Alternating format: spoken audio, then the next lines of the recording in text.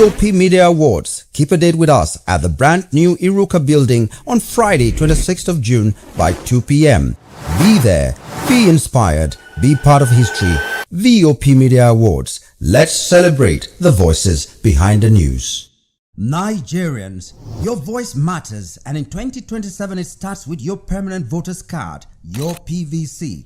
If you're 18 and above and you're a Nigerian citizen, you have the right to choose who leads your community, your state, and your country. But that right only counts if you have your PVC and your name is on the voter register. Here's what to do. First, check if you're registered. If you're not, or if you've moved, lost your card, or turned 18 since the last election, go to the nearest INEC office or an INEC registration center. Second, it's free. Don't pay anyone for any registration or collection. Third, collect your PVC early. Don't wait until the week before elections. INEC will announce dates. Listen to radio, TV, and follow INEC's official pages. Your PVC is more than plastic. It's your power to hold leaders accountable. It's how you decide on roads, schools, hospitals, and jobs for your community. When you vote, you decide the future of your children. Get registered. Get your PVC. Vote in 2027. For Nigeria to work, you must be a part of it. Your vote, your future, your responsibility. This message is brought to you by Voice of the People, VOP Media. In a world where power shapes with every headline. In a nation full of questions. In a world filled with noise, the truth needs the voice. The policies that shapes our world and the economy that determines our future. Every hour, every day, the grapevine keeps buzzing. And together, we are committed to telling the stories that shape our world because your voice is our focus. Don't forget, our voice matters the most. Let us come together and share our concerns.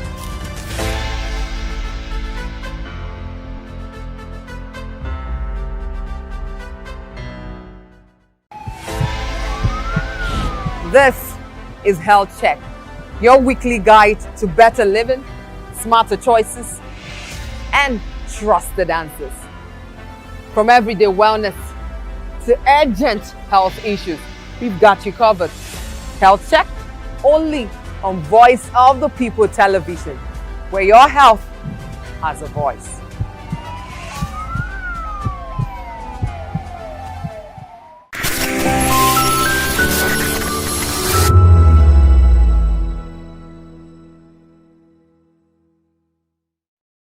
When I first heard VOP, I thought they were talking about me because I'm a voiceover personality. But no, this is Voice of the People TV, and you are riveted forever because this is the place to be. Yo guys, your boy Chella, shout out to VOP TV. I love you guys. Salut tout le monde, Suspect 95, là on est sur VOP TV. On passe un bon temps. J'espère que vous kiffez, on est au Afrima. On est ensemble, VOP TV. Don't see me like a fool because I don't do giddy giddy giddy. VOP, you don't know somewhere from Ghana representing live and living color. Yeah, Beam Nation President, outside with it. Bless up. Hello, this is Milo from Ivory Coast. Keep watch Voice of the People TV. Regardez la voix du peuple, la télévision de la voix du peuple. Que Dieu vous bénisse. À très bientôt. Love you so much. Hi guys, what's up? This is Gaze Baba. I am watching VOP TV. Usually you be told to not touch the dial, but I tell you to touch the dial and increase the volume. You're like, keep it locked. It's Afro Gospel. Thank you. Hello, my name is Shego Arunze. You're watching VOP. Don't change the dial. My Joe, fine girl. My Joe, fine babe. Yes, don't touch the dial. This is me, Dr. Adiwala Iba. Keep watching VOPT.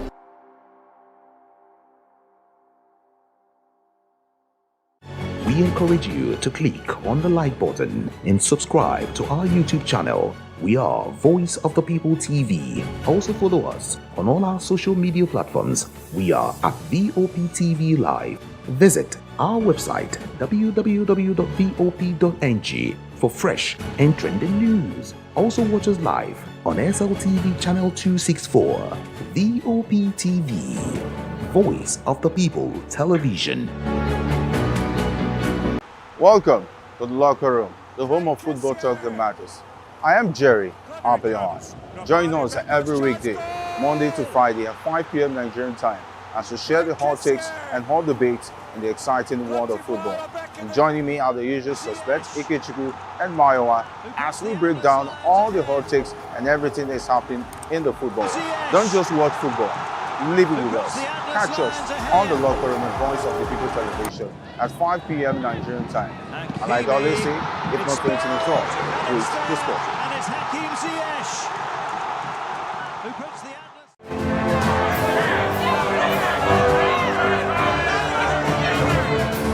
Do you want your voice to be heard? Do you know that you matter in the scheme of things? The People's Voice, the show where ordinary citizens take center stage as we discuss the biggest stories that affect you and I. With you in mind, we facilitate lively discussions, debates, and interviews on the topics that matter most to you and I, from social justice to economic empowerment, education to healthcare, governance, and more, tackling tough topics and amplifying your voice. Join the conversation and make your voice count. The People's Voice. Make your voice count.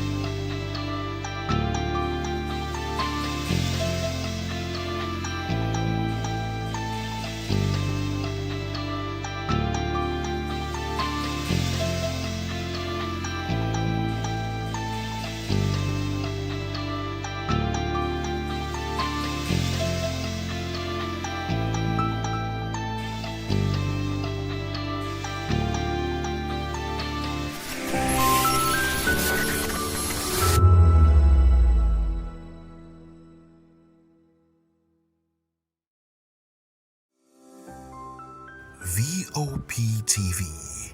Now you have more than a voice.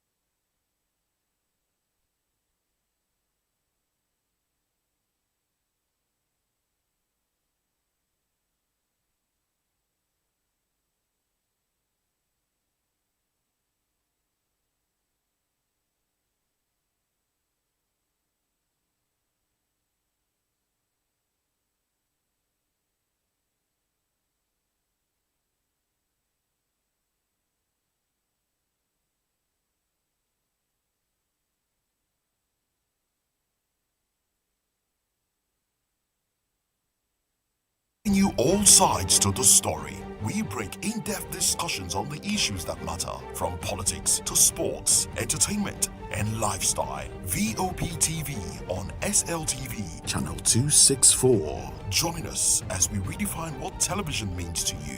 Voice of the People Television, VOP TV. Now you have more than a voice.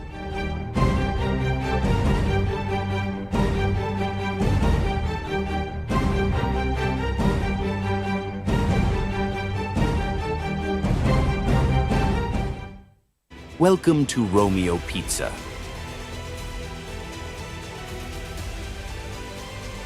Sink your teeth into our freshly baked pizzas.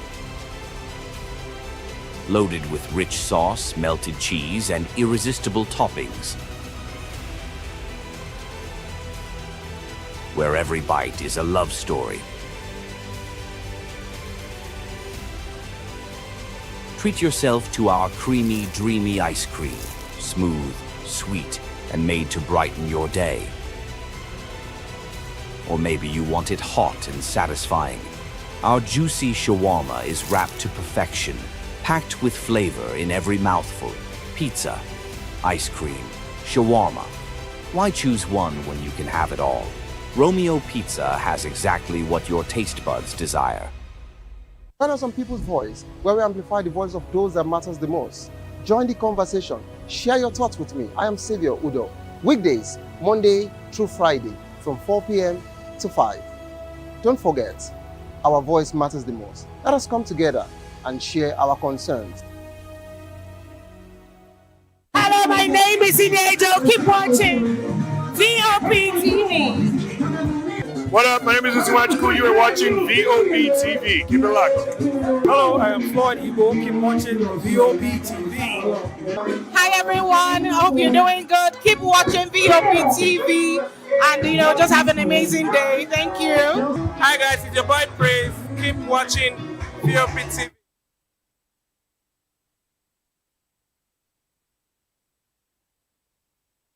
I am Jerry Arpelon. Join us every weekday, Monday to Friday at 5 p.m. Nigerian time, as we share the hot takes and hot debates in the exciting world of football. And joining me are the usual suspects, Ikechukwu and Mayowa, as we break down all the hot takes and everything that's happening in the football. Don't just watch football, live it with us. Catch us on the Locker Room and Voice of the People Television at 5 p.m. Nigerian time.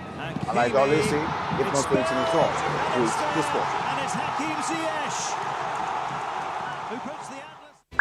Are you looking for where to buy quality and original studio and musical equipment in Nigeria? Welcome to Iruka Online, Nigeria's biggest musical and sound equipment warehouse. Your trusted home for top global brands, reliable low-priced alternatives, and 100% original musical accessories. With over 16 locations nationwide and open 7 days a week, we deliver unbeatable service and customer support you can count on. Shop online at iruka.com in partnership with world-renowned brands like Wolfdale Pro, Prisoners, Twile Keyboards, Fender and Jackson Guitars, Marshall Amplification, Mapex Acoustic Drum Set, Tech Electronic Drums and Accessories, Evans Drumheads, Ashdown Engineering, and many more. Iruka Online, powering your sound with quality you can trust.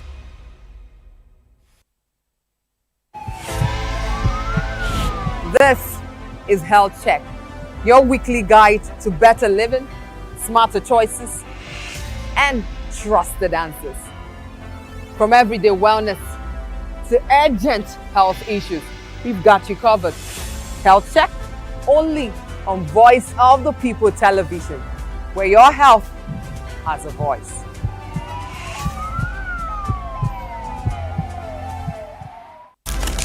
In a world where power shapes with every headline. In a nation full of questions. In a world filled with noise, the truth needs a voice. The policies that shapes our world and the economy that determines our future. Every hour, every day, the grapevine keeps buzzing. And together, we are committed to telling the stories that shape our world, because your voice is our focus. Don't forget, our voice matters the most. Let us come together and share our concerns.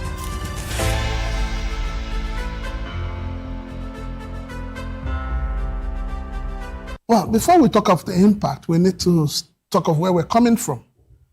When this administration came on, the president had promised us electricity, and actually said to us that he was going to make sure that there is electricity, and people were not going to be paying for estimated bill, and it was going to be available. So Nigerians were hoping for that. Businesses were looking forward to having electricity available and at affordable rate. But what we have today is contrast to what the government has promised to us. Today, organizations are running more like everything they do in their profit, everything seems to be taken over or eaten up by electricity. And so it's difficult for a lot of business to survive in Nigeria, and it's difficult for us to begin to put our fingers on it to say, yes, we are benefiting from the dividends of democracy from this administration. Well, the supply itself is a big problem because, for instance, there is a hotel that has about 60 rooms, and on a...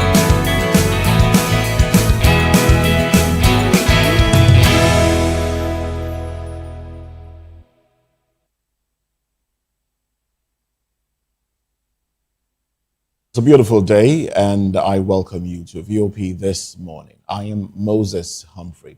A quick look at the conversation for today. U.S. flags Nigerian firms in alleged ISIS funding network. Nigeria's Senate moves to approve state police bill for constitutional amendment. Nigeria considers stricter cashless policy as kidnappers face financial squeeze amid rescue operations. Now, these are the major conversations for this Wednesday morning.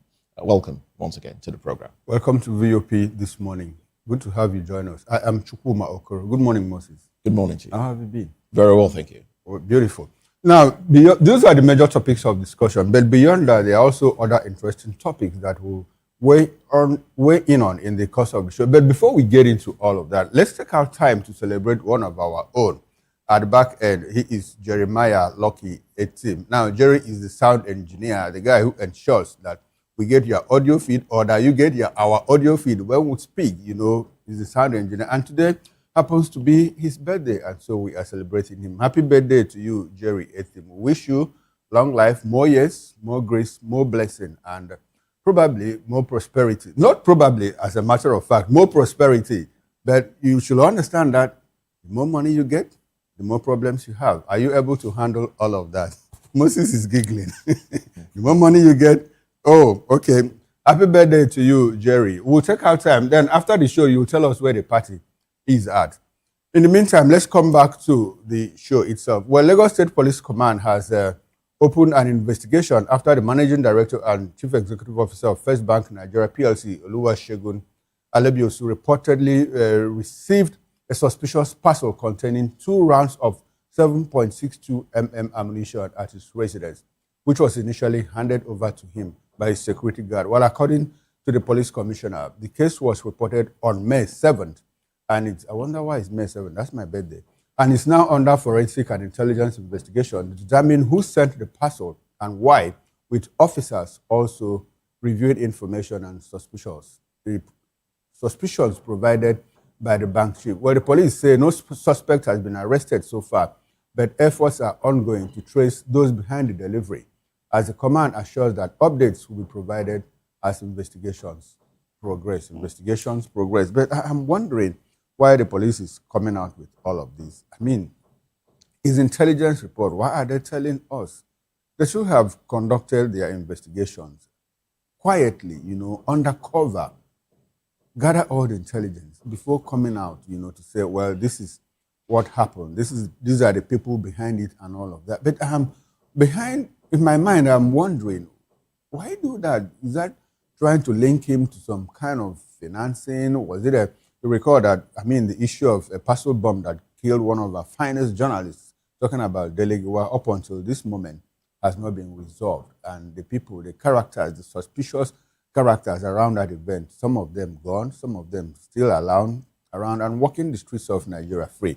So this 7.62 mm, 2 rounds, who sent it? Why? For what reason?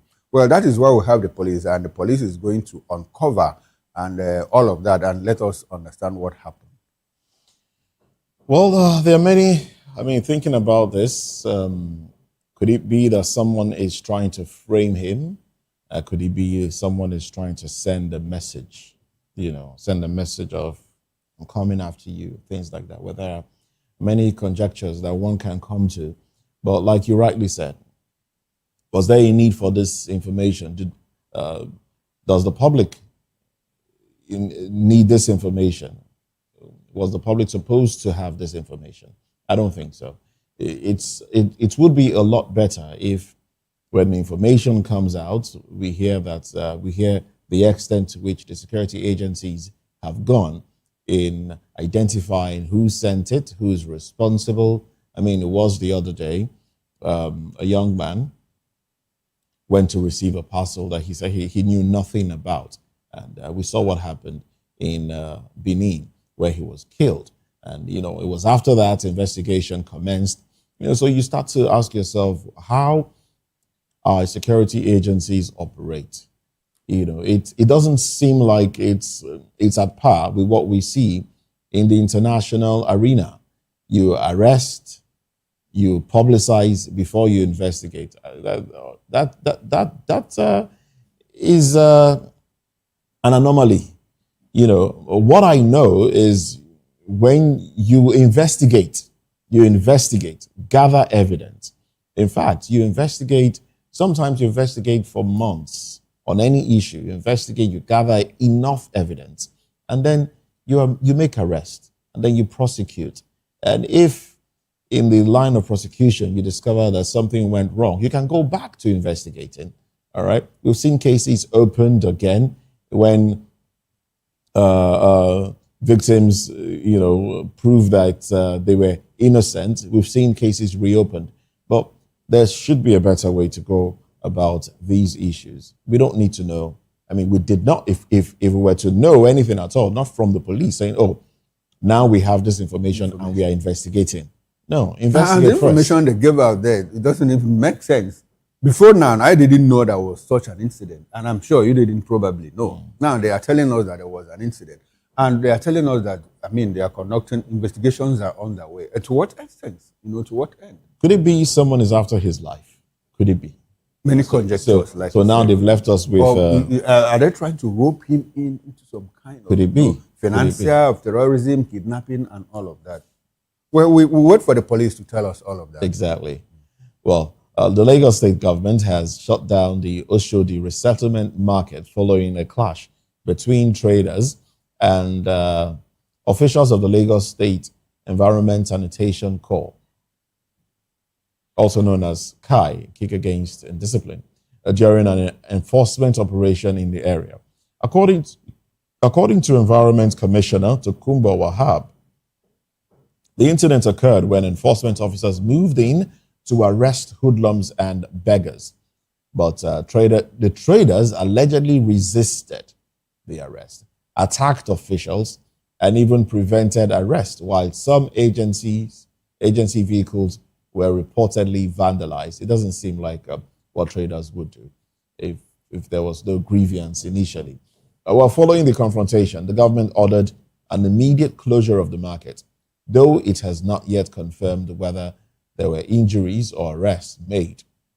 Authorities say investigations are ongoing and further disciplinary action or sanctions may follow as Lagos continues its crackdown on street trading, environmental violations, and associated security concerns in public spaces. Well, this is a piece of information the public should have. So the market has been closed. Now you know if you want to go do business there, you might need to stay away from that area. Talking about the hoodlums that they went to arrest, well, it's difficult to ascertain who's telling the truth now. Would the traders, common sense, would the traders prevent hoodlums from being arrested? The same hoodlums that terrorized them? I don't know.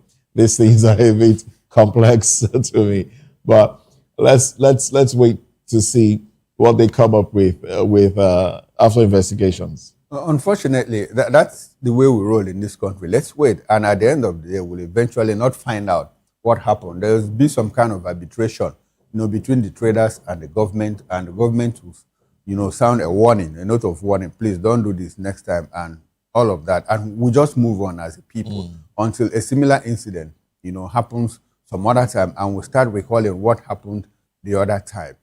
Now, talking about the altercation or the face-off between the officers and hoodlums, I think kick against indiscipline. These are the people, that enforce, like, you don't need to cross the highway. I've seen them several street trading, no don't street trade on the trading, and all of culverts. that. The If rest you ask me, they are doing their job, as specified by the mandate, the core mandate of the organization that they are working for. I also do agree that sometimes they are overzealous and have their excesses. But then it doesn't also remove from the fact, it doesn't detract from the fact that our people are impossible. Now there's a footbridge that you should use, for your own safety. And you are crossing the express. And if a vehicle knocks you down... But we haven't been told that that's the reason for this particular... In general terms. Okay. Now I'm talking about hoodlums. Now, okay, let me finish with the flyover of the thing. Okay. And so the car officers come after you and you begin to say, well, is it not my life? Why are you bothered whether I die or But not? there are many other angles to that. Where is the location of the bridge?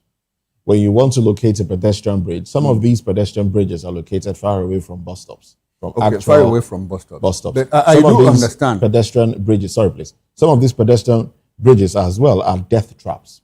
Some of them are dilapidated. A lot of them are occupied by hoodlums, street urchins, making it difficult for anybody without, a strong heart to walk. Through them. Okay, now let me tell you, I have discovered that most of the pedestrian bridges that we see or that we have in Lagos are built very close to bus stops. And then these sky officers, they don't operate except close to the pedestrian bridges. So they say, look at the bridge. You are seeing the bridge. Why are you not using it? I do admit also that there might be hoodlums, but those hoodlums always operate at night or in the evenings or late at night. I normally don't cross the express. I use the footbridge, no matter the length of time it takes me to cross.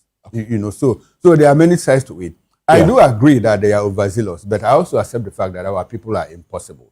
And so what is the essence of governance? The essence of government is to ensure the government wants to protect you, your life and your property. And if there's any way the government is doing that through an agency or what, I think the least we can do is to encourage that agency and not go after them. Like this story now, my position in all of this. We don't know what led to it. We don't know what led to it and all of that. So it will be difficult for us to judge from a distance. But on the face value, I think they should be more responsible. But Nigerians also should be responsible. Moses, have you seen people, drivers, in public transport, they unstrap their seatbelts. When they get close to the FRS officials, they strap it.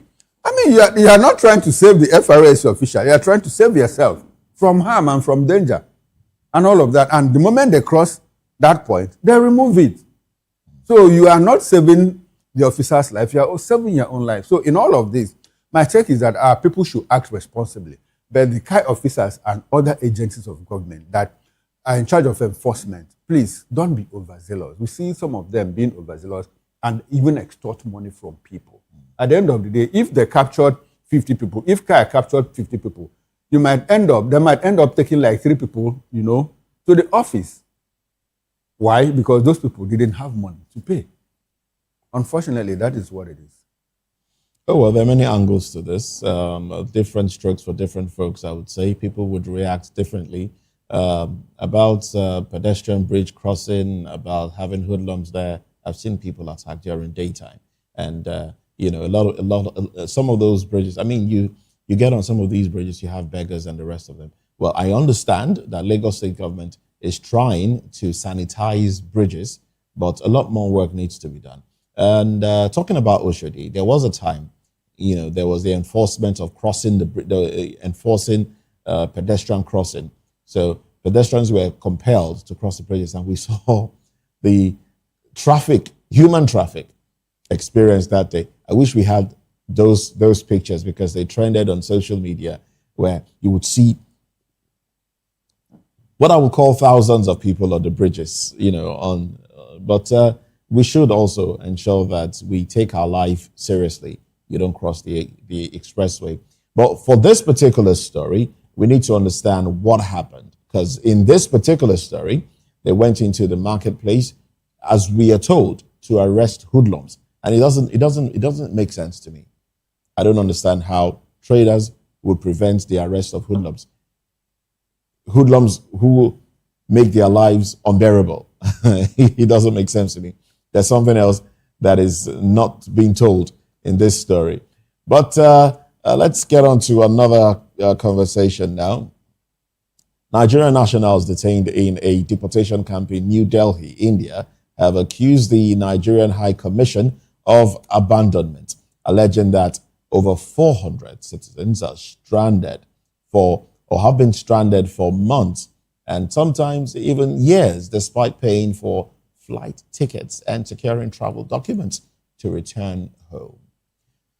The detainees say they were held after their visas expired, but claim they have complied with deportation procedures and are being unfairly delayed, with some alleging that despite repeated promises, Nigerian officials have failed to visit or assist them, unlike other foreign embassies that regularly intervene for their citizens. Or several of the detainees speaking from the facility described worsening conditions, financial losses, emotional distress, with claims that some have been stuck for up to 3 years.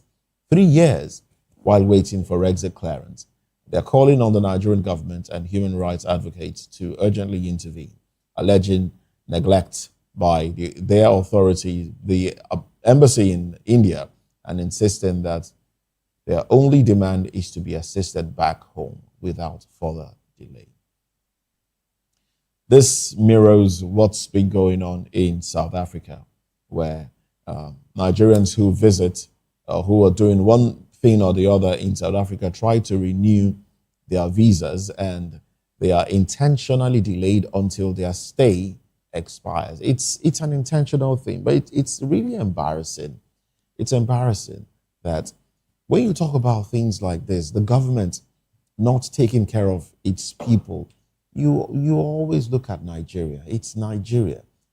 You now see content creators. It hurts me.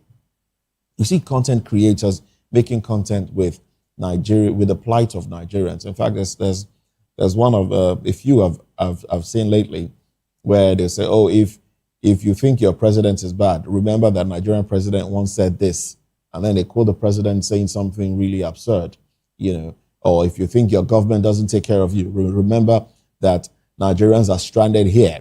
Nigerians are begging to leave Sudan, to leave South Africa, now to leave India, and the rest of them. The Nigerian the Ministry of Foreign Affairs should do more. The government of Nigeria should take the lives of the people seriously. But it's hard. It's really difficult to fix some of these things, because back home in Nigeria, Nigerians are not regarded. Back home, Nigerians are treated like they don't matter. So how then do you expect to be treated better abroad? And I wonder when all of this will stop. I wonder when all of this will stop. We need to start valuing ourselves. We need to have respect for one another. If we respect ourselves, we will be respected abroad.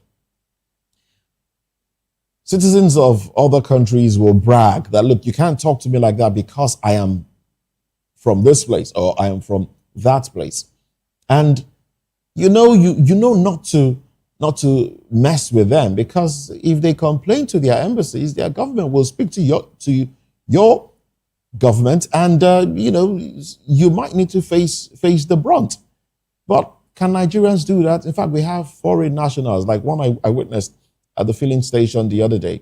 Foreign nationals talk down on Nigerians when asked to, do things properly. Some foreign national drove into a filling station and he was told, oh, park at this area. And he ignored the attendant, went round and parked. You know they have how you enter and how you exit. And then he entered through the wrong entry. He entered through the exit. And the attendant told him, this is not how to park. You go back and come this way. And, there was that. And he talked down. But, they also responded to him, but we are disrespected in our country by foreigners.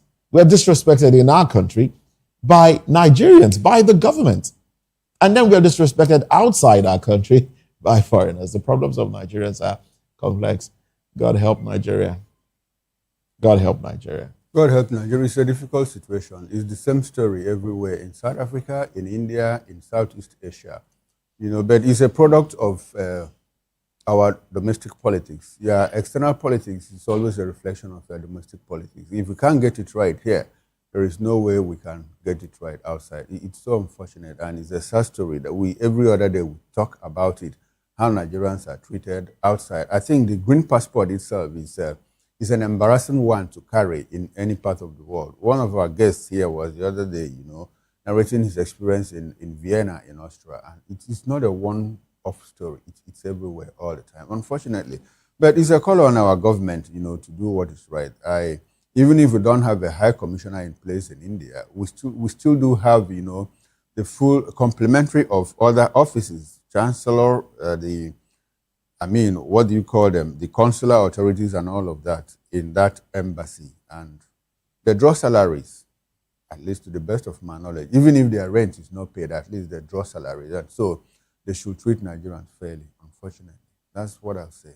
Well, let's quickly run to the papers. Let's see what the headlines have for us this morning. We do have Nigerian Tribune, and these are the headlines from the cover page of Nigerian Tribune. Road getting clear for state police. Tinubu sends executive version of bill to Senate. Wants speedy action. Upper chamber debates bill today. On top of the masthead, IGP bans police officers from TikTok, Facebook, others. All right. And then the rider street. We'll get into all the riders during newspaper review. U.S. names Nigerian Bureau de Change in ISIS financing. Is it the first time? I don't think so. Some Bureau de Change operators have been mentioned in the issue of terrorism financing. Oyo declares 16-hour curfew in 10 local government areas. Affects all LGAs bordering Old Oyo National Park. And then we also have INEC presents Oyebanji deputy certificates of return. Governor promises greater service to Ekiti people. And on health, excess body weight raises risk for 19 cancers worldwide. That's according to a particular study. Chukwuma Okoro and I have nothing to worry about when it comes to that because, where's the excess body weight anyway? But do take care of your health, of course. Seriously. Now, let's quickly run to the Punch newspaper. Beside the nameplate, you have Nadeko rejects Abdulsalami's claims on Abiola military rule. The big story, Senate votes today as Tinubu transmits bill to National Assembly. That's state police. Senate votes today as Tinubu transmits bill to National Assembly. With the riders, ex-security chiefs split over expanded powers for governors. Senate set for historic vote as Akpabio rallies lawmakers. President sends constitution alteration bill seeking creation of state police. Now, those are the riders for the big story. We have more stories from the Punch newspaper. U.S. blacklists Nigerian firms over ISIS funding. OOUCH paralyzed as doctors strike over unpaid allowances. Nigeria spends 5 times more on death than health, education. That's according to a report. Police intercept 47 sacks of military uniforms in Lagos. That's scary. I'll take that again for emphasis. Now, police intercept 47 sacks of military uniforms in Lagos. Abduction fear. Oyo NUT rejects school ransom. And that's it from the Punch newspaper. That's pretty much how far we go. on newspaper headlines, but at 10 o'clock, we'll look at these headlines more critically and help you understand it better with analysts right here in the studio. United States flags Nigerian firms in alleged ISIS funding network. Let's look at this story when we come back with the help of analysts, of course. Join us again right after this break.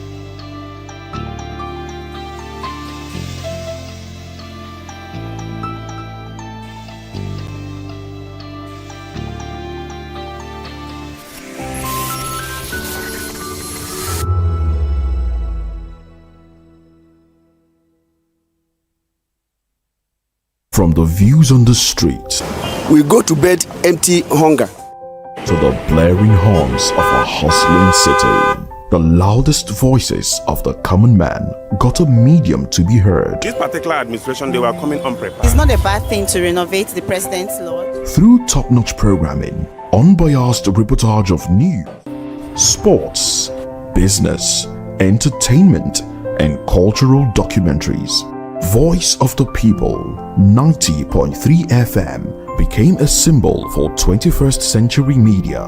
And now, a new baby is born. Voice of the People Television, VOP TV, youthful, full of vigor and penchant for excellence in the continent's media space, exposing the wrongs, applauding the rights, dissecting the news without fear or favor, through factual and accurate stories and contents. Corruption kills three things that makes a society. Representing the interests of the people and giving them a voice. Voice of the People TV is here to stay towards building a fair society. VOP TV, Voice of the People Television, truly a voice for the people. We encourage you to click on the like button and subscribe to our YouTube channel. We are Voice of the People TV. Also follow us on all our social media platforms. We are at VOP TV Live. Visit our website www.vop.ng for fresh and trending news. Also watch us live on SLTV channel 264. VOP TV, Voice of the People Television.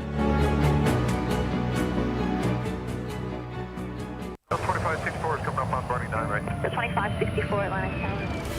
What happens in the hush behind hangar doors? Who signs the papers that gamble with lives? Which truths were grounded before they even ever had wings? If you've ever buckled a seatbelt,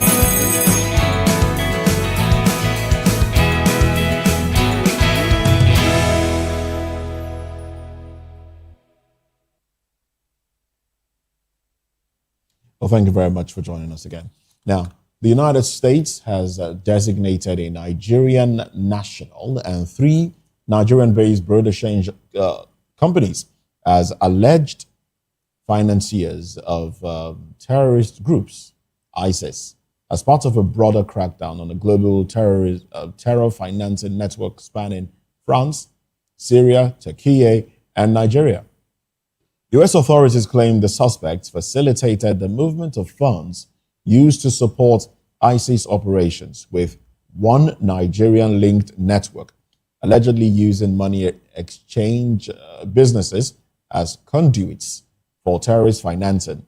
The move comes as Washington intensifies efforts to cut off the financial lifeline sustaining extremist groups worldwide. Now, this development also highlights growing international security cooperation involving Nigeria. The U.S. recently commended Nigeria's role in a joint operation that eliminated a senior ISIS leader, al-Minuki, while the United Kingdom has further strengthened ties by sending a top defense official to Maiduguri to support ongoing security efforts. As foreign partners deepen collaboration with Nigeria in the fight against terrorism, questions remain about the effectiveness of monitoring financial institutions, borderless money transfers, and the broader strategy for combating insurgency and extremism in Nigeria.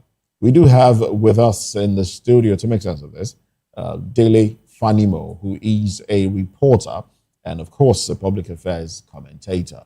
We'll also be going to Benin City, our outstation there, where we have Honorable Osa Kindness, former legislator. Well, he joins the conversation. He's also of from local government council area and, well, public affairs commentator. From Port Harcourt, we have a Professor Olarewaju Lawal, who also joins the conversation. Now, we'll let you know when they come into the conversation, but let's start off with Mr. Fanimo here. It's not the first time that countries are telling Nigerians that, oh, we have flagged individuals or companies who are involved in money laundering, terrorism financing, and the rest. The UAE gave us names at some point. The United States have flagged, arrested some individuals at some point. The United Nations have mentioned names of companies. There was a time, the government of Nigeria, we're talking about stopping the activities of bureau de change operators and cryptocurrency operators and the rest of them, all tied to terrorism financing. But we don't seem to have made much progress in that area. What do you think the problems are? Well, let's start by saying that the fact that it took United States thousands of kilometers away to help us fish out those who are financing terrorism in Nigeria is a failure of governance. I'll say this in the light of the fact that I'm aware that as far back as when Soludo was the CBN governor, there was a particular digital link that links all money deposit banks with the EFCC portal. And what that technology seeks to do is to monitor inflow and outflow of money. Because, for instance, I think when it started, it was 5 million naira for individuals and 10 million naira for corporate organizations, companies. And it was said then that once that amount hits an individual's account, there is a pop-up in the EFCC portal and it becomes a red flag. And at each of the branches of those banks, existing bank at that time, it was clearly stated in their notice board that the EFCC reserves the right to question any amount exceeding so and so. And I know that there was a review as a result of inflation and all that to scale up the amount. And I also know that there is this SCUMU that EFCC has to approve if you register a company. And that also mandates the banks, money deposit banks, to also scrutinize. And EFCC has the right to raise flags. But unfortunately, it shows that from what USA and UAE are giving us, it shows that those people that are neck deep in these atrocities had probably bypassed the technology deployed such that they are off the radar of EFCC and monitoring agencies and our security operatives. So I consider it a slap on the face of Nigeria and Nigerian security that it now had to take UAE and American government to discover that somebody and 3 other companies are involved in money laundering for terrorism operations. Now, another thing again that I've also seen in all of this is that if USA had done this job, I think it is right for them to expose this particular Nigerian. I think they have. Yes, the names are there. The names of people, you know, in the report and all of that. But I think the larger question now is that with this name, this is not the first time. You know, like Moses rightly asked, UAE released names. Yes, I think 411 then. 411. The government didn't do anything. But America is taking it a step further. America says specifically that they will ensure, you know, that they go after these people because, I mean, whatever they do is also going to affect America's national security. Now, does it look like America is trying to, you know, overstep by probably make an incursion on the sovereignty of Nigeria? No. You see, terrorism is an international crime, you know, and if you look at the network, there are links to Syria, links to Turkey. Unfortunately, a country that we are running to come and protect us, to come and support us in the fight against terrorism, had been linked to this. And Iran has also been linked to it. And then you have the Sahel region where they make incursions to Nigeria. Now, in all of this, America is doing this because they don't want Nigeria to be a launch pad for attack on American interests. Not just American soil, but American interests. Of course, we all know that America has interest in our oil and gas. So they will want to nip it in the mud before it gets out of hand, before it escalates beyond control. So America is also having the mentality of an enlightened, selfish interest in ensuring that they put their feet on ground so that they can take care of these people right here in Nigeria. So I don't consider it as a sovereignty problem. All right, thank you very much. Let's go virtual now. We have joining us from Awka, Honorable Chidubem Ezekwe. Good morning to you. Welcome to the conversation. We'd like to establish contact with you. Let's have your audio feed. Good morning to you. Good morning to you. Great. Good morning, now, Nigerians. Thank you very much. Now, my question is, if these allegations are true, that these companies are involved in terrorism financing, what does this say to banking sector? What does this say to intelligence reporting back home in Nigeria? The effectiveness of proper banking and monitoring of movement of funds. Okay, well, the question is, what does it say to proper banking, right? And then movement of funds, right? Well, you have the question. Go right ahead, please. All right. So when things like this are heard, they just make me laugh. They make me laugh when I hear this kind of thing, because the security challenge, the issue of security, is for me what I call bilateral peregrination. Bilateral peregrination. There is no issue with USA coming to help Nigeria and all this stuff. There is no issue about that. I don't have a problem with that. But what I would like to say is, if the USA tells us that, well, since they have already said this and they have already done this, this is actually very, very interesting. You understand? It is really, really very, very interesting. But I think it's something that they should have done since. It is something that they should have done since, not just something that they would have. Well, they're doing this now. However, they're doing this now. Most of the things we see in the media, most of the things we look at in the media are not really as they seem.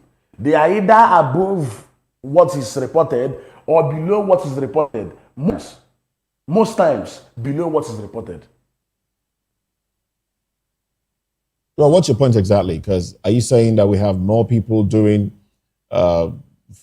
terrorism financing, or because I'm not sure I got your point there.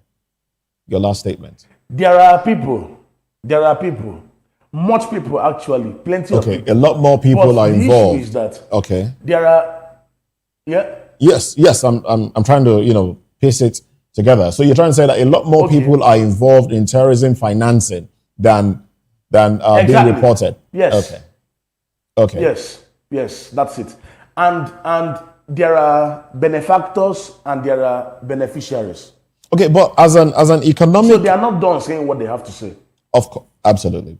But as an economic policy analyst, what does this say to the effectiveness of Nigeria's banking system, the regulators? Because the monies go through banks, and we know how some of these monies come to be. Sometimes ransom payments, some of them are not even reported. Sometimes a sale of goods and services with huge sums of monies that you can't really place a finger what they are meant for, and they go through the banking sector. What does this say about the regulator in Nigeria and how they monitor such transactions? Should we be worried back home? Yes, we ought to be worried as a nation. We ought to be worried. And these things, like I said, are not as they seem. The agencies responsible for handling these things may actually have good plans. But government of the day, powers that be and powers that reign, may not actually allow them to do exactly everything that they want to do. This is the reason I said that there is more to this than what is reported and what the eyes can see. All right, Chudubem, I would like to ask you this question. Now, this is not the first time, that Nigerian government is receiving this kind of information. The other time it was from the UAE. 411 names altogether. I think twice. Another country, yes, also gave out names, of terror financiers. This is the second time America is coming up with this list, with another list, and we have a government, that has intelligence. We have the Directorate of Military Intelligence. We have the DIA, Director of the NIA, National Intelligence Agency, which operates more like, the CIA. Inter-country coordination and all of that. Yet, they don't do anything. And the list that we get, we don't even do anything with it. Now, America is taking up the challenge. What does that tell you about the sincerity of governments? Not just this government, of governments. Specifically talking about the Buhari government that first received that list. What does that tell you about their intentionality or sincerity in fighting the war against terrorism? Yes, when politics has gone into everywhere, when politics goes into everywhere, both in security, in the economy and everywhere, this is the kind of thing that you get. And that is why so many citizens out there lose hope. They lose hope. So what it tells about them is that it sends chills. It sends chills down the spine of citizens. And it makes everybody feel that the government is inept. That the government is inept. Because whatever you do in life, whatever you do in position of authority sets precedents for what will happen tomorrow. So it's ineptitude. Okay. Absolutely ridiculous ineptitude. Okay, it's ineptitude. And so, like yes. There's something I'm trying to fish out here now.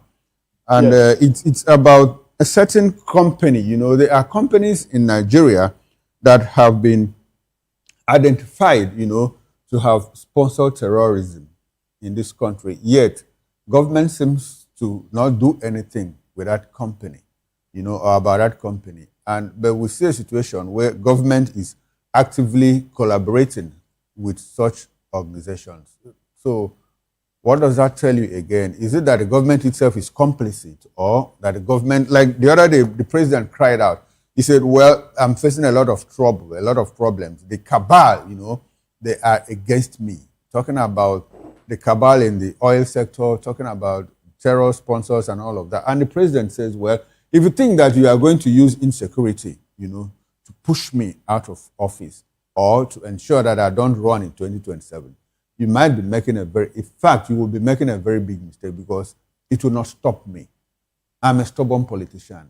And you see how the entire country has been enveloped by insecurity and all of that. Yet we have a government that keeps on going into campaigns. The only thing they talk about is 2027 and all of that. We have won Ekiti, we are going to win this and that. And so what does it tell you about this particular government? Are they sincere in trying to fight or in fighting terrorism? Bold statements by President Bola Ahmed Tinubu there. Bold statements by President Bola Ahmed Tinubu. But you see, this issue of Jabberwocky innuendos and Jabberwocky regurgitations, mumbo-jumbo declarations and all these things actually amuse me as a citizen. We didn't begin to hear today about cabals. Cabalocracy, the government of the cabals, by the cabals and for the cabals. We didn't begin to hear that today. The government of the day should be the cabal, if at all there should be any cabal at all, So the government of the day should be the cabal. This is actually a slap on the face of the Tinubu administration. So they have to do more. They have to do more. And they have to send the message across to Nigerians, to the ragtag and the bobtails, to the common man, to every composed mentis homo sapien in Nigeria, so that they will understand that they are not complicit. They will understand that they are absolutely straightforward. They will understand that security of lives and property remains the primary responsibility of any government in power. But making citizens feel that that government is in cahoots with the people who are responsible for this, making citizens think that government is working in tandem with these miscreants and these misanthropic elements who are capable of making people undergo sequestration involuntarily. No. It doesn't bode well for the future of Nigeria at all. All right, then. Thank you very much, Chidubem. Let me bring this back to the studio, Mr. Fanimo. Now, should foreign companies designate Nigerian firms as, should they designate Nigerian firms without, first of all, getting convictions in Nigerian courts? No, if at the point of designating such companies, there must have been a lot of intelligence going into it, and there are very viable facts. Unlike Nigeria, we are security men. Well, the companies are in Nigeria; they are doing business, and I know. You never know. Some of these companies might have been approached by state governments or the federal government to come do business in Nigeria. So, should they be designated out there abroad without the conviction coming from Nigerian courts itself? You see, what I'm saying is, no court has convicted any of these companies. That's what I'm both saying. in here and outside the country. But the point is, most countries that are accusing these particular companies, they are heavy on electronic banking. So they can trace transactions over time, where this transaction is coming from, where it is going. And in that, unlike here, where we have more of currency in circulation than deposited funds that you cannot really trace.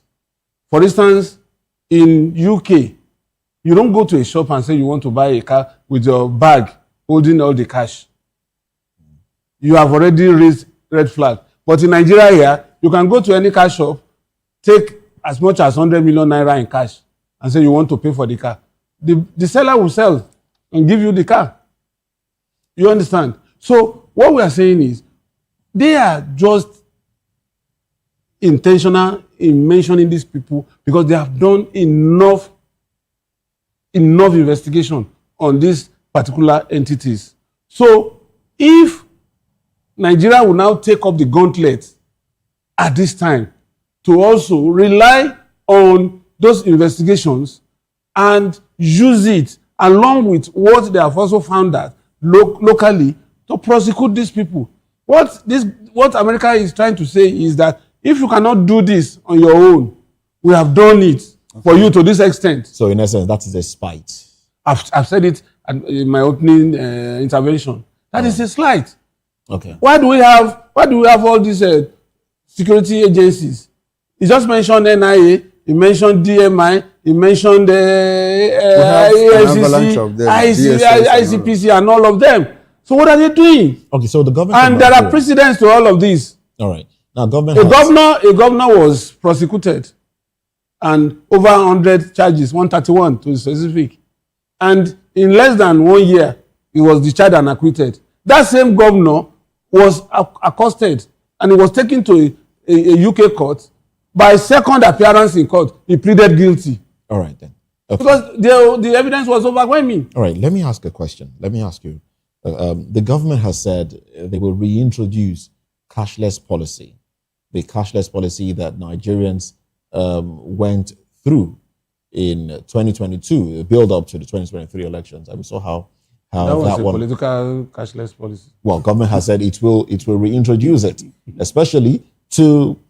particularly to curb a financial flow of terrorists and the rest of them, the ransom payments and the rest of how do you think that will pan out? How effective do you think it will be? You see, for you to know that it's not really going to work, that's not the panacea. You think it's not going to work? You recall that it's not going to work? When law-abiding Nigerians were looking for as little as 2,000, 3,000, at that period, I exchanged 20,000 for 12,000. Somebody took commission of 8,000 Nigerian currency to my own money. So basically, you think it's not going to work? At that time, we saw I need a straight answer from you. We saw videos of bandits, terrorists, with heaps of new currency notes, not even old ones. They were displaying it. How did they get those ones?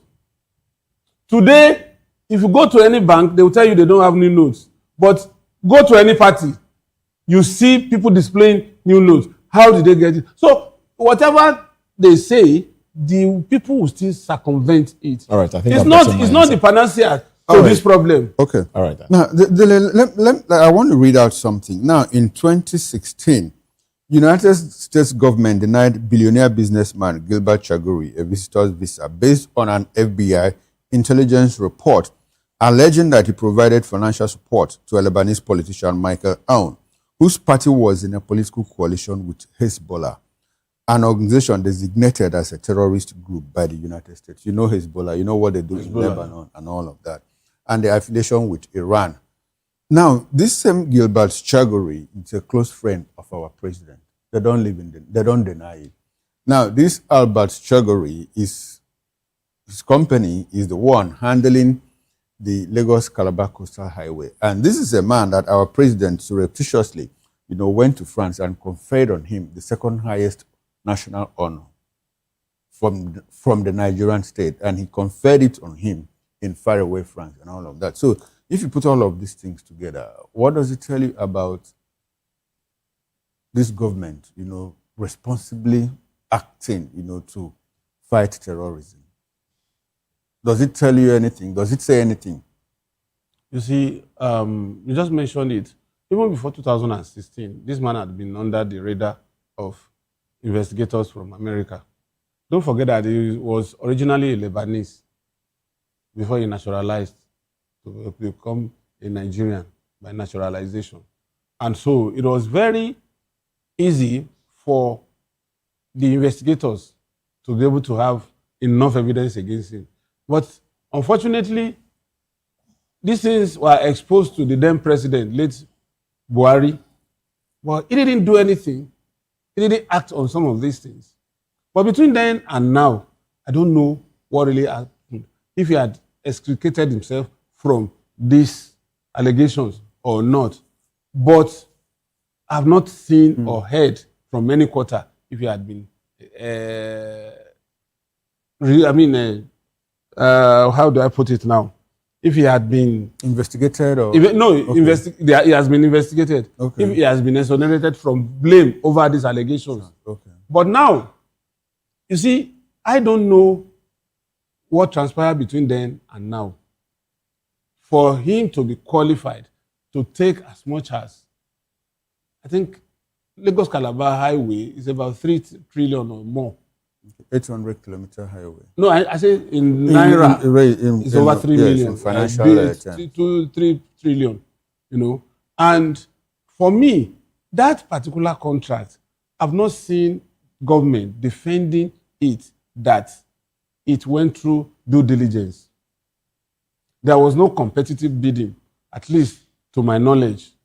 I stand to be corrected by whoever is in charge. Maybe the works minister, Umai, would have to explain that, you know. But the point is, he should have been allowed to clear his name before this contract gets to him.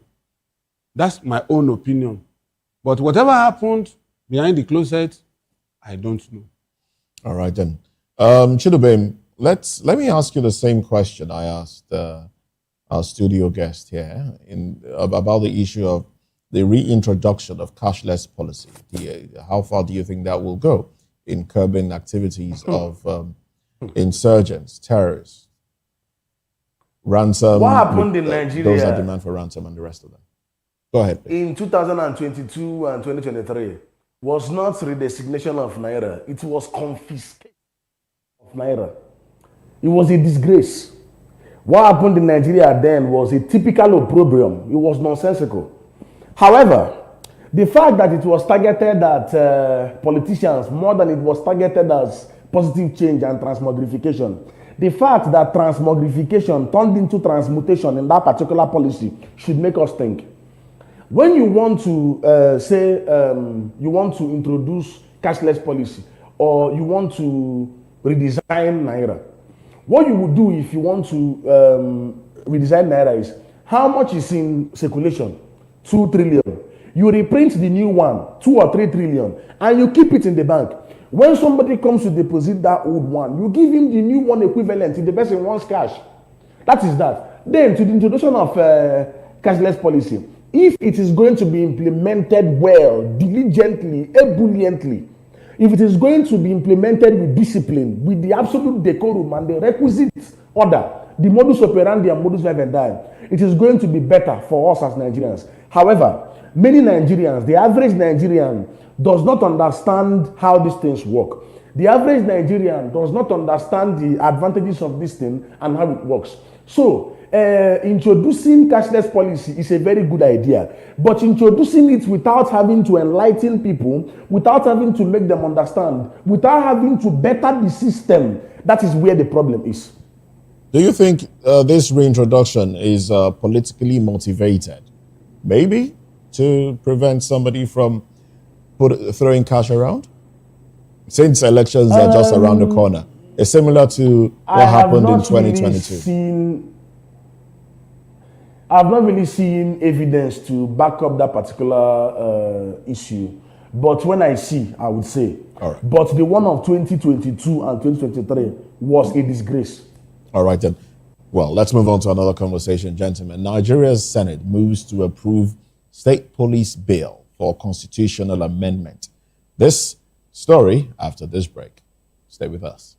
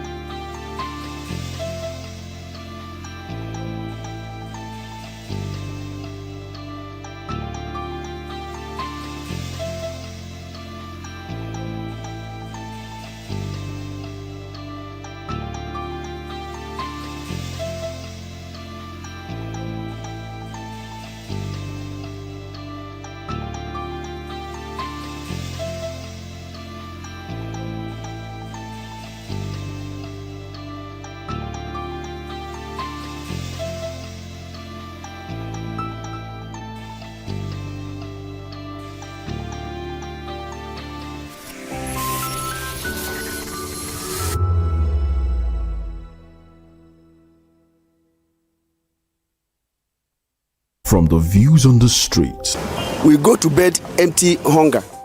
to the blaring horns of a hustling city, the loudest voices of the common man got a medium to be heard. This particular administration, they were coming unprepared. It's not a bad thing to renovate the president's lodge. Through top-notch programming, unbiased reportage of news, sports, business, entertainment, and cultural documentaries, Voice of the People 90.3 FM became a symbol for 21st century media. And now, a new baby is born.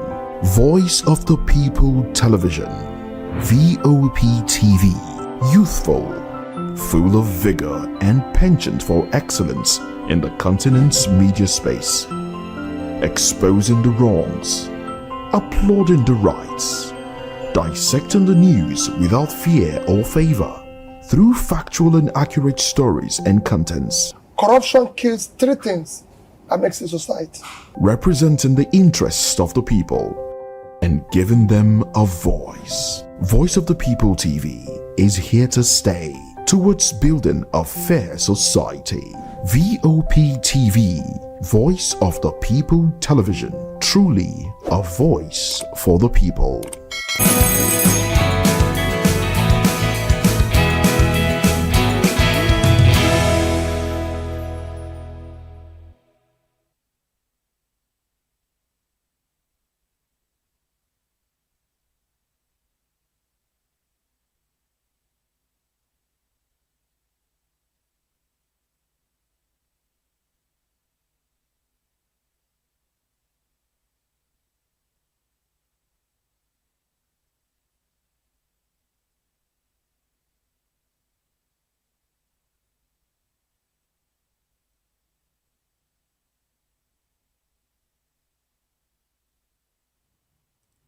Now, the Nigerian Senate is set to consider and potentially pass the State Police Bill, a major constitutional amendment aimed at creating a dual policing system where federal and state police forces operate side by side.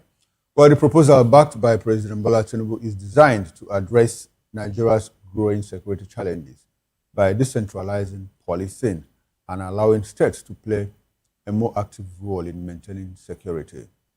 While supporters argue that the state police could improve local intelligence gathering and faster response to crime, concerns remain over the possibility of abuse by state governments. Well, Senate leaders have, however, insisted that safeguards will be included in the legal framework. If approved by the National Assembly, the bill must also secure the endorsement of at least 24 state assemblies before becoming law. We still have in the studio here Mr. Dele Fanimo, and from our Oka House Station, Honorable Chidubem Ezekwe. We've been joined in the studio here by Mr. Somi Uranta. Somi is a philosopher, author, entrepreneur, but he appears here in the capacity of a public affairs analyst. Good morning, Somi Uranta, and thanks for joining us. Thank you. Okay, now let me start with you, Somi. Somi, state police, we are at it again. Finally, is it going to happen after all the back and forth? You know, January 2025, the president told us, yes, that he had secured the buy-ins of 36 state governors. The only person that was left out then was the FCT minister. And so it looks like at some point it remained frozen, the issue of state police. But as insecurity worsened in Nigeria, even governors themselves started saying, well, I think we need to go back to the issue of state policing. And we've gone back and forth. And finally, the president, after all the, work with the Inspector General of Police and the committees that were set up, the president has finally sent an executive bill, to the National Assembly for the amendment of the State Police Bill, more like the Police Act, to ensure that there is dual policing between the state and the federal government. So is it going to happen now? What do you see coming?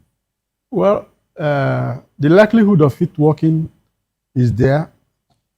But when one has to think about the cold feet that the APC government have, been having over it, because during Buhari's time, a committee was set up, I think headed by, Nasser El-Rufai, and they came up with a finding that it's a possibility, it's doable, and but the government decided to put it down, step it down.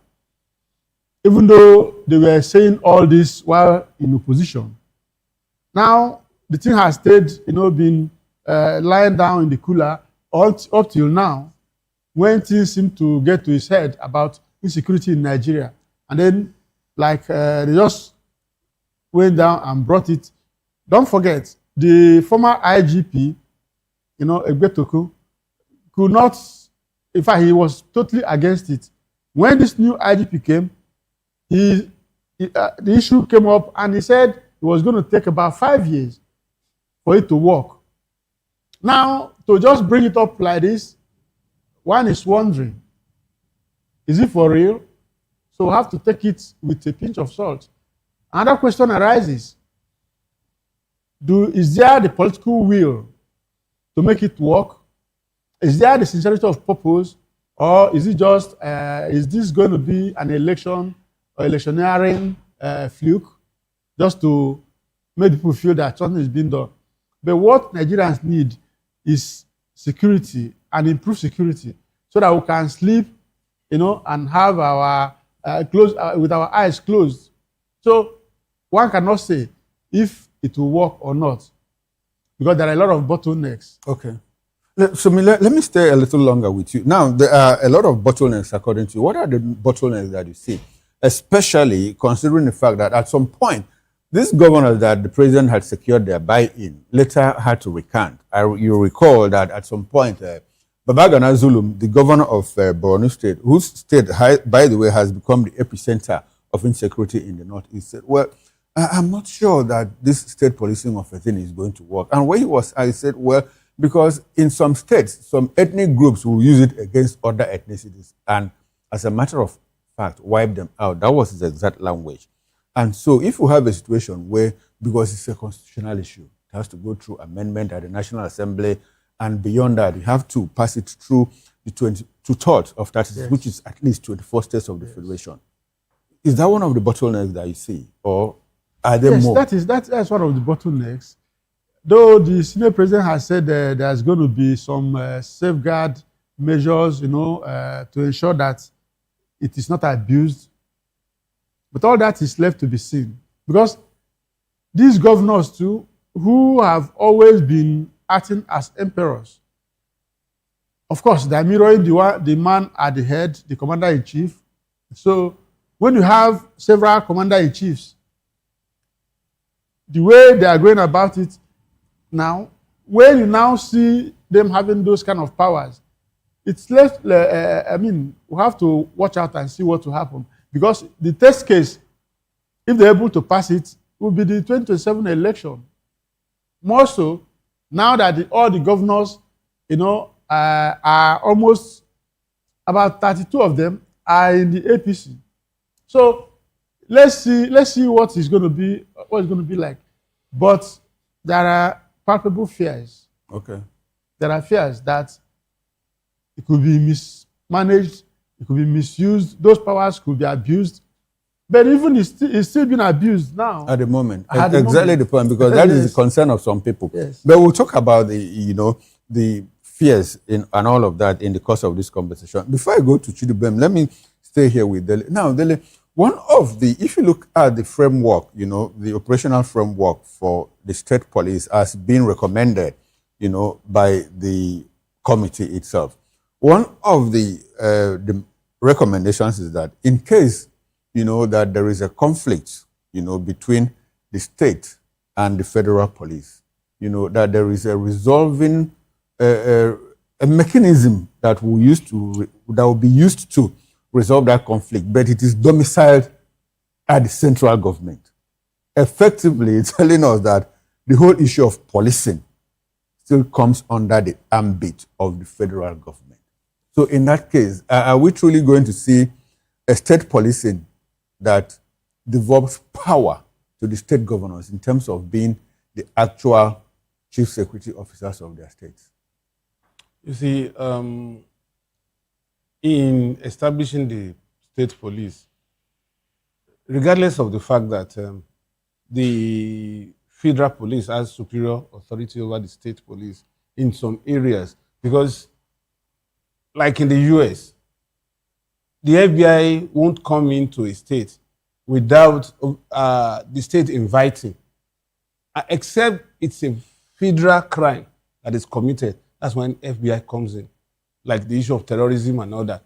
But the state police has the task of ensuring that peace is maintained in that particular state with the power of the chief executive of that state, which is the governor, to instruct, direct, and authorize the commissioner of police of that state to do certain things in the best interest of the good people of that state.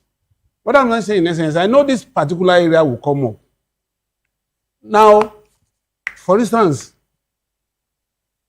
why would somebody commit a case of defamation of character and is moved from a state to answer charges in another state? If there was state police, that would not happen, because defamation of character is not a violent crime that attracts the intervention of the federal police. Ordinary land disputes, you will see somebody being flown to Abuja Force Headquarters to answer charges or to face interrogation. By that enactment, it won't be possible for anybody to do that. And the state, the fact that we say it will be difficult for the state to manage the state police. As a matter of fact, in the last 20 years, states have been intervening in the funding of the federal police. Take the case of Lagos State. Lagos State, out of 100 vehicles you see on the road, patrol vehicles, Lagos State has contributed over 80 out of these police pickup vans. The bulletproof jacket, you see inscribed on it, courtesy, what's the name of this organization? Lagos State Trust Fund. Security Trust Fund. Security Trust Fund. So, in that case, that resource that is being expended on federal police is even up to what should be expended on.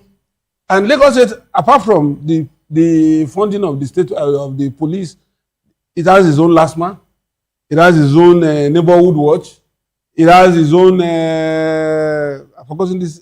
Lagos State practically sponsors RRS, Rapid Response Squad. Okay. You know, so why will you now tell me that Lagos State cannot manage? Okay, so go to other states. Your position is that the states, that Lagos State is already primed for state policy. In fact, more than Lagos State. Okay, we'll talk about the issue of funding. In the meantime, let's quickly run to our guys in our station. Now, Chidubem, I would like for you to help us understand what's your take on the issue of state policing, especially with regard to the fact that some people have raised concerns that, well, the governors might just use state police, to persecute and go after political opponents or probably settle personal scores and all of that. What's your reaction to that concern? Things that Maya, a very wonderful innovation, is pro and con. Checking out the advantages and disadvantages of anything is one of the fantastic things that Maya an idea. However, those concerns are valid. The advantages of state policing are pantagruelian. The disadvantages, on the other hand, are humongous. However, the disadvantages are not insignificant. But I must admit that the advantages are bigger than the disadvantages. So, state policing is going to go a long way in helping to curb insecurity. Because somebody who is in Abuja cannot know the criminals in Oka more than somebody who is in Oka. So, it's a very fantastic idea. Very fantastic. But of course, there must be regulations. There must be regulations. Everything must be categorically stipulated. The consequences of everything must be categorically stipulated. Ordinary vigilante, ordinary local vigilante and security apparatus and architecture have already been abused. So this is why it is necessary. This is why it is requisite, imperative. Now, Chidubem, okay, Chidubem, we have a situation where, let's look at the conduct of elections. During the conduct of elections, the ruling party, not just the APC, even during the PDP administration, we saw situations where during election period, there's, these, I'm looking for an appropriate word, there's this large pool of force during off-cycle elections. You will see that the federal government will release or send 30,000 policemen, to a particular state for the conduct of elections. That is more like a show of force by the central government. Now, the concerns of some people are that state governments might as well use that power to persecute others or oppress their opponents, especially during local government elections, where the state is in control of the policing system. Don't you see that as one of the downsides of state policing? Is it something that we should overlook simply because, we want to fight insecurity? And so when the society is secure and stable, when we are done with insecurity, how are we going to deal with the issue of using the police force, the state police, to pursue political ends? That is why I said that was when I was talking, that the concerns are valid. The concerns are valid. Talking about state governors abusing these things, some governors have already done it, even without states policing. Some governors already use the local vigilante. Some governors even use police, even right now that we do not have state policing. Some governors already use it. So the concerns are valid. The concerns are valid. Show of force, show of strength, show of, trying to be pompous and arrogant, supercilious and condescending when there are more important things to be done. It's already happening. Which is why I said that there should be absolute regulation, massive regulation. However, we cannot neglect the disadvantages. We must obey the advantages while we will pay attention to the disadvantages. State police as an idea is a very wonderful thing, but it has to be regulated. There should be consequences for crime. There should be repercussions and reverberation for crime. All right, then. Thank you very much, Chidubem. Mr. Uranta, let me come to you now. Talking about some people have said there might be a little bit of conflict with state police.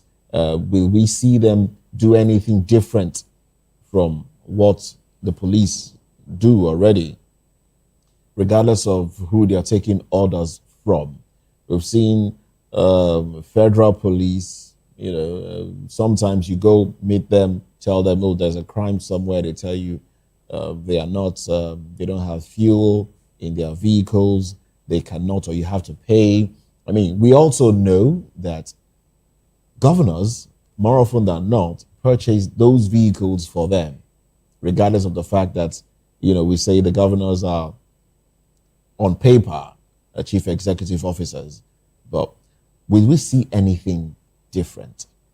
Or what are the policies that should be put in place? What should be put in place to ensure that state police will be a lot more effective, not just in combating insecurity, but a lot more effective in policing the people? By the way, bear in mind that we have quite a small number of police policing the Nigerians. I think we have about 300 something thousand police on paper.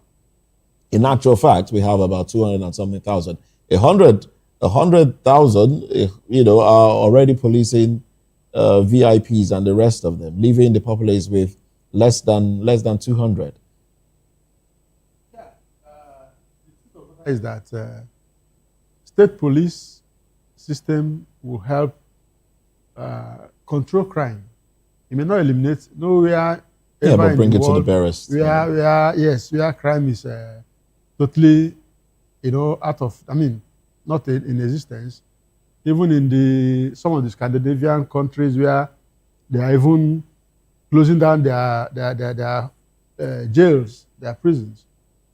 But with state police in place, at least the governors will be able to justify what they do with the security votes. But they collect this money and you cannot say what is being used for. And when you ask them, why can't you act as a chief security officer of the state, they will begin to hide, behind a finger that, oh, we don't have the legal framework, the legal teeth to bite. As far as that is concerned, we cannot command even the commissioner of police, even though they still command them. So at least you'll be able to know that if anything happens, you know who to hold on to. The governor will not tell you that you don't have that power, but the power is there now to ensure that people will go and go after these people. And again, another good thing that can happen with state policing is that when there's a crime,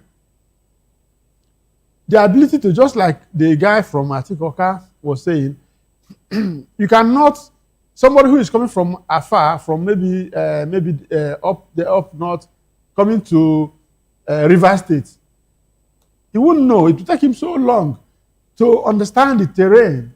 But somebody who is from the place has a duty to even his own kids and kin say, look, this has happened. This has happened. Why can't you? Is it that you don't know of it? I mean, they'll be able to, information gathering and all that will be made easier. So in a lot of ways, it will be helpful to Nigerians. But the fear is in the abuse. That is where the framework, the legal framework, must capture all the possibilities. Because as election is approaching, a governor who wants to deliver himself or his party and all that could use those police to muster so much, authority against his opponents. So those are the fears. All right then. Well, those fears, I do hope when they sit today, they will address, by they, I mean the National Assembly, address those fears. Well, let's go into another conversation now. Nigeria considers, now let's go deeper into this conversation. I touched on it earlier in the day, the cashless policy. Well, Nigeria considers stricter cashless policy as kidnappers face what we call financial squeeze amid rescue operations and the rest. Let's talk about this when we come back from this break.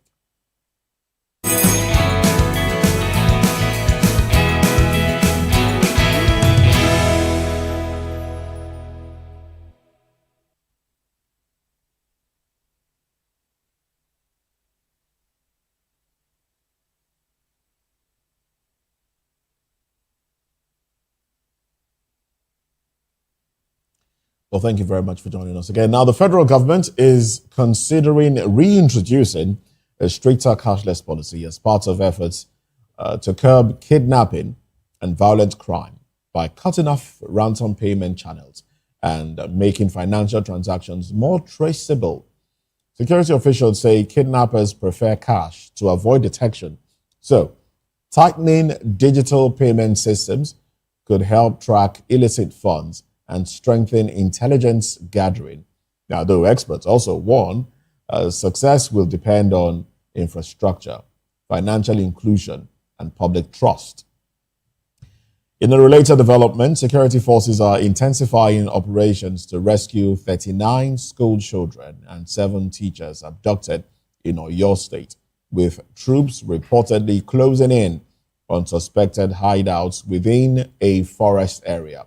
Officials say pressure on the kidnappers is mounting as escape routes are blocked, while intelligence links the attack to armed criminal networks, with ongoing efforts focused on dismantling the group and securing the safe release of victims.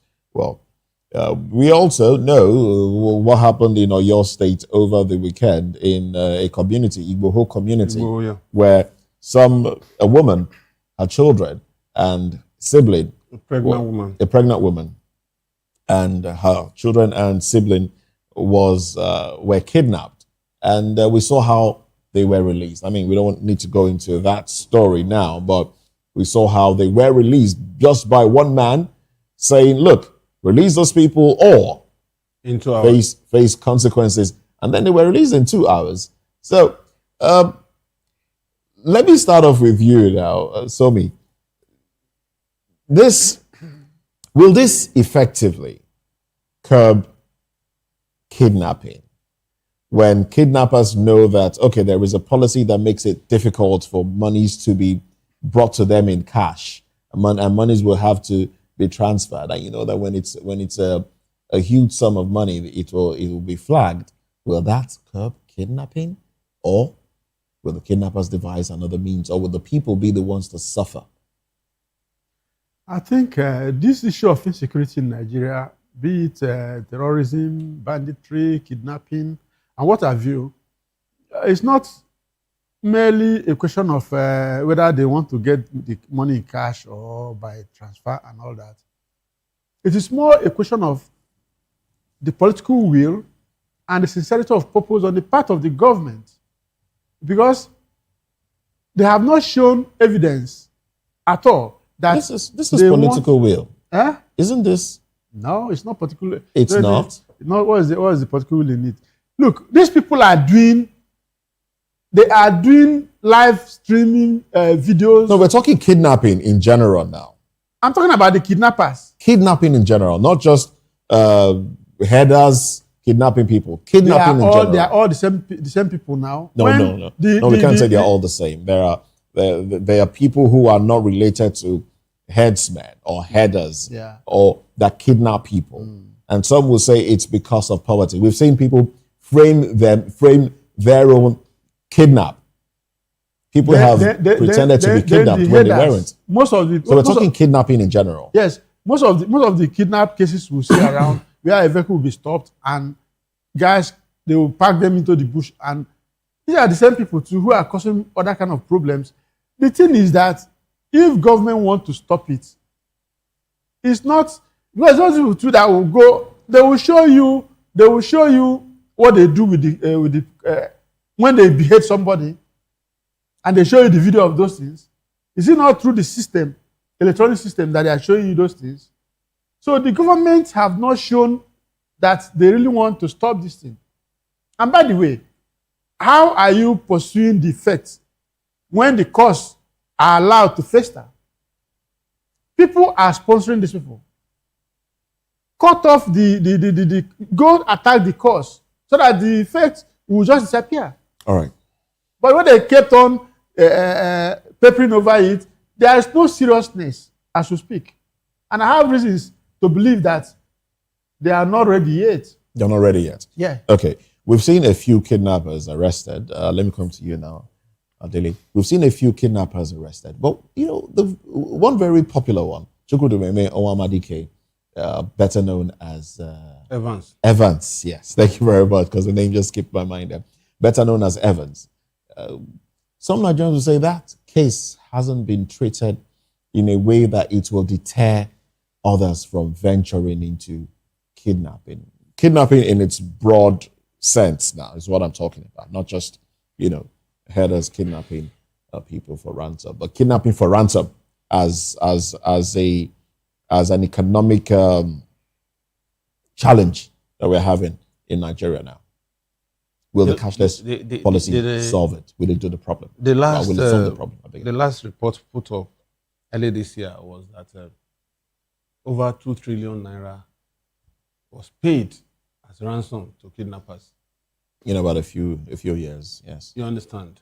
And what that tells you is, what is the role of CBN in monitoring money deposit banks? If an individual could go to a bank, approach a bank that he wants to withdraw 100 million naira in cash, shouldn't there be a red flag? Shouldn't there be a recourse to EFCC at that moment that somebody, an individual, not a company, and even if you are a company, you are supposed to make that huge transfer through electronics so that they can be monitored. So if I approach a bank, even if I have 10 billion in that bank, and I say, manager, I need 100 million naira in cash. Yes, the manager can give me, but the manager has the responsibility to report to his boss who in turn will report to EFCC. Okay, so that they will make a trace. They will make a trace. Trace a link. So now, if EFCC already has an idea of where this money is going, and they say, okay, mark this money, because these new notes come in serial number, and then you put a web around this serial number. Anybody, any transaction that particular money is embedded should be traced. No, let me and ask before you realize it, okay, the chain will lead to the actual. Let me ask you a question. Follow the money. Let me ask you a question. Now, we have seen instances and situations in this country where government goes to the bank and says, well, we are doing this kind of empowerment, palliative, whatever, monetary empowerment, trader money we are giving out to people. And the bank releases that amount of money, 30, 40, 50, 60 million naira, or even 100 million naira, like you alluded. We have also seen in this country where governments are alleged to have paid ransom. In fact, levies to kidnappers, whether they are headsmen, whether they are ordinary kidnappers and all of that. We have instances where people have said, in fact, the kidnappers themselves have said, well, government paid ransom before we release these people. So if the government wants to go to bank to take money, to do some kind of palliative or empowerment, will you say we are not going to give you money? Because we are not sure whether you want to do palliative empowerment or you want to pay kidnappers. How would that be? You see, what I'm saying is, it is an indictment on the part of whoever is in authority, either local, state, or federal level, to allow such things to happen. I am aware that some palliatives were paid through individuals' accounts, not necessarily drawing out cash. But in another breath, you still find people who go to the banks to give palliatives. Look at that lady that was flaunting and gloating over that 15,000 naira note. You will know that those notes are new words of notes. So obviously, whoever gave out that money must have warehoused that money from a particular bank. But what we are saying is, even when you allow those people, because you cannot deal with them, they are big men. But if somebody says is coming to pay money, and you discover that, because there is this KYC, know your customer thing in the banks. If you are my account officer and I am withdrawing 100 million, yes, you could delay it a bit and then give that information to the right authorities for them to track. They will not come to you to interface with you, but they allow it, and then they know that so serial number to this so serial number, they are under watch. So if it goes to these kidnappers, they are not going to keep the money as booty, but they will also spend. They use it to buy food, medication, toiletries, and all that. So you can trace it to the nearest market and say, who paid you with this money? It was somebody that came to buy, and then you trace it to the next person. It's easy, but it's a bit cumbersome. But that's the job of the police. The police can do it. Look at how they traced bag that was used in paying ransom to a particular head of Fulani community in Ogun State. It was later discovered during investigation that the son of that man had been arrested for kidnapping in the past, and he had served 5-year jail term. So the father had to come out and say, yes, my son is a kidnapper, but they had gone to prison. He was just released from prison, and he was treated when he came back. Okay. But he promised me that he will not kidnap again. And he went to kidnap again. And he went to kidnap again. Okay. And the bag was found in his house. All right. So that could be a link, Yes. All right. Now, Chidubem, let's quickly come to you now. Cashless policy, how is that going to help, in fighting, the issue of kidnapping? Probably if ransom is not paid through cash. Now, 2 questions in one. Do you think that this thing is going to anger kidnappers, that they might, as a matter of fact, become furious with their victims and even start killing people? We have seen situations where people were kidnapped, ransom was demanded, ransom was paid, and eventually those people were killed too. Do you think that this cashless policy might just anger them and make them become more furious, and probably, and some kind of, take it out on the... Yes, take it out on their victims. That's number one. Now, number two, don't you think also that it will help curb the issue of kidnapping? Because I think that was in either Ondo or one of the states in the southwest. Now, 2 people were kidnapped and ransom was demanded, 30 million naira. Now, an OPC chieftain carried the ransom with 2 other people, to go pay to the kidnappers in Kwara State. Yeah. OPC chieftain with 2 other people took the money to go deliver and secure the release of these 2 people. They were in turn kidnapped by the kidnappers. So, how do you think that problem will be solved? Through cashless policy. Is it a track that we should follow? I think you said, what's your first question? No, my first question is that, do you think that this cashless policy will make the kidnappers get more furious? If we kidnap you, you don't source the funds, we are going to kill you. That is the yes, first of question. course, exactly.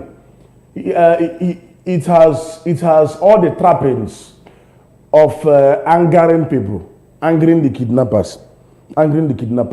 Because one thing that it appears terrorists thrive on. Terrorists thrive via fear. Terrorists thrive via fear. They thrive via intimidation. And they always like it when people know that they are there. When people see what they do, that is the essence of the videos. To send the fear, to send the whole thing down the spine of their potential victims, of the families of their victims, and people who do not even know that they exist. That said, do I think that this is going to help to fight kidnapping? Kidnapping is very vast. Kidnapping is very vast. We tend to make it appear like a microcosm. We try to make it appear like a microcosm. Why centering it only to what bandits and terrorists do? Just like one of the hosts said, people kidnap their friends. People kidnap their family members. People kidnap their brothers and sisters. People fake their own kidnap just to get money from their parents or from their uncles or from their guardians or from their sponsors. But when you have blocked these loopholes, when you have prevented these things from happening, you would actually have a headway. It will actually bring a lot of development and transformation.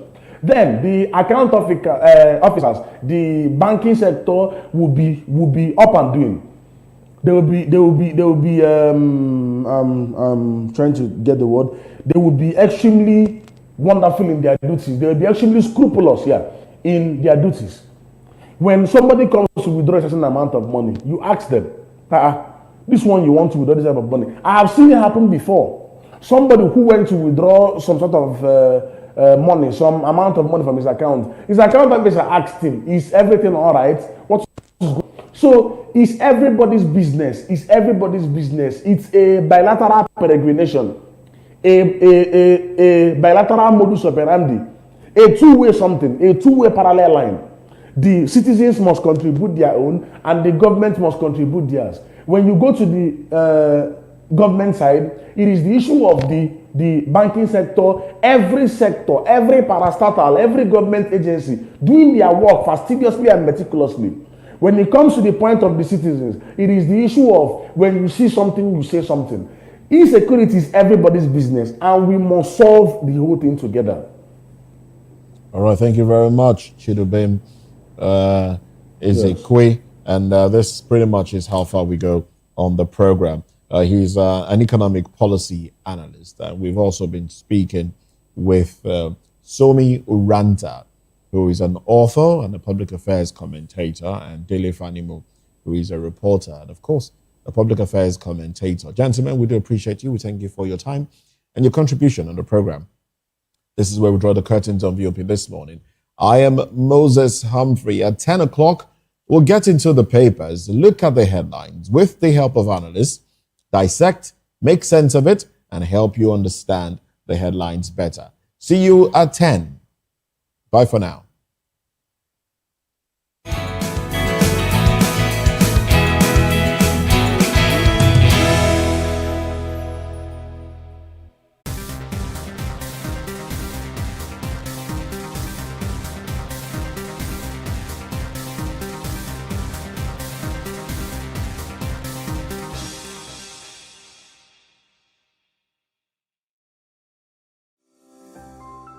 VOP TV. Now, you have more than a voice. Nigerians, your voice matters, and in 2027 it starts with your permanent voters card, your PVC. If you're 18 and above and you're a Nigerian citizen, you have the right to choose who leads your community, your state, and your country. But that right only counts if you have your PVC and your name is on the voter register. Here's what to do.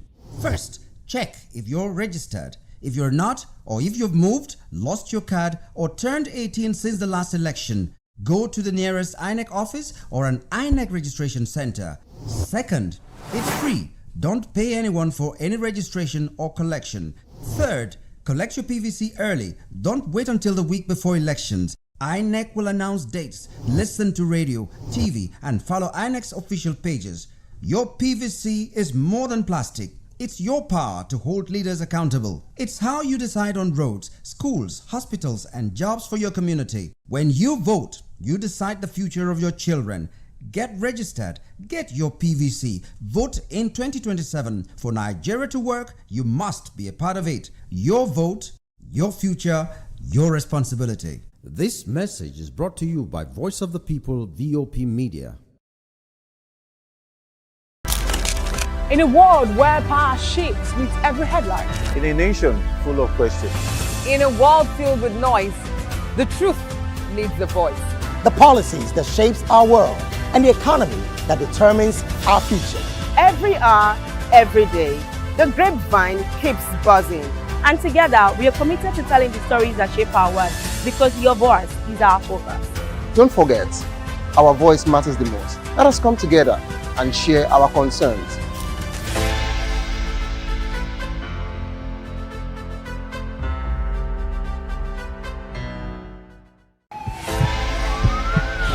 This is Health Check, your weekly guide to better living, smarter choices, and trusted answers.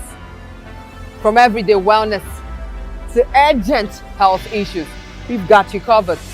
Health Check, only on Voice of the People television, where your health has a voice.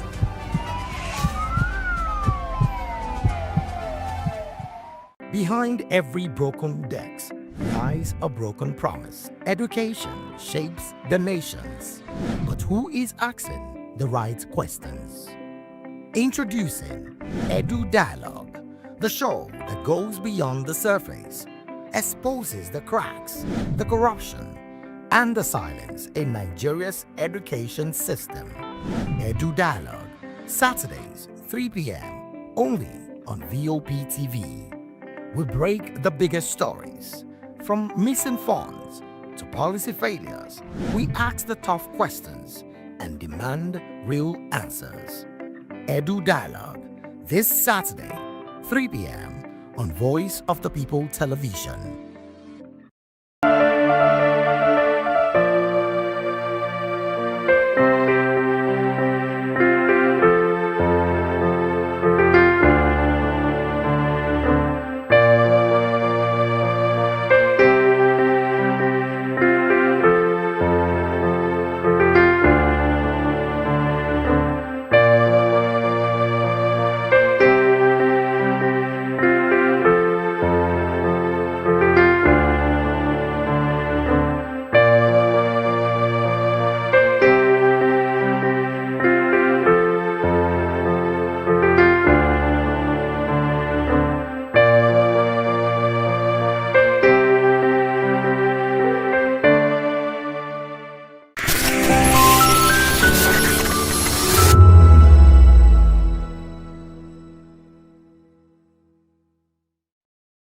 When I first heard VOP, I thought they were talking about me because I'm a voice-over personality. But no, this is Voice of the People TV, and you are riveted forever because this is the place to be. Yo guys, your boy Chella. Shout out to VOP TV. I love you guys. Salut tout le monde, Suspect 95, là on est sur VOP TV. On passe un bon temps. J'espère que vous kiffez. On est au Afrima. On est ensemble. VOP TV. Don't see me like a fool because I don't do giddy giddy giddy. VOP, you don't know Stoneware from Ghana representing live and living color. Yeah, Beam Nation president. Outside with it. Bless up. Hello, this is Milo from Ivory Coast. Keep watch Voice of the People TV. Regardez la voix du peuple, la télévision de la voix du peuple. Que Dieu vous bénisse. À très bientôt. Love you so much. Hi guys, what's up? This is Gaze Baba. I am watching VOP TV. Usually you be told to not touch the dial, but I tell you to touch the dial and increase the volume. You're like, keep it locked. It's Afro Gospel. Thank you. Hello, my name is Shego Aronzo. You're watching VOP. Don't change the dial. My Joe, fine girl. My Joe, fine babe. Only are you, but on the Fuji Monsoon. Yes, don't touch the dial. This is me, Dr. Adiwala Iba. Keep watching VOP TV.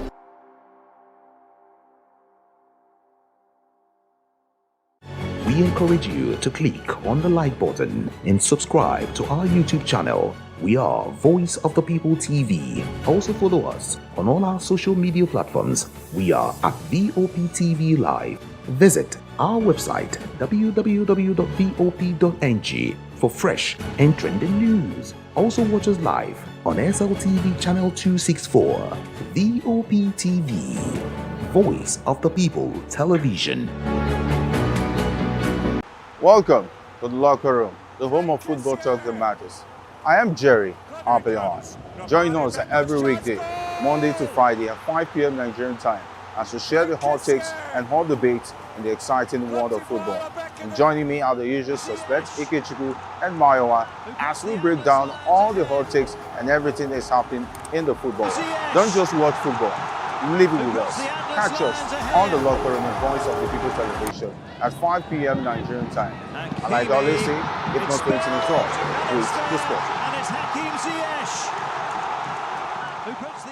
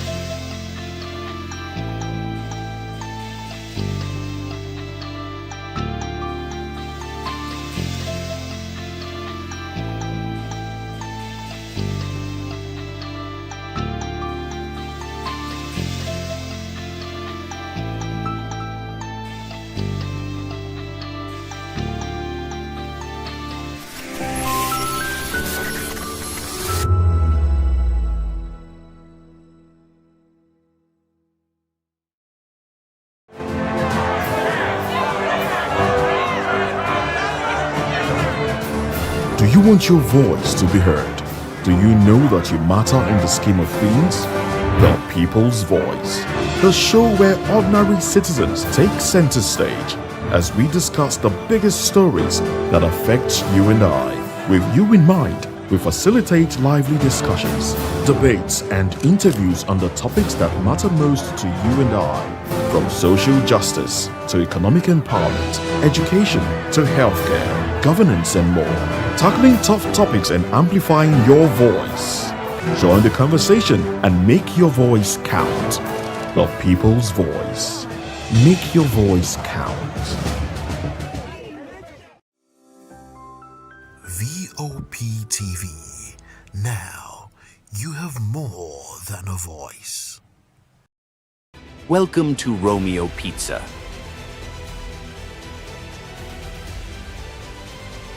Sink your teeth into our freshly baked pizzas.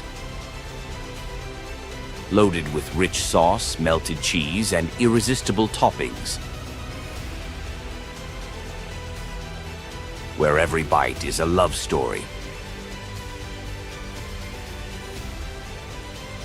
Treat yourself to our creamy, dreamy ice cream. Smooth, sweet, and made to brighten your day. Or maybe you want it hot and satisfying. Our juicy shawarma is wrapped to perfection, packed with flavor in every mouthful. Pizza, ice cream, shawarma. Why choose one when you can have it all? Romeo Pizza has exactly what your taste buds desire.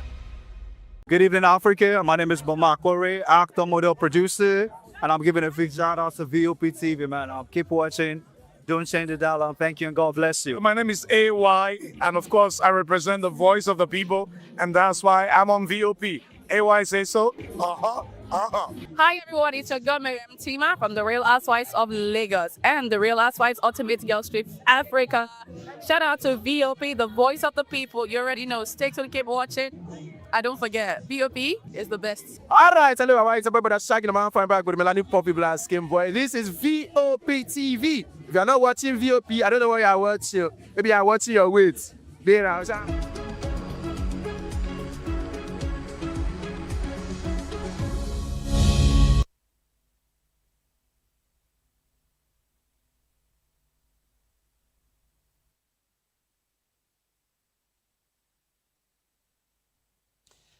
Well, thank you very much for joining us. If you just tuned in, you are right on time for Newspaper Review. I am Moses Humphrey, definitely not alone. I am Chukuma Okoro. Good to have you join us again. And yes, of course, and we do have Dele Fanimo with us as well. Good to have you stay back. Thank you for having me. All right, then. Well, he's a reporter and, of course, a public affairs commentator. Now, let's dive into the headlines. I would like to start off with a few headlines from Nigerian Tribune. Well, they tag their story, breaking, Tinubu transmits state police amendment bill to Senate. Well, we've touched on that already during VOP this morning show. And then there are a few other headlines here that we'll touch on in the course of time. But let's look at some headlines from the Guardian newspaper now. U.S. sanctions expose terror financing amid growing security threats. And the writers to that story, Lagos-based ISIS financier, 3 Bureau de Change implicated. U.S. commits to cutting off fiscal lifelines, funding ISIS attacks. NSA seeks stronger global alliance as Nigeria confronts evolving security risks. U.S. reaffirms support for counterterrorism, regional stability efforts. Nigeria allocated 5.4 trillion naira to security in 2026 budget, says Kalu. Well, the one man who hasn't had an opportunity to chime in on this because he was on the other side. Now he has an opportunity to bear his mind on this one. But I'll just take a few more headlines and we'll lump the analysis together. Oh, well. Obi, Syrup, Gani Adams, Ejimako falls show arrest detention in prison. LASG, that's Lagos State Government Partners, firm on 6,000 megawatts power supply target. And El Rufai to file no case submission as DSS closes alleged wiretapping suit. We'll check on the writers to that particular story. Well, there are no writers to that one. Edo Monarch orders native doctor, water priestess, others to curse kidnappers. All right, that's an interesting. That is an interesting story. That's an interesting story. We're going back to our roots here. Okay, so I'll take that one again for emphasis. Edo Monarch orders native doctors, water priestess, others to curse kidnappers. Yes, going back to our roots, according to you, well, to curse kidnappers, how efficacious is that going to be? Okay. We have at some point said that, well, people should stop swearing with the Bible or by the Bible and the Quran. Yeah, okay. That So some we're people, going native I mean, if you want to swear, you swear with the Ogu, Shogun. Okay. If you have been sworn into office. If you have been sworn into office, you swear with either Amadioha. If you are from the I support that, southeast, actually. you support that. Yes. If you are from the southwest, you swear with is it Ugu or Shogun? Shango. Or Ogun and Yes. all of that, because these African powers, these African traditional natural powers, They don't waste time. they don't waste time. Their judgment is instant. Instant. Their judgment No is appeal. instant. No appeal. Because government will Well, the Western kind of judgment, well, God will give you time to see if you are going to repent. It's all suffering, long suffering, He will give you time to see if you are going to repent and all of that. So when he gives you time, you still like 80 billion naira, use 1 billion naira to pay your children's school fees. Now, the 1 billion naira that is meant for a rural community, the children are suffering. They don't get to even buy tractors for farmers. For farmers, they don't get good education. They don't get good Medicare. They don't even get good roads. And so God is still waiting for you to repent. Meanwhile, by the time your child is 30, your child is coming back to contest for Federal House of Representatives, and probably by the time he's 40, he's coming back to contest as governor in that state. Meanwhile, God is still waiting for you to repent. Ogun will not do that. Amadioha will not do that. Amadioha will give you instant judgment. I mean, if you steal from the people, you will go. You pay for the consequences and all of that. So, and now that is what the Edo monarch, I think the Edo monarch, if it is not the Oba of Benin, it could be one other, of the monarchs in one of the kings in Edo state. And so he's saying we should go the traditional way. I don't want to go academic, because if I go academic, we'll go back to the history of how our civilization was consumed after being subsumed by the Western civilization. And so did we lose anything? As a matter of fact, well, a lot of people, and I do believe too that we lost a lot of things, because Africa, I was taught, when I read in my Form 1, I read the March of Civilization, and I was taught that Africa is the cradle of civilization.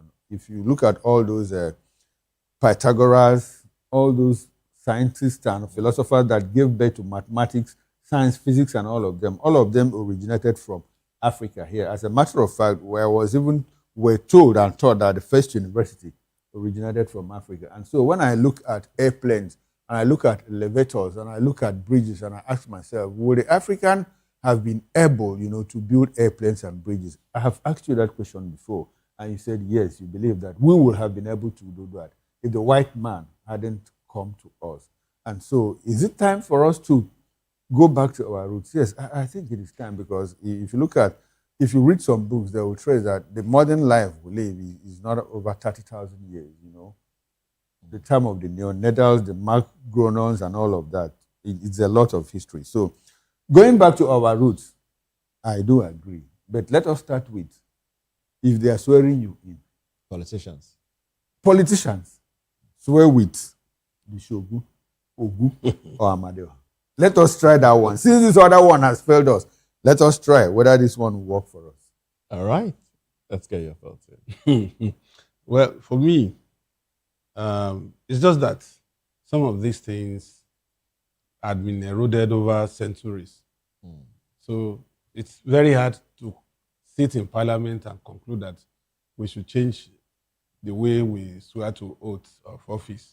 But do you believe in the efficacy of it? But I believe in the efficacy of it, because I've seen it happen. Okay. On 2 or 3 occasions. As a matter of fact, these spirits are not, they are not visible to many people, but are also visible to some people. I've seen in a motor park where somebody was accused of stealing, and it was as minute as a tool, and it became a subject of argument, and they started arguing, and they said, all of us here, for us to extricate ourselves, we have to drink radiator water. And I was wondering, what is radiator water to somebody who stole? And they agreed to drink. But when it got to the turn of the culprit, he refused to drink. And he has to kneel down and start begging that he cannot risk it, that he knows that he will die in 7 days.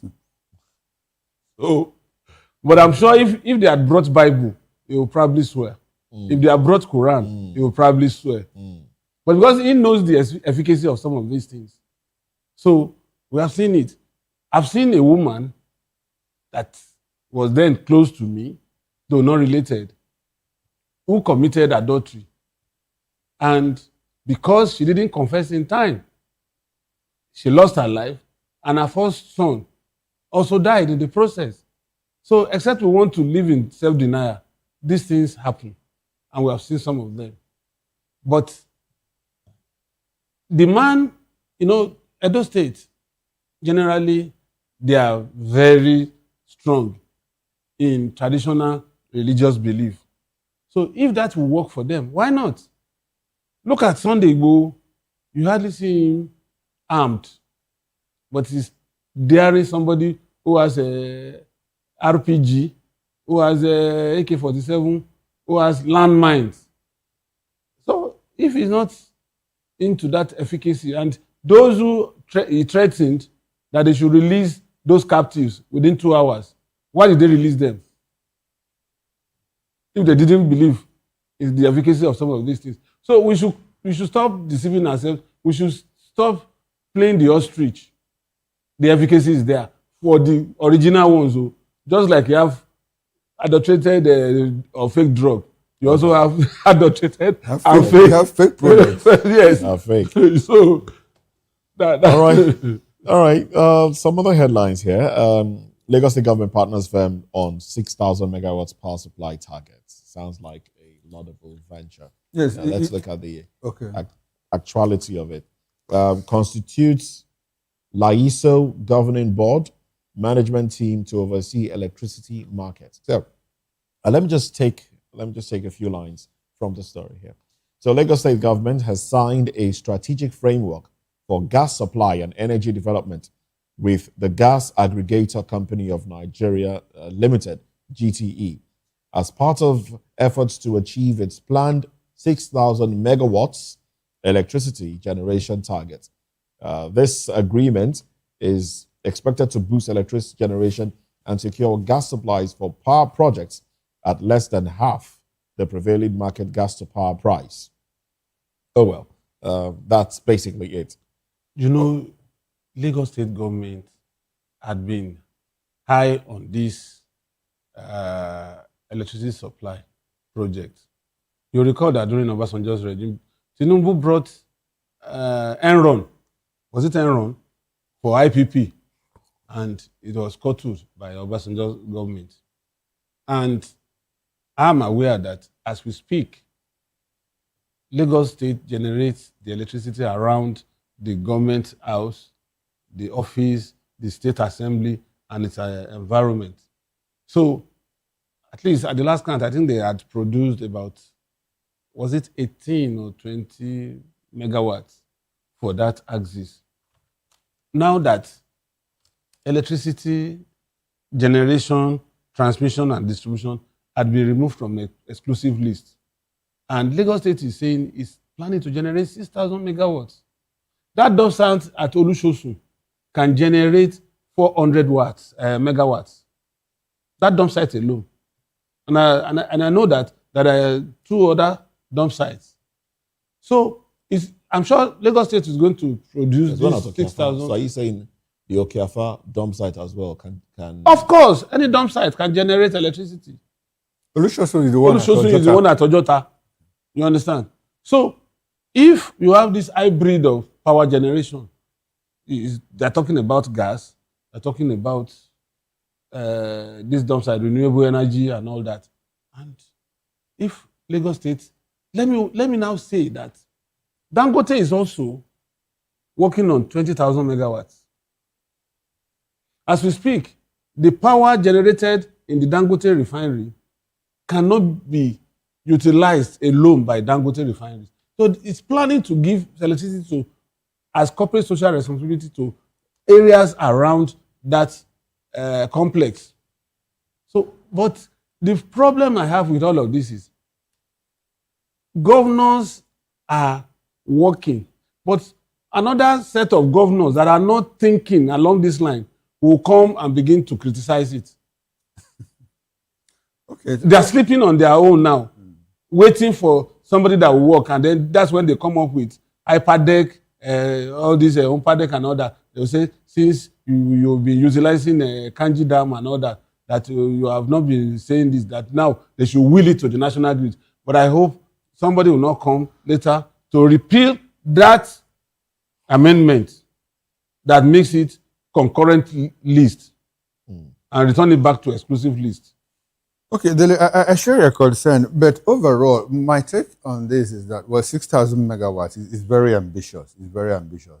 And I think that Lagos state government, can achieve that if they work towards that. That's one of the good things that the Buhari administration gift was. It was a parting gift. He had to, reduce it from, he lifted it from the exclusive to the concurrent. That was not only power generation, he also did it in railway, again in correctional services and all of that. So governors or state governments, that are intentional are taking advantage, of that provision to do things. A couple of states are building power generating stations, for their states. Let them build first and even generate the power. Then we'll talk about how to distribute all of that, how to transmit all of that power, and then distribution. Some of the states are also, getting into power distribution. They have that arrangement with the discos that are managing their states. Now, if you come to Lagos specifically, whether anybody likes it or not, Lagos seems to be that is the first among equals. There's a way we say it in Latin, first among Primus, inter pares. Inter pares. Now, Lagos is number one. They are taking advantage of whatever that they inherited from the central government. It used to be the federal capital of Nigeria at some point until it was moved to Abuja. And so they inherited the infrastructure and they are taking advantage of it. If you go into some parts of Lagos, the flyovers that crisscross the length and breadth of the country, you will actually think that, hey, if you are a first timer to Lagos, you will actually be impressed. If you go to some parts of the island, you probably not know that you are in Nigeria if you are coming from the mainland. Yes, so that is Lagos. So whoever has done that, whether it is Jokande or Tinubu or Ambode or Fashola or Sanwo-Olu, I think I give that credit to the governments of Lagos because they have always tried to do better. We have seen some states where you see a governor that did well, and next person comes, he reverses every other thing his predecessor did. We have not seen much of that in Lagos. Yes, so they always, scale it up. They try to scale governance, whether anybody likes it or, well, that's what I think, and a lot of people will agree with me. So 6,000 megawatts is ambitious. Beyond electricity, you see what they are trying to do with the rail lines. Yeah. If you drive blue line, the red line, all of that, people are already taking advantage of it. And there's other train line. I think that one is the federal government. The one that takes people to Ibadan, Abeokuta, and all of that. Sango, and all of that. So that is what we need to do. See, development doesn't come in having to build skyscrapers. It comes with infrastructure that people will use. Infrastructure that will not put pressure on the skyscrapers. The other day we talked about, people who have to commute and wake up as early as 3:30 because they live in far-flung area away from the city. So they have to be at work by 8 o'clock. And if you don't, exit the third mainland bridge by 6:30, you're already stuck in traffic. And so what do? They leave early. And it takes a toll on their health too. And so what the government can do is to extend the rail project. There should be this interconnectivity from Ogun State to Oyo State to Ondo State. And if you go to South, it's from Enugu to Wereo, Mwahia, and Soka, and all of that. Things should be easy for people. You don't necessarily have to live in the island to work in the island. If you use the fast rail in 30 minutes, from Ocean. In 1 hour. In 1 hour from Ibadan. Why do I have to live in Lagos? To live in Lagos. So these things are doable. It's just for the government to do right. And the sad part of it is that we have the money to do these things. Exactly. But these monies end up in private pockets. And because there's no consequence. And so, because there's no consequence. And so that is why we have to go back, to swearing with. If you are in government, if they elect you, and you have to take oath of office, you have to take it the traditional means so that if you fail, they will come after you because that judgment is instant. Maybe that's one way we can use, to correct the anomalies that we see here. I am for that 100%. Oh. Yes, I thought you were a pastor. At some point. Well, let's look at the state policing. Since we're towing that line now, Tinubu transmits state police bill to National Assembly. Lawmakers pledge swift passage. The writers to that one from This Day newspaper. Akpabio pledges safeguards to prevent abuse by political office holders. Governors demand substantial control of appointment process. Funding still contentious issue amid 3% FAC revenue proposal. Senate differs debate, mourns deceased rep. National Assembly to make security funding first line charge, says Kalu. Insist state police not licensed for political capture. And then Daily Post says Akpabio warns governors against abusing state police. Senate President Godswill Akpabio has cautioned Nigerian governors against abusing state police when it is finally established. Oh well. State policing, this is where we are. You see, how would you be afraid of what you have not even started? No, but it's good to express concerns. The point is, let us start first. Are we not currently abusing the federal police? If you have money, you can influence the current federal police. No, what people are saying it is better to get one abuse than to get 37 abuses. That if the central government is abusing it's just like we can live with that and a situation where you have probably 30 abuses in one fell swoop. That is the concern of people. No, I think the good part of having state police outweighs these other ones we are looking at. For me, you think if you have state police, kidnappings will not be reduced? I believe strongly that it will be reduced. Because every policeman knows criminals in their locality. As I'm here, if anything happens in my hometown today, I don't need to ask more than 3-4 questions before I will be able to locate where this thing is coming from. I told you a story. Somebody we were coming to work one particular morning last week, and somebody gave me a call and said, there's going to be trouble this morning. I said, what happened? He said, there's going to be communal clash. 2 communities were fighting over boundary. And they said, this particular community is ready to wage war against the other community. And I know that my cousin is the leader of this particular group. And a friend's brother is the leader of the other group. So what I did was to put call through to the cousin and say, look, for now, stay action. You cannot go beyond this place. I am giving you that instruction. And I called the other guy at the other side, whose traditional chief is like a big brother to me, a media practitioner. I said, sir, this is what is happening. And I want you to rein in these guys. And everything went well. There was no crisis. Imagine if you had posted somebody from Adamawa or from Abia to that locality. Does he even know the head of these groups? Does he know the traditional chief of these 2 communities? How will he start? All he will do is to carry his weapon and tell his boys to follow him. And he begins to fire at anybody that he considers trying to breach peace. At the end of the day, the thing will escalate. So this is just a typical example of how state police is likely to work on the side of the good side. Because you are on ground. Did you know that if a policeman that has spent like 10 years in a community, if they report a case of armed robbery, the first question he will ask you is, did you notice the kind of gun they brought to attack? And you say, no, they are in the other 2 streets away. But what was the sound when they shot that firearm? If you can explain, immediately we just keep quiet. What that means is he knows the gang that has that particular weapon. So without telling you, and probably who supplied the weapon, and he will go after them, and you see the success rate. And that's why I said this fight should include police in investigation. Kidnapping.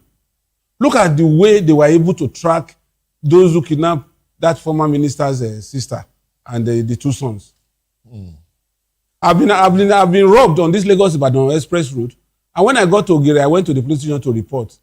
Did you know that the policemen there were the one describing that it was not that particular spot we are talking. It should be this particular spot. So they know where the robbers are. Exactly. And when I told them, I said, which gun did they use? I said, this gun is longer than the Dane gun I used to see in our local hunter's hand. He said, no, that gun has this design. It has no. I said, yes. You know what my son told me? My son was just about 9 years old. Just called me and said, Daddy, these policemen know the armed robbers. Let's go. And that was how I didn't make any statement. I just left that day. So we need state police. Yes, regardless of whatever anticipated abuse. Okay. These governors will use. Like our guest on the morning show said, well, there are always two sides with the good and the bad sides. But according to him, the good sides, outweigh the bad sides, and I think I agree with him. Now, let me come to what the Deputy Speaker of the House of Representatives, Ben Carlo, said. Well, he says that the state police will be put on first-line charge, meaning that they will draw their funds statutorily, from the Consolidated Revenue Fund before that money will be taken out before the tiers of government share their own. Like I normally say, we don't have problems with our laws in this country. In fact, we have very beautiful laws. We have fantastic laws. If you talk about the Constitution, some people will disagree, but I'm thinking that the problem is with the operators, because I have not seen a perfect Constitution in the whole world. So the operators try to, modulate the differences and move on with it for the benefit of society. I want to ask Ben Carlo if he's listening. Now, the Nigerian judiciary is also under the first line charge. So they draw their monies directly, from the Consolidated Revenue Fund straight into the NJC account. How independent is the Nigerian judiciary? The other day, I think that was last week, we saw how the FC minister with fun and fanfare, opened and delivered houses to judges. Should that be his responsibility? The answer is a capital no. Because they draw their money from the first line charge, Consolidated Revenue Fund. The minister shouldn't be building houses for the judges. The Ministry of Justice should be doing that. So it is not enough to come and mount the fact that, well, the state police or whatever funding, will be under the first line charge. It doesn't solve our problem. We have enough laws. It's all about the issue of implementation, the issue of intentionality, the issue of sincerity in doing all of this. I personally believe that, well, state police is good, but it will be open to abuses. Now, the problem is, how do we check the abuse? It takes us to what I call the people, power, and politics. A lot of people, undergo abuses because they allow those things to stay. If the people rise and say, well, Mr. Governor, this is not what we want. This is not why we put you there. Trust me, the governor will listen to the people. I keep telling people, every Friday, Nigerians gather in mosques, to pray to Allah, to keep us safe, provide for us. On Sundays, we do the same thing. If half of the people that gather in Oregu Road, Oregu Industrial Estate, alone, to pray on Sundays, if half of those people gather in the government house in Alausa and make a demand, the governor will listen. Just like in any other state capital. Half of the people that go to mosques on Fridays and Sundays, if they gather in the government house and say, Mr. Governor, this is what we need, the governor will listen, because the governor understands clearly the consequences of inaction. But then we have a people where, well, let them, it's their thing now. Let them go and vote. The votes have already been counted. In fact, some people believe that 2027 results have been written. And so they give up. But it doesn't that way. It doesn't work that way. The victory, for society was secured by the painful sacrifices of people that said, well, we will not take this. There's a social contract that we entered with you, the government.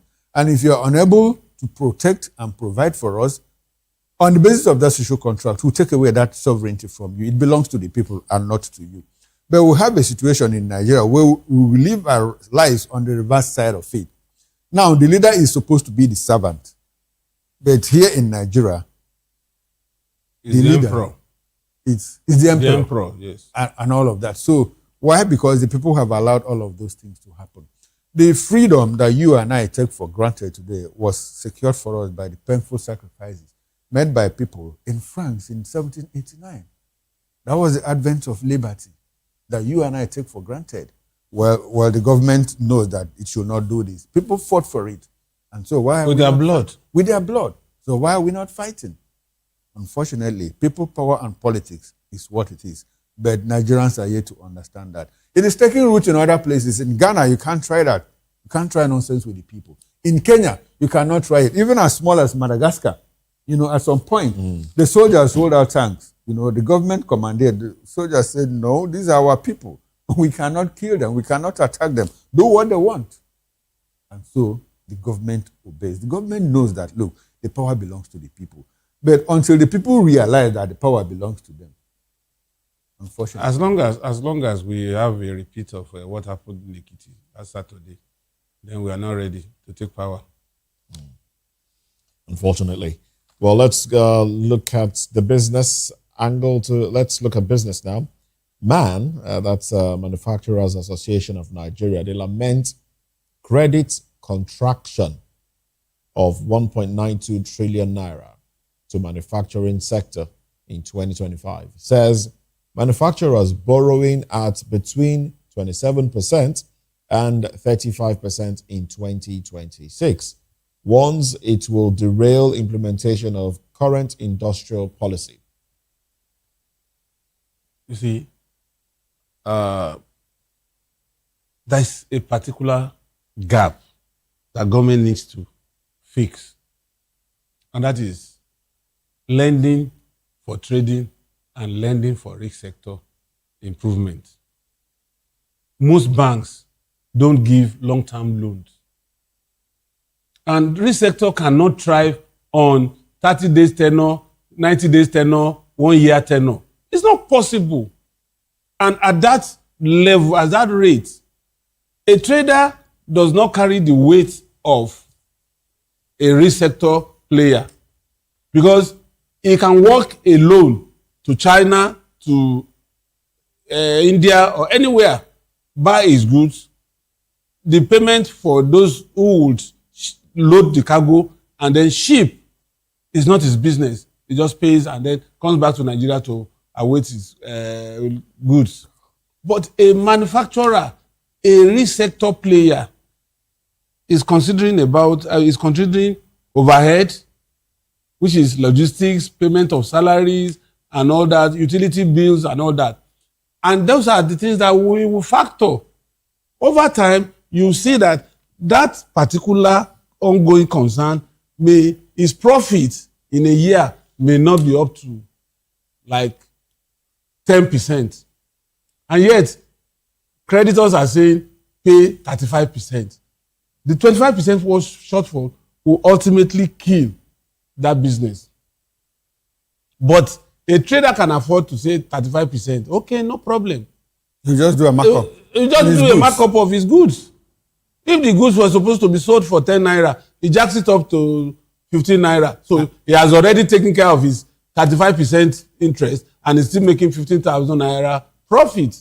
So as long as there is no policy and conscious effort to let the banking sector fund real sector, then we will continue to be like. And then we are adept at saying we want to move from consumption to production. How do you encourage production when there are no funds to push the frontier of production? You see that most of the new industrial parks that have been developed, particularly in Ogun, you see almost 95% of new players there are foreigners, particularly the Chinese. The Chinese, yes. So they are so conscious of it. They bring their funds They bring their people for employment. As low as gate men in some of these companies, you see their nationals there. So they are bringing their investment because they know that it is easier to do business than where they are coming from. It's not too competitive. You can imagine a Chinese company producing biscuits in Nigeria. So what does that tell you? Because if he goes to his bank in China, the interest rate may not be up to 5%. Single digit. Single digits. But here, he doesn't need your money. Just come with his own money wholesale, bring his people wholesale, bring his machinery wholesale, and just use that, okay, I have 230 million people that I can play with in terms of market share. Then let me just bring it nearer to them at reduced cost and then give them what they want, and then I smile on. And the current government has even given a leeway to those who bring in foreign direct investment. You can repatriate your money easily, unlike before. So that's why you see those companies springing up. But what is the value they are adding to our economy directly? Because they repatriate their money back wholesale. They provide employment for their people at the detriment of, whereas there is an existing law that should have been used by immigration officials for expatriate quota. Expatriate quota.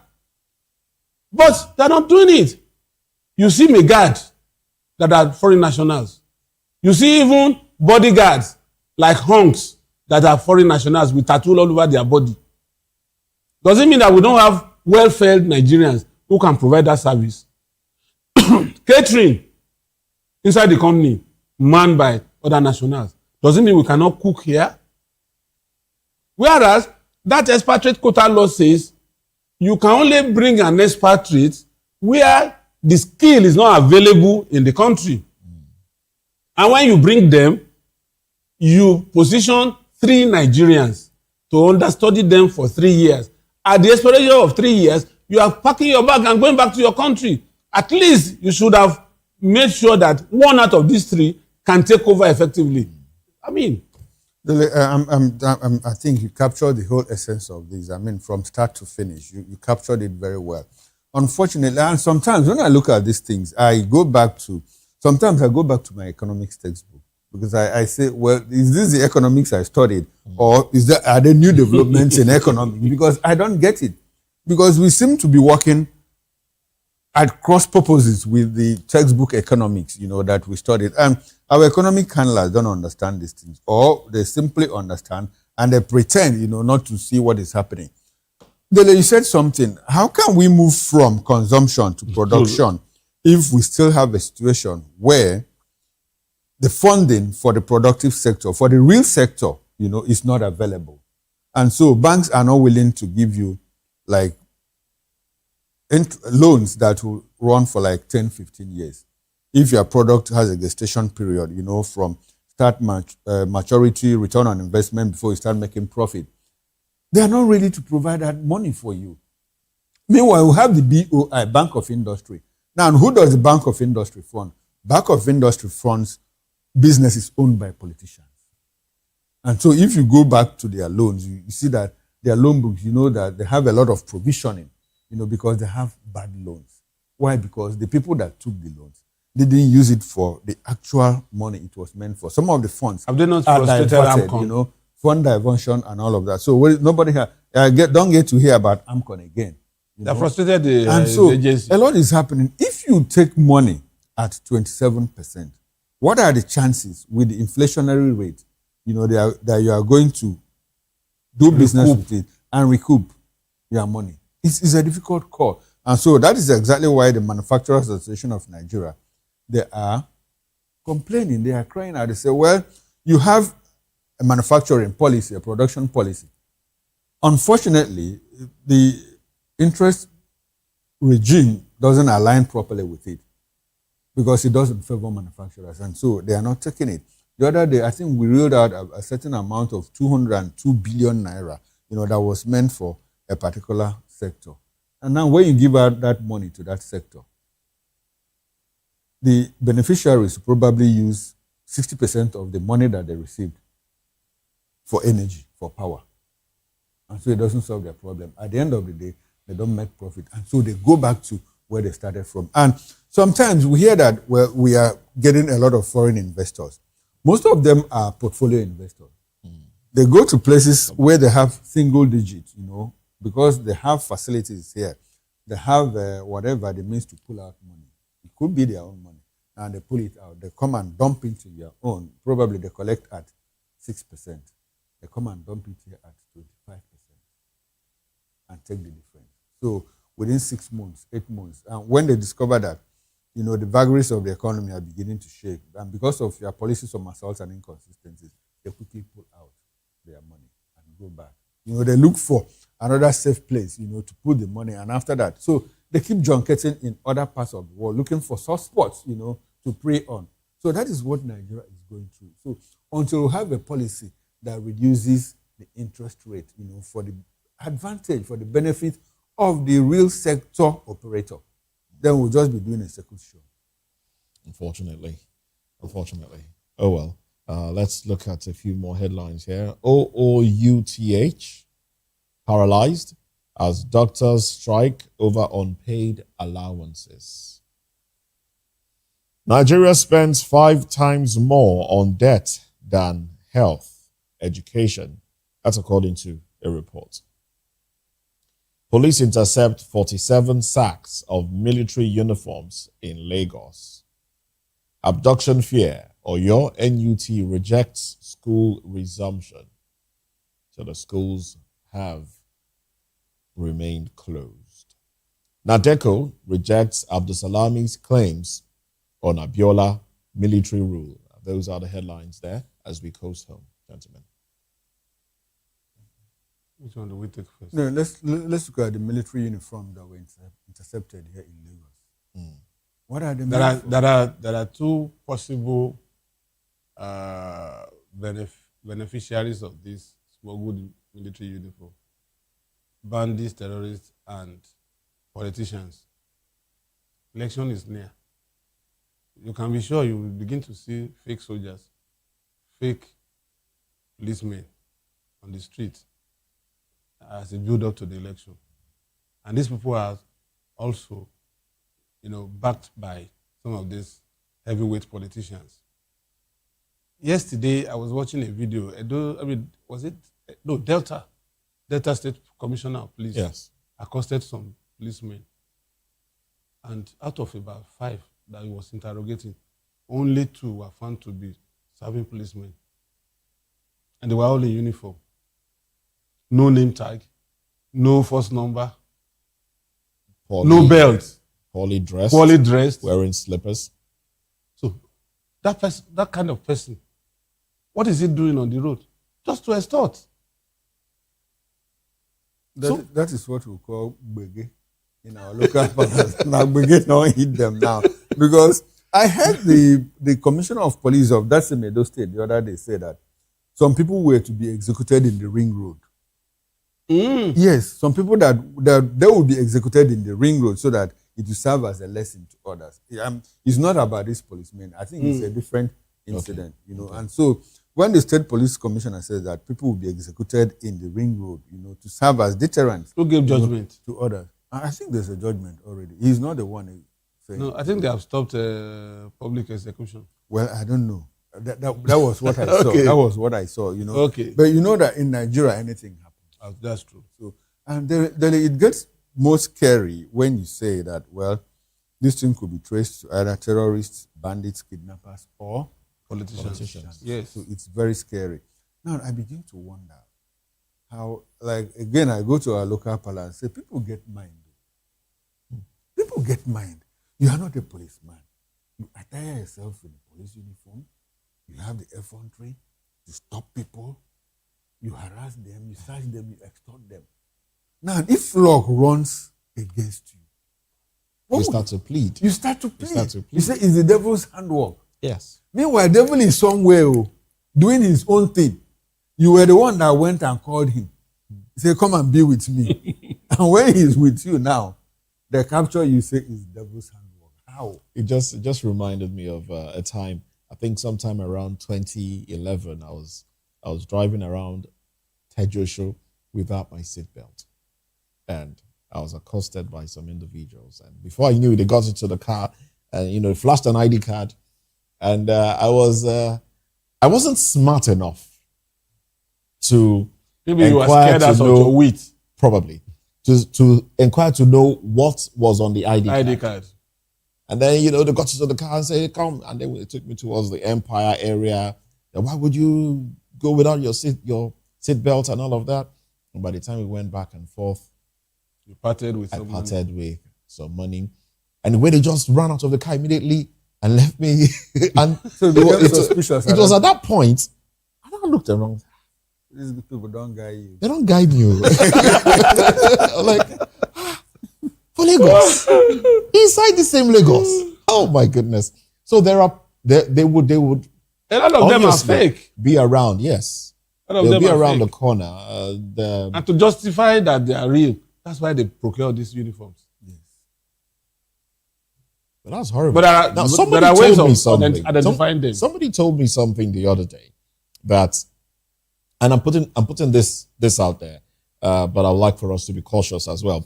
That somebody told him he boarded a bike in Lagos, and he was told that, look, and they got talking. The rider and the passenger got talking, spoke in Hausa, said, okay, I have police ID card. And he was like, are you a policeman? Oh, no. I said, do you have yours? So basically, what that taught me was there were Okada riders who are in possession of police ID cards and they are not policemen. The conversation got deeper than that, actually, but I don't want to scare anybody. So I don't want to go deeper into some of the things that were said. Let me share an experience with you. That happened about 3 months ago on this Ilasa My 2 Express. I was driving and I was actually answering a call. And these people just came in this Korokwe, Lagos State color. Yes. And just blocked me. I parked. And before you know it, they said I should come down, I should give them my car. I said, my car key. I can't give you my car key. I sat down. And so they rushed into my vehicle.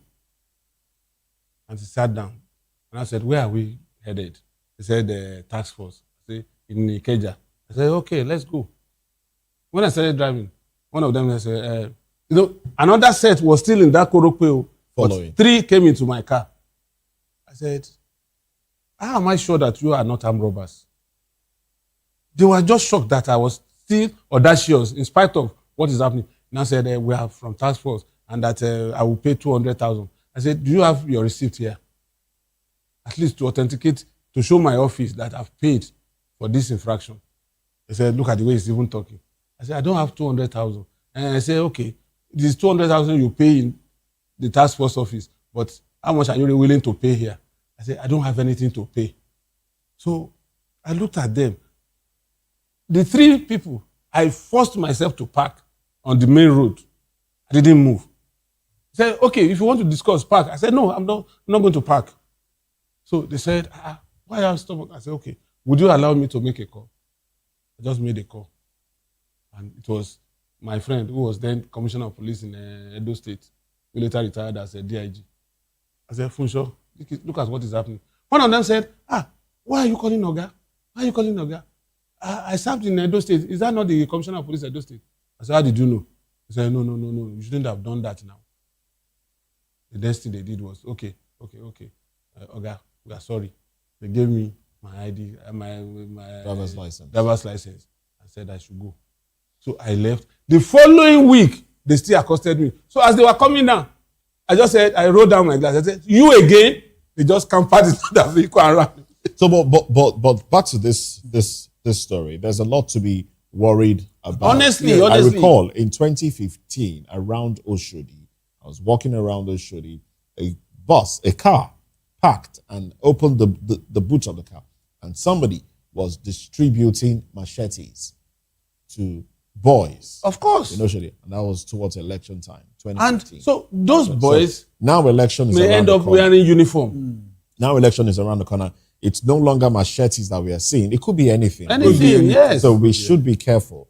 There's a lot more to be worried over with this report here. And for everyone intercepted, 2-3 consignment would have escaped. Escaped unnoticed. Unnoticed. There is that possibility. Yes. Oh, well, this will be a good place to anchor the conversation. Thank you very much, Daily Fanimo. My pleasure. Reporter, public affairs commentator. Chukwumakoro makes a comeback later tonight. Yes, and I'll travel around the country to bring you interesting, trending political stories. Join me then, 6 p.m. It promises to be quite interesting. There you have it. That's it on the show today. I am Moses Humphrey. Sports comes up next, and Ghanaians are doing great things at the World Cup. Held England to a to a draw, 0-0. Fantastic one, I must say. They held on to their guns. So, up Ghana. Bye for now. Congratulations, Africa. Congratulations, Africa. Except South Africa. Well, bye for now.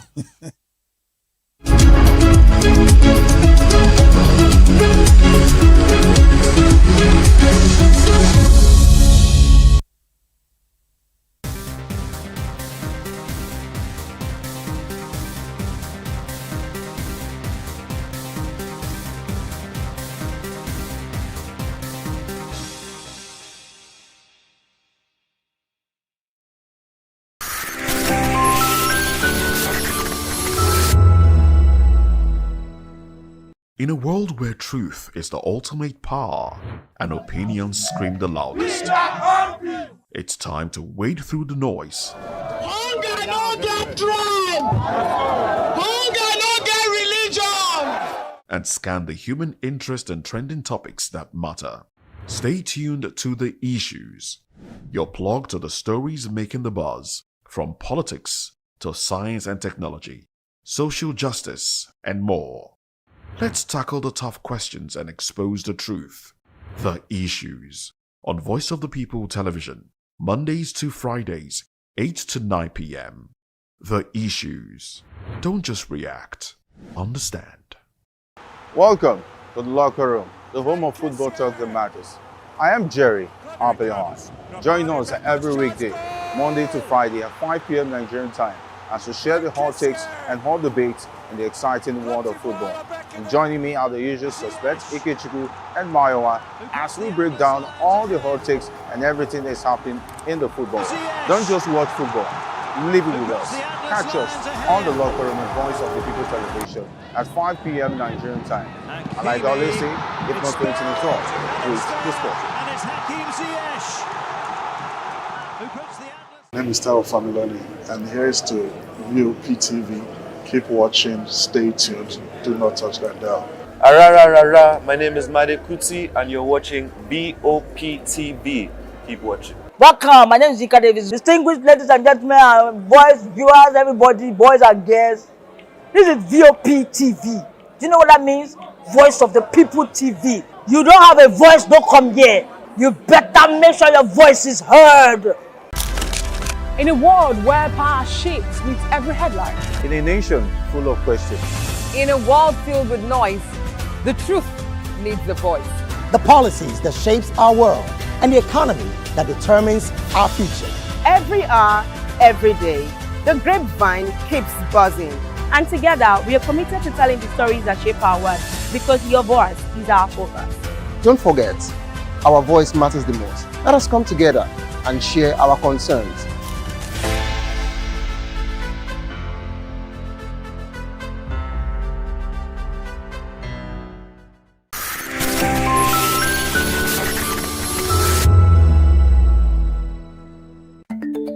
Africa is on the move, a continent of rising voices, untold stories, and powerful transformations. From the streets of Lagos to the heart of Nairobi, from the mines of Congo to the tech labs of Cape Town, the African story is being written every day. Bold, dynamic, unstoppable. This is African News on Voice of the People Television. We don't just bring you the news. We analyze and bring you Africa's heartbeat, the politics that shapes our nations, the economies that drives our future, the cultures that defines who we are. the voice that must be heard. Africa News, Africa's voice, Africa's future. Where Africa speaks, the world listens.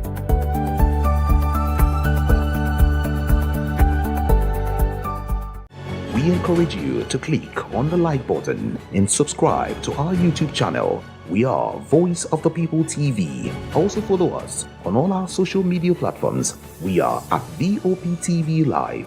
Visit our website www.vop.ng for fresh and trending news. Also watch us live on SLTV channel 264. VOP TV, Voice of the People Television. Join us as we drive into the world of politics through insightful interviews with prominent political figures, both serving and former governors, ministers, senators, legislators, party chieftains, activists, and analysts. Get first-hand information into the decision-making processes that affect our daily lives. Highly engaging one-hour program that brings political discourse into focus. I am Chukwuma Okoro. Political Lens, Monday through Friday, 6 to 7 p.m. Join us. Nigerians, your voice matters, and in 2027 it starts with your permanent voters card, your PVC. If you're 18 and above and you're a Nigerian citizen, you have the right to choose who leads your community, your state, and your country. But that right only counts if you have your PVC and your name is on the voter register. Here's what to do. First, check if you're registered. If you're not, or if you've moved, lost your card, or turned 18 since the last election, go to the nearest INEC office or an INEC registration center. Second, it's free. Don't pay anyone for any registration or collection. Third, collect your PVC early. Don't wait until the week before elections. INEC will announce dates. Listen to radio, TV, and follow INEC's official pages. Your PVC is more than plastic. It's your power to hold leaders accountable. It's how you decide on roads, schools, hospitals, and jobs for your community. When you vote, you decide the future of your children. Get registered. Get your PVC. Vote in 2027. For Nigeria to work, you must be a part of it. Your vote, your future, your responsibility. This message is brought to you by Voice of the People, VOP Media. Are you ready for the extraordinary? Something big is happening on your screen. Introducing VOP TV. Now streaming on SLTV channel 264. From breaking news to captivating conversations, news analysis, giving you all sides to the story. We break in-depth discussions on the issues that matter, from politics to sports, entertainment, and lifestyle. VOP TV on SLTV channel 264. Join us as we redefine what television means to you. Voice of the People Television, VOP TV. Now you have more than a voice.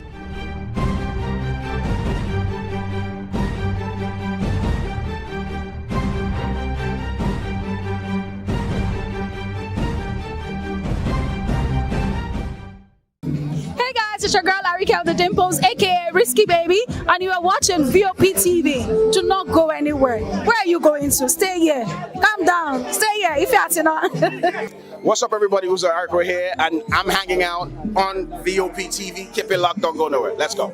Hi, everyone. My name is Yvonne Jagade. You are watching VOP TV, and don't change the dial, because I said so. Who's happy to post them and who's happy the most? Because when shit goes south, y'all be happy to ghost. When you make a wrong move, they be happy to roast. But be careful when you win, who's not happy to toast. I am VJ Adams, and you rock with VOP TV. Don't move. Hi, people.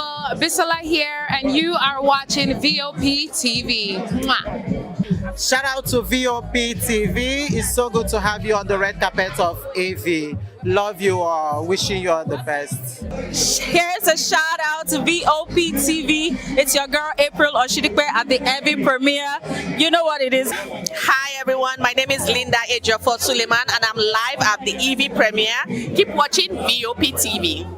I want to say hello to my Italian friends. I want to say them that Nigeria is the best country in the world, and I'm so happy to be here. Thank you so much. Hi guys, my name is Tomo Watsebe. I'm an actor, and you guys are live on VOP TV. Keep it locked, because I said so. Ladies and gentlemen, boys and girls, this is your girl Phil Storms out here, and this is a big shout out to VOP TV. Hi guys, my name is Charles Bourne. My name is Lydia Lawrence Nze, Please and keep watching Voice of the People Television. Love ya. VOP TV. Now, you have more than a voice. This is African News on Voice of the People Television, where we don't just bring you the news, we bring you Africa's heartbeat, the policies that shapes our world, and the economy that determines our future. African News on Voice of the People Television. Stay with us. The red carpets, awards, the razzmatazz, music, fashion, interviews, and more. Spotlight on Voice of the People Television. Let's feed you with all the juicy stories in the global entertainment space, bringing you the glitz and glamour as it is hot. Stay tuned to Spotlight, 1 p.m. Monday to Friday. Spotlight on VOP TV. Entertainment like never before.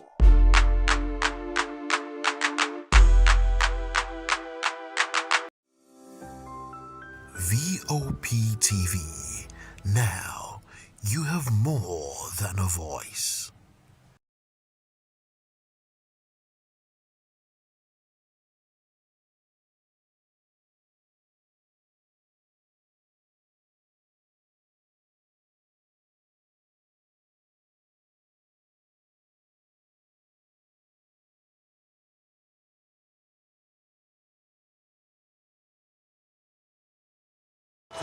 And it's Hakim Ziyech who puts the Are you looking for where to buy quality and original studio and musical equipment in Nigeria? Welcome to Iruka Online, Nigeria's biggest musical and sound equipment warehouse. Your trusted home for top global brands, reliable low-priced alternatives, and 100% original musical accessories. With over 60 locations nationwide and open 7 days a week, we deliver unbeatable service and customer support you can count on. Shop online at iruka.com in partnership with world-renowned brands like Wolfdale Pro, Prisoners, Twile Keyboards, Fender and Jackson Guitars, Marshall Amplification, Mapex Acoustic Drum Set, Tech Electronic Drums and Accessories, Evans Drumheads, Ashdown Engineering, and many more. Iruka Online, powering your sound with quality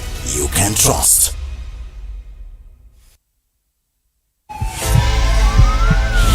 This is Health Check, your weekly guide to better living, smarter choices, and trusted answers.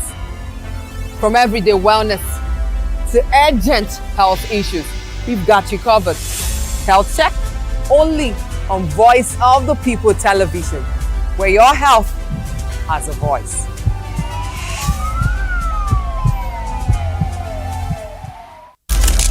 In a world where power shapes with every headline. In a nation full of questions. In a world filled with noise, the truth needs the voice. The policies that shapes our world and the economy that determines our future. Every hour, every day, the grapevine keeps buzzing. And together, we are committed to telling the stories that shape our world, because your voice is our focus. Don't forget, our voice matters the most. Let us come together and share our concerns.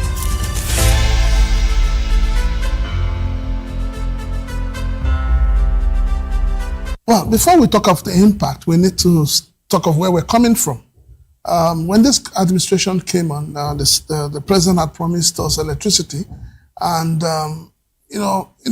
actually said to us that he was going to make sure that there is electricity, and people were not going to be paying for estimated bill, and it was going to be available.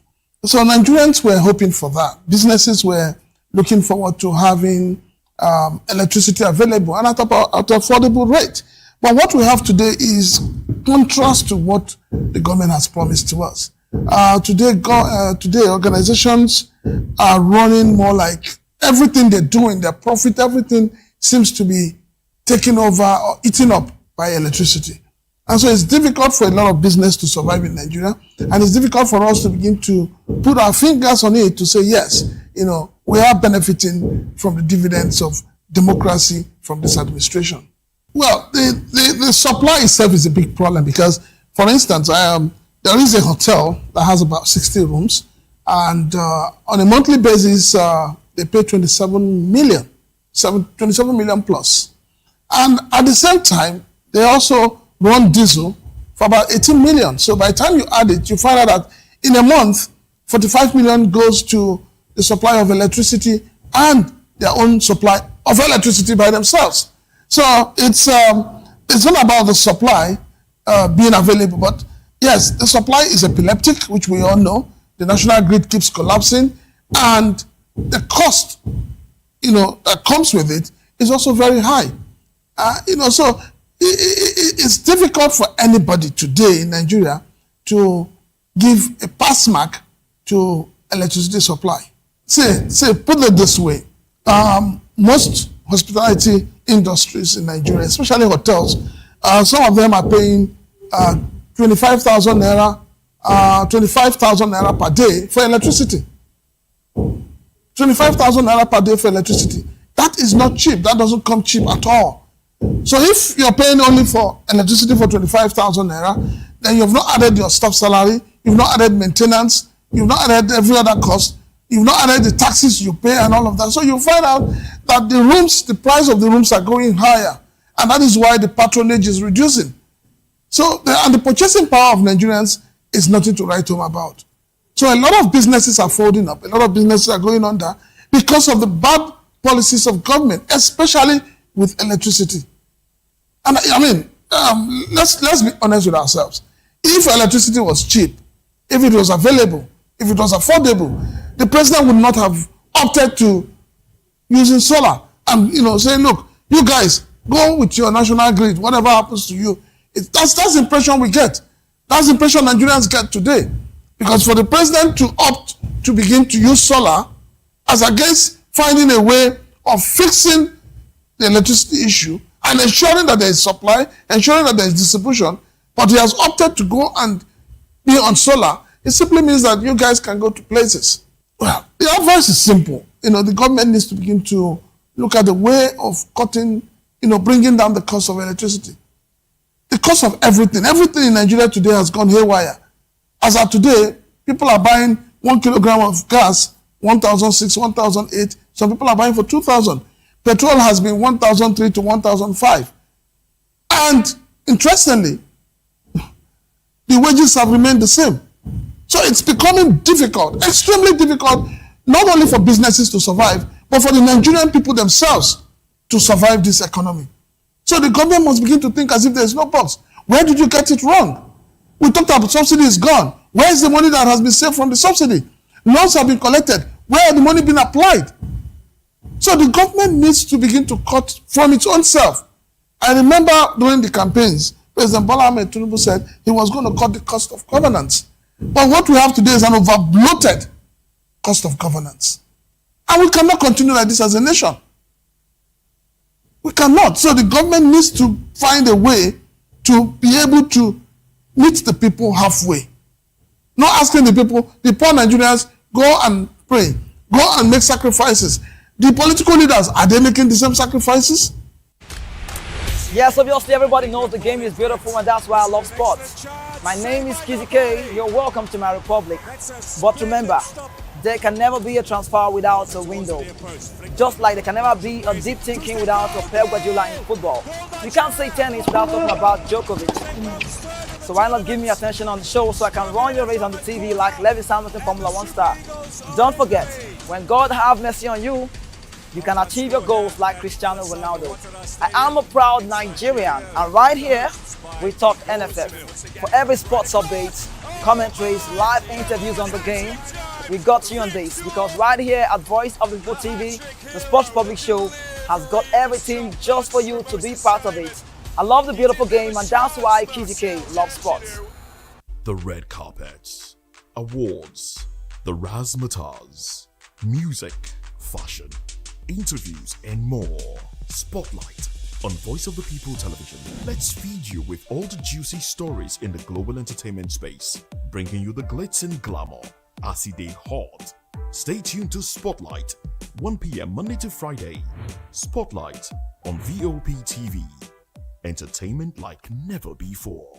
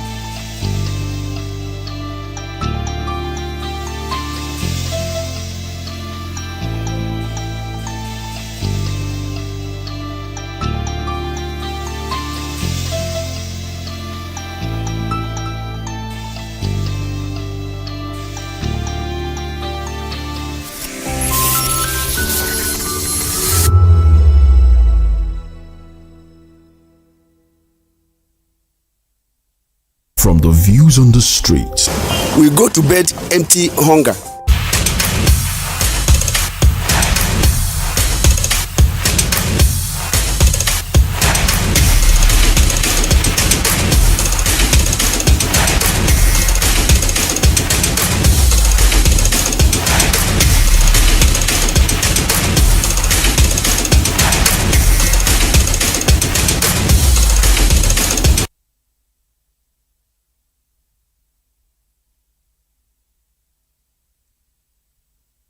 The message was clear, obviously. The message was sent well-deserved draw from the Ghanaian people yesterday. The message was clear. He stated before the match saying, we will come to play defensive football. Carlos Queiroz, we should talk about the man who had a job with Ferguson back in the time. Now, he has a job for himself, and he has showed us now, we talk about this now, with a very good correction now, and this is about, I was having a word with my friend. Yeah, I recall, I told Choma, with a correction about the bars, about how can Ghana get the result. She told me that Ghana marks their 23rd draw at the World Cup. That word is massive, and it's a very great one because the mistake has been done by Thomas Tuchel. Now, let's get it right to say, I must celebrate all Ghana people all over the world today, how far they've come. They've done it well. They put a lot of smile on the face of the people, and I must say, this is a well-deserved result. 0-0. Who would have believed that the Ghanaians would have gotten it all right, marking their 23rd draw at the World Cup, the most of any nation. This is a point shared between both national side, Thomas Tuchel team and also Carlos Queiroz team. The difference between the game yesterday was that one side wanted to win. One side came with the mindset of possibly winning or getting a draw. They came not to lose. And I must celebrate this ones. Senaya was a turn on the flesh of Anthony Gordon. Archie, Opoko, amazing for me to talk about. I love to watch Opoko all the time play. Mensah, was just a very strong left back, trying to stop all of the runs from every player on the right side. And then you must look into their midfield. You cannot talk less about what we just say. Thomas Partey was the man for the people. He controlled the back line, and that's how great it be. The former Arsenal man knows these players very well. He's been an integral part of the Premier League. He knows how well they can make every run. And that's a good return for the Ghanaian people because Thomas Partey came alive in the real time. He came out at the moment. That was when they needed a player like him to control the back line, also do the box-to-box job. And he was just decent to watch in the midfield yesterday. Now, Urinsky also got a goal, but Sibo, oh goodness me, Sibo would have touched around, trying to stop every of Bellingham moves, and then what can you say? Inaki Williams was quite out of the game though, but well-deserved. Ayew, with qualities, third tier, Leicester City, he's been released to leave, and he's a skipper of the side. Jordan Ayew has this team's backing. They know him so well. He's the captain of the team. They love him. Now, what did he do yesterday? He was the man holding up play. He held up play a couple of times. Konsa, Matt Gay, he was just on the turn on the flesh, holding up the balls up there for the Ghanaian people. And then every team could say the Black Star was just like a team that shines the light out of the darkness. And I look at the left side, it was Antoine Semenyo, born in the British world, but to a Ghanaian father, he was decent too. They might not be the best side, but the World Cup is small. If I mean being small, game-wise, ratio count, games played, Now, you don't need to be, what's the word? You don't need to be fantastic in the World Cup. That's what it is. Just get the results. But I mean the World Cup is small. I'm not talking about a tournament. We mean, I'm trying to say, being small by imagining some games to be played.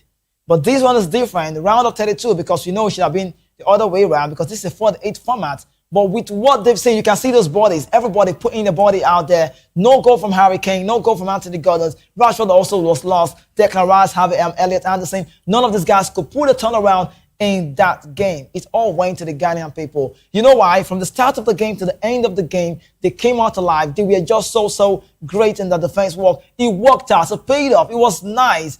We cannot talk about the show today without giving big reference to Carlos Queiroz. You know why? He came out to say something. He said, this team is great. And with the wealth of experience this man has, he's been to 5 different World Cups. He's got a record himself. I think it's Alberto of Brazil who's got more record than him. Alberto of Brazil back in 1994, if you remember. Yeah, so it's a big record for Carlos Queiroz. He did it with the Iran side. He knows this job so well. And he's a defensive coach. So a defensive-minded coach knows that if you're playing against a side like the Ghana people, I mean, like the English side, you have to be very careful. Holding up Harry Kane, I did say Ache and also Opoku. Opoku was just there cleaning up the ball. Now, this one is the most funny part of it. Where we felt like Harry Kane would have scored, maybe he saw a lot of bodies and he sent the ball high and they lost out. But we must give reference to a Ghanaian side. I think I'm quite impressed, I must say, on the show today, because what we've seen African nations do, surprising. The likes of the Senegalese, maybe not what we expected. The Tunisian side got off, but a side like Cape Verdean side and this Ghana side, massive points. 1 point was like the one of World Cup, and you could see the celebration from the keeper, Asari. Now, Asari is a local goalkeeper. He's not a professional. Sorry, he's a professional, I could say, but he's not an international player. That's the word. He came in for Ziggy, but after the game, he led the prayer. Look at the one from Saka. He stopped it from going to the post, and that's the celebration you get when the team understands what it takes to keep up a point against the Three Lions. They stood their ground, they owned their game, they came alive, and then we should be saying the Ghana people has done so well. We saw the record from Jude Bellingham as well, becoming the youngest player ever to reach 50 caps with the English side. But with their start, I wasn't surprised, because Thomas Tuchel has always said, I would do what I want to do and get the result right. Jude Bellingham against the Ghanaian people, he came again, he became the number 10. I think the good thing about Jude Bellingham is the fact that he has those defensive pros in himself. He returns back, he could play as a box-to-box. We did see him at Dortmund. He has that role. He can play as a number 10 as well. So, decent player, reaching that 50 caps for England. Congratulations to Jude Bellingham with his age and how far he's come. But you look into the way they started. It was how many players coming in to make a difference. The last time Rhys James got a start, well-deserved. Now, there was a tweak in the left back, Jet Spence. More reason why they got him on the job. He had this jaw injury and he came back. Now, more reason why he was brought into the team, just to make all of the runs from the left, and we did see that one from Jet Spence. Now, the midfield was nice, but let's talk about the center half. It was Andre Konsa and Mark Gay. Now, the change in the back line was about Gay coming in for John Stones. We also saw the midfield. He used the same midfield he used the other time. Was Elliot Anderson, big money buy, wanting to leave Nottingham Forest, and you have to come big if you want to sign him. So City, because right now they have Enzo Maresca, they are keen on the British man. He's a man who can work tirelessly, even though he got off yesterday, from the game. Now, you look at Declan Rice, also great player, and then Jude Bellingham. This throw in the midfield consists of power, and they could stop any side in the world football. But I look at a team that still have that cohesion. That's about the British side. From the alright side was Nani Madueke. The manager kept on believing in him, because we've seen a different Saka, not like sharp as he used to be back in the time, but we know when Saka comes alive, he becomes the number 1. But at this point in time, no Gerald Bowen. Everyone would have thought maybe Nani Madueke will come from the bench. But he's got something that Saka, you could say, does not really have. Take-ons.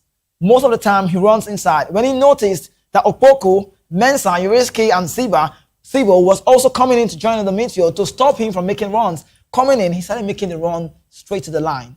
And then Mensah tried to stop him. He wasn't really that so, fantastic, that's the word. But if Nani Madueke continues like this, you can see more of the time when he plays, the manager applauds him. The manager loves you doing what he instructs you to do. And that's why Nani Madueke happens to get a start. I would not be surprised maybe against Panama getting Saka. But big games, we might be seeing Nani Madueke play ahead of Bukayo Saka, because the manager knows he's been decent and brilliant enough in that very one. Now, from the left side, we did see Anthony Gordon starting against ahead of Saka. Ahead of Marcus Rashford. Okay, that's the manager's instinct. He believes that Anthony Gordon, a big signing for Barcelona, has still got something to prove in the game, and then Harry Kane. But you know what? We must give respect to Ache and Opoku. How the Ghanaian people did it, I don't know. I, for one, in the studio right now, cannot tell you that this was the message sent clear by Carlos Queiroz. The message was, we will come defensive. Asamoah Gyan was saying it as well. Carlos was saying it. They said, we know we've played against those people before. As someone said, I scored my first goal. That's my best game so far for the Black Stars. But with this team, I never shared my experience with them. But I believe we will not lose today. And that was yesterday. They came out strong. 0-0. So if there were time more, you could say in the game, maybe there would have been a goal. But Nico O'Reilly got the header, hit the woodwork. Harry Kane got the ball right at the right time and sent the ball the wrong way. But I love the way the bodies have been thrown there. So you can see now that Thomas Partey is very, very influential. Thomas Partey is so much needed in the Ghanaian team. What he brings is a whole lot of experience. Thomas Partey is a man that you can say the way he reached the line, all of the tackles, the way they stayed back, he played like a deep line number 6. He doesn't need a pivot. He doesn't really need it because he's taking them high. Now, the message was clear. We didn't say the best of Inaki Williams. We didn't say the best of, Anthony Semenyo because they are not the side to have the balls. But whenever the ball comes to their feet, you could see Ayew holding up play, and that's what this Ghanaian people have done. So we must say on the show today, congratulations to every Ghanaian person out there, Ghanaian fans out there, because they did what football really expected from them to do, and they came out strong. 0-0, that says a lot of message, or sends a lot of message to other side, Croatia. It would not be easy, like we might be thinking. That Croatia won Panama yesterday, 1-0. I think this World Cup has come with a lot of surprises, sincerely.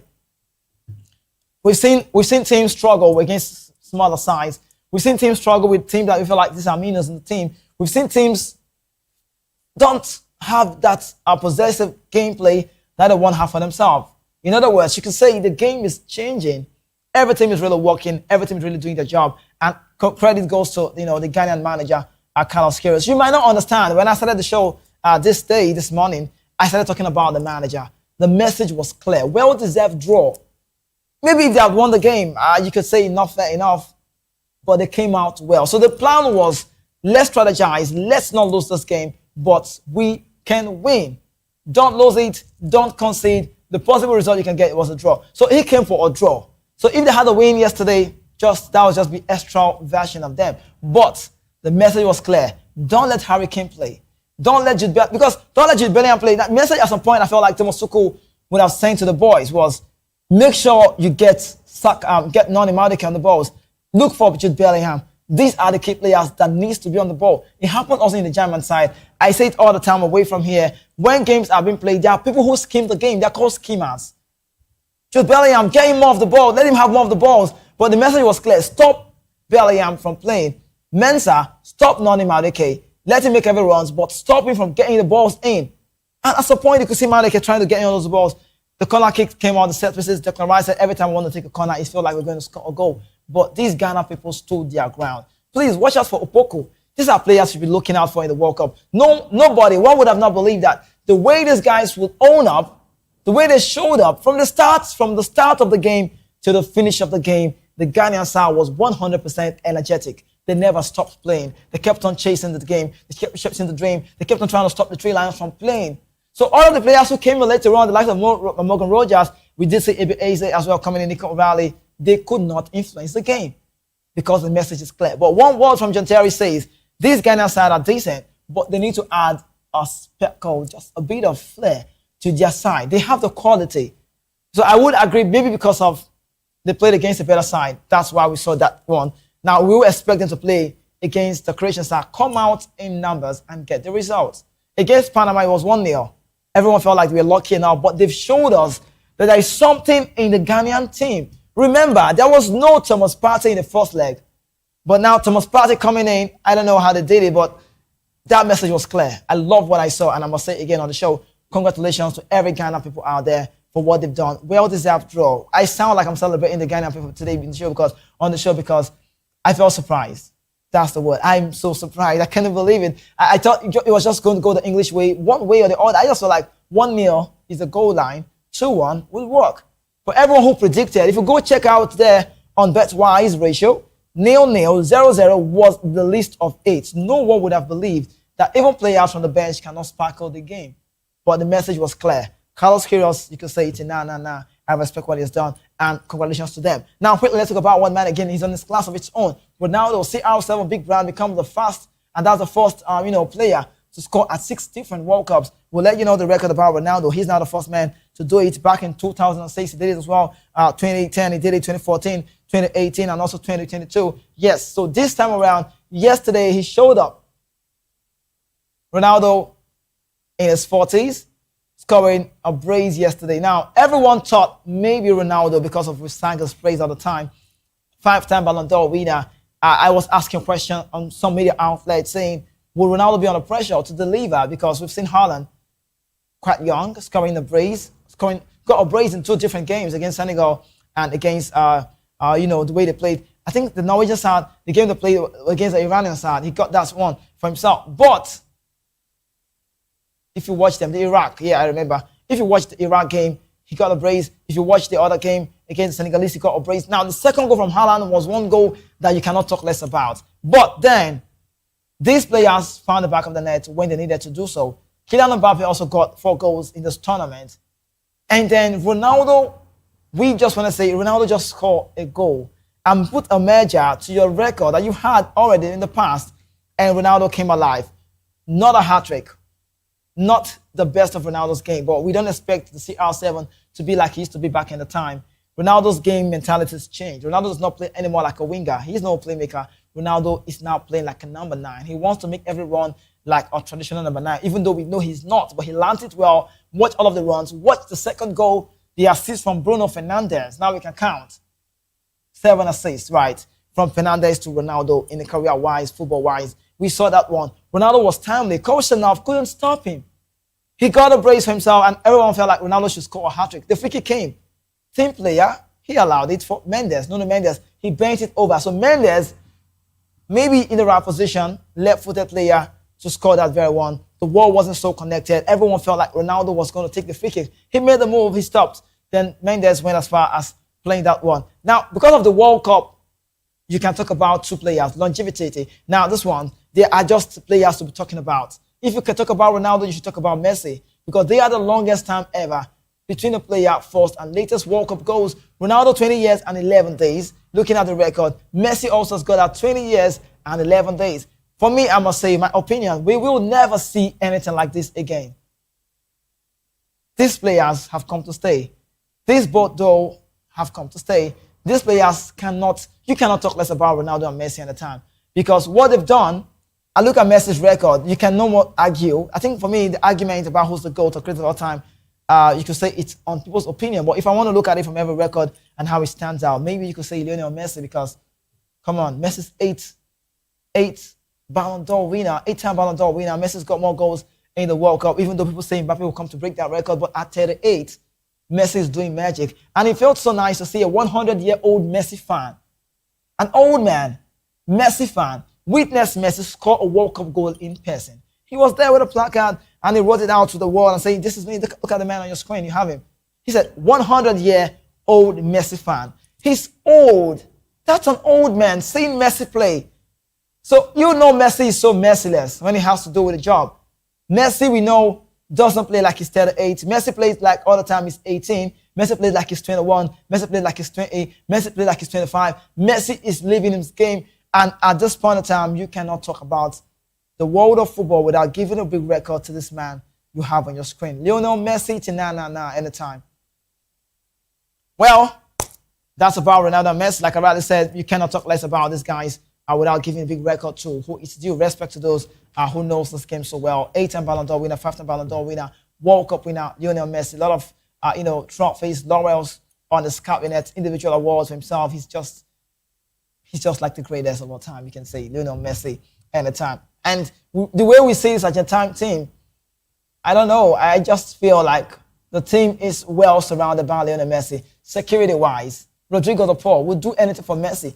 Enzo Fernandez will do anything for Messi. The man of the post, Emiliano Martinez, said it all. I would do anything for this man, Lionel Messi. Mark Calista, Amalda, Lautaro Martinez, Julian Alvarez, all of the guys, Otamendi, you see them play for Messi. Molina, they know that they have one of the greatest, if not the greatest player in their team. And also, not just about Argentina playing for Messi. Messi is also a playmaker. So Messi is also delivering and playing for the team. So he's a team player because he's got a lot to offer. Now, maybe in the state 8, I always say it all the time, the reason why we see more of Messi on the ball is the difference between Messi and Ronaldo. Ronaldo's gameplay back in the time, he used to be a winger. We know his story from Sporting, United, Real Madrid, good record. He returned back against United. Ronaldo back in the time when he was quite young was playing as a winger. He's a natural winger. So the story is the game changed. Goals started taking over the game. And Ronaldo felt like the only way I could be on the news, goal-wise, is to put myself at this verge. And Ronaldo made a move to Real Madrid. And when he made the Madrid move, he started showing us a different kind of Ronaldo. Now, it would not be easy. Not just every player can play from the wing to play a number 9 role. Because I could liken some player like the likes of Mo Salah. We've seen him play like a 4th line role, but not with the runs of Ronaldo. So Ronaldo has never been that playmaker. He's just that man from a lot of skills from Ronaldo. He's got a lot of footwork. He's spacey. He's got the shooting power. That's a skill for him. He's got all of those flares to destroy any defender in the world at the time. But now he said, no, I need to play like a number 9. And that's what Kylian Mbappe is doing. The likes of Marcus Rashford, all of these boys you see growing up, they emulate Ronaldo, saying, we want to play like Ronaldo. Mbappe back in Monaco, we know from the wings. We know his record. He came as well to Real Madrid. He's a different one. Mbappe in Paris Saint-Germain was the early time he started with Paris Saint-Germain is different from what we're seeing now. Mbappe is now the number 9 of Real Madrid, the number 9 of France, when we have traditional number 9s in the team. So game change and it works like that. So Ronaldo knew the only way I can put myself on the verge, on the edge, is to keep scoring goals. And look how many goals he's got now. I think he needs about 25 goals to make 1,000 goals. That's Ronaldo. So you cannot say Ronaldo Messi because it's quite different. Messi is a number 10. He's been a dribbler from birth. Messi knows his game. He owns the game. For every time he plays, he likes to go past players. So even with the goal tally and the rest of that, he still did not change his gameplay. It's more like when Rooney, before he retired, he could play like a number 10. So it's about the attribute Messi possesses. So a playmaker would not find it difficult to play in games. So he can't be hidden. More reason why, this is just what it is. Ronaldo can be hidden in a game, looking for those space. He might not get those runs. He might not get those opportunities like the last time he played, before yesterday. That's the difference between Ronaldo and Messi. Playmaker and also a man who played like a number 9, you don't want to compare. But then one man that said something before the game, when Rooney, ex-Man United player, has come out to say, he talked about Ronaldo and Messi, comparing them, and he said, when people compare Ronaldo and Messi, they often ignore one important thing: the environment around them. He said, Messi has teammates who are willing to run, press, fight, and give everything for him on the pitch. Every Argentine player knows his role, respects him, and works tirelessly to help him succeed. But with Ronaldo and Portugal, I sometimes look at the team and wonder what's missing. The talent is there, the quality is there, but too often Ronaldo is isolated. He rarely gets the services he needs, rarely gets enough chances, and sometimes looks disconnected from the players around him. Argentina play for Messi with complete belief. They follow his lead and trust him completely. Portugal, he said, have great players too, but they don't always show that same unity and sacrifice around Ronaldo. He said this is what he has noticed, and said that's the very big difference. This is the biggest differences between these players. Well, his opinion, but similarity, a similar truth in it. Yesterday was quite different. Rafael Leao with a golazo. They got the result right, 5-0. Yeah, against Uzbekistan, a smaller side who has a populated, they are very populated, in the Asian side, if you know them so well. They have more population, that's the word. Now, I knew there's no way Kusanov could have stopped him from scoring. I knew. But aside all of these records, I think the Portuguese side were quite decent yesterday. They remembered they had a player like Ronaldo. I could see some of the love, some of these players trying to show up, different stats in the game. It was those connection there. Cancelo playing from the right back, Mendes. The manager decided to play Cancelo now from the right, Mendes from the left. Now they had a trick, Renato Vega also pairing with Ruben Diaz, who has the leadership quality. Now the midfield continued, but the difference was they got off Bernardo Silva and played João Neves, Felix, and Bruno Fernandes, and then Vitinha. So this one works. Now with the formation, you could see João Felix was coming in slightly away from the flank side, drops it in sometimes like a number 10, but like a pivotal 10 role. But Fernandez was the man receiving more of the balls. So what happened yesterday was one of the runs, we could spot out where João Felix, even though he never had much of the balls, but if you know the game well, you will understand. His part was very integral in that match.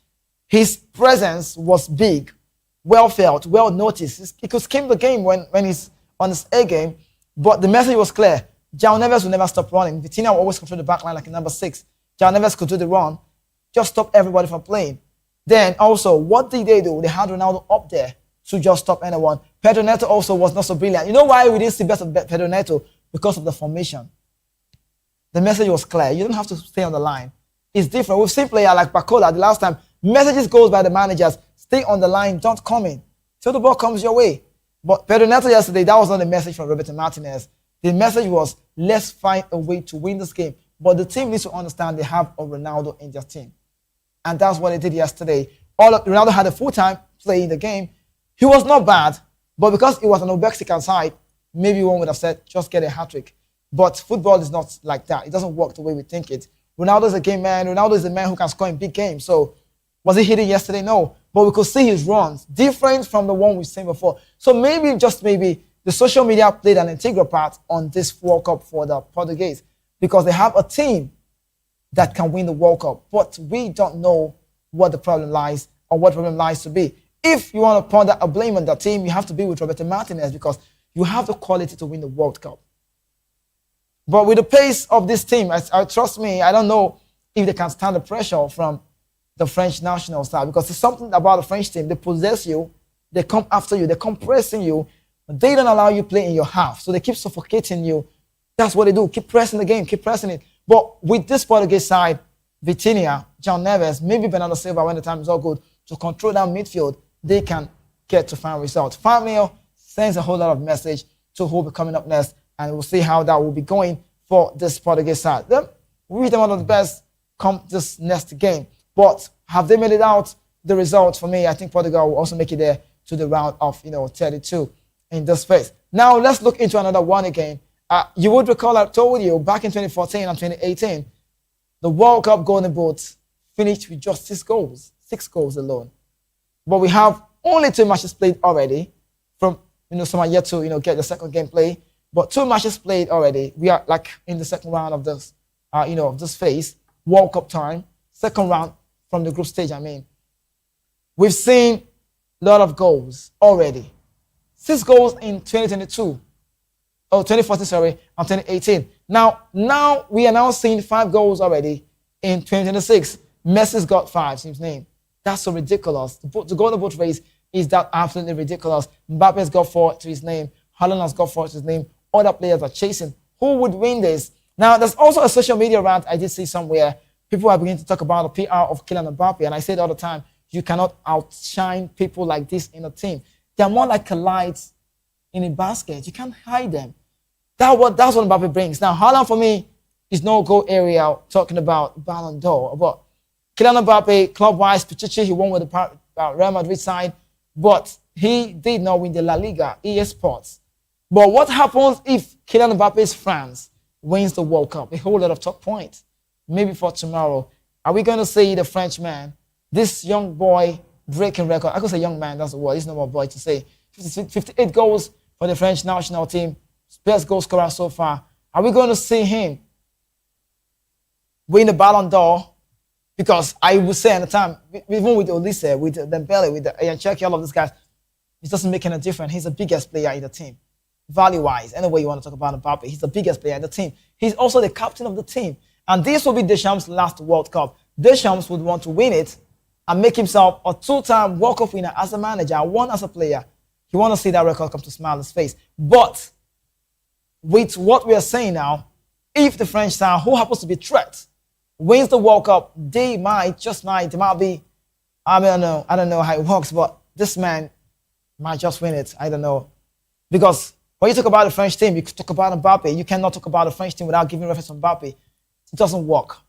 Breaking record, the Henry's record, the Giroud's record, he's still going on. He's still got more time to play for himself. So we just have to say, if he ends to be France, then Mbappe might win the Ballon d'Or. Just maybe, who knows? We'll see how it goes. Other contenders are also there chasing the Hurricane, the English side. Let's just see. It's a World Cup year. It might not be decided by the club football. So Golden Boot chase and Golden Boot race happens to still be on. 5 goals for, Messi. His next game, we don't know if Messi will play that last game. I don't know if he's going to play, but Amino side with Messi playing, Messi might want to get more goals. Lionel Scaloni will want to see Messi score more goals for his team and give them that result. Now let's talk about the hydration break, just as it works. Now hydration break is that time where we're saying a lot of broadcast-wise, revenue-wise, money-wise been made. That's the word, revenue-wise. And we already told you in the USA alone, just the USA alone, not other places, the adverts during those breaks is likely to generate more than $250 million US. You can say, time for Powerade hydration break. It works. But with what we are saying and how it's going and how it's looking, they are making more money. Because I don't know if they're not prioritizing the money-wise or the revenue-wise than the players themselves. At some point, it's quite boring, to be truthful. If I want to be honest, honesty, it's quite boring because we've seen games where something happens in the game, 6 minutes off, and they still have to take the hydration break because it's something that must be done. So it's not just about football-wise. It's about football bringing revenue. So the Americans sorted this out, and just in the USA alone, $250 million US. If you calculate in Naira, you know how much. Now, we're not talking about what happened in Mexico, what happens in the Canada world. That's how big it is. If you're seeing the game from your TV screen back home, you will understand how boring it is. When you're watching the game that you're anticipating for, and you're watching the game and you're sitting by your TV and you're watching it, you're seeing it, and yes, you want to see what comes next. And advert is coming up in 25 minutes or so. The game is broken, stop play, referee stop play, and hydration break comes, and quite boring. But let's talk about round of 32 now. Martin Odegaard, Haaland, they've seen their team go to the next phase, and they've done so well for themselves. But I saw that one hitting the Thierry Henry celebration. Martin Odegaard has been an integral part of this very team, and also, Haaland, also a good player in this team. They know that they have one of the best striker, if not the best striker in the world, in their team, and that's about Haaland. The second goal he scored, please, I don't know, I'm in the studio, I can't stand, but I wish I could stand. Haaland, this is the goalpost. Haaland was facing this way, the ball was coming from this edge, and the way he was able to turn in quick succession was something else to think about. Haaland, he's a man you don't want to give the space. There's no space for Haaland. He's good from the doors. He's good with the feet, in the box. His runs are 100% good. He's powerful, he's energetic, he's strong, he's brave, he's big, he's huge. What's the word? He's huge. He's a beast right in front of goal. He's hungry for success. He wants to find himself score on every game. World Cup, debutant. He's a debutant making his debut. So the Norwegian side know they have Martin Odegaard, who can give those passes to the men to break those goals, score, find the back of the net, hit the woodwork when you need to do if there's a time like that, and it works for me. So Norway are threat. Looking at the Viking role, what they've been doing, I'm still going to lay that one. I think the Senegalese have landed it. It's on social media everywhere. The Viking role. We've seen clubs side, in Oslo do that sometimes. Some clubs out the Viking as well do that. Bodo Glimt as well. All of the celebration, they have it. They own it. They know it. It's a Norwegian thing.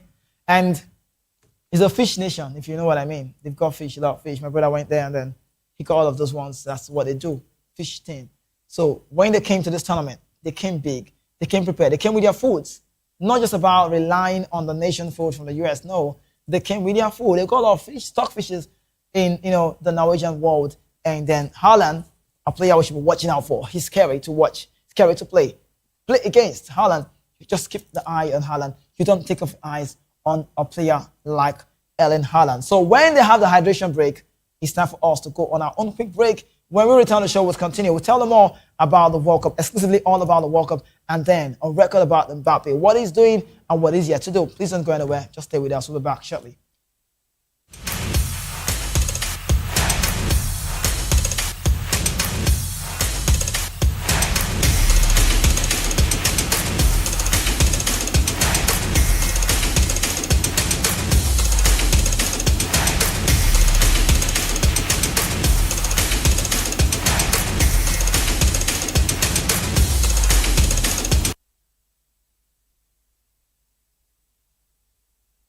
Yes, welcome back. If I say welcome back to from the hydration break, I will not be wrong to say so. When they go on the break, we should be going on the break as well. But we don't have to stay longer like they do stay because revenue-wise, they're making so much money.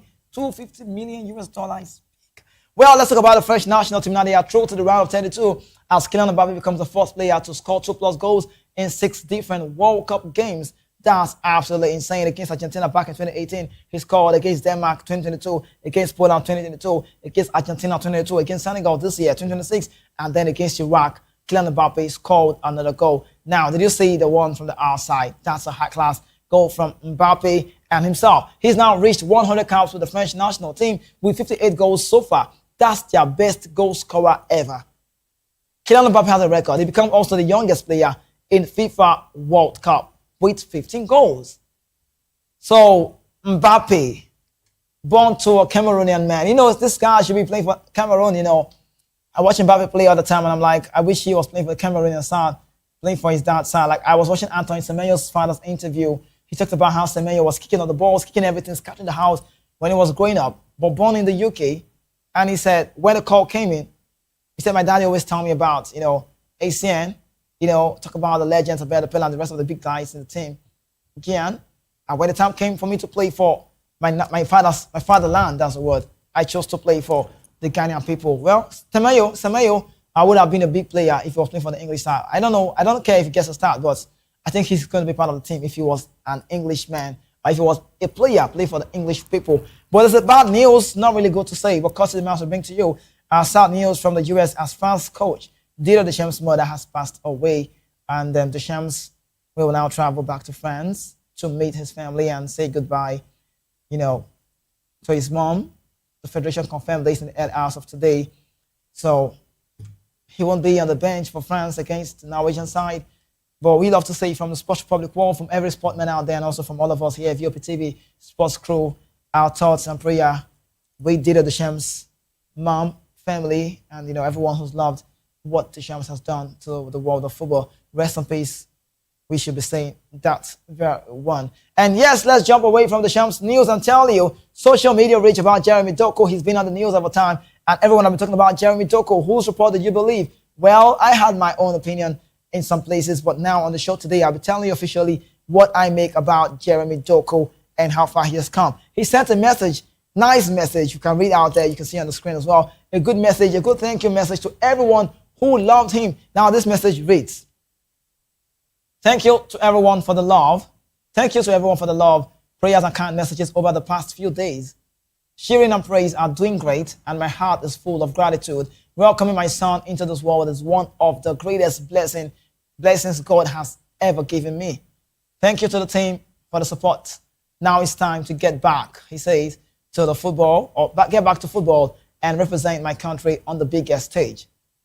And this is the verse he posted out there. If you know him well, if you follow Jeremy Doku and also Chaloba, some of those players don't mess with God. The big G-O-D, God is the greatest all the time. And he said, every good and perfect gift is from above. He placed that out verse in the Bible, James 1:17. May God bless you all. Peace, love, and gratitude. That's a message from Jeremy Doku. Well accepted. Personally, I'm accepting the message, and also thank you to Jeremy Doku. I start with Jeremy Doku, and I'll tell you, we also saw the message when that happened.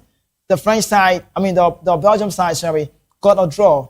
We know how that group is, the Iran people, the Egyptian side, and they got a draw against a smaller side. Now, a lady who is well known on social media, even though she lost some of her followers, I also unfollowed her, and I'm also not, I think I lost a little bit of respect, I'm just sorry to say, but that's what it is. Now, France Perron had reportedly been removed, I think from the show. She was removed from her Monday episode of L'Equipe de Chalk after backlash over comments she made about Jeremy Doku. Now, what did she say? That's the question people are asking, and I'm going to read this one for you. This message doesn't sound good. Doesn't say it right. Doesn't even look good to talk about. But she said, you can't miss a World Cup, and now you are not going to the match to cut an umbilical cord. That one is, you're not a doctor. You can't miss a World Cup, and now you're not going to the match. You're not going to the match to cut an umbilical cord. What a question. Now, she continues saying, you have the chance to participate in the World Cup, and there are hundreds of footballers who would kill to be in your place, but you're going to leave all that to go and witness the birth of a child. Now, this is the word. She underlined those words. She said, which is disgusting. It's a disgusting moment. She said, it's a disgusting moment. And then another one she went as far as saying, she said, the father is useless. He only has a role as an extra. But that's how bad it is from this lady, who I also lost a bit of respect. Well, the white kids you have on your screen also stood out for Jeremy Doku, saying Doku has the right to be there for his wife. So for everyone who has the backing of Doku, they understand how it is. But from my own perspective, I have my own opinion. I've said it everywhere and I'll say it again. If being there for the birth of your child was important to him, so if being there for the birth of his child was important to him, then that's his choice. I would rather have a player miss a game and be fully present with his family than show up with the team when your mind is entirely out of the game. I would not want that. Football is always there. Football will always be there. But then he said, he spoke with the team and the management about it, and then they were in support. The info may not need to be public, and the surface of the matter was just, given to the social media people. But family, for me, I would say, is everything. Football will remain with you or without you. So I stand with Jeremy Doku, and also I must say thanks to L'Equipe for that, sacking of that lady on that very part. The L'Equipe, the chalk, that's the news. That's what it is. But let's talk about this one now. This is about love. With kisses in the World Cup, it's been great. We should be ending the show this day by letting you know the love in the atmosphere. Mexican lady kissing a Congolese man who supported them during the gameplay. Now, she was so passionate. She had a kiss with a Congolese man because the man decided to support Mexico, the L3 people, instead of South Africa. And then guess what? She kissed him publicly and even said she will want him to stay in Mexico forever. She was just shocked. I was also shocked. Seeing an African man supporting Mexico instead of South Africa. And this is love at its finest. And this is what it is. Well, thank you so much. Other games continue today. Make sure you see all of the games that will be coming your way when the time is all good. We've been seeing a very great and brilliant World Cup. And I've been having fun exclusively from, all the way to Spain. We'll be seeing Bosnia Herzegovina, Qatar. That will be for 8 p.m. Nigerian time. Switzerland, Canada, 8 p.m. as well. And for the night, this day, 11 p.m. will be Morocco, Haiti, 11 p.m. And then Scotland will be playing against the Brazilian side. Remember, Neymar is back. I can't wait to see Neymar play. Thank you so much. We have the media news coming up next. And do well to join the guys tomorrow, which happens to be, join the guys by the evening time. That's the word. At 5 p.m. Afis will be here tomorrow to take you through. Signing out, I am Kizzy K, the man with the number 10 jersey. I'll see you. Much love.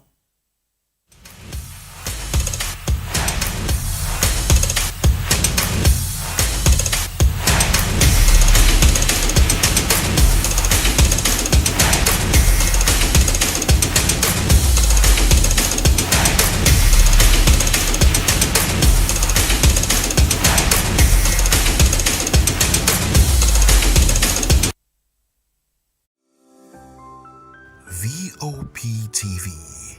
Now, you have more than a voice. Nigerians, your voice matters, and in 2027 it starts with your permanent voters card, your PVC. If you're 18 and above and you're a Nigerian citizen, you have the right to choose who leads your community, your state, and your country. But that right only counts if you have your PVC and your name is on the voter register. Here's what to do. First, check if you're registered. If you're not, or if you've moved, lost your card, or turned 18 since the last election, go to the nearest INEC office or an INEC registration center. Second, it's free. Don't pay anyone for any registration or collection. Third, collect your PVC early. Don't wait until the week before elections. INEC will announce dates. Listen to radio, TV, and follow INEC's official pages. Your PVC is more than plastic. It's your power to hold leaders accountable. It's how you decide on roads, schools, hospitals, and jobs for your community. When you vote, you decide the future of your children. Get registered. Get your PVC. Vote in 2027. For Nigeria to work, you must be a part of it. Your vote, your future, your responsibility. This message is brought to you by Voice of the People, VOP Media. In a world where power shapes with every headline. In a nation full of questions. In a world filled with noise, the truth needs the voice. The policies that shapes our world and the economy that determines our future. Every hour, every day, the grapevine keeps buzzing. And together, we are committed to telling the stories that shape our world because your voice is our focus. Don't forget, our voice matters the most. Let us come together and share our concerns.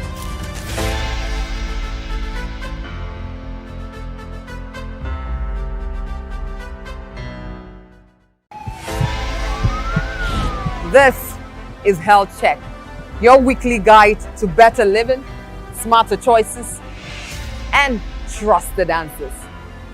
From everyday wellness to urgent health issues, we've got you covered.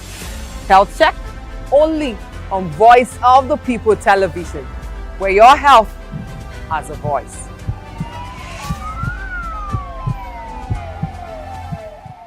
Behind every broken desk lies a broken promise. Education shapes the nations, but who is asking the right questions?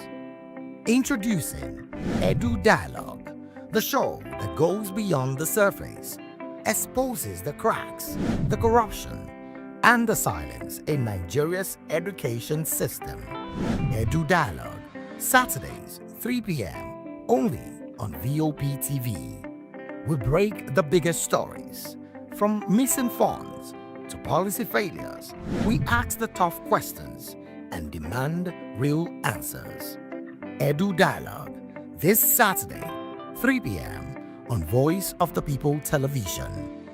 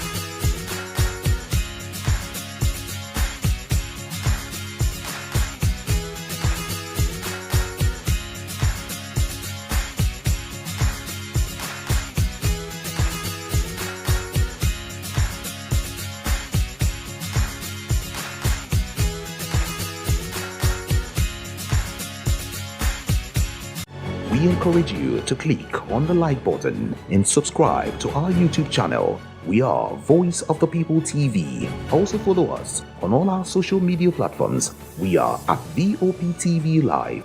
Visit our website www.vop.ng for fresh and trending news. Also watch us live on SLTV channel 264.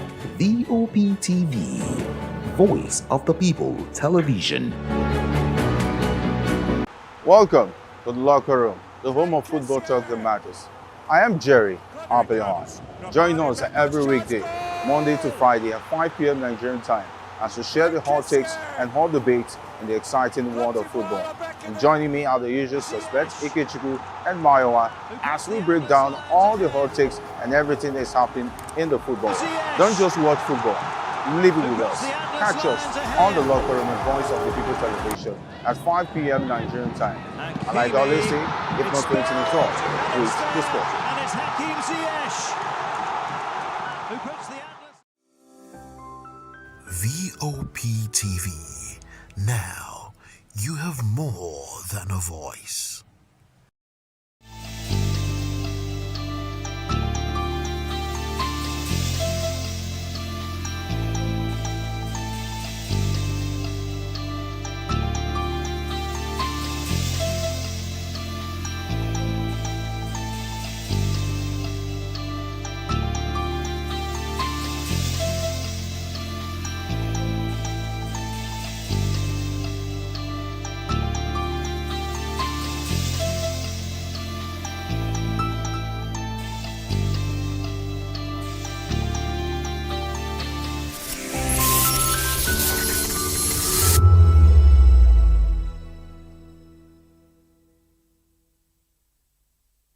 From the views on the street, We go to bed empty hunger.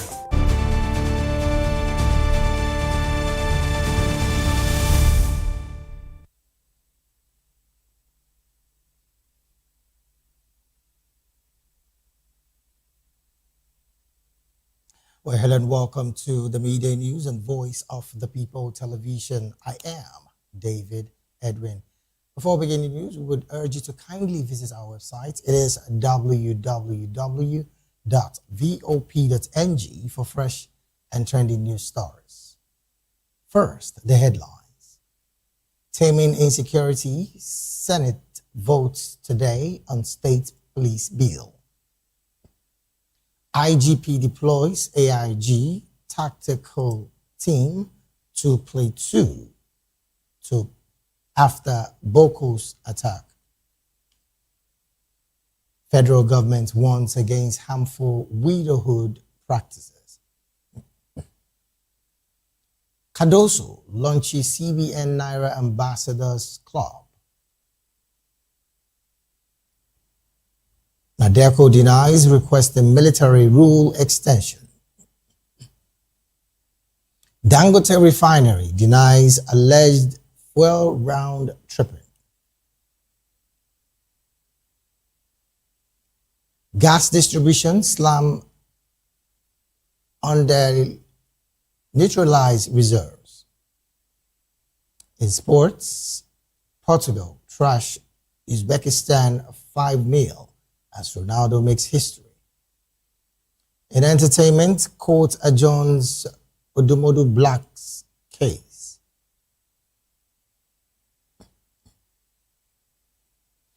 And now the news in full. President of the Senate, Osula, has rallied colleagues to ensure full attendance today as the National Assembly prepares for a constitutional vote on the proposed amendment to establish state police services across the Federation. Akpabio's move followed President Bola Tinubu's formal transmission of the constitutional alteration bill seeking the creation of state police services.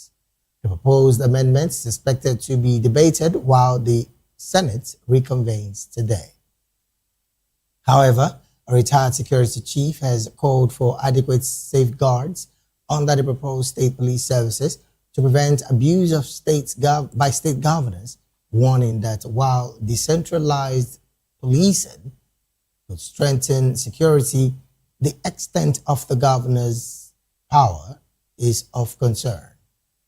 His position comes amid renewed calls by state governors for greater constitutional authority over security operations within their states and guaranteed funding arrangements for the proposed state police services. According to retired Brigadier General Peter Arrow, mechanisms must be established to prevent politically motivated persecution. However, he said state police should be viewed as a deliberate security reform rather than a political project, and governors must be given sufficient powers to address local security challenges while operating within clearly defined limits. Still on insecurity, the Inspector General of Police, Olatunji Disu, has deployed the Assistant Inspector General of Police in charge of Zone 4 headquarters, Makurdi Dankobo Morris, to Plateau State, following the recent attack on Kawel community in Mushere district of Bokos Council area. He also approved the deployment of additional police personnel and operational assets, including police mobile force operatives and tactical teams, as part of efforts to strengthen security in the affected communities, assess the situation on the ground, restore peace, and prevent further attacks in the area. Meanwhile, AIG Morris, accompanied by members of the Plateau State Police Command, met with local government officials, traditional rulers, and other stakeholders during a visit to Bokos on Tuesday. Commending the IGP's swift intervention, the chairman of Bokos Council, Amalau, described the attack as a tragic, unprovoked act of violence in that locality. He disclosed that victims had been buried and further appealed for sustained deployment of security personnel and operational assets to forestall further attacks.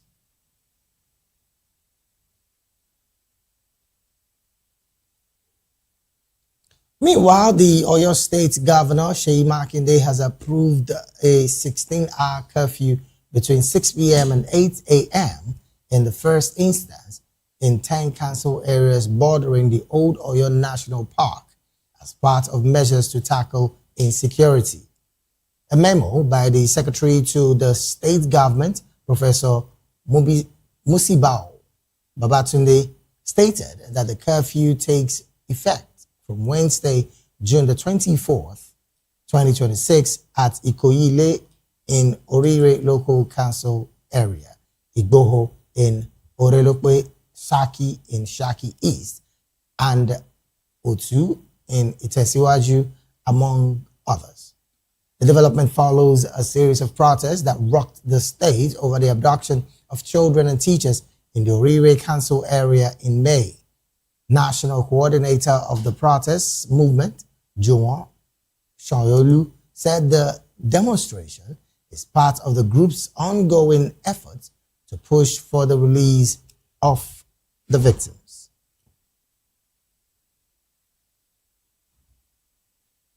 Meanwhile, the federal government has warned that harmful traditional practices, including denial of inheritance rights, economic exclusion, and inadequate social protection, have continued to undermine the dignity and well-being of thousands of women across the country.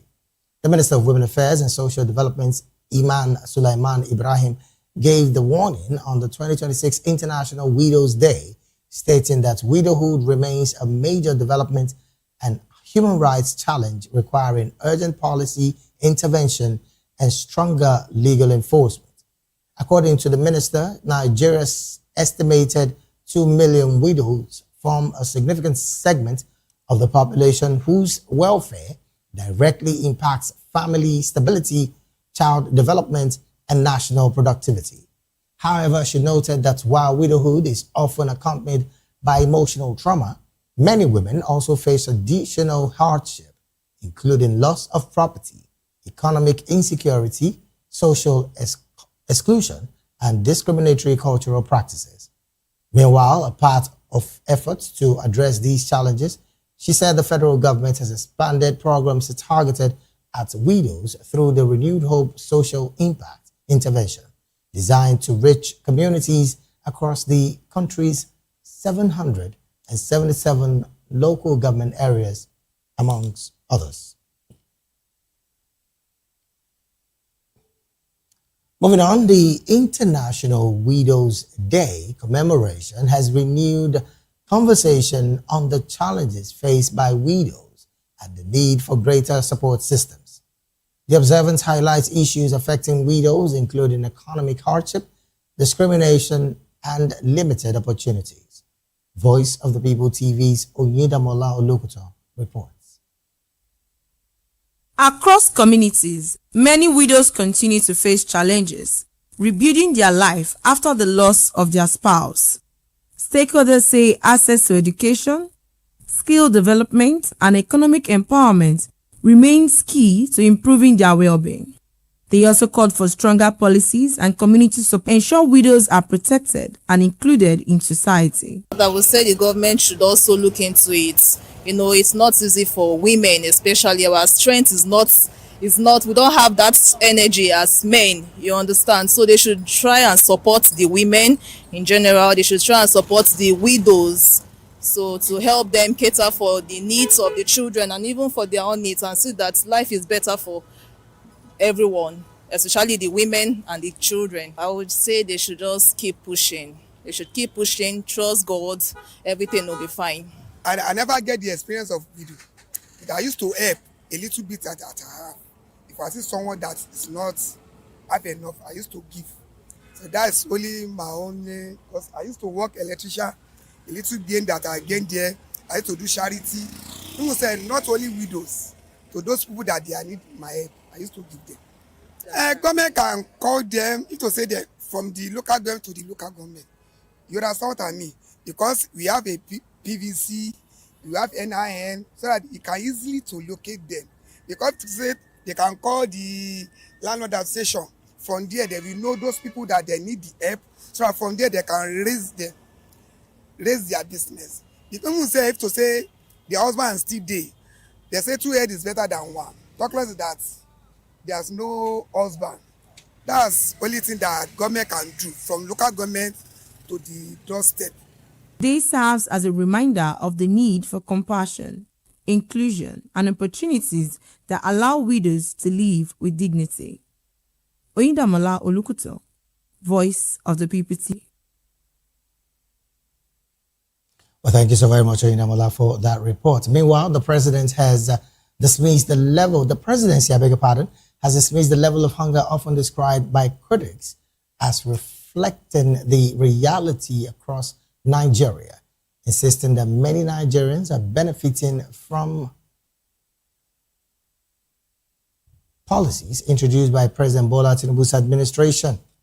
Speaking during a local interview, presidential spokesman Bayo Ononuga cited infrastructural projects, student loans, and credit facilities for workers as examples of the several government initiatives that have delivered tangible benefits to citizens.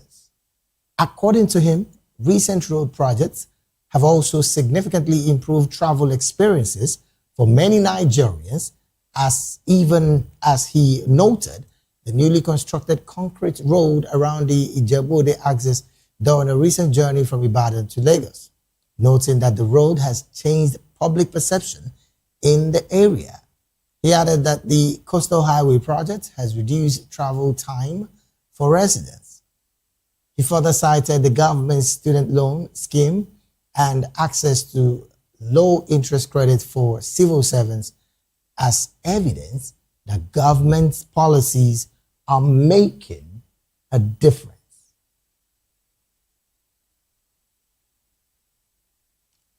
In another development, the governor of the Central Bank of Nigeria, CBN, Olayemi Cardoso, has launched the CBN Naira Ambassadors Club, a campaign aimed at promoting respect for and proper handling of the Naira by Nigerians. Inaugurating the club, which comprises secondary school students in the Federal Capital Territory, Cardoso described the Naira as much more than paper and polymer, but the country's legal tender. According to him, it facilitates trade, supports economic activities, enables savings and investment, and serves as a visible expression of our national identity and sovereignty. He added that every banknote tells a story, but the nation as it carries the portraits of distinguished Nigerians, national symbols, and security features carefully designed to preserve public confidence in our monetary system. Consequently, he said every Nigerian has a responsibility to create the Naira and to treat the Naira with respect, even as the CBN continually invests significant resources in producing clean, durable, and secure bank notes to meet the needs of the economy.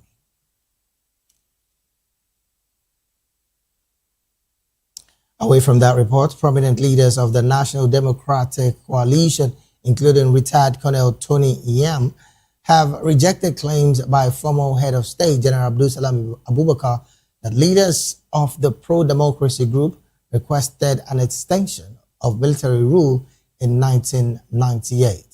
They also challenged Abdulsalam's assertion that the late winner of the June 12, 1993 presidential election, Moshood Abiola, was not poisoned, insisting that his account of the events surrounding Abiola's death was unconvincing.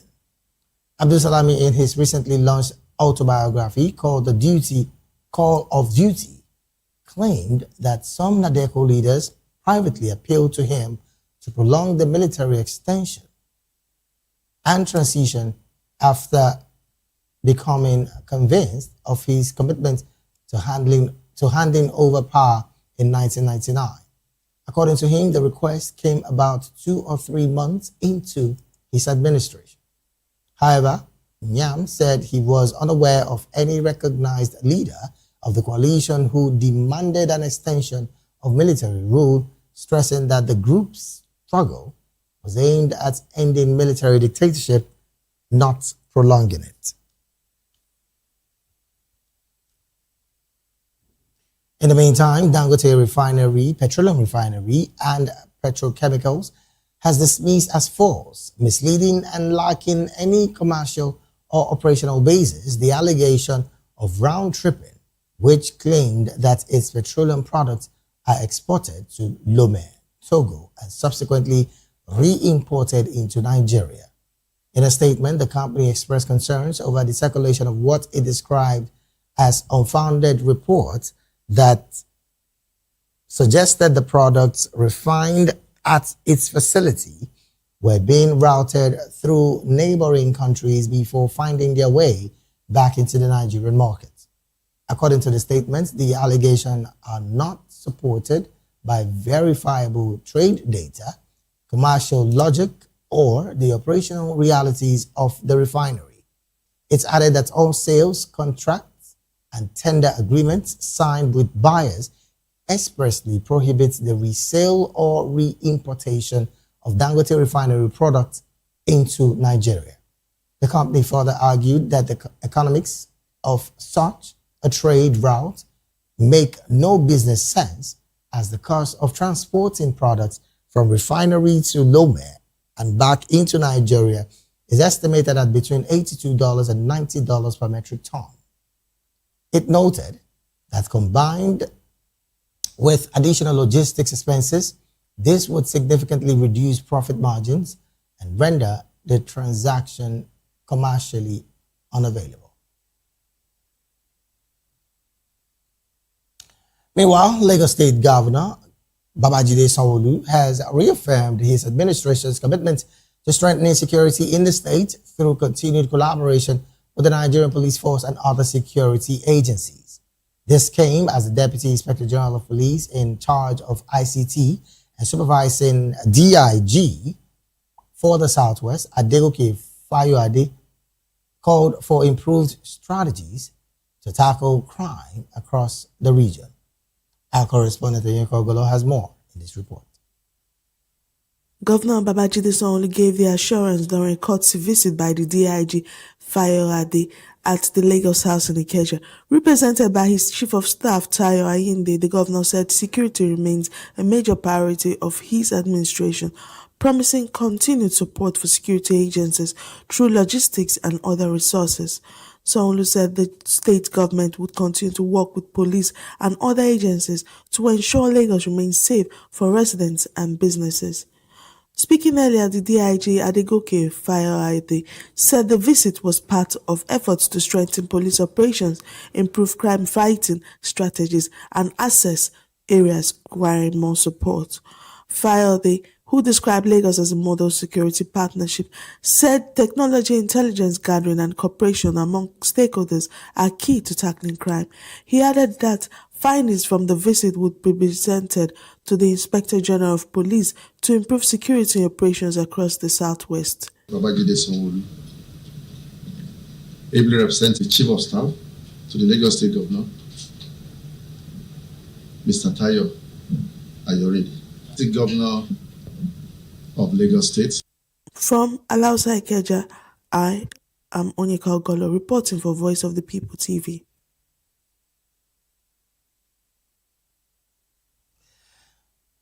Thank you so very much, Onyeka, for that report. Let's from there move on to the analysis segment of the news. And joining us now to make sense of these stories and more, in the studio with us is Mr. Darlington Agumo, who is a lawyer and also a public and political affairs analyst and commentator.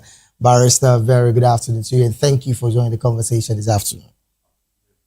I'm fine, very well, thank you. All right, let's get to it almost immediately. Well, I want to start off with this refuting claim by the Dangote refinery that its product would go through a round trip into Togo and, of course, return back to Nigeria before it's being sold. Now, the company has clearly come to say this is not true, and this, of course, is not even any beneficial for any one of us, because to do that, it will cost you at least $80 to $90 for a metric ton of the product. I mean, looking at that accusation, now this claim actually came from the Depot and Petroleum Products Marketers Association of Nigeria, DAPMAN, alleging that the Dangote refinery sells its bulk petrol to at international prices are significantly cheaper than what they are supposed to get, even from the international market. What's your take with these accusations and the refutal by the Dangote refinery? Whoever alleges must prove. You know, it's been a while since every Dick and Harry have been trying to run Dangote and his refinery down. Since that man opened that refinery, it is one controversy after the other. And all of them, in an effort to run him down, in an effort to discredit him.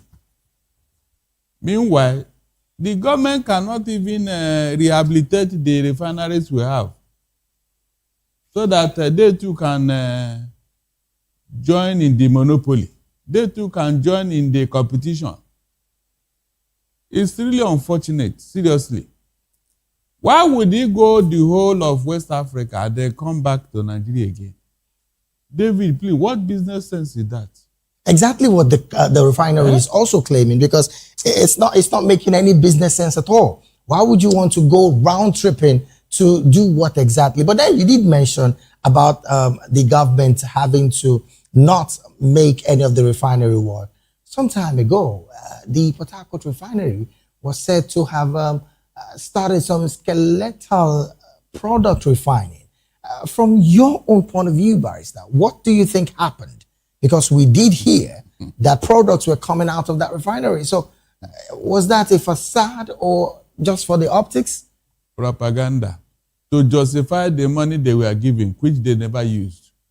They even drafted Obasanjo to come and inspect the place. Oh my God. They thought Obasanjo to come and inspect that smoke is coming out from the chimney. And so for that reason, they are doing work, they are manufacturing. Meanwhile, insiders, workers inside the refinery told some journalists that nothing is working. No, they are not doing anything. Yet these dubious people, they wanted to draft Obasanjo to come and validate their lies, their propaganda. Well, the former vice president clearly said that there was not, the former president, I beg your pardon, clearly said there was nothing happening in that refinery. But, I mean, you would also expect that the government was going to defend what they said was practically skeletal production. But after that time, Barrister, do you have any idea of what happened afterwards with that refinery and products from that refinery? You cannot put something on nothing and expect it to stand. That refinery can never be rehabilitated. Forget it. Even with the amount of billions of taxpayers' money? It's a conduit pipe for siphoning money. It will never work. David, technology has overtaken that refinery. Technology has overtaken it. So whatever anybody wants to do there now is a waste of money. In fact, if you want to go the whole hog to rehabilitate that refinery, the money will be more than the money you will use to build a brand new refinery. What does that tell you? With this reality, Barrister, why do governments consistently give some level of allocation for revamping that same refinery? It is a way of siphoning money, David. It is a way of siphoning money. That is a job for the boys. That is job for the boys. Every minister of DG, Group DG of an NPC will always tell you that I'm going to revamp the refineries. It must work under my word. It must work. With that, he will collect his own money. 1-2 years down the line, nothing is working. At best, they will go and import fuel.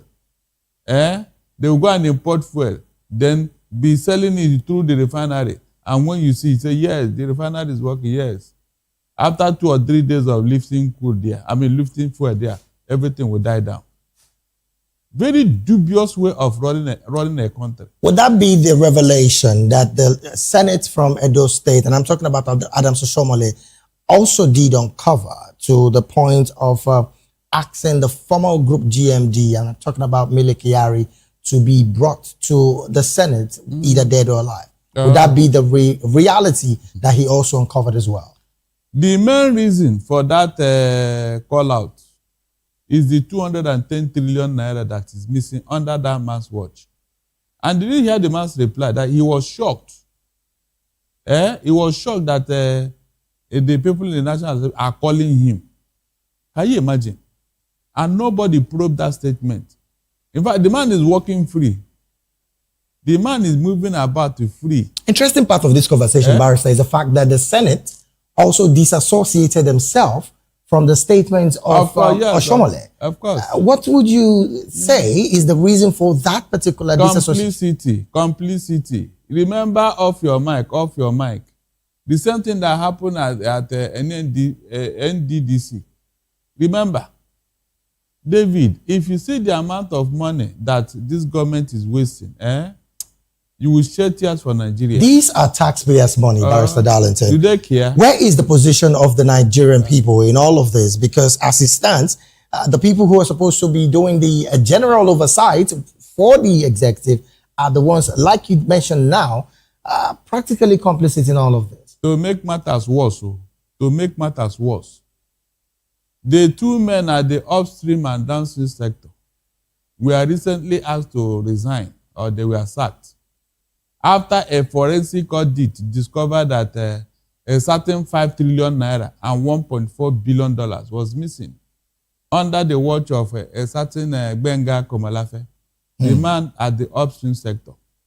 Do you know what happened? Nobody even called him to come and account to explain that money. They said he should go with the money. David, they told that man to go away with the money. No discussion, no reprimand, no probe. Look at what 5 trillion naira can do to this economy. That is a budget of at least 4 states, if I'm not mistaken. That is a budget of 4 states in this country, because the last time I checked, I don't know any state that has a budget of 1 trillion naira plus. Maybe Lagos or 1 or 2 states. So the other states are under billion, maybe 500, 600 billion. And then a man was asked to go away with 5 trillion naira. A forensic audit was done. That money is not speculation. It's not a guesswork. Oh. It was specific how much that was missing under his watch. $1.4 billion. David, Tinubu want to go and borrow $568 million to build the Badagry-Sokoto highway. But one individual, he asked one individual to go away with that kind of money. $1.4 billion. Meanwhile, you are looking for $568 million. If Tinubu asked that man, okay, we know that, yes, please, can you give us half of that money? As a result of plea bargain? Yeah, just give us. We don't want any problem. Give us that money, at least 600 million. Let us do this Badagry, whatever, instead of going to borrow it. The man will still go home with at least $900 million plus the 5 trillion naira. David, have you seen why I've been telling you people here that most Nigeria don't know what is going on under Tinubu's watch? On what account? What is the basis for asking Gbenga Akomole to go away with that money? And you are telling us you don't have money. Can somebody explain that to me? I want to know. That kind of money. Just ask him to resign. You are fighting corruption, Abi, by sacking people who took our money. You have sacked them, and so that's the end of it. Well, Barrister, one person that we want to answer that question is the presidential spokesperson on information and media. I'm talking about Mr. Bayo Onanuga, who clearly has said that the level of hunger often described by critics as reflecting the reality across Nigeria is false narrative, and that Nigerians are benefiting from policies introduced by the President Bola Tinubu's administration. Now, looking at that statement, Barrister, I'd also like to bring to the fold here the IMF projection for 2025. The poverty rate in Nigeria is projected as to be 63% in 2025 and to escalate to 75% in 2026 should things not be mitigated. Now, this is a projection by the International Monetary Fund, a place where Nigeria consistently go to ask for loans. Help Nigerians juxtapose that reality of IMF and, of course, the statement by Bayo Onanuga saying Nigerians are enjoying the benefits. Let me start with Bayo Onanuga. David, this is not the first time we have seen people like that. How do you mean? Yes. In fact, the only annoying thing about Bayo Onanuga, he is not even intelligent about it. Seriously. He should go and read the book by Joseph Goebbels, the man who created Adolf Hitler. His own propaganda, his own mischief was so difficult for you to doubt. Joseph Goebbels said that if you want to lie, you lie in such a way that it will be difficult for people not to believe you. But in the case of Bayo Onanuga, he's talking like a kindergarten. Did he tell us the basis for making such a noise? When poverty rate has increased under his principal's watch. No, did he tell you? This is why I just feel sorry for him, because he will go down in history like the rest of them.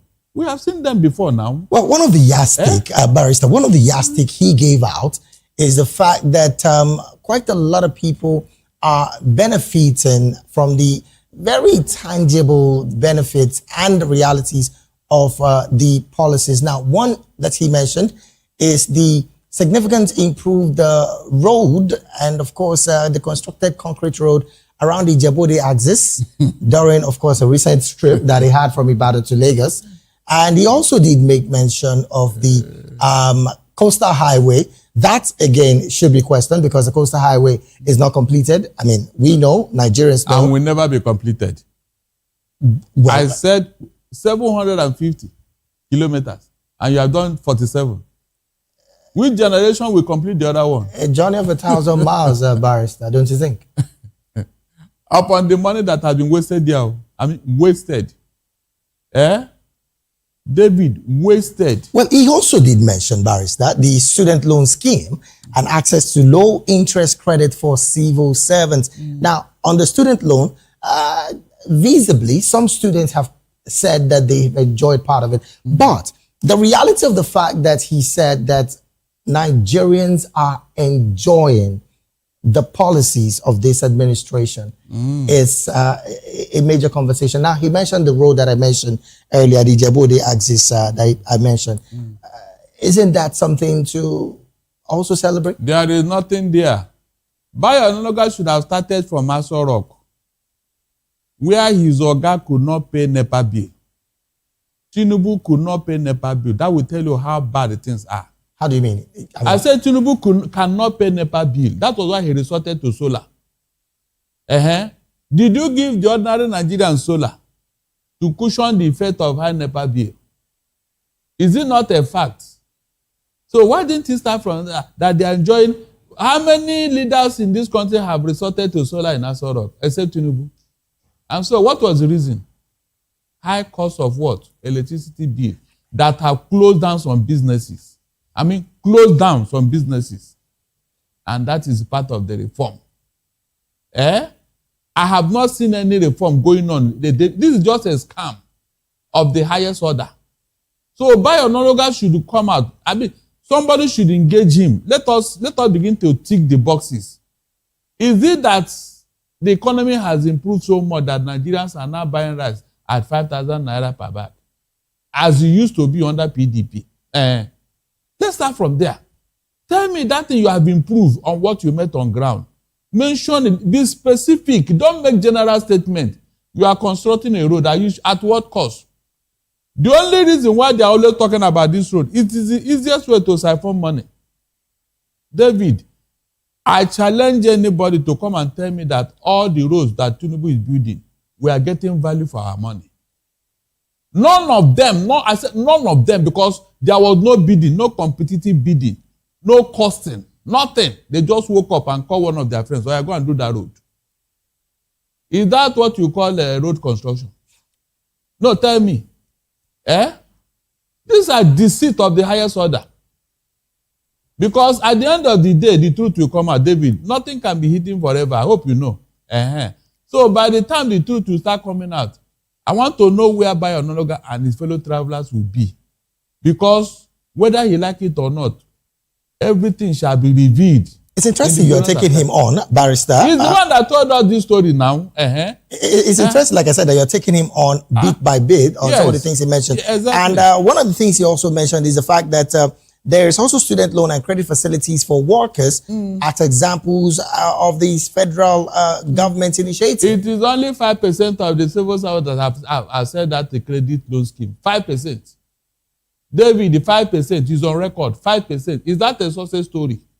The student loan scheme, they gave them loan with the right hand, and then the schools collected it with the left hand. Is that, didn't you hear that student intake have been reduced in all the tertiary institutions? Didn't you hear? Because they could not afford the high cost.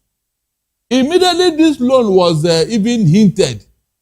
All the federal universities increased their school fees. Some of the loans cannot pay school fees of some students, depending on the course you are studying, David. Why are they not telling you this? Break it down, let us know. Those in the sciences and the arts and in the maybe social sciences, break it down, let us know whether the school fees they were given can pay the school fees that they were giving. It is not possible. In fact, that loan scheme was even shrouded in some fraud or one fraud or the other. Remember, there was a probe when it was discovered that some people are, some schools, some universities are making out with the money, as usual. Some universities were making out with the money.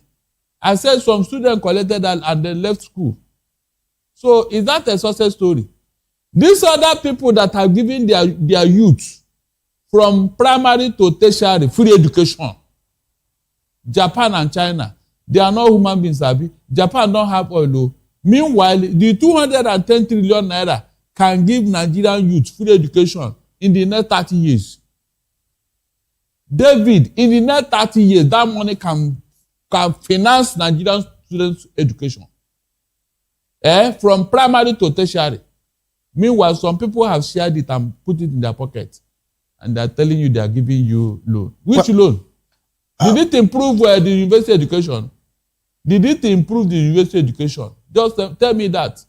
Interesting. Well, again, like I said earlier, I like the fact that you're taking on Bayo Onanuga in this conversation. He also did mention, Barrister, that significantly, Nigerians are having improved travel experiences for the ones that are traveling.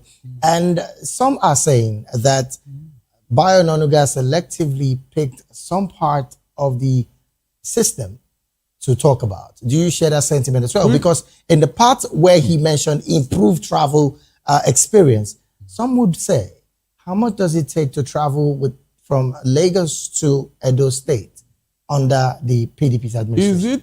Is it local or international travel? I'm talking about the road travels. Road travel. We can't even talk about the air travel. David, tell Bayo Onanuga to travel from Abuja to Lagos this night. Tell him, I said, let him travel from Abuja, where his office is. Let him travel to Lagos, where his home is. And let us hear his experience. Don't use others to compare. Use yourself. Use yourself that you travel from Abuja to Lagos, or that your boss will travel from Abuja to Lagos, and nothing happened though. You know it can never happen. You know it will never. If they give you a Bayo Onanuga $1 million to travel from Abuja, he will not take it. He will not come. Barrister, what do you think would happen in that space? I said, you know the insecurity problem in Nigeria. He knows. So why is he telling us that people with travel experience? David, quick travel experience. That terrorists are mounting roadblock all over the place. And you are telling me, travel what? This is pure lie. He's not being sincere here. I challenge him. Let Bayo Onanuga travel from Abuja to Lagos. Or his boss. Without security. Because the ordinary people that travel, they don't have any policeman guarding them. Let him try it. So at least to give us that boldness, to give us that good example that we can follow. Let him travel on his own. Don't tell others that they who have traveled with travel experience. Travel with experience. You just talk. If people were able or they managed to escape, okay, if 3 or 4 buses loaded from Abuja to anywhere down here, then 1 or 2 escaped. The other 2 that did not escape, Unko. Well, unfortunately, yesterday, I saw in one of the news outlets that a bus traveling from Kogi Access was accosted by kidnappers, and 2 were killed and some others abducted. And with that, other people that wanted to travel, they will not travel again. They will sit back. Is that a travel experience? Do you know how many people their business have collapsed because they can't travel to go and source for their goods? David, do you know how many? Especially those people who go to the north to go and buy farm produce. They can't go again. They can't. Barrister, let's wrap up this conversation. And I want you to answer these questions in maybe one sentence.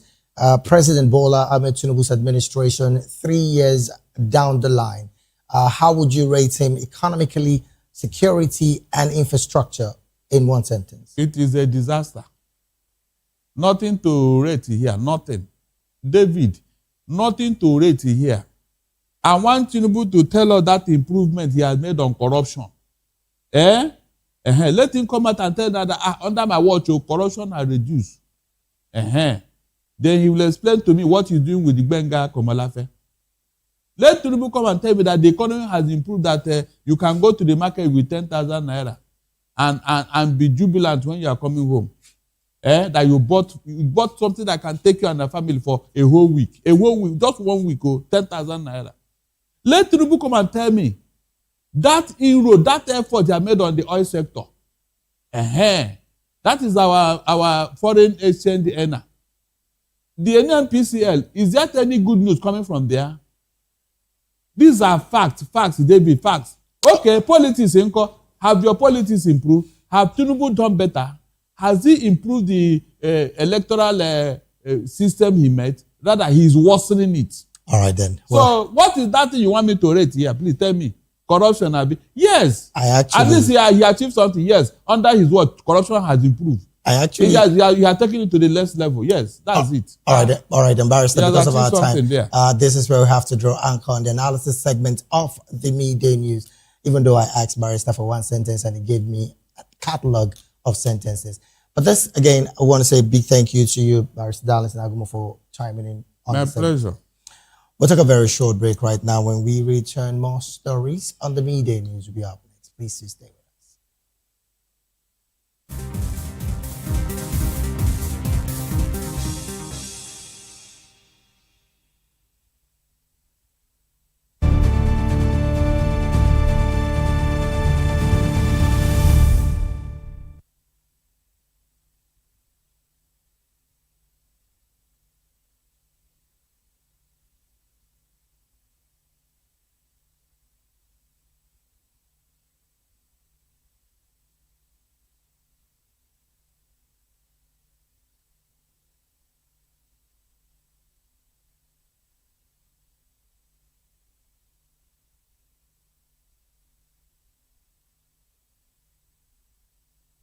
Glad to have you back. It is still the media news right here on Voice of the People television. Now to other stories.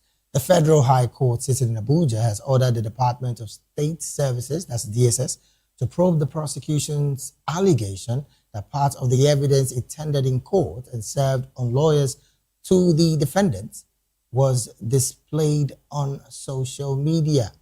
Given the order, Justice Joyce Abdul Malik also ordered the DSS to investigate any evidence on social media that contravenes the court's earlier order for witnesses' protection and bring perpetrators to book. She said that the investigation should be conducted while the trial is ongoing, since all the defendants, through their lawyers, have denied involvement.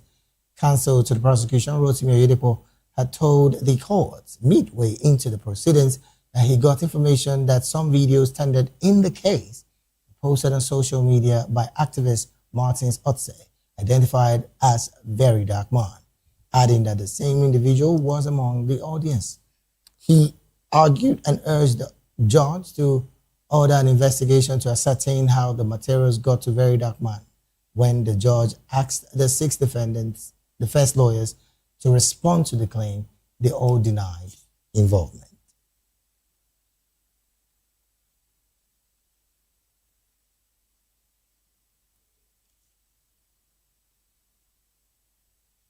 Moving on, as communities brace for the threat of seasonal flooding and other climate-related disasters, stakeholders from across the South-South region converged in Benin City, Edo State, for the National Preparedness and Response Campaign, that's the NPRC 2026, organized by the National Emergency Management Agency.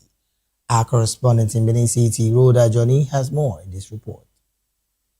National Emergency Management Agency has held the South-South National Preparedness and Response Campaign 2026 in Benin City, Edo State, bringing together stakeholders to strengthen disaster risk governance and improve emergency preparedness across the region. The engagement, organized by NEMA in collaboration with the Edo State Emergency Management Agency and other stakeholders, forms part of ongoing efforts to enhance preparedness against climate-related risks and other hazards. In his remarks, the Executive Secretary of EDOSIMA reaffirmed the agency's commitment to implementing action plans aimed at mitigating the impact of floods. If you've checked most of the constructions currently going on, you can see drainages being done on both sides of the road. That is one part we have also put on ground to ensure this flood issues in Edo State is being curtailed and prevented. Another area we've also worked as a government is reintroducing the monthly environmental sanitation that is being done every last Saturday of every month. And by God's grace, we've seen a compliance, and as a result, we've seen a drastic reduction in our block drainages across the state. And as a state agency, what we on our part have done, last year we did disaster mapping, those areas that are prone to disasters. We visited the 18 local government areas and we were able to cover 15 of those high-risk local government areas, and we did our mapping, and that is also guiding us to know how to respond to those emergencies, the peculiar emergencies that is peculiar with those areas. While the representative of the Director General of NEMA also delivered a keynote address on the importance of collaboration among government agencies, communities, and other stakeholders in disaster management. The essence of this program is to activate, it's more like an early warning in response to the prediction by NIMET and NICE that we're going to experience flooding this year across the 36 states. Some are going to have it moderate, some are going to have it high, at a high risk. So what NEMA is doing is an action plan that we have, and in this action plan is known as the National Preparedness and Response Campaign for flooding and other related hazards that are associated with the flood itself. Discussions at the program focus on implications of the seasonal climate prediction and the need for early preparedness and downscaling of information ahead of forecasted flooding in vulnerable communities. Participants who spoke with VOP TV expressed optimism that the resolutions reached at the engagement would strengthen disaster preparedness and contribute to the protection of lives and property. We are happy that the program came up, but we want to see that resolutions at this meeting be implemented, be brought to bear for the progress, betterment, and the safety of Edo people. We cannot continue to just gather and talk without adding actions to it. So it's the action that's basically my issue. So I have suggested basically now that there should be a state management team. It must be set up immediately. That team will meet regularly. They can meet almost every week, until they're able to achieve some progress. They can maybe begin to meet monthly. Brother Johnny, BOP TV News. Well, thank you so very much, Rhoda, for that report. Moving on to some business stories. Gas distributors have called for an urgent coordinated action to expand gas access across Nigeria, warning that the country's vast reserve risk remaining underutilized in the absence of decisive investment in infrastructure and distribution. Speaking under the umbrella of Association of Local Distributors of Gas during the second edition of ALDG Business Forum in Abuja, the distributors lamented that in spite of the scale of reserves, they have been persistent constraints, including weak distribution, infrastructure, limited domestic utilization, and widening energy access gaps. The participants, including policymakers, regulators, investors, and industry operators, among others, noted that converting Nigeria's estimated 215 trillion cubic feet of proven gas reserves into tangible domestic energy access has remained a major challenge in the nation's gas efficiency. According to them, bridging the divide between abundance and accessibility would require sustained investment, enabling policy and deeper coordination across the value chain. The forum also stressed the need for long-term policy stability and regulatory certainty to unlock private capital inflows and focus on accelerating investment in pipeline networks, storage facilities, and downstream distribution systems.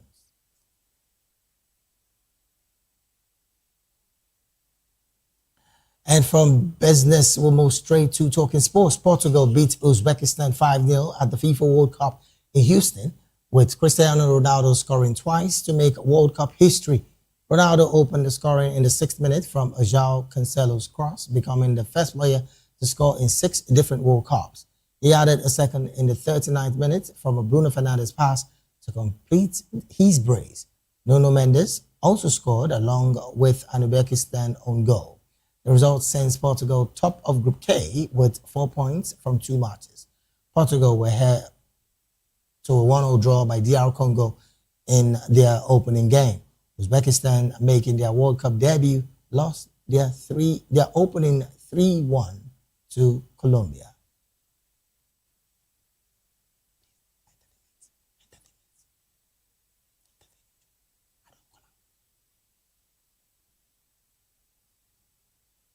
And to wrap up the midday news, we'll go straight talking entertainment. An Abuja High Court has adjourned the trial of rapper Tochukwu Ojukwu, popularly known as Odumodu Black, in an assault and battery case until October 13th and 14th for hearing.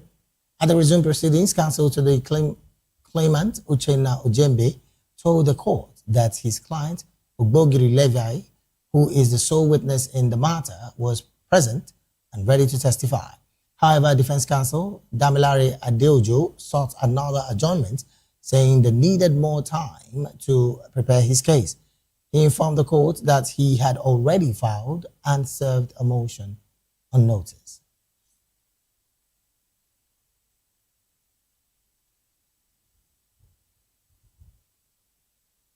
And with that entertainment story, we've come to the end of the midday news right here on Voice of the People Television. Do also subscribe to our YouTube channel. On YouTube, we're at Voice of the People TV, and on all other social media platforms, we are at VOPTV Live. Thank you so very much for being a part of this broadcast. I am David Edwin. To have a good afternoon.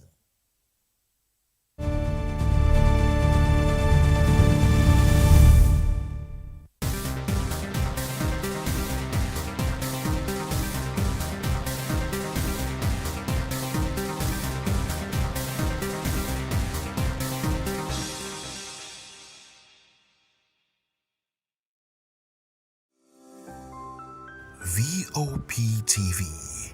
Now, you have more than a voice. In a world where power shifts with every headline, In a nation full of questions, in a world filled with noise, the truth needs a voice. The policies that shapes our world and the economy that determines our future. Every hour, every day, the grapevine keeps buzzing. And together, we are committed to telling the stories that shape our world, because your voice is our focus. Don't forget, our voice matters the most. Let us come together and share our concerns.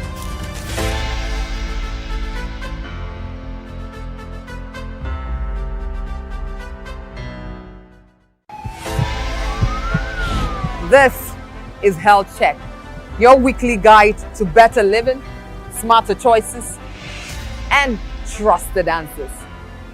From everyday wellness to urgent health issues, we've got you covered. Health Check, only on Voice of the People television, where your health has a voice.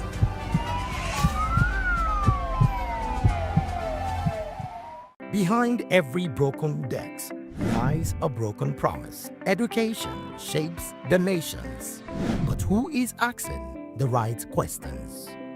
Introducing Edu Dialogue, the show that goes beyond the surface, exposes the cracks, the corruption, and the silence in Nigeria's education system. Edu Dialogue, Saturdays, 3 p.m., only on VOP TV. We break the biggest stories. From missing funds to policy failures, we ask the tough questions and demand real answers.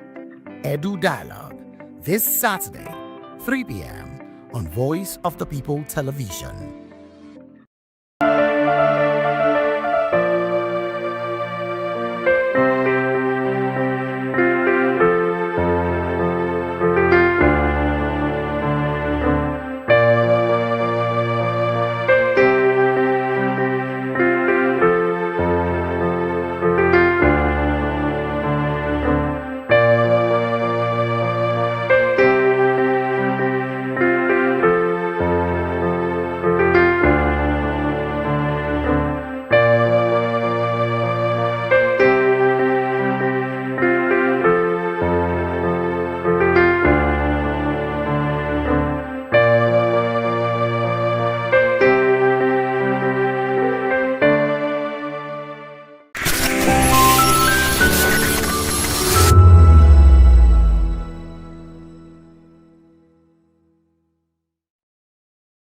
welcome to the locker room, the home of football talk that matters. I am Jerry Apelon. Join us every weekday, Monday to Friday at 5 p.m. Nigerian time, as we share the hot takes and hot debates in the exciting world of football. And joining me are the usual suspects, Ikechukwu and Mayowa, as we break down all the hot takes and everything that's happening in the football. Don't just watch football, live it with us. Catch us on the locker room and Voice of the People television at 5 p.m. Nigerian time. And like I always say, if not 20 minutes off, please discuss. And it's Hakim Ziyech who puts the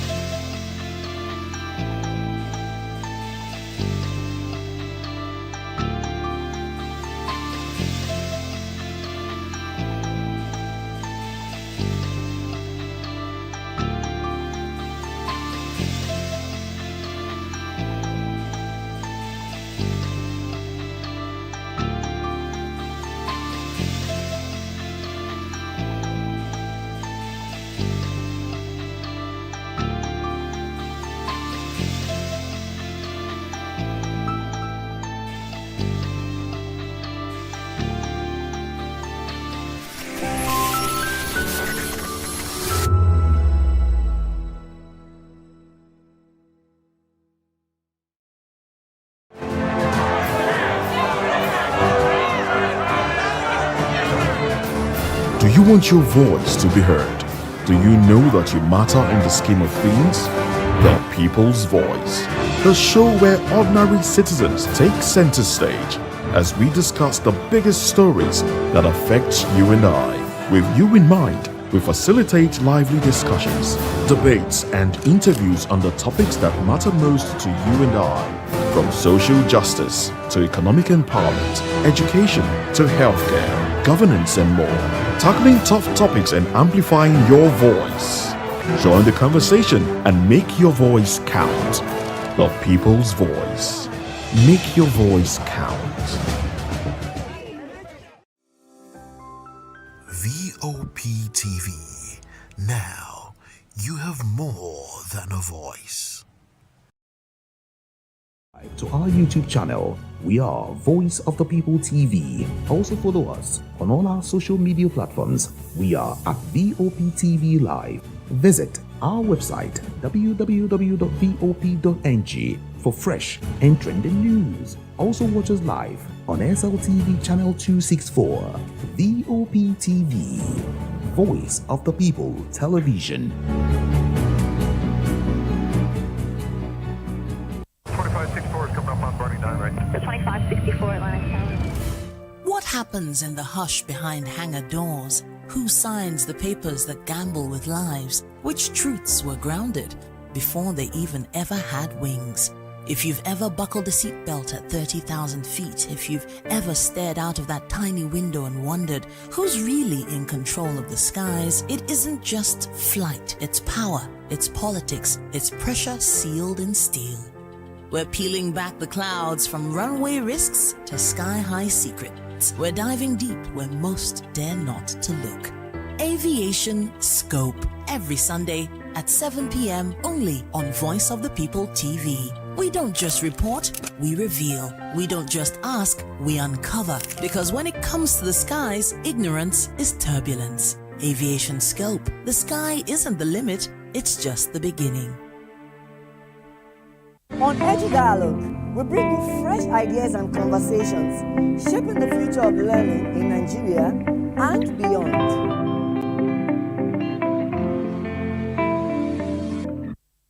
Hey guys, it's your girl Arika the Dimples, aka Risky Baby, and you are watching VOP TV. Do not go anywhere. Where are you going to? Stay here. Calm down. Stay here if you're not.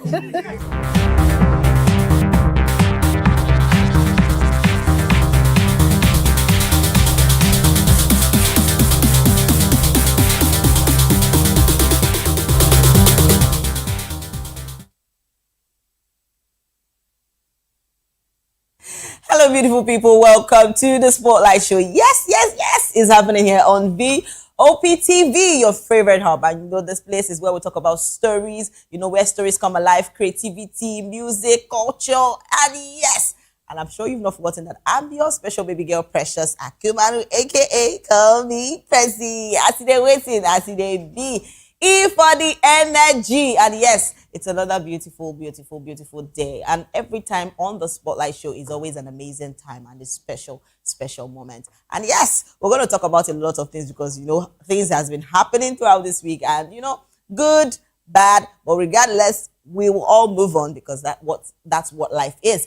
And yes, we're going to talk about a lot of things. And first on my list today is Nigerian filmmaker and music video director Femi Dabson has reportedly gifted his wife Simi Sanya a luxury BMW X5 as a birthday present. So the surprise gift was presented in celebration of Simi's first birthday as a married woman. God. So drawing admiration from fans and well-wishers on social media. And a lot of people are so happy for her. So yes, photos and videos shared online captured the emotional moment as Simi received the multi-millionaire vehicle. And the gesture has, you know, got many praising Femi Dabson for the thoughtful birthday surprise and public display of love for his wife. You see this love, everybody go love. Because tell me why I won't be happy. You know, when I started saying things like this, they'll say, Prezi, you don't they too talk too much. You don't they too do. You don't they too like vain things. But hello, I actually love good things when I see them. When I see love that is sweet, joy go the day up. Just imagine. Is this cup not sweet? Tell me love that you cannot express your love and the love you have for the person.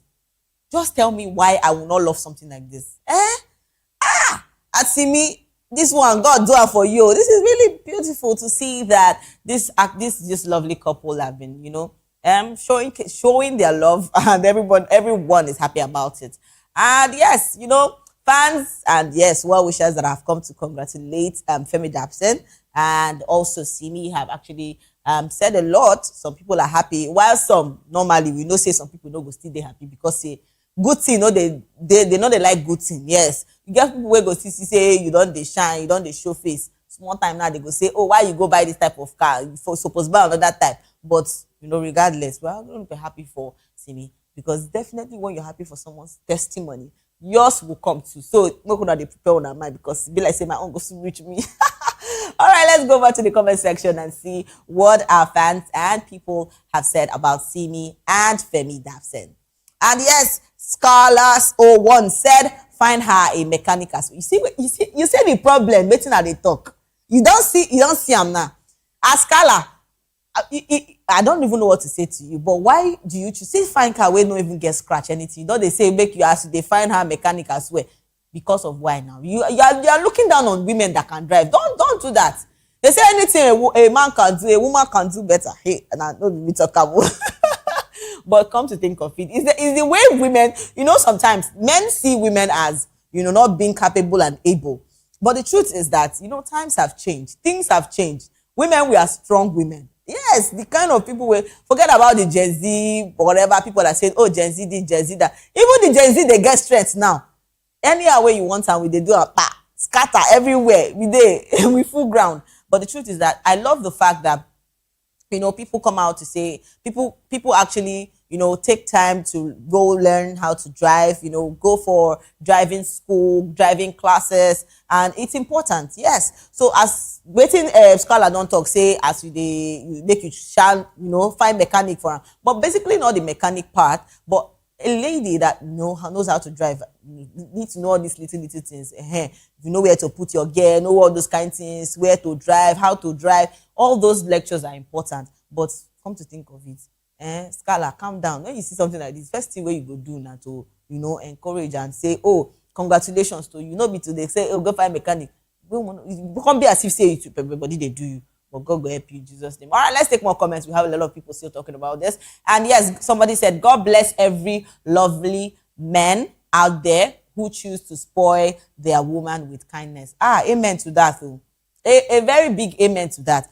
You see, when I talk about relationship all the time, it's not like precious. It's like love. Me, I love. But doing it to the right person is the main thing. Because you cannot love somebody that you don't even cherish, you don't even care, your feelings for the person don't even... For you to even say that you love somebody, it shows that you are intentional about that person.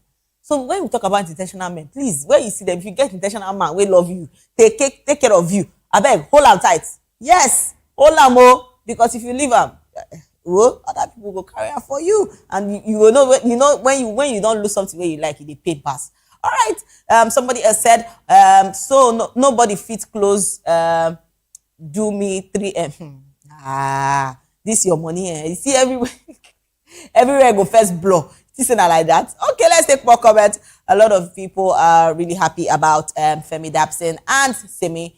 Yeah, let's take more comments and see what people are still saying concerning Femi and Simi. And yes, popcorn.com said, now wow, so nobody fit close eyes do me 5M. Okay, now so now they find the money. God, I beg go. All right, Luke's Bite said, now throwback be this cow. Why are you people feeling so sad that somebody actually... Hi, Jesus Christ of Nazareth. You people are feeling bad that somebody else got his wife a car gift. Now on the best. If he pay you, go just go do your own. We will not say, everywhere don't steal for you. If you reach your turn, we feel the shot say why you even buy this type of car.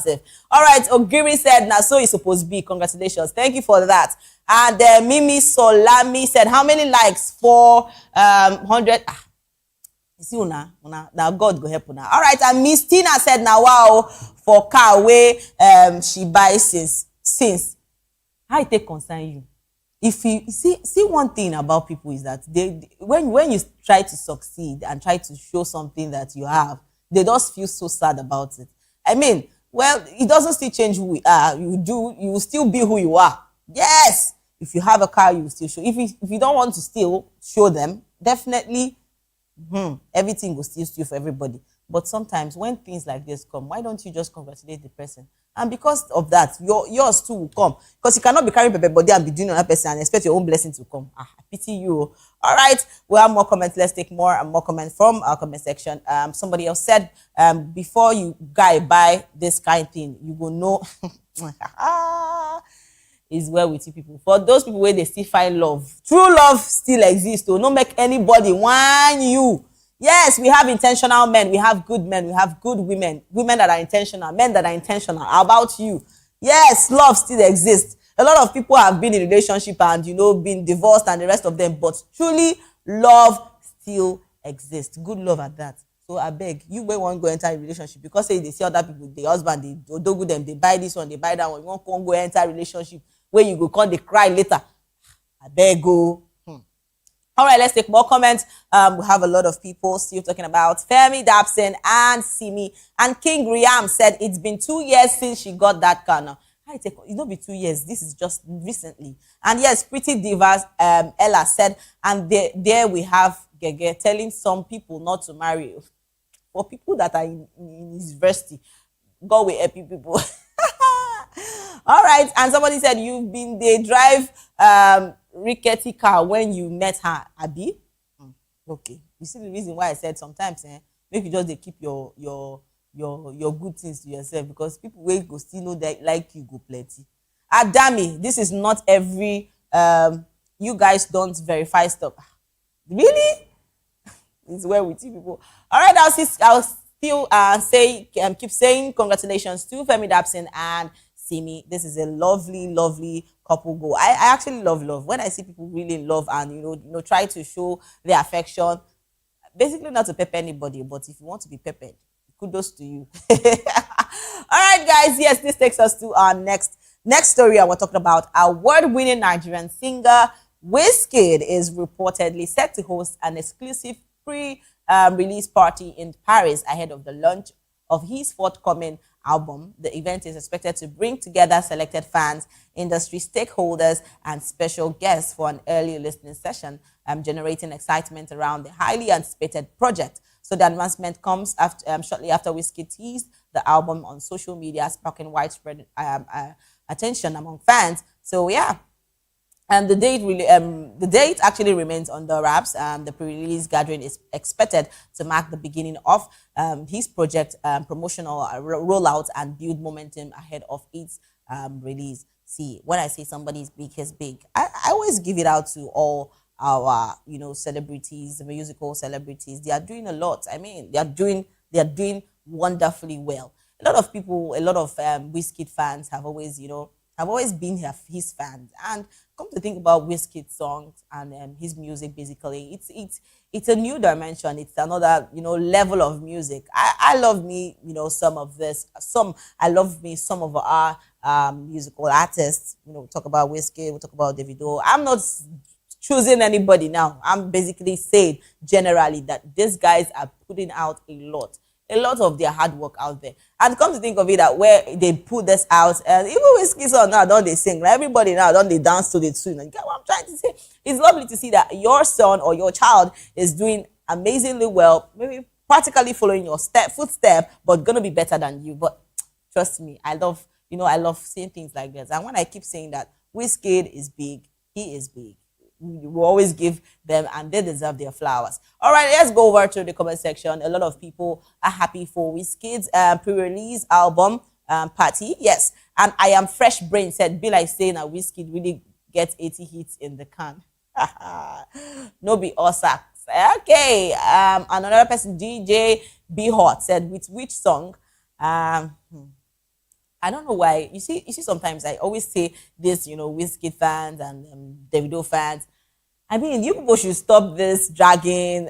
Yes, because basically, we're still Nigerians. We're brothers. Even when Ghana people say they're my Ghana brother. Yes, he's a Nigerian brother. Two of them, they'll still be the same music what they do. Basically, we know a lot of people will love your music as Wizkid. Some people will still love your music as Davido. I mean, so what's the buzz and the whole dragging and dragging all about? It doesn't make any sense actually. So just if you're gonna be a Wizkid fan and still love Davido, I mean, it's you.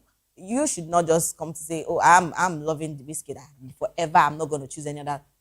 we all know the buzz and the whole chaos and everything about that. But trust me, there's no need to drag and insult people and use abusive words on people because you particularly love this person. I mean, you could love this person and still love the other person, and life goes on, music still goes. Yes, but one thing I'm always sure about and always excited about talking about music in Nigeria is that really the future is really bright. Yes. You see that time when they talk, say, hey, there's light at the tunnel. There's light. In fact, before the tunnel, there's light there. Because trust me, it's always, I always listen to Nigerian artists. It's mind blowing. It's mind blowing, seriously. But I think more of the upcoming should do more because lots of people are anticipating a major hit. But I will always still give them their flowers because trust me, they're doing amazingly well. Let's take more comments. And yes, somebody said album pre-release in Paris. Then when the album is finally out, you'll be hearing something like, hey, Musa, it's well for you people. So yes, it's a lot. I just feel like people really have much to give when it comes to songwriting. Yeah. When it comes to songwriting, a lot of people really, I put it out to people that have, given their all when it comes to writing a particular song. It's not easy. The way people come out and say, oh, I write script writing, both movies, both songs. It's never easy, because a lot of people just say, oh, you just come out to do your song and everybody, start dancing to that. And this basically goes out to, this basically goes out to all the musical artists that have been there for years, that are still, giving us hits upon hits, hits upon hits. You guys are the big thing. Seriously, you guys are the big thing. And I always give you guys your flowers because trust me, sitting down every day, trying to create songs all your life, it's never, ever easy. I'll keep giving you guys your flowers. You guys deserve it. Seriously. Because seeing everybody dance to this, seeing everybody move up their body to a particular song, it's never easy. Let's take more comments. We have a lot of people still excited about pre-release album of Wizkid. We have a lot of people, and some people are really, really happy about Wizkid's pre-release album. Let's take more comments. Trust me, I love music. A lot of people say, oh, I've seen people that have actually said, oh, I don't love listening to music and I don't love songs. I'm like, really? Are these people really humans? Because tell me why. Music is a healing stream on its own. Yes, people don't believe it, but it's the truth. You could listen to music and you're off depression. You're off things that you've thought about and it heals you. Yes. A lot of songs I've seen people saying that songs have really gotten them to a particular point. They understand life better. A lot of people have listened to songs that changed their perspective of who they are or who they become. So songs and music have done a lot of things to people. I recently talked about, I heard when Ivy was talking about, that's Peter's wife, was, saying the song you listen to, can bring a lot to your life. Yes, maybe the song you listen to, whether good, bad songs, so bad seeds. But I mean, at that point when she said that, I feel that what she's actually saying is not bad because trust me, there are songs that you could listen to that can really deter a lot of things in your life. You could just be listening to those songs and you feel that they're doing good. So it's a two-way thing. It's your choice for you to make. If you want to be listening to songs that you can always get gingered high and stuff like that. I mean, music is good. Yeah, for people that say they don't listen to music, it's your choice. But me, I'm going to keep listening to music. And music I'm talking about, Nigerian music. It's always making me, it's always the banger. A lot of people listen to them continuously. And yes, when we go outside and, travel abroad and you see some of the white guys, vibing to our songs, it gives me that joy because Nigerians, if we don't even get anything, say music, say now our thing. They give me joy to even listening to them. Seriously, yes. So let's take more comments. We still have people, still talking about Wizkid's pre-release album. And Olivia Archive said, "Why does Paris get everything?" So you're not thinking why it's in Paris. It's a lot. I feel it's a lot. I feel like it's his thing. Maybe that is where he wants to.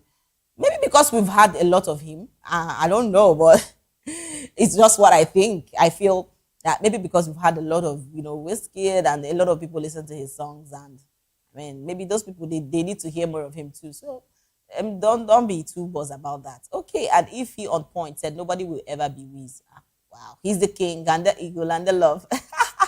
All right, and King FKP said Ijanla. All right, them no fit run Starboy race. Okay, for all the Starboy fans. And Joy Ivy Felix said number one drop Okay, all right. Everybody's already excited. Like people are really excited about this Wizkid's new pre-release song in Paris. And Mr. Kendala said a very rare ego. Yes, and the Sheehan said no one comes close to the eagle and the king. 100%. Roy he said Baba catalog. Okay. And Lawrence said best man for the. All right. And there we have Lotini. He said number one in everywhere. Okay. To all those that love the Wizkid and the Wizkid fans, kudos to you. And yes, let's take one more comment. And we have more comments. Let's take and see what people say before we go over to our next story. Yes, and Starboy Lil Bray said back to back non-stop. Actually, I said this before. I said these people are really giving their all into what they love. And when it comes to music, Wizkid is the big thing. And yeah, I'm not basically saying for only Wizkid. Also, Davido, they're giving so much to to make a particular hit song. And just Spice said man is just doing his thing. Actually, and Chien Oluwatosin said number one in the whole Africa. All right, and Shaz Melly said so fast. Okay. And yes, somebody else said Baba drop the album and please we need you to announce some to your to us. Abi type shit. Okay, it's the type shit for me. All right, I still a lot of fans are still anticipating and excited about Wizkid's pre-release album in Paris. So for those people that are in Paris, I think you guys should really turn up for that because me, I'm excited already. I can't wait. All right, let's go over to our next story, and we are talking about this particular one. I always say things about this. See, when it comes to relationship, please, if you really love somebody and you decide that this is the person you want to spend the rest of your life with, it's fine. But it's also good that you do some checks because a lot of people have been thrown into relationship that, that they can't, that manipulative relationship that they can't even speak up. This particular story is something I saw the video and I was already feeling bad. So yes, so this particular thing is about a disturbing video circulating on social media has sparked widespread condemnation after it allegedly showed a man brutally assaulting his wife before she was reportedly taken to a hospital for treatment. So the footage shared by Michi, Gabi, and other social media accounts have drew calls for justice from concerned Nigerians and advocacy groups. So the report indicates that law enforcement authorities have since taken action with the suspect reportedly arrested. And it's for this particular story following public outreach over this incident, the case has reignited conversations about domestic violence and need for stronger protection and support for victims of abuse. You see the reason why I still talk about just imagine. This is crazy. Why? Do you know sometimes I always say it's how you people, and she's a young girl for crying out, 18 years, wife. At that young age, I know the reason why people are so scared of saying, oh, you need to grow way more older before you get into marriage. But it's not about now. It makes me feel like it's about the age because tell me what not to believe because this is a young girl for that matter. She can't speak up. She's scared of the family and saying a lot of things. I mean, this is really bizarre. All right, let's hear what actually transpired in this video.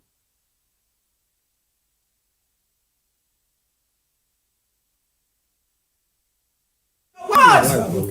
You are mad. I've heard you. Your wife Human beater. Then leave my wife. Look at your wife. Look at useless human being. Useless human being. You drag my wife with me. Yes. Your wife that you are about to kill. Leave her for Which wife that you are about to kill? Let us see your wife's face. But you call the people you want to call. Let us see your wife's face. Leave her alone. Leave her alone. Leave her. Who the hell are you? Leave her. Look at the person you are beating. Look at the man. You want to kill her. This girl is just 18 years. Just 18 years. This man is brainwashing her, beating her daily. Yes. Don't worry. Mad! You are mad! I've heard you. Then leave my Look wife. at your wife. Look at useless human being. Useless human being. Drag my wife with me. Yes. Your wife that you are about to kill. Which wife that you are about to kill? This is really sad. I always tell, I keep saying this all the time. I said, young ladies, please start speaking up, because it's like I've seen relationship that you will be in a relationship, and because you're pregnant and because you have a child for this particular person, you wouldn't want to speak up, you wouldn't want to say anything concerning violence. It's on another level, and I'm not even happy seeing this kind of videos. I always say this, please, when it comes to violence in your marriage, please move out. Move out for your own safety, because you cannot take care of your child when you are in an abusive relationship.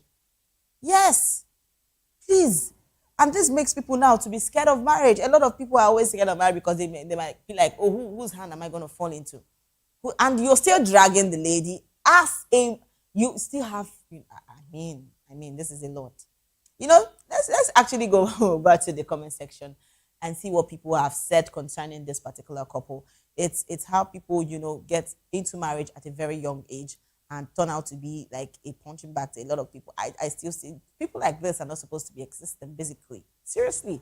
And the lab said she looks scared and lost, first of all, and more like she's under a spell or something. Secondly, why isn't he arrested? Why didn't they all gather and beat him to stupor and take this girl home? My God. Okay, it's not about beating him. Even if you beat him, I think that's way too much. Just hand him over to the authorities. I think that is the best way to, come over and tackle these issues. And Unruly Zaza said, Omo.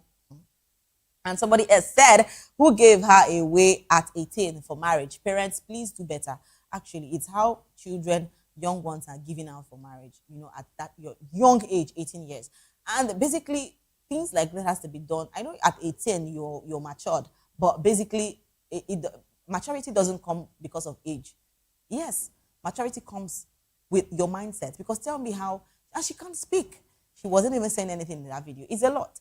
All right, and yes, somebody said we should do better as a community and call back people, regardless of gender or tribe. If we so much want development, it should start within. All right, it's a lot. It's a lot. I always keep saying this all the time. I said it's a big shame that things like this, come out. And men will now start coming out to say, oh, Prezi, you're trying to say this because of the men. I mean, this is a lot. This particular video shows a lot. I'm not basically saying this because of the men or anything. I'm generally speaking about it. Yes, both the men. There are men that have been in an abusive relationship too.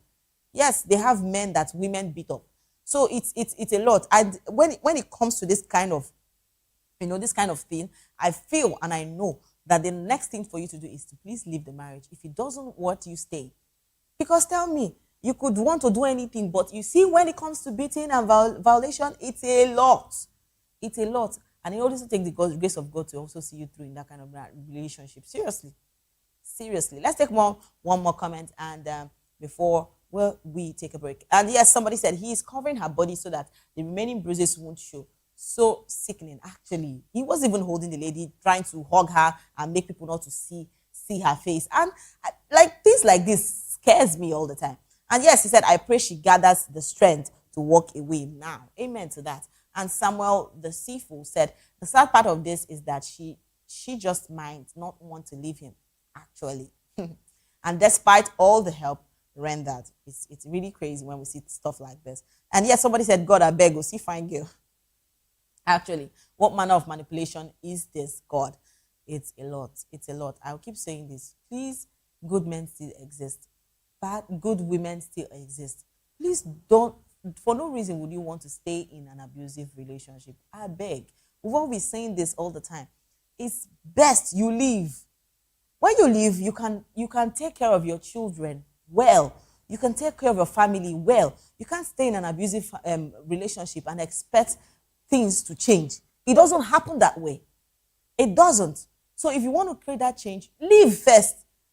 A lot of people are saying divorce, that, divorce. I know that I always speak about it. I always speak against divorce because especially people who don't marry early, marry, con divorce after 1 year. I'm like, did you people not see the red flags before those times? But seriously, things like this, and there has to definitely this kind of situation. There should have been, red flags that maybe she has been seeing for a long time that she, made a blind eye to.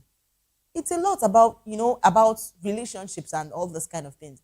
I just pray she gets better with the whole bruises and everything, and things like this should just stop, because it's a lot. When you're not comfortable in a particular relationship you are again, you move, you leave the marriage for peace to reign. All right, guys, we'll take a short break, and when we come back, we still have more comments, and yes, we still have more stories to talk about. So please stay with us.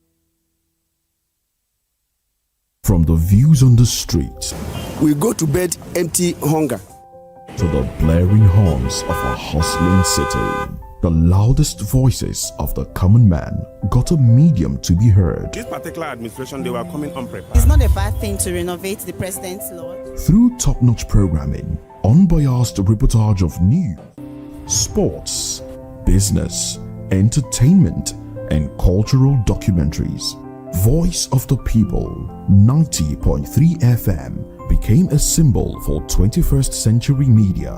And now, a new baby is born.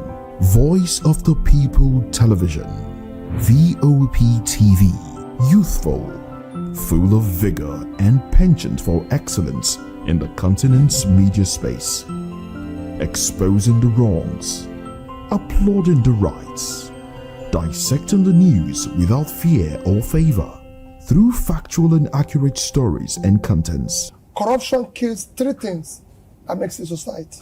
Representing the interests of the people and giving them a voice. Voice of the People TV is here to stay towards building a fair society.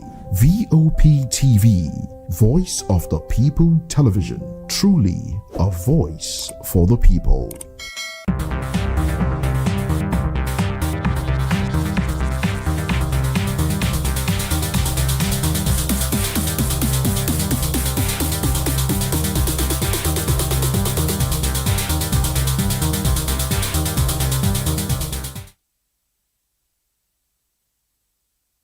And yes, welcome back to the Spotlight Show. It's still happening here on VOP TV. And yes, I'm the beautiful host, Precious Akumanu, aka Call Me Prezi. And yes, because we've been talking about a lot of things on the Spotlight Show, I always say that the Spotlight Show is always an amazing time here. And we talked about a man that actually was brutally abusing his wife, and actually took his wife to the hospital to get treatment, and was apprehended by a lot of people that talked about the wife bruises on her face and got arrested. So this makes me talk about abuse basically in marriages, and it has me to speak about it because it's a lot of women know that they are in such relationship and still stay there because of their children, because I don't even know the reason, because of your children. I understand that you have a child, but I mean, things like that are supposed to be spoken about. You have to leave. Please leave. When it comes to relationship like that, please leave. You could train your children, you could find love again. It's a lot. Yes, things happen, but this makes me talk about people that are I always say this. We don't say when are they talk this in Precious, they say Precious, you too they talk about marriage, you too they talk about that. The truth be that you see people wait on they already prepare their mind to get married. It's not about, like I say marriage is more like the physical. It's not like it's more of the spiritual eyes using seeing it than the physical. I keep saying that it's more than that, because you people stay in relationship because they want to be in a relationship, and because everybody is getting married. I feel like I want to get married and stuff like that. Marriage doesn't happen that way. You need to sit and learn this person. Yes, but know whether in red flag fit plenty, her red flag fit plenty, and because you want to settle, you are in the rush and pressured to settle down. You now want to jump into a relationship just so that you could actually set. And this particularly makes me talk about parents. You see, there are lots of pressure parents have put into their children that make them being pressured and pushed into a particular relationship that they don't even want to be. And this kind of things are things that parents are supposed to stop, because it's a lot. When you don't already tell your pikin, oh, you must get married, oh, you must day. It's a lot. Allow your child, allow your son or your daughter choose who they want to end up with. Yes, because I see a lot of parents. It's spoken all the time. I see a lot of parents saying, "Oh, I don't want that kind of family. I don't want you to get married from that family because they are not." I understand the fact that a lot of parents want the good for their own child, and they are always looking out for their child's welfare and stuff like that. But it's also important that, because to avoid things like this, imagine an 18-year-old girl in the hands of an abuser. It's a lot. It's really a lot. Let's take more comments and see what people are still saying about this particular story and this particular couple. It's really not encouraging. Actually, it's a sad it's a sad thing. And I just keep saying this. I said, ladies, please. It's this world is evolving, and a lot of people are wisening up. It's not, you can't just stay one place and because you want day-time marriage, you call it day marriage where they abuse you and stuff like that. And also the men, to the men also speak up. It's important. Yes, and Ned Lab said she looks scared and lost. First of all, more like she's under a spell or something. And the fact that she was not even saying anything it proves a lot. It proves a lot that she's actually scared. All right. I just pray that those of you that are still hoping to get married, that you people should, like I always say, please open your eyes well before you go jump into a relationship where you won't jump into. And definitely, this particular thing shouldn't make you feel like marriage is not sweet. Marriage is actually, love is beautiful, like I always say. So, but make your right choices with the right person. Love is always beautiful. All right.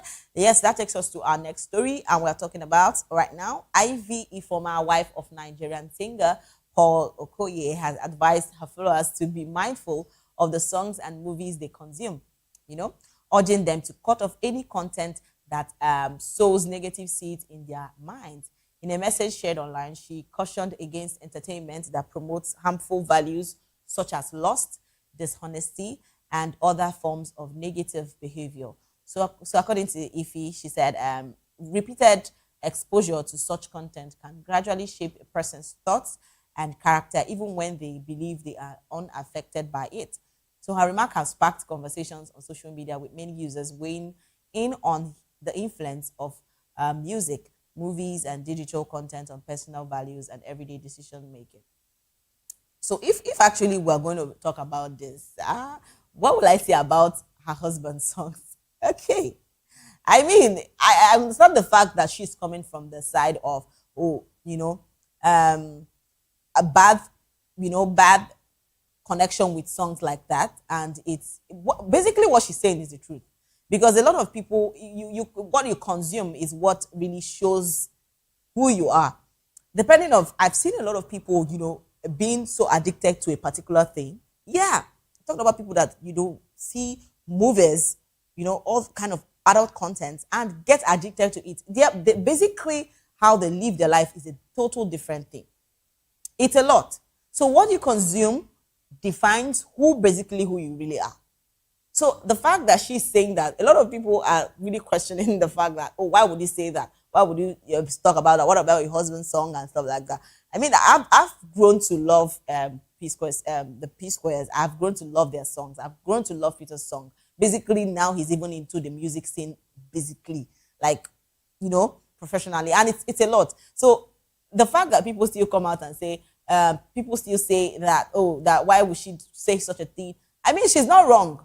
Yes, she's not, because what she's actually saying is that it depends on how you consume those things. Like continuous, repeatedly, like she said, you keep on repeating. In fact, let's see her tweet, because she tweeted this, and a lot of people have been finding it very, very they find it very, and they are also angry about it. So let's see that particular tweet of Ivy before we go over to the comment section and see what they have for us. Let's go over and see what Ivy actually said. All right, she said, paying attention to songs and movies that sow evil seed in your spirit. It doesn't matter how much you like the artist or the person. If you can feel it, evil in your mind, lust, dishonesty, lies, and any evil whatsoever. So cut it off. All right. So I understand that what she's talking about, and it's your spirit. You might feel that, oh, your spirit is very strong to take this kind of things. I mean, it's not.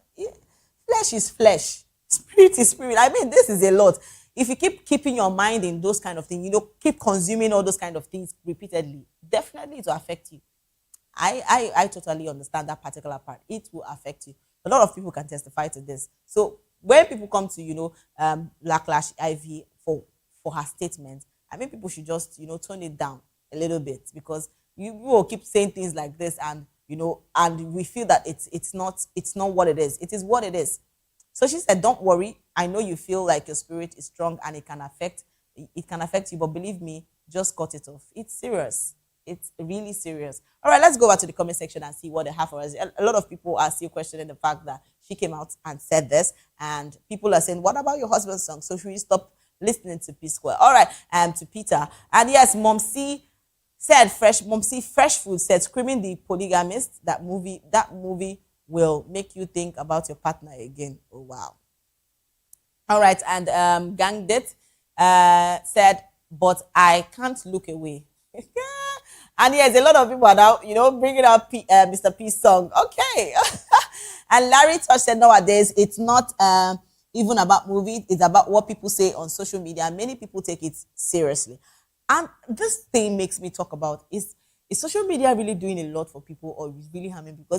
Because trust me, I've seen people where people talk about how I can, I'm praying and I'm, being in prayers and in the spirit, and I watch and I see social media, and I go to social media to, I have to basically tell you, I mean, I don't know if it's for anybody, but this particular question is, can you really be in a prayer mode and, still stick to social media? Does it help?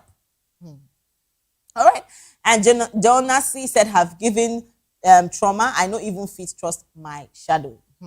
It's well. A lot of people have experienced such things like this. I mean, a lot of people have really seen things like this. And I feel that what Ivy is really saying is the truth. Let's take more comments. A lot of people are still questioning the fact that Ivy and Mr. P's wife has said, sparked conversations online concerning her statement about this. So let's take more comments and see what people are still saying about this. And Helic Beauty said, your husband's songs will have to go, especially that Wahala Day. Okay, people are not they come for this girl. Are not they come for this woman. I'm not cuckoo leave her. All right. The fact that she's telling you guys the truth, I mean, it actually speaks a lot. Okay. So the perfect gift and souvenir said, even movies, I have not remained the same way after watching Jonah C. Okay. It's a lot. A lot of people are now bringing out, their own experiences about movies, about songs they've listened to. But the truth is that what Ivy has said is the truth. It's like, it is what it is. A lot of people, you are defined by what you consume. If you keep consuming a particular thing repeatedly, continuously, you feel that you're good to go. But most times it doesn't really work that way. Your flesh speaks. So you can just say, oh, I'm strong, I'm not like, they know strong man to the talk and from mouth. Yes, that's the truth. Let's take more comments before we go over to the next story. We have a lot of comments, and people are still bringing up their own experiences about what Ivy has said. Mr. P's wife has actually brought up a conversation about consuming evil content, like content that could deter your mind and stuff like that. So a lot of people are still finding it quite funny and maybe true.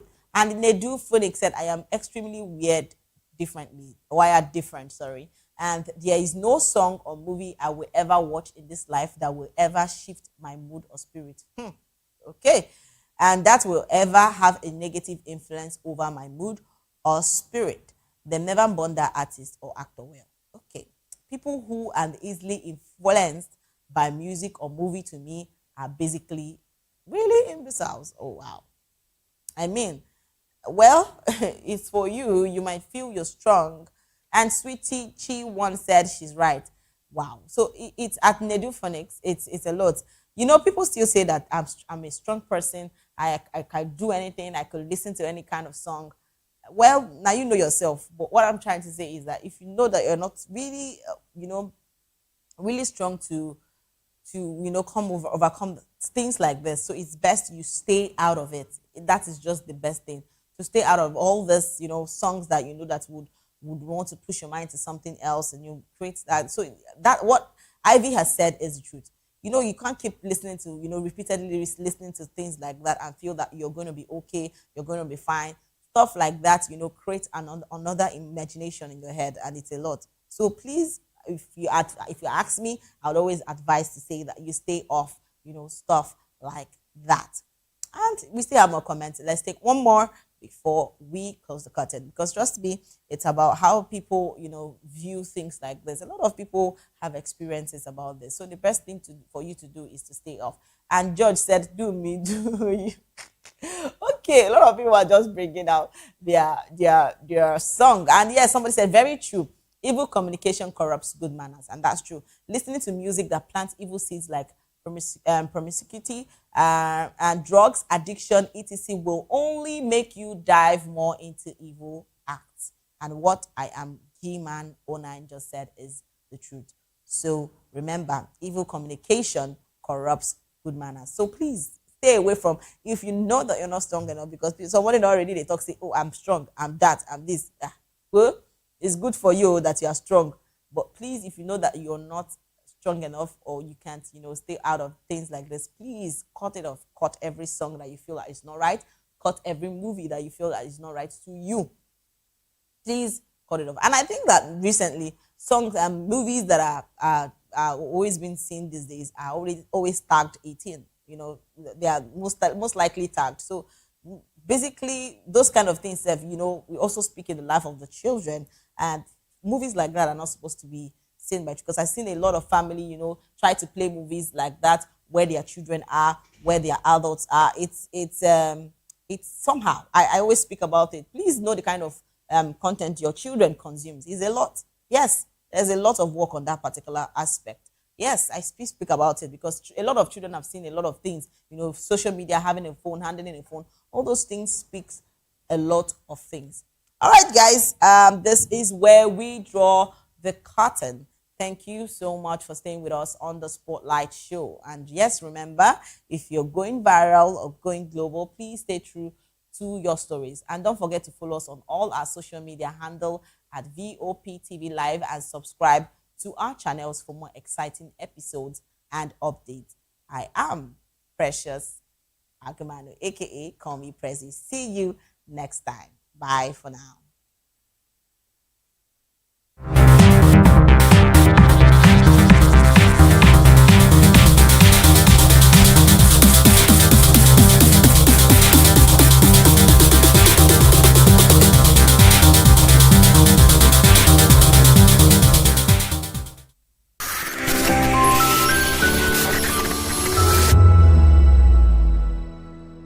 In a world where truth is the ultimate power and opinions scream the loudest, it's time to wade through the noise. Hunger no get tribe! Hunger no get religion! And scan the human interest and trending topics that matter. Stay tuned to The Issues, your plug to the stories making the buzz, from politics to science and technology, social justice, and more. Let's tackle the tough questions and expose the truth. The Issues, on Voice of the People Television, Mondays to Fridays, 8 to 9 p.m. The Issues. Don't just react, understand. Welcome to the locker room, the home of football talk that matters. I am Jerry Ampelon. Join us every weekday, Monday to Friday at 5 p.m. Nigerian time, as we share the hot takes and hot debates in the exciting world of football. And joining me are the usual suspects, Ikechukwu and Mayowa, as we break down all the hot takes and everything that's happening in the football. Don't just watch football, live it with us. Catch us on the locker room and Voice of the People television at 5 p.m. Nigerian time. And like I always say, if not 20 minutes off, please discuss. My name is Tao Familoni, and here's to VOP TV. Keep watching, stay tuned, do not touch that dial. My name is Made Kuti, and you're watching VOP TV. Keep watching. Welcome, my name is Zika Davis. Distinguished ladies and gentlemen, boys, viewers, everybody, boys and girls. This is VOP TV. Do you know what that means? Voice of the People TV. You don't have a voice, don't come here. You better make sure your voice is heard. In a world where power shapes with every headline. In a nation full of questions.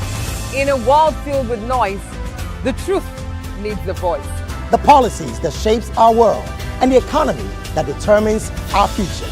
Every hour, every day, the grapevine keeps buzzing. And together, we are committed to telling the stories that shape our world, because your voice is our focus. Don't forget, our voice matters the most. Let us come together and share our concerns.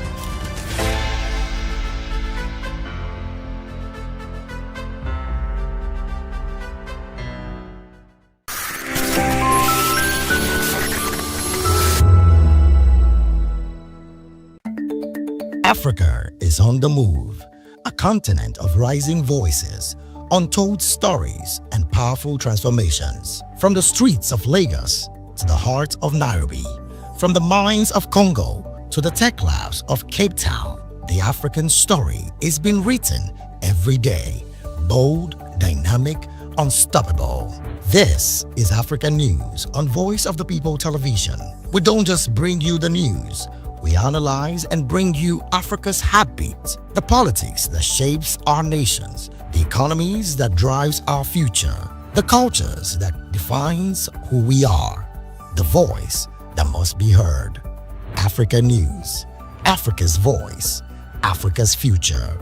Where Africa speaks, the world listens.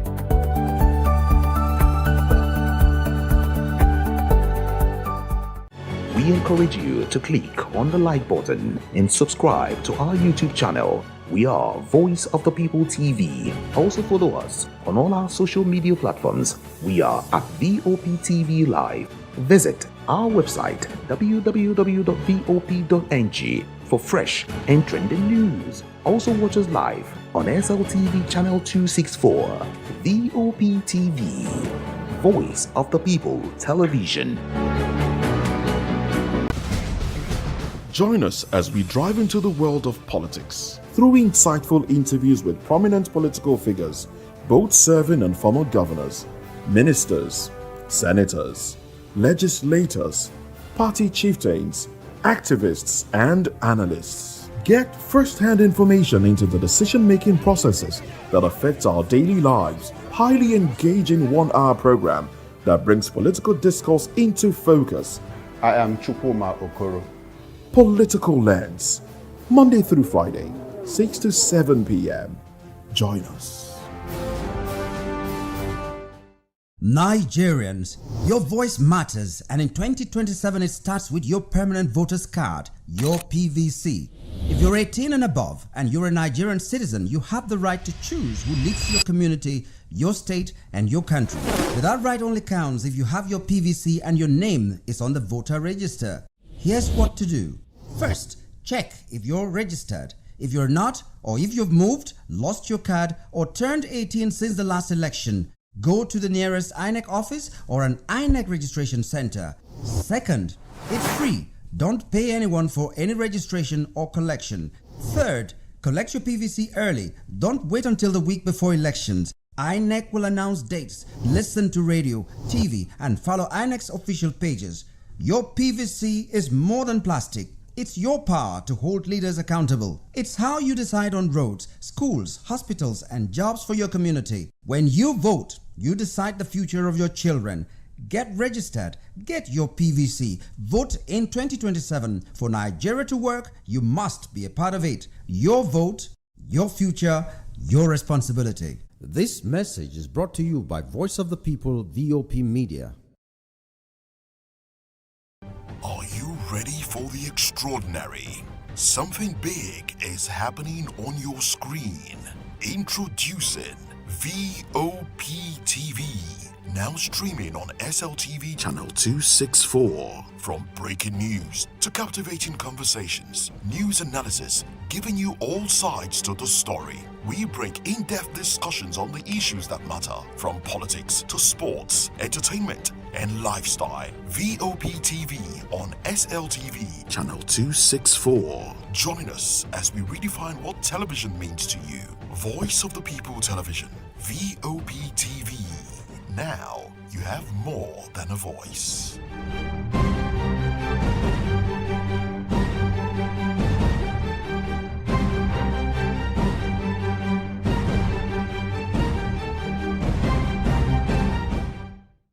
Hey guys, it's your girl Arika of the Dimples, aka Risky Baby, and you are watching VOP TV. Do not go anywhere. Where are you going to? Stay here. Calm down. Stay here if you're not. What's up, everybody? Uzo Arco here, and I'm hanging out on VOP TV. Keep it locked, don't go nowhere. Let's go. Hi everyone, my name is Yvonne Jagade. You are watching VOP TV, and don't change the dial, because I said so. Who's happy to post? I mean, who's happy the most? Because when shit goes south, y'all be happy to ghost. When you make a wrong move, they be happy to roast. But be careful when you win, who's not happy to toast. I am VJ Adams, and you're rocking with VOP TV. Don't move. Hi, people. Bisola here, and you are watching VOP TV. Mwah. Shout out to VOP TV. It's so good to have you on the red carpet of AV. Love you all. Wishing you all the best. Here's a shout out to VOP TV. It's your girl April Oshidikwe at the AV premiere. You know what it is. Hi everyone, my name is Linda Ejiofor Suleiman, and I'm live at the EV premiere. Keep watching VOP TV. I want to say hello to my Italian friends. I want to say them that Nigeria is the best country in the world, and I'm so happy to be here. Thank you so much. Hi guys, my name is Tomowatsebe. I'm an actor, and you guys are live on VOP TV. Keep it locked, because I said so. Ladies and gentlemen, boys and girls, this is your girl Philou Storms out here, and this is a big shout out to VOP TV. Hi guys, my name is Charles Bourne. My name is Lydia Lawrence Nze. Please keep watching Voice of the People Television. Love ya. VOP TV.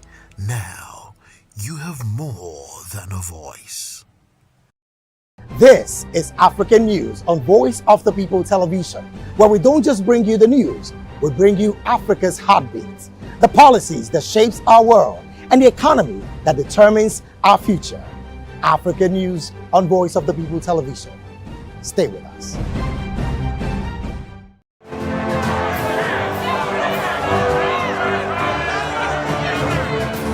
Do you want your voice to be heard?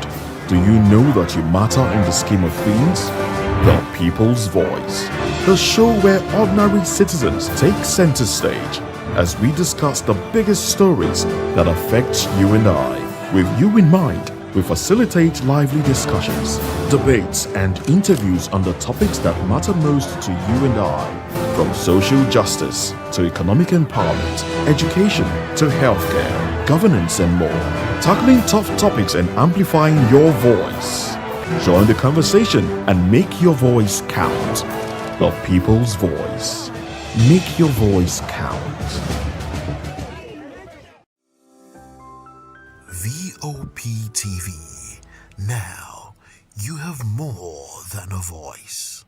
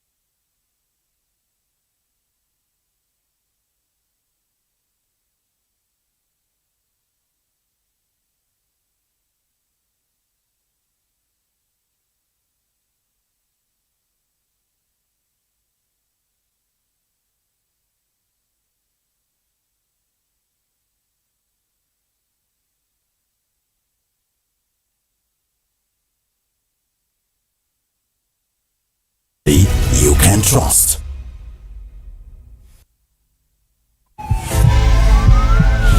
This is Health Check, your weekly guide to better living, smarter choices, and trusted answers. From everyday wellness to urgent health issues, we've got you covered. Health Check, only on Voice of the People television, where your health has a voice.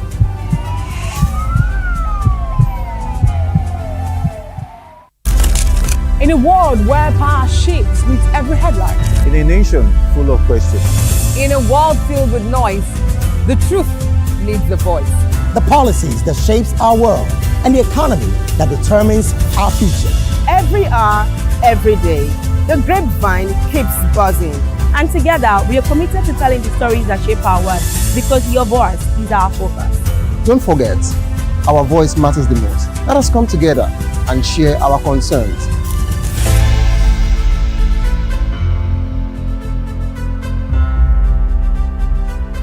Well, before we talk of the impact, we need to talk of where we're coming from. When this administration came on, the president had promised us electricity, and actually said to us that he was going to make sure that there is electricity, and people were not going to be paying for estimated bill, and it was going to be available. So Nigerians were hoping for that. Businesses were looking forward to having electricity available and at an affordable rate. But what we have today is contrast to what the government has promised to us. Today, organizations are running more like everything they're doing, their profit, everything seems to be taken over or eaten up by electricity. And so it's difficult for a lot of business to survive in Nigeria, and it's difficult for us to begin to put our fingers on it to say, yes, we are benefiting from the dividends of democracy from this administration. Well, the supply itself is a big problem because, for instance, there is a hotel that has about 60 rooms, and on a monthly basis, they pay 27 million plus. And at the same time, they also run diesel for about 18 million. So by the time you add it, you find out that in a month, 45 million goes to the supply of electricity and their own supply of electricity by themselves. So it's not about the supply being available, but yes, the supply is epileptic, which we all know. The national grid keeps collapsing, and the cost, that comes with it is also very high. So it's difficult for anybody today in Nigeria to give a pass mark to electricity supply. Say, put it this way, most hospitality industries in Nigeria, especially hotels, some of them are paying 25,000 naira per day for electricity. 25,000 naira per day for electricity. That is not cheap. That doesn't come cheap at all. So if you're paying only for electricity for 25,000 naira, then you've not added your staff salary, you've not added maintenance, you've not added every other cost, you've not added the taxes you pay and all of that. So you find out that the price of the rooms are going higher, and that is why the patronage is reducing. So, and the purchasing power of Nigerians is nothing to write home about. So a lot of businesses are folding up, a lot of businesses are going under because of the bad policies of government, especially with electricity. And let's be honest with ourselves. If electricity was cheap, if it was available, if it was affordable, the president would not have opted to using solar and saying, look, you guys go with your national grid, whatever happens to you. That's the impression we get. That's the impression Nigerians get today. Because for the president to opt to begin to use solar as against finding a way of fixing the electricity issue and ensuring that there is supply, ensuring that there is distribution, but he has opted to go and be on solar, it simply means that you guys can go to places. Well, the advice is simple. The government needs to begin to look at the way of cutting, bringing down the cost of electricity. The cost of everything in Nigeria today has gone haywire. As of today, people are buying 1 kilogram of gas, 1,600, 1,800. Some people are buying for 2,000. Petrol has been 1,300 to 1,500. And interestingly, the wages have remained the same. So it's becoming difficult, extremely difficult, not only for businesses to survive, but for the Nigerian people themselves to survive this economy. So the government must begin to think as if there's no box. Where did you get it wrong? We talked about subsidy is gone. Where is the money that has been saved from the subsidy? Loans have been collected. Where has the money been applied? So the government needs to begin to cut from its own self. I remember during the campaigns, President Bola Ahmed Tinubu said he was going to cut the cost of governance. But what we have today is an over-bloated cost of governance. And we cannot continue like this as a nation. We cannot. So the government needs to find a way to be able to meet the people halfway. Not asking the people, the poor Nigerians, go and pray, go and make sacrifices. The political leaders, are they making the same sacrifices?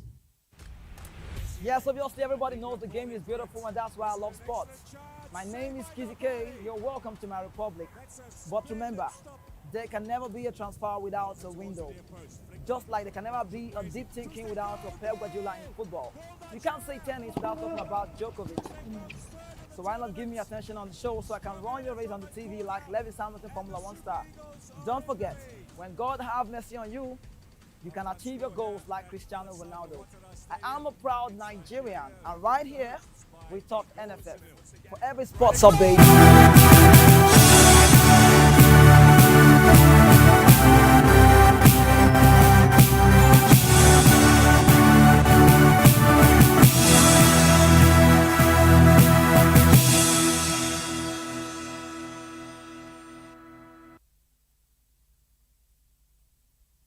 Well, hello and welcome to the African News on Voice of the People Television. I am David Edwin. Before we begin the news, we would urge you to kindly visit our website. It is www.vop.ng for fresh and trending news stories. We begin the African News from South Africa, where thousands of Malawian nationals remain stranded in South Africa's KwaZulu-Natal province as authorities struggle to complete a large-scale repatriation effort. The group is spread across several sites, including Durban and Pietermaritzburg, after arriving in larger than expected numbers. KwaZulu-Natal Premier Thami Ntuli said the process has been further delayed by limited transport capacity from the Malawian government, forcing authorities to combine voluntary repatriation with formal deportations. The growing backlog has prompted calls for urgent government intervention as thousands remain stranded.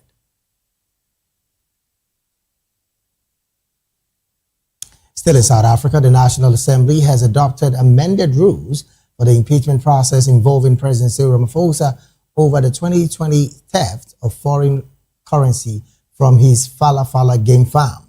This decision clears the way for a 31-member parliamentary committee to begin investigating allegations linked to the case. The move comes despite Ramaphosa's court bid to hold the process while he challenges the findings of an independent Section 89 panel, which concluded he may have breached the Constitution.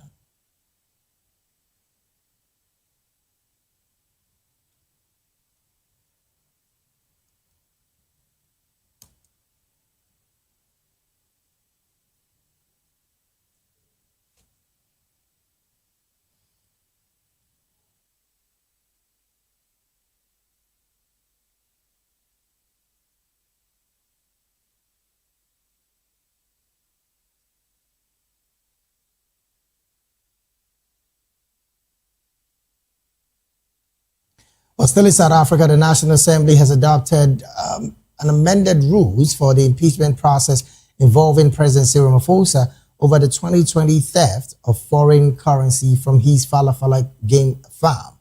The decision clears the way for a 31-member parliamentary committee to begin investigating allegations linked to the case. The move comes despite Ramaphosa's court bid to halt the process while he challenges the findings of an independent Section 89 panel, which concluded he may have breached the Constitution. The amended rules follows a constitutional court ruling in May that declared Parliament's previous impeachment procedures invalid. And in East Africa, Kenya's next general election will be held on August the 10th, 2027. The Independent Electoral and Boundaries Commission has announced. Speaking at the launch of the Election Operations Plan, IEBC Commissioner Ann Nderitu said public officers seeking elective office must resign by February the 9th, 2027. Political parties have until March the 16th, 2027 to submit their membership list and details of party primaries to the commission. Nderitu also directed parties to conclude primaries and resolve internal disputes by May the 9th, 2027. Independent candidates must also cease membership in any political party by that date. Candidates' nomination will take place between May the 29th and June the 11th, 2027, while any nomination disputes must be filed by June the 12th. The official campaign period will run from May 29th to August the 7th, ending 48 hours before polling date. Still in Kenya, President William Ruto has accused Standard Media Group of running what he described as an extortionist propaganda campaign against his administration. In a statement posted on his social media account, Ruto accused Kano chairman Gideon Moe, whose family is associated with the ownership of the media house. The president said critical headlines targeting his government would not influence policy decisions or force his administration to bow to pressure. In recent months, standard media publications have carried prominent reports examining government policies, public spendings, taxations, governance, and corruption allegations involving state officials. KTN News, which is part of the media group, has also aired a series titled The Gallery of Ruto's Lies, focusing on unfulfilled government promises and stalled infrastructural projects. Several allies of the president have previously criticized sections of the media over their coverage of the Kenyan Kwanza administration. Still in Kenya, there are reports that state that 3 suspects have been arrested in Kenya's Laikipia County after being found with 6 elephant tuks during an undercover operation targeting wildlife traffickers. Police said the suspects were apprehended by officers from Jikazi Police Post working alongside wildlife officials in an intelligence-led operation aimed at disrupting illegal ivory trade networks. The 6 tuks were seized and secured as evidence, while the suspects remain in custody pending further investigation. Authorities say the arrest marks another step in efforts to combat wildlife crime, which continues to threaten Kenya's elephant population and other endangered species. Officials, warned that poaching not only endangers wildlife but also harms conservation efforts, tourism, and livelihood linked to the country's natural heritage.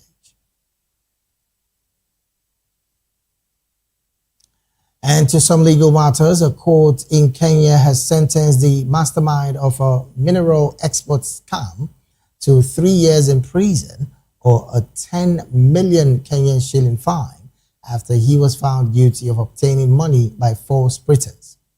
The suspect was convicted at Nairobi Milamani Law Court for defrauding a Chinese investor of 151 million Kenyan shillings. Prosecutors said he used multiple identities, forged documents, and promises of lucrative mineral exports to lure the investor into the scheme.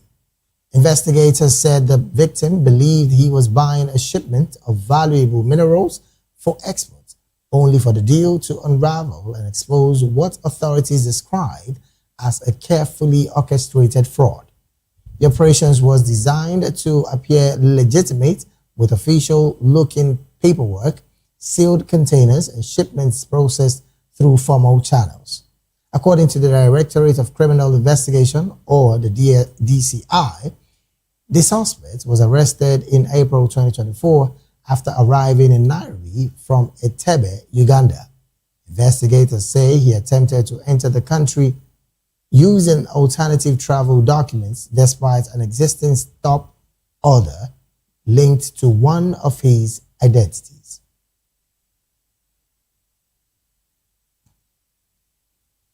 Still talking legal matters, Kenyan prosecutors say they are preparing to charge several students with murder over a suspected arson attack at the school last month.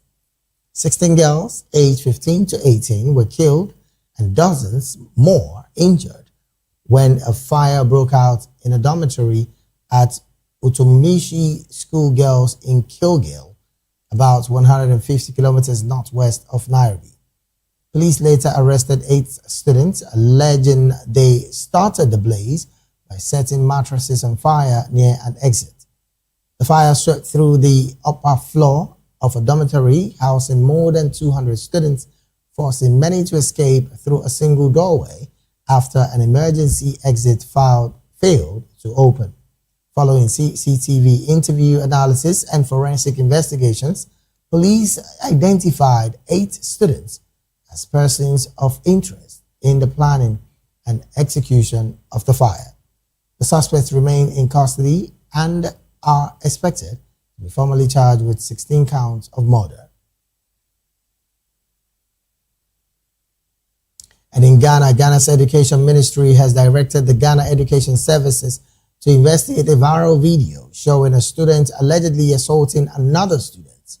Deputy Education Minister Clement Abbas Apak said the footage has brought to the ministry's attention and was immediately forwarded to GES officials for action. Speaking on behalf of the Education Minister, Apak said acts of indiscipline and violence in schools would not be tolerated. The video, widely shared on social media, appeared to show a student repeatedly attacking a fellow student while others looked on without intervening. The Ghana Education Service is expected to identify those involved and take disciplinary action in line with its code of conduct. Authorities say the incident will be thoroughly investigated and appropriately sanctions imposed on anyone found responsible. Still in Ghana, Ghana's National Democratic Congress has renamed its national headquarters in honor of its founder and former president, Jerry John Rawlings. At a ceremony in Accra, the party unveiled the bust of Rawlings and officially renamed the building Jerry Rawlings House. President John Dramani Mahama and the great said the greatest tribute to the late leader was to continue the work he began and uphold the values he championed, including social justice, accountability, and service to the nation. Mahama described Rawlings as a transformative figure whose leadership helped shape Ghana's democratic development and political freedoms. The event, organized in partnership with the J.J. Rawlings Foundation, formed part of activities marking what would have been the former president's 79th birthday. The ceremony was held under the theme "From Revolution to Fourth Republic, the Rawlings Legacy."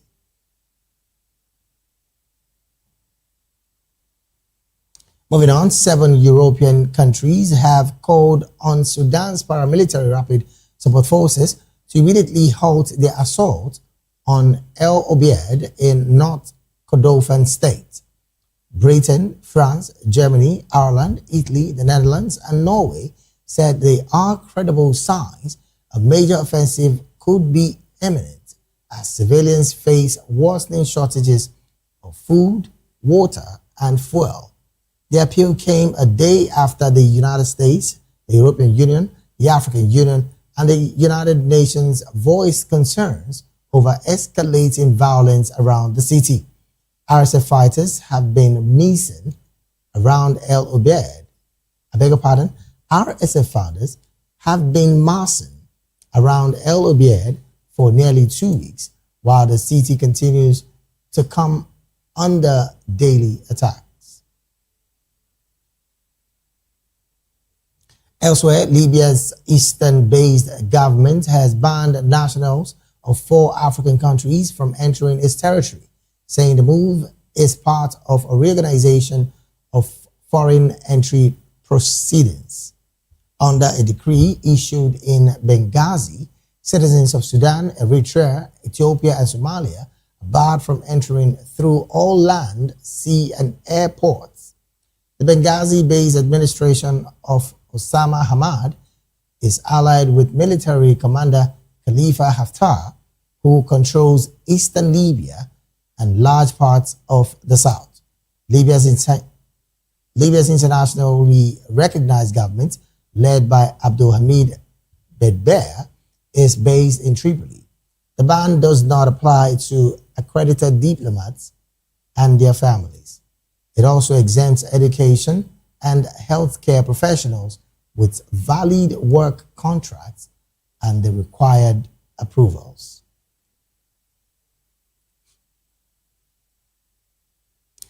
You're still watching the African News right here on Voice of the People television. We'll go straight to the analysis segment of the news.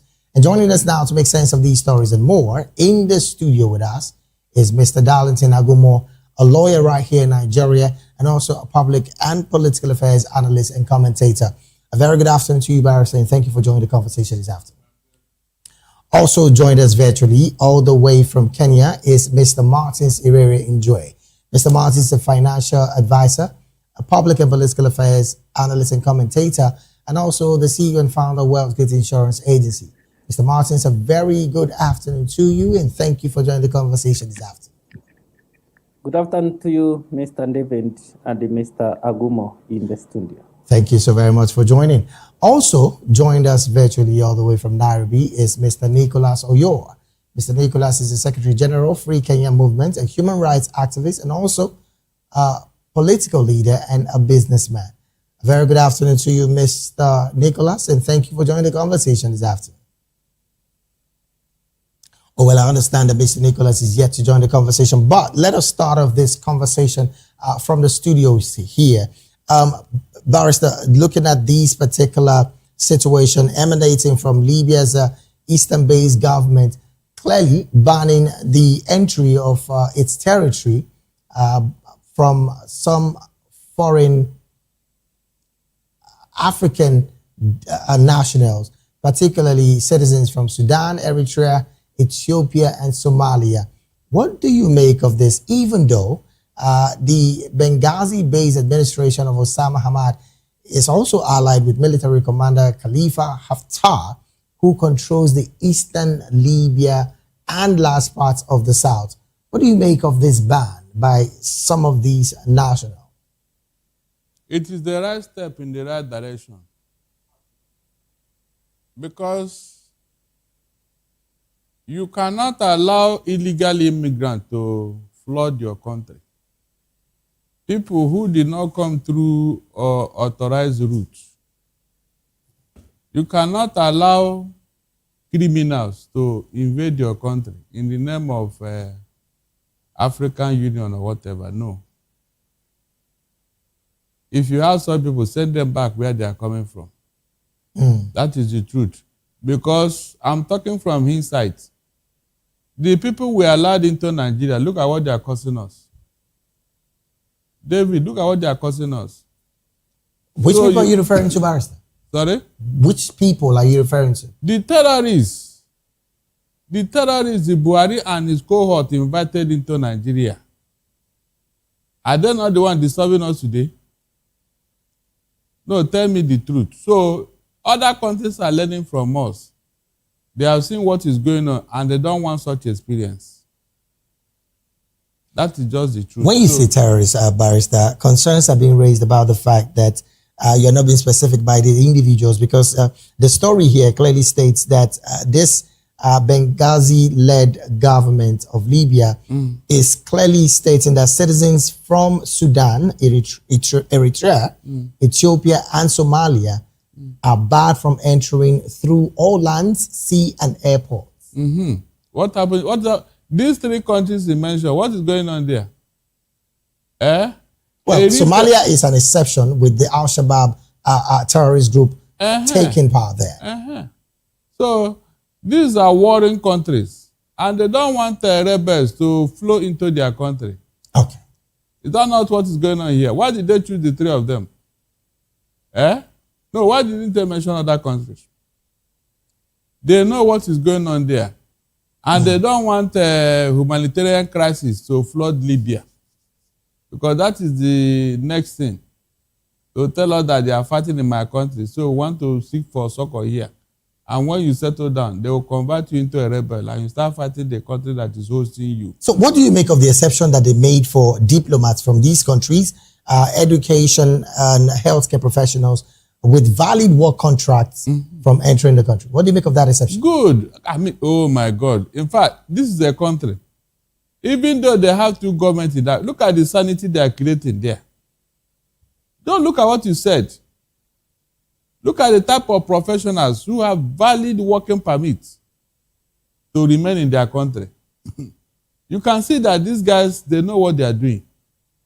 In our own case, instead of bringing in professionals, we brought in terrorists. Is that not what happened here? So I thank Libya, even though they are in a war situation.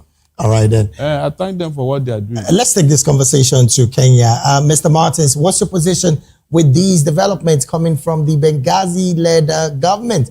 I mean, like I said earlier, this is a government that has two parallel governments in the country.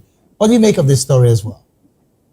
Thank you, Mr. David. One, we have to understand Libya is a country that has been in a war for some time. It's a country that has not stabilized since the time U.S. geopolitical activity that took place, and whereby Gaddafi was killed.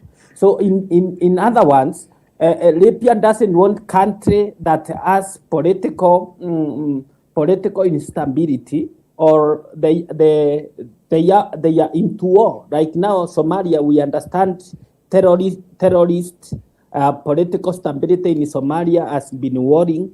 Secondly, you see the war in Southern Sudan, and all this is politics. So Libya doesn't want politics and anything to do with the terrorists. So the interest of the individual that has been curtailed from entering Libya, there must be, it means that there is diplomatic avenue where they have scrutinized these people or these countries or people of interest from this country migrating to their country. Hence, the eruption of more scenarios like terrorist, political instability, and what have you. So I understand even in the current state of economy, oil has been a key issue in all this fight. Okay. And hence curtailing these people from entering there, it means it is indeed to do with the oil.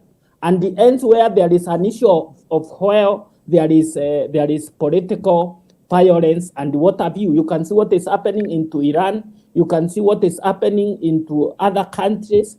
And I think Libya has seen far beyond what we can see from the situation. So from the economic point of view, you're thinking Libya is trying to have a major stability within its borders, because that, again, is a conversation that economists in Libya are clearly saying.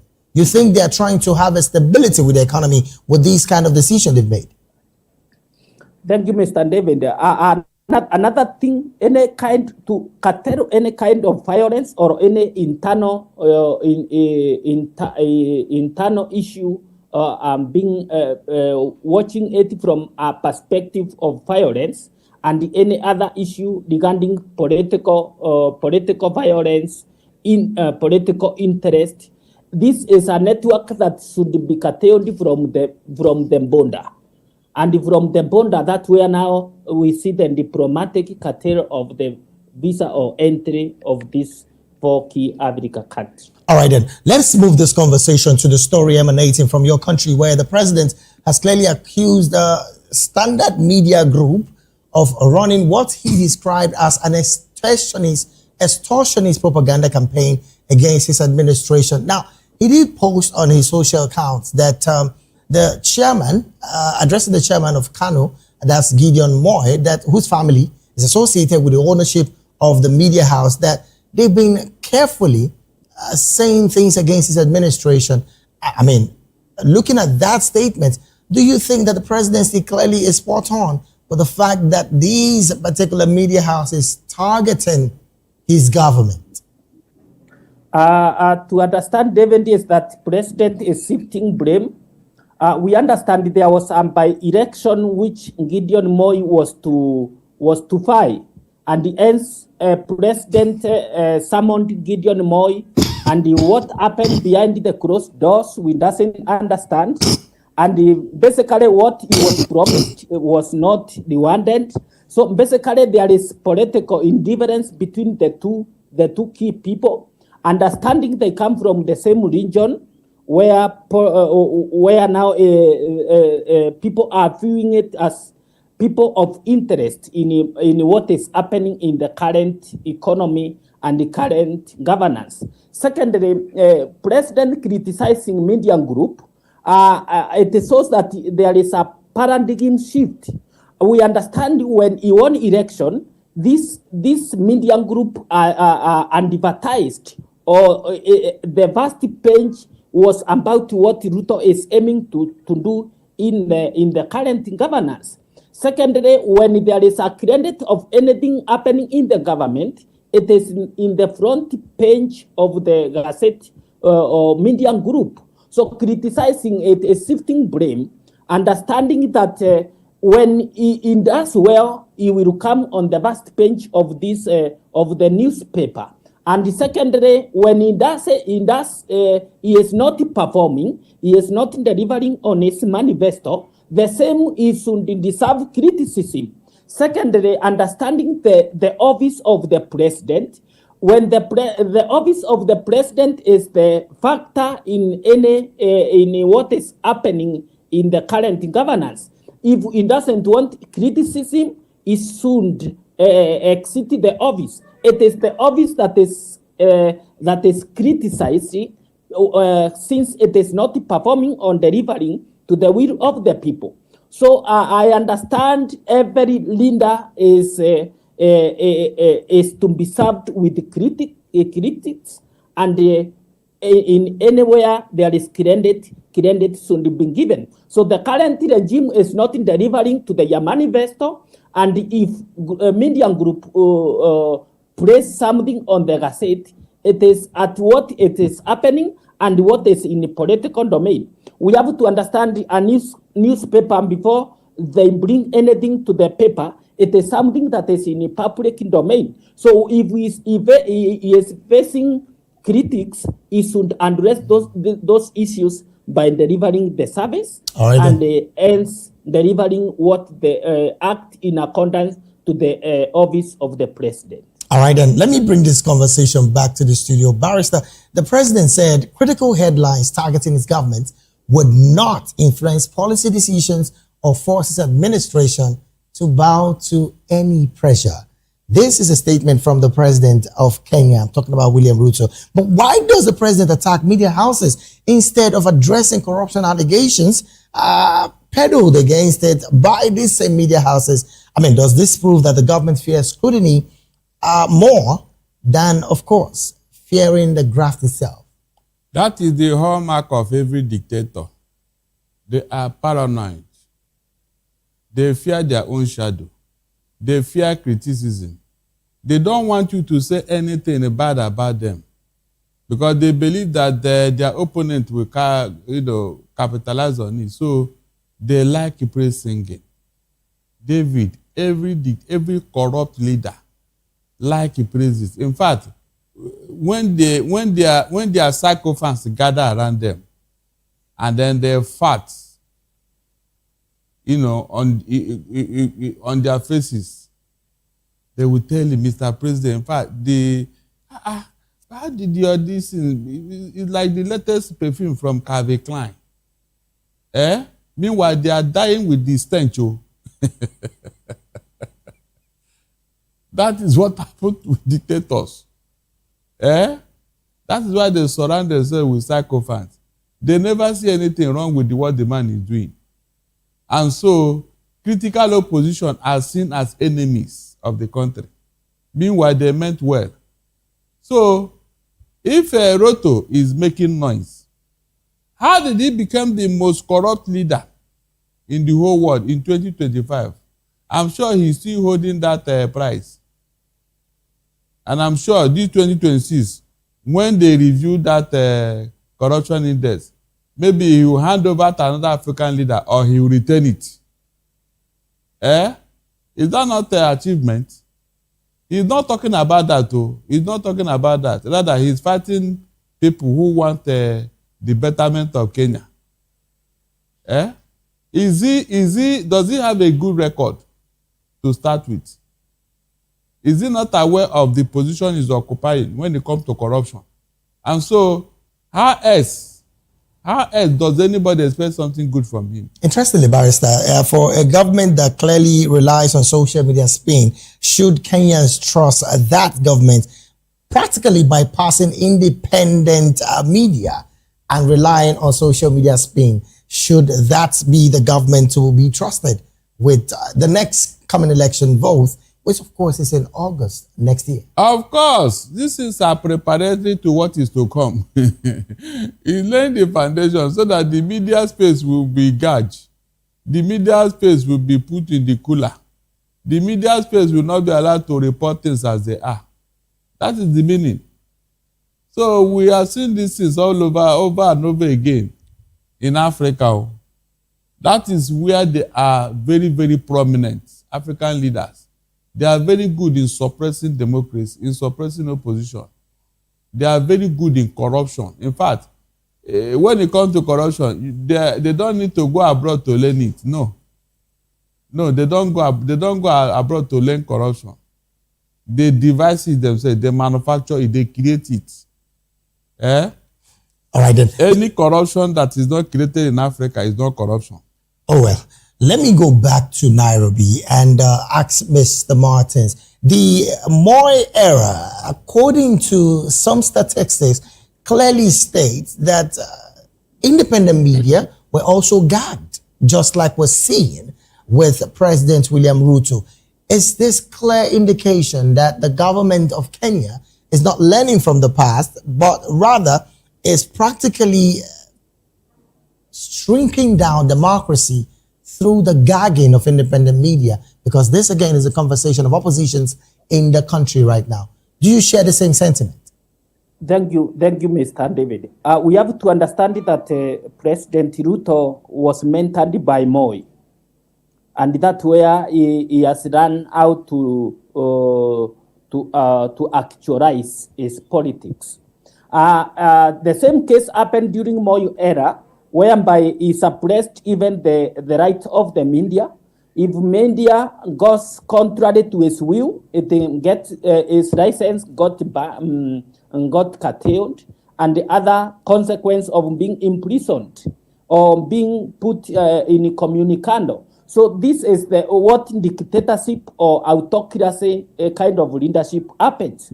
I have seen the media group responding to him, and they have said they will be on the page 8 times a week to respond, to criticize, and to post anything that he promised during his manifesto and what he has not yet delivered to the people. So they have said that they will serve him the piece of what he is seeking for. All right then. Well, still staying with you, Mr. Martins, elections in your country is going to be happening next year, precisely in August 17. But Kenyans are clearly not so confident about Kenya's IEBC. That's the electoral body in your country, which again they've said failed in 2017 and also accused the same body of bias in 2023. Now, is there some level of trust between the electoral body going into 2027 for a credible election in your country as it stands presently? Thank you, Mr. David. Next year is a very important moment of our republic because we are ending into election. Secondly, the electoral body is an independent body, and whereby people are raising eyebrows, they are criticizing the institution since it is captured. It is not independent any longer. It is captured by the state. So people have no trust on it, and we need the structure. We need the IMBC to restructure themselves, not to be cowardice, not to be puppet, and not to be the mouthpiece of the state. We want them to be independent as the constitution underlined on the pict.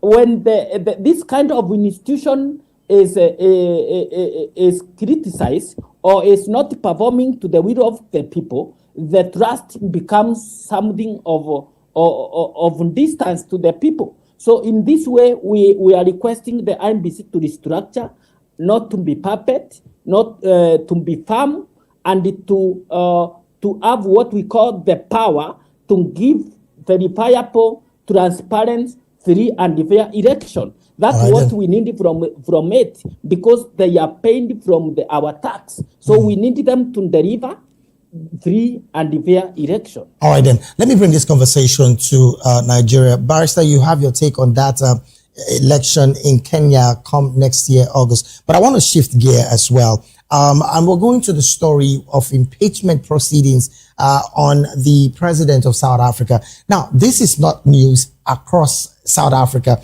Thabo Mbeki was also accused of misuse of fund. Jacob Zuma, the same thing. But right now, why does it seem that Parliament only amend impeachment rules after the Constitutional Court forced its hand? Does this prove that lawmakers are complicit in shielding political elites in South Africa? And in extension, let's talk about Nigeria as well. They are interested in their leader, David. They want to have a credible leader they can look up to. That is why they are making that move. In fact, I celebrate South Africa with what they are doing with their leaders. They don't want corrupt leader so that their economy will be strong. Their economy will stand. That is the truth. Imagine prosecuting a man for not reporting his own money. They didn't say he stole that money, David, the two of us. Right. Good. His own money. Oh, God Almighty. In fact, I give it to South Africa. They are serious. Seriously. They are serious. When you see a serious country, you will know. They are serious about governance. Let them amend it so that subsequent leaders will take a cue. They will learn their lessons. You are not expected to remove 1 naira. Any financial infraction should be prosecuted. That is what I stand for. I have never heard, even this man that resigned from UK the other day, there was no financial infraction. There was not £1 was not traced to him. In fact, the £6,000 he was given during the election, they told him to return it to. People just gave him. David, can you be that? They gave him gifts, £6,000. The UK parliament, you should return that money. Tell me how they knew about the money. That is where you have serious government. Not this thing that we are doing here like people from the Stone Age.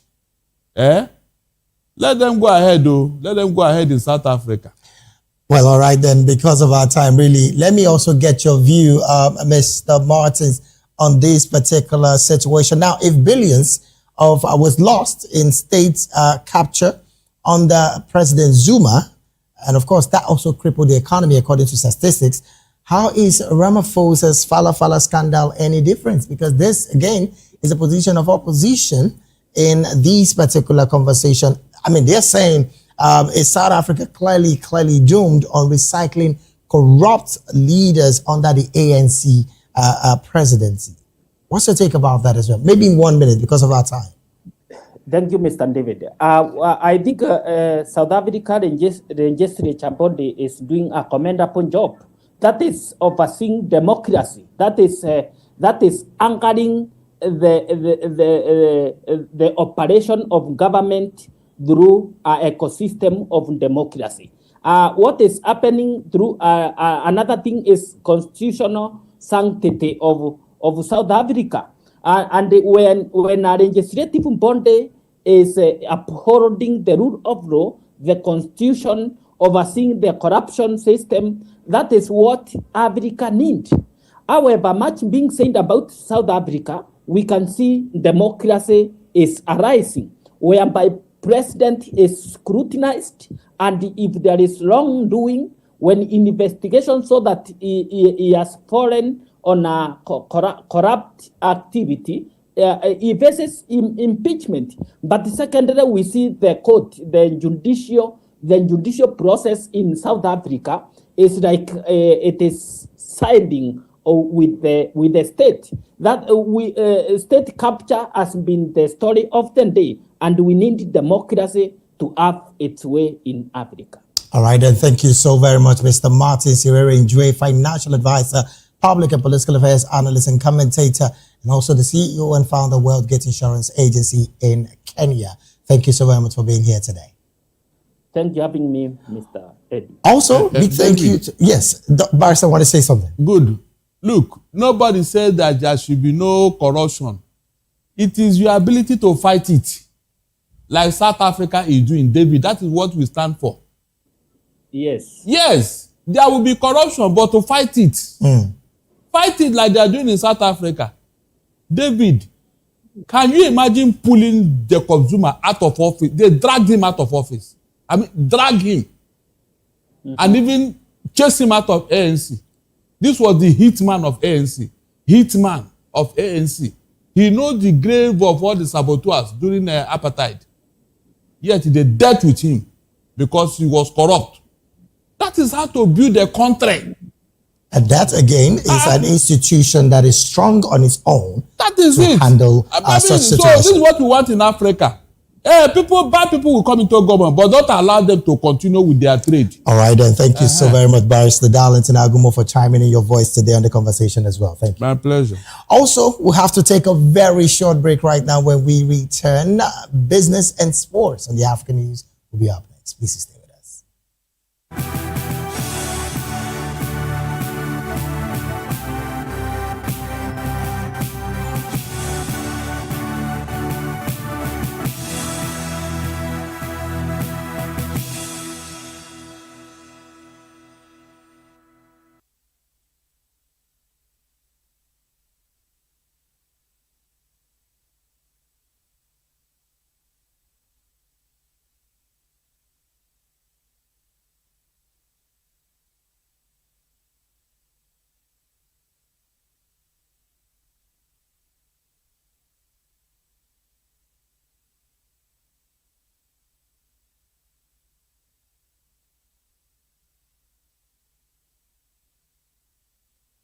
Glad to have you back at the Still the African News right here on Voice of the People Television. Now to some business stories. Togo has secured $200 million in financing from the World Bank Group for a program aimed at strengthening its position as a regional logistic hub. The Logistics and Transport Services Improvement Program includes the rehabilitation of a railway linking the port of Lomé to the Adeti Kokwe industrial platform, allowing more freights to be moved by rail. The project will also seek to improve urban mobility in Greater Lomé by easing congestion around the port and enhancing transport linked between key agricultural region and domestic and international markets. According to the World Bank, about 2.2 million people in Greater Lomé are expected to benefit from improved public transport and reduced pollution from heavy trucks. A further 400,000 people in rural areas are expected to gain better access to services and economic opportunities. The financing is part of the World Bank Group's broader partnership with Togo. And to wrap up the Africa news, we'll go straight talking sports. Football fans gathered in Ghana's capital to watch their national team hold England to a goalless draw at the World Cup. Many supporters praised Ghana's performance and celebrated the results against their former colonial rulers. Both sides won their opening matches, with Ghana beating Panama 1-0 and England defeating Croatia 4-2. England faces Panama on Saturday in East Rutherford, New Jersey, while Ghana takes on Croatia in Philadelphia. Elsewhere, DR Congo fell 1-0 to Colombia, while Portugal thrashed Uzbekistan 5-0. And with that particular sports story, we've come to the end of African News right here on Voice of the People Television. Do well to subscribe to our YouTube channel. On YouTube, we're at Voice of the People TV, and on all other social media platforms, we are at VOP TV Live. Thank you so very much for being a part of this broadcast. I am David Edwin. You have a good afternoon.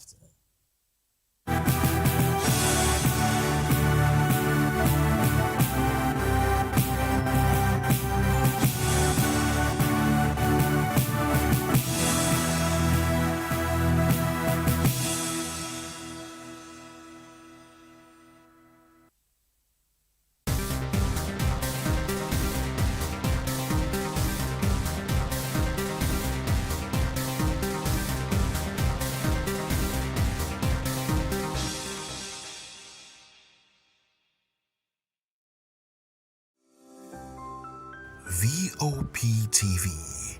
Now you have more than a voice. Nigerians, your voice matters, and in 2027 it starts with your permanent voter's card, your PVC. If you're 18 and above and you're a Nigerian citizen, you have the right to choose who leads your community, your state, and your country. But that right only counts if you have your PVC and your name is on the voter register. Here's what to do. First, check if you're registered. If you're not, or if you've moved, lost your card, or turned 18 since the last election, go to the nearest INEC office or an INEC registration center. Second, it's free. Don't pay anyone for any registration or collection. Third, collect your PVC early. Don't wait until the week before elections. INEC will announce dates. Listen to radio, TV, and follow INEC's official pages. Your PVC is more than plastic. It's your power to hold leaders accountable. It's how you decide on roads, schools, hospitals, and jobs for your community. When you vote, you decide the future of your children. Get registered. Get your PVC. Vote in 2027. For Nigeria to work, you must be a part of it. Your vote, your future, your responsibility. This message is brought to you by Voice of the People, VOP Media. This is Health Check, your weekly guide to better living, smarter choices, and trusted answers. From everyday wellness to urgent health issues, we've got you covered. Health Check, only on Voice of the People Television, where your health has a voice.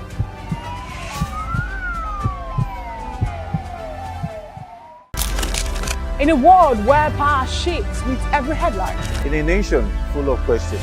In a world filled with noise, the truth needs a voice. The policies that shapes our world and the economy that determines our future.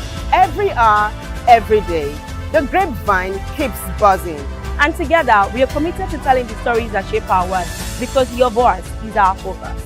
Don't forget, our voice matters the most. Let us come together and share our concerns.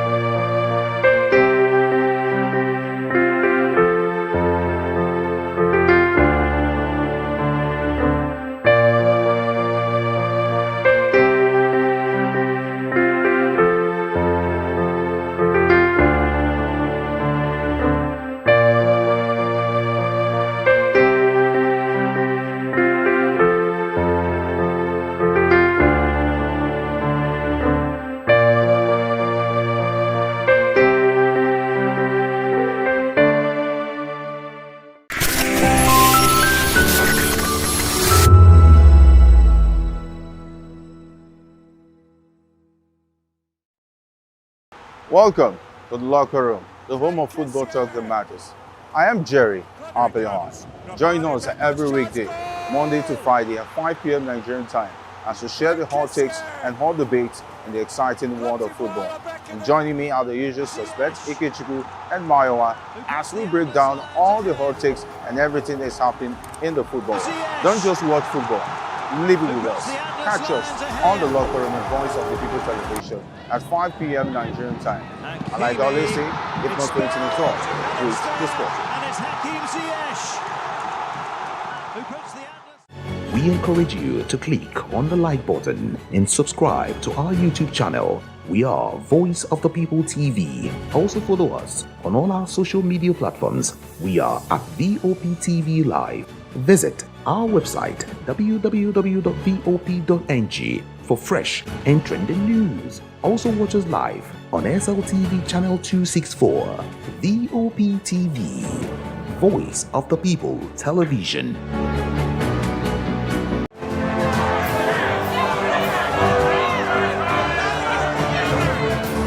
Do you want your voice to be heard? Do you know that you matter in the scheme of things?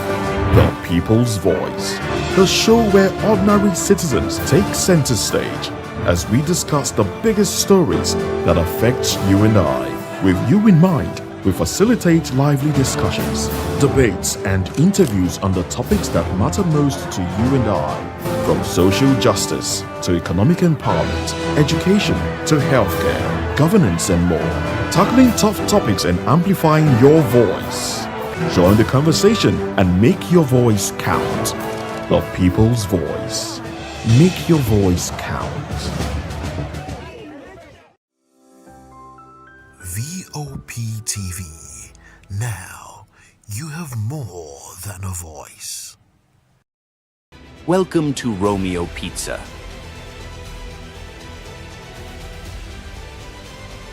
Sink your teeth into our freshly baked pizzas. Loaded with rich sauce, melted cheese, and irresistible toppings. Where every bite is a love story. Treat yourself to our creamy, dreamy ice cream. Smooth, sweet, and made to brighten your day. Or maybe you want it hot and satisfying. Our juicy shawarma is wrapped to perfection, packed with flavor in every mouthful. Pizza, ice cream, shawarma. Why choose one when you can have it all? Romeo Pizza has exactly what your taste buds desire. Good evening, Africa. My name is Mama Kore, actor, model, producer, and I'm giving a big shout out to VOP TV, man. Keep watching. Don't change the dial. Thank you and God bless you. My name is AY, and of course, I represent the voice of the people, and that's why I'm on VOP. AY say so. Hi everyone, it's your girl Miriam Tima from the Real Housewives of Lagos and the Real Housewives Ultimate Girls Trip Africa. Shout out to VOP, the voice of the people. You already know. Stay tuned, keep watching. And don't forget, VOP is the best. All right, hello, it's a brother Shaggy, the man back with Melanie Poppy Blast Skin Boy. This is VOP TV. If you're not watching VOP, I don't know what you're watching. Maybe you're watching your weight. Hello, beautiful people. This is Wale Ojo, and you're watching VOP, Voice of the People. Hi, guys. You already know who it is. This is New Energy. Flyers boy ever live. Keep watching VOP TV. Thank you. Hi, people. Ginny Albano here. Guys, please keep watching Voice of the People.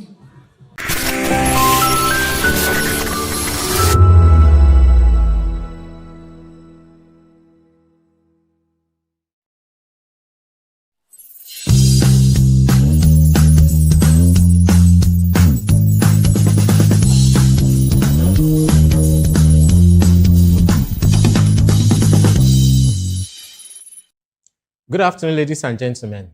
This is a Maritime Frontier show on VOP television. My name is Dele Utomi. Today, we have a practitioner of over 30 years within the industry, Dr. Bashir Rambi.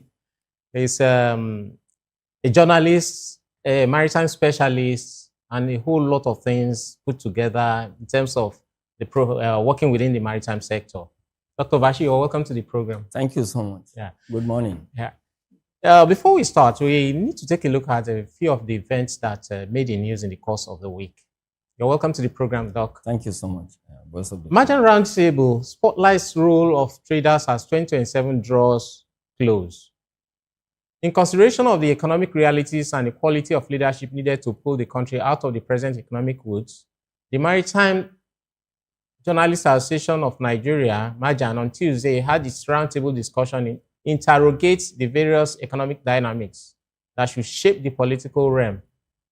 The president of the association, Jeremiah Agibo, while opening the roundtable, spoke about the necessity of working relationships, advocating for a continuous relationship with the Imdibuamaka Progressive Markets Association, MPMA, their hosts, and MAJAN as a way of engendering great relationships with major stakeholders group in the maritime sector. The president of the Imdibuamaka Progressive Markets Association, Comrade Chinedu Ukatu, also spoke in the same vein as he revealed the vital nature of the job of journalists, especially maritime journalists who have continued to educate the public in bringing out those integral parts of the sector that need spotlight. He continues to seek a symbiotic relationship between journalists and traders, especially members of the MPMA. The event of the day centered on the 2027 general elections, especially as it concerns traders. The president of the MPMA said that the major concern of traders is the growth of the Nigerian economy, as it is very difficult now to do business, the cost of doing business being very high. The MPMA, he said, want to know if the politicians have businesses in mind, that is, improvement of business environment, increase in purchasing power, reduction of inflation, costs, and to set a proper direction for Nigerians. In short, we want to know what they have for the trading public, he said. We want to know if the politicians have ideas on how to really navigate the economy away from the present situation of hyperinflation. Nigeria is an import-dependent nation, and as importers and exporters, we are eager to know what our fate will be. We want to interrogate the policies and programs of the political actors and have more information as to their mindset on how to lead us out of these quagmires. The MPMA's president says that what Nigeria has is nothing but leadership problems, and that if we get it right, every other thing will fall in place. The issues of policies and waivers came up, and especially with the fact that small and medium enterprises, SMEs, contribute mostly to the development of any economy. The MPMA president spoke about its discouraging lending rates, which do not help SMEs, and lack of training sensitization programs, and general lack of infrastructure. These, he notes, militate against the development of the SMEs. On the specific commitment by various political aspirants to make for traders and business community, the president of MPMA says that the Constitution assigns roles to every position, and so the various persons who occupy those positions should have their job as specified by the Constitution. A handsome president, governor, or chairman of any local government should find time to visit the markets, and that is what we want, he said. He continued, going forward, we want to go to the National Assembly by next year and push for a Traders' Day, where all traders will come together and celebrate their efforts and continue to rub minds, the president said. Comrade Ukatu opined that as a continuation of this forum, they should have a platform where they will bring all the presidential candidates together on a debate to interrogate their plans and programs, especially as it concerns traders. They concluded that the vital role of the press in helping to highlight the areas that need attention cannot be overemphasized, and that a continuous spotlight on issues by the media is of great necessity. Doc, yes. What do you think about this? Traders now coming to talk about the impact of the quality of leadership we have in the country, especially as it concerns 2027. They came together to talk about how what will be the programs and policies of the people that are coming to power or continuation in power by 2027. What do you think about this? Yes, that is a very good development. Honestly speaking, this will have come even before now. Okay. It is very good that our traders in the country are now, Interested. starting to talk with one voice. Okay. If you go to the developed nations, that is how it's happening. So here I am of the opinion that they should work, move like a house on fire, come together, send their policies to government, advise the potential or the aspirant on what they expect them to do on getting there. But my strong advice is that they should desist from being politicking. Okay. They should talk with one voice. Okay. And there should be a program on ground on whosoever is aspiring that what will you do to add value to the nation's commerce.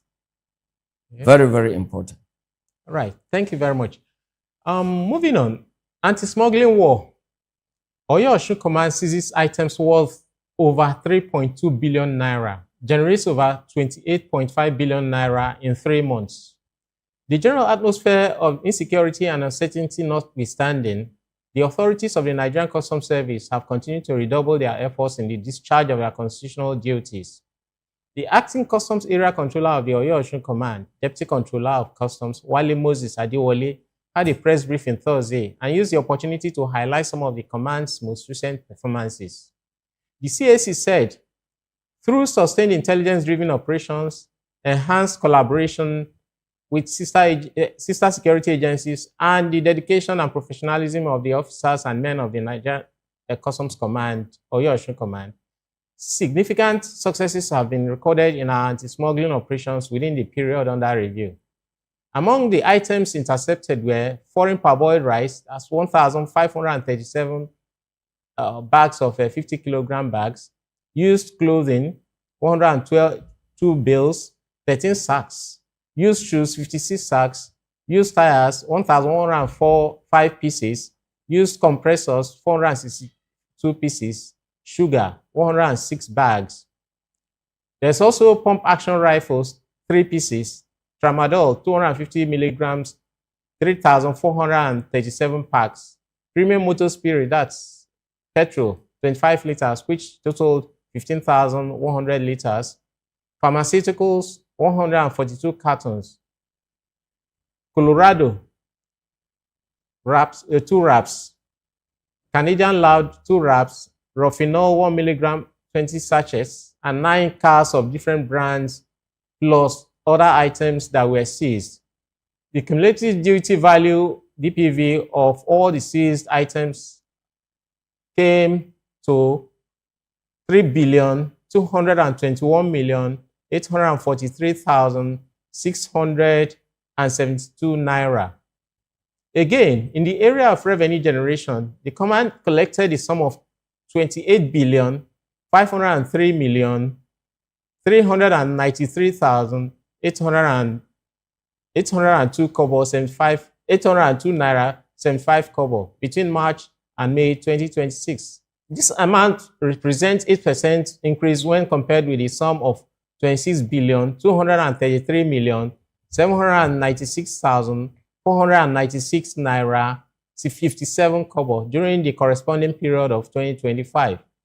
The CAC added that the command will today present commendation awards to deserving officers and men who have distinguished themselves through exemplary conduct, exceptional dedication, and outstanding service delivery.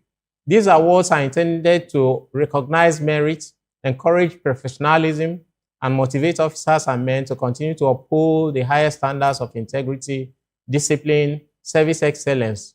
I heartily congratulate all recipients and commend the entire workforce of the Oyo Area Command for their resilience and commitment, he said. DC Adewale also expresses his sincere appreciation to stakeholders, sister security agencies, members of the business community, and the media for their continued partnership, cooperation, and support to the command. Doc, once again, here we have a command of the Nigerian Customs Service in their anti-smuggling and the protection of national economy mandate, seizing items worth over 3.2 billion naira within 2 months, drugs, and so many other things. And what do you think about the influence of drugs within this country, especially at this period in time? It is very sad, very pathetic. First, I would like to, appreciate the efforts of the Nigerian customs. They have been trying, as well as the NDLE. They have been tracking down the interagency collaboration should be intensified. Imagine over 3 billion cargo, the amount. And then imagine the items seized, arms, drugs, that will be highly detrimental to the economy, to us as citizens of the country. Then smuggling, that is another menace that we all should rise against. In fact, I'm proposing that there should be a policy that will, if need be, life sentence, it should be there, so that it will, distance others from going into such inimical, business, because it's detrimental to our national economy. Bringing arms at this trying moment, no, it's condemnable. Custom should, keep it up. NDLE, I commend you. Let there be, more collaborations among the agencies. Yeah. Doc, what do you think is giving impetus to this current influx of all these illegitimate items being smuggled, especially drugs? Why the continuous smuggling in of drugs and drug items and expired pharmaceuticals? Yes, it's because they just want to continue to try waters. They are just trying waters. Honestly speaking, the agencies handling this, they have been trying, tracking them down. They are trying, and those people are restless. Imagine even last week at the airport here, a Nigerian living in Brazil was, arrested with a shades and other things that he starched cocaine from, and he imported it into the country. So they are always coming into the country with different diversity. Yeah, but I'm assuring you that they will fail. I guess they keep getting smarter and finding more, sort of other ways of bringing in these things. And then the security agencies seem to be also, upping their games. They are up to date. But I'm of the opinion that there should be stringent measures. The punishment should be more hard, please. Okay. All these 2 years, 3 years, 5 years, no. Okay. All right, moving on. Adeniyi lauds journalists for articulating milestones at book launch. The Nigerian Customs Service has reaffirmed its pivotal role in national economic development, with Controller General of Customs Adewale Adeniyi declaring the reforms within the service have strengthened trade facilitation, revenue generation, and maritime governance. He said this at a book launch and was represented by the Controller of Customs of the Nigerian Customs Service, Murtala Mohammed International Airport Command, Controller C.C. Nwokore, at the launch of the book titled Customs Operational Revolution and Maritime Development under President Tinubu.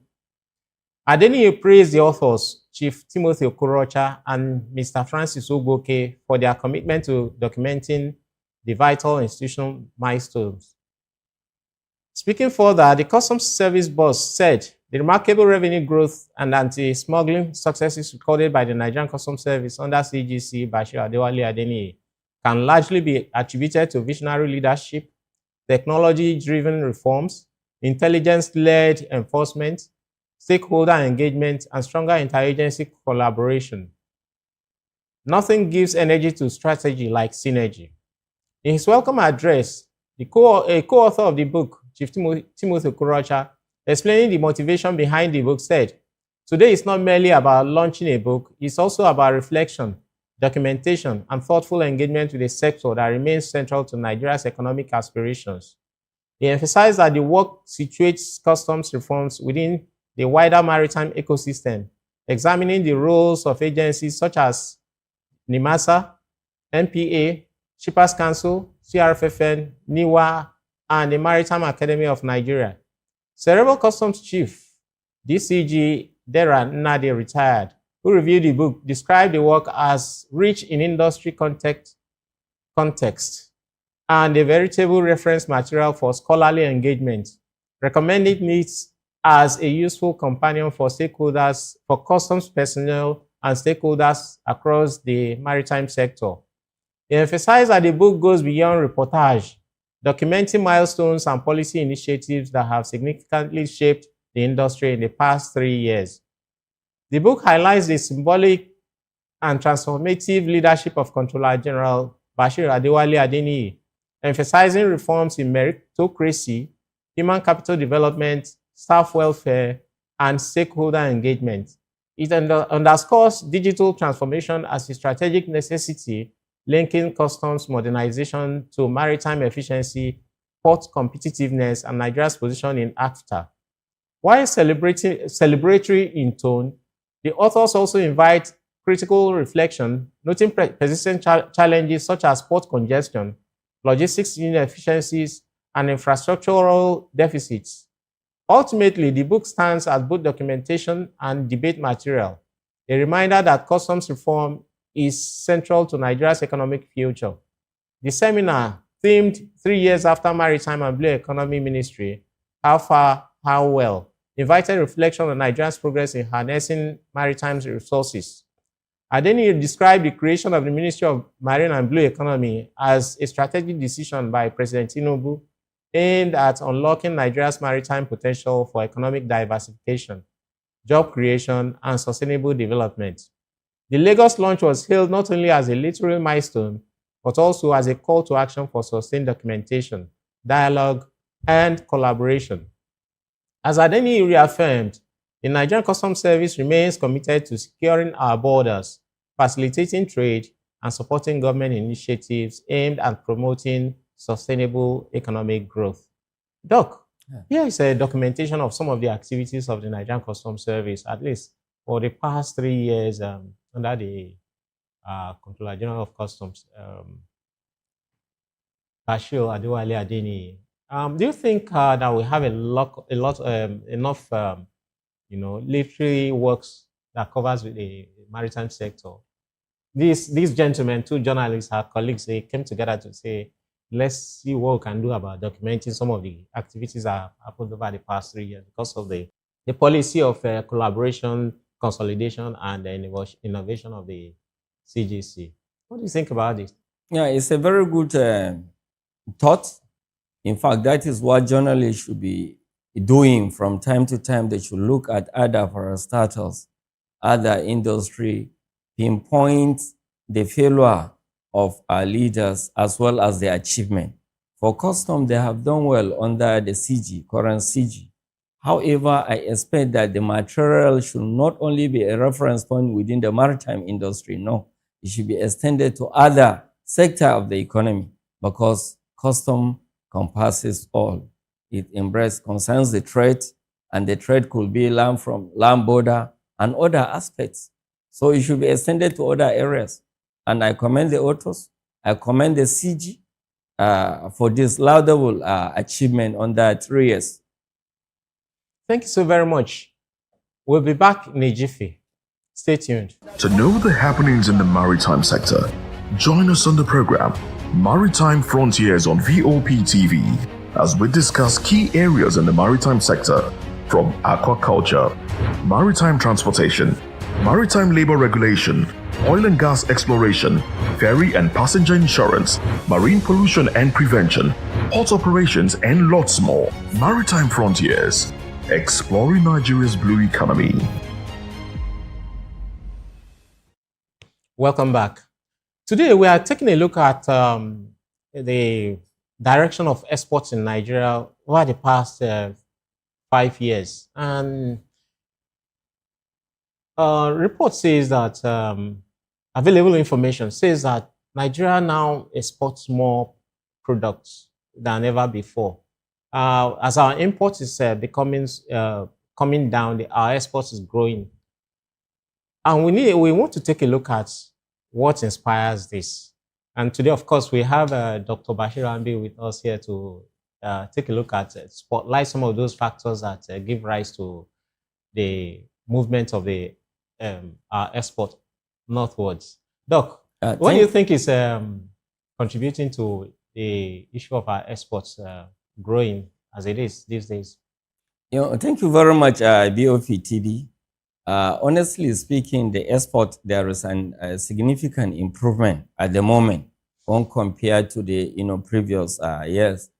Reason because Nigerian, we have woken up, we have seen that yes, since we come, God has blessed the country, the nation with a lot of resources, mineral resources and other things. And what we farm, instead of allowing others to come and use us and be taking it out and bringing it back, some people have taken it to themselves. Let me try it again. And they have been exporting. The quantum of our export has significantly increased within this period that you mentioned. And, if you imagine the issue of, cashew export, sesame, hibiscus flower, even this kuso, some are exporting it. Very, very important to other parts of the country. Full stop. Okay. Yeah, to some level, we have some, of people that are exporting it, but not in large quantity. Those people that are operating restaurants in other countries, they come and they take it down there. It's a very good development.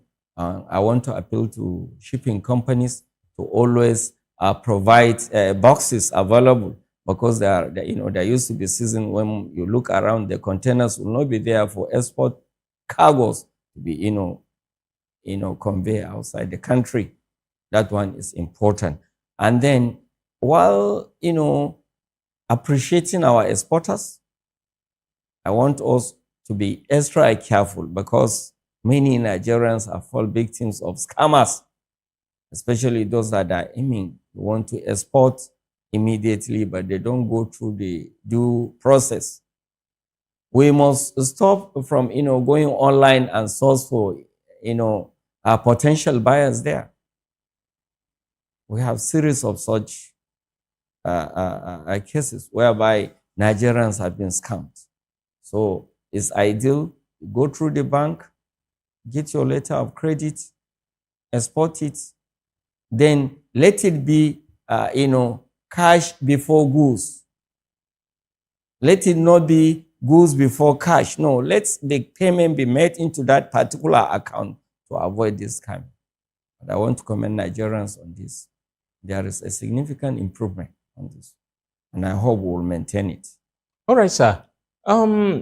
What about most of what we export? Either raw materials and semi-processed materials. I think, don't you think we should move away from this and move away into the exportation of finished goods? Because mainly what you export is raw material. Raw materials. What do you think should be put in place so that we even derive even more benefits from this export? That's a very good question. But development is in process.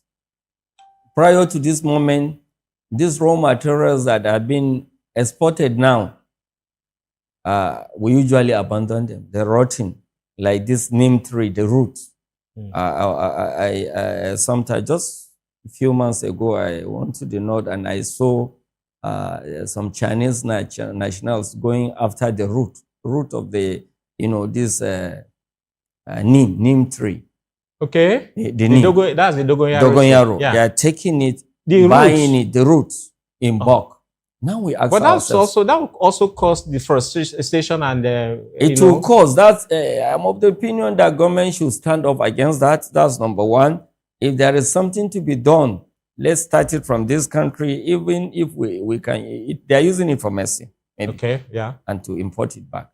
And then alone, if we are to stop exporting the raw materials and be, refining it in Nigeria here, then the exporters should come up, register, let them be identified, let the bank particularly this agricultural bank, if need be, or other interested banks should, accord them loans with a soft interest, then companies should be, established so that we can be doing this and be doing it and be, distributing it within the country and Africa as well, or even to the developed countries.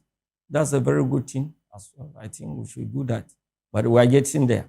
They say that it is by trying more offense that a monkey learns how to jump from a tree to tree to the other, without falling down. So we are getting there. The record says that in 2025, Nigeria achieved a historic milestone in the trade sector. The total non-oil export volume reached 8.02 million metric tons. That's a non-oil sector. Non-oil sector. That's valued at record-breaking $6.1 billion. Exactly. This is huge. But it can be more. It can be better than this. It can be more. Look at this marine and blue economy. If we are to tap properly, though, I commend the government of Asuaji Bola Ahmed Tinubu under the current Minister of Marine and Blue Economy, Adeboyega Oyetola. They have been tapping, the marine, the fishery aspects, the natural resources that are there inside the water. Before, nobody knew about them. That's another very critical area that if we are to harness it, we will leave oil at the back. Look at just of recent, because of this Iran issue of the closure of Hormuz, we have faced a lot of problems like the increment in the fuel, which affected virtually everything. Hadn't been, we have established and enhanced our agricultural and other potential other raw materials that God Almighty has given us, won't be in that condition. So it's honestly, we have been moving ahead. We have been trying in terms of export compared to the past. Yeah, you mentioned something very critical here about the exploitation of the resources within our oceans, Yes. It is said that Nigeria has one of the richest continental shelf. That's the West African continental shelf. This coast has one of the richest, biodiversity. Yes. In terms of fishery, in terms of aquaculture, in terms of tourism, in terms of all these other factors that could earn us a bigger amount of foreign exchange, why is it that we are not really investing in those areas? It is unfortunate that we are not investing in such area. You made mention of some key areas. Fishery. Fishery, prior to the advent and the devilish attitude of this Boko Haram, I used to know even when we were students for the past close to 30 years in University of Maiduguri, you used to see Chadians and other Africans coming to Maiduguri, going to Bama, Baga to get fish. We are blessed. But something like that cannot happen. Agricultural products, we have them. But if we can get a company that will be packaging this in one and be doing it, it will be better. Permit me to cite a story for you. We're in UK sometime as students. We went to African shop, wanted to get a yam. This yam, tuber of yam. Okay. One tuber of yam at that time when we entered the shop in London, and they are asking us to pay over, at that time, 2011, 2012, that we should pay £7, £8. And one tuber of yam. The reason is that because they package it, they properly package it. Okay. It was packaged in a carton. And then the tomatoes. When I ask question, where did they get it? We're from Ghana. I now laugh. It is maybe from Mile 12. Mile 12 here in Lagos. Because these are yam being produced from some certain part of the country. Yeah. Benue, it could be Nasarawa. Yeah. Could be Taraba or something like that, or Niger. And the tomatoes are there, they package it. So there is need for our exporters to start packaging all our raw materials in a very good way so that it will get value. Not that they will allow others to come and buy them and then take them away. Here we are depriving ourselves from getting what is legitimate for us. We are depriving the government from getting the statutory tax. We are killing ourselves because there will be no employment. I think when those areas are established, you see, go to China here, you see a small house. The family, they will come together. These ones will always specialize themselves on manufacturing of solar panels. Go to other places. Why can't we emulate that? Okay, yeah. Can't we emulate that? You just mentioned the fact that you bought yam in London now. Yes. Nigeria is said to produce about at least 60% of the total amount of yam produced in the world. We grow them here in this country. And that is also an area that we should exploit. You cannot have Nigeria grow yams and then smuggled out across to Ghana, and then from Ghana exported to Western countries, and it's now called Ghanaian yam. Honestly. What do we need to do to correct those little anomalies that take away the value that we should be deriving? Honestly speaking, all of us should rise up and assist the government. There must be proper monitoring and enforcement to ensure that all our natural, resources, the foodstuff that we are talking about, even this snail, they are taking it out. Snails. It's a very good product. They're taking it out. They're buying it very, very high, price. So all of us, it's a clarion call. All of us must rise up, assist the government to ensure that anybody found. You talk of smuggling in the course of your review these days. That is one of the major problems affecting us as a country, because that is why I suggested that there should be stringent punishment for anybody found, because it's like an illegal business that tends to continue. Some, they thought they are untouchable. If you are untouchable, nobody is above the law.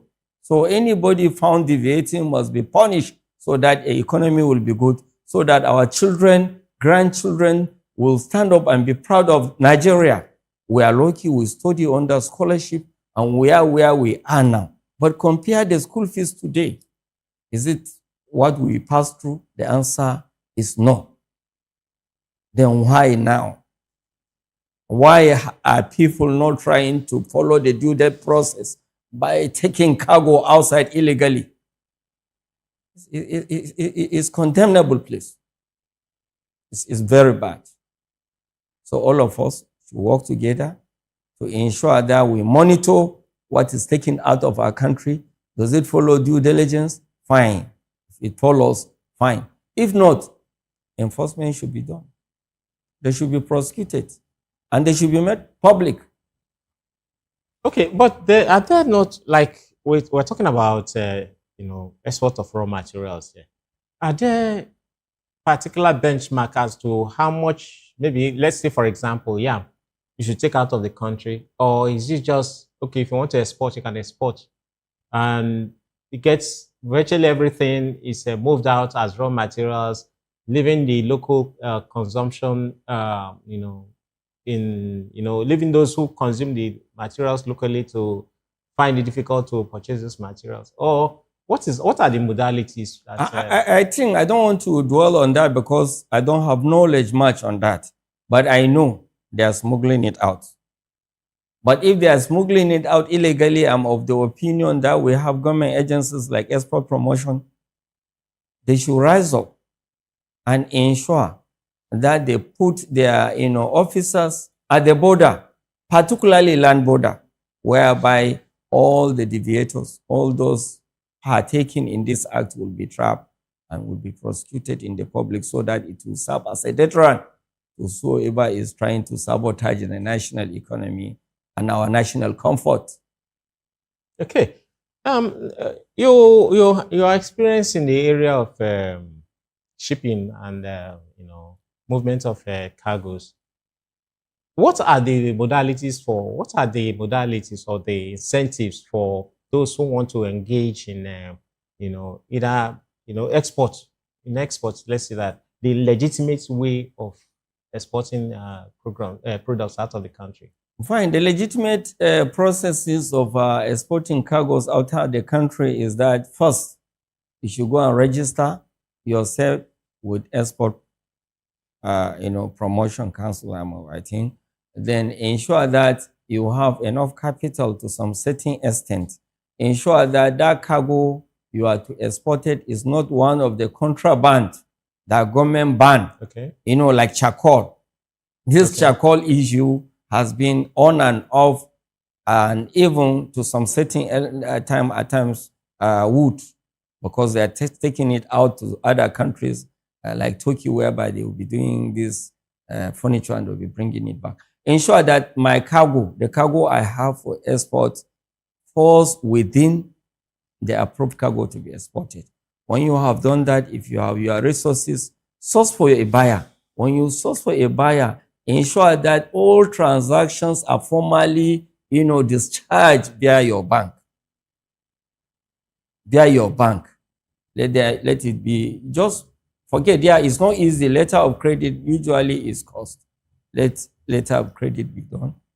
Then go get a competent shipping company. Confirm to them that this is a perishable cargo. If it is a perishable cargo, then all the necessary cooling system must be in place to ensure that the cargo gets to destination before, so that to avoid damage. When you have done that, you get your permit. They deliver, your agent is there. They deliver your this thing, you receive your payment. Not that you go online and you see somebody, he will tell you it's a buyer, or they have an agent in Nigeria to organize one pseudo training.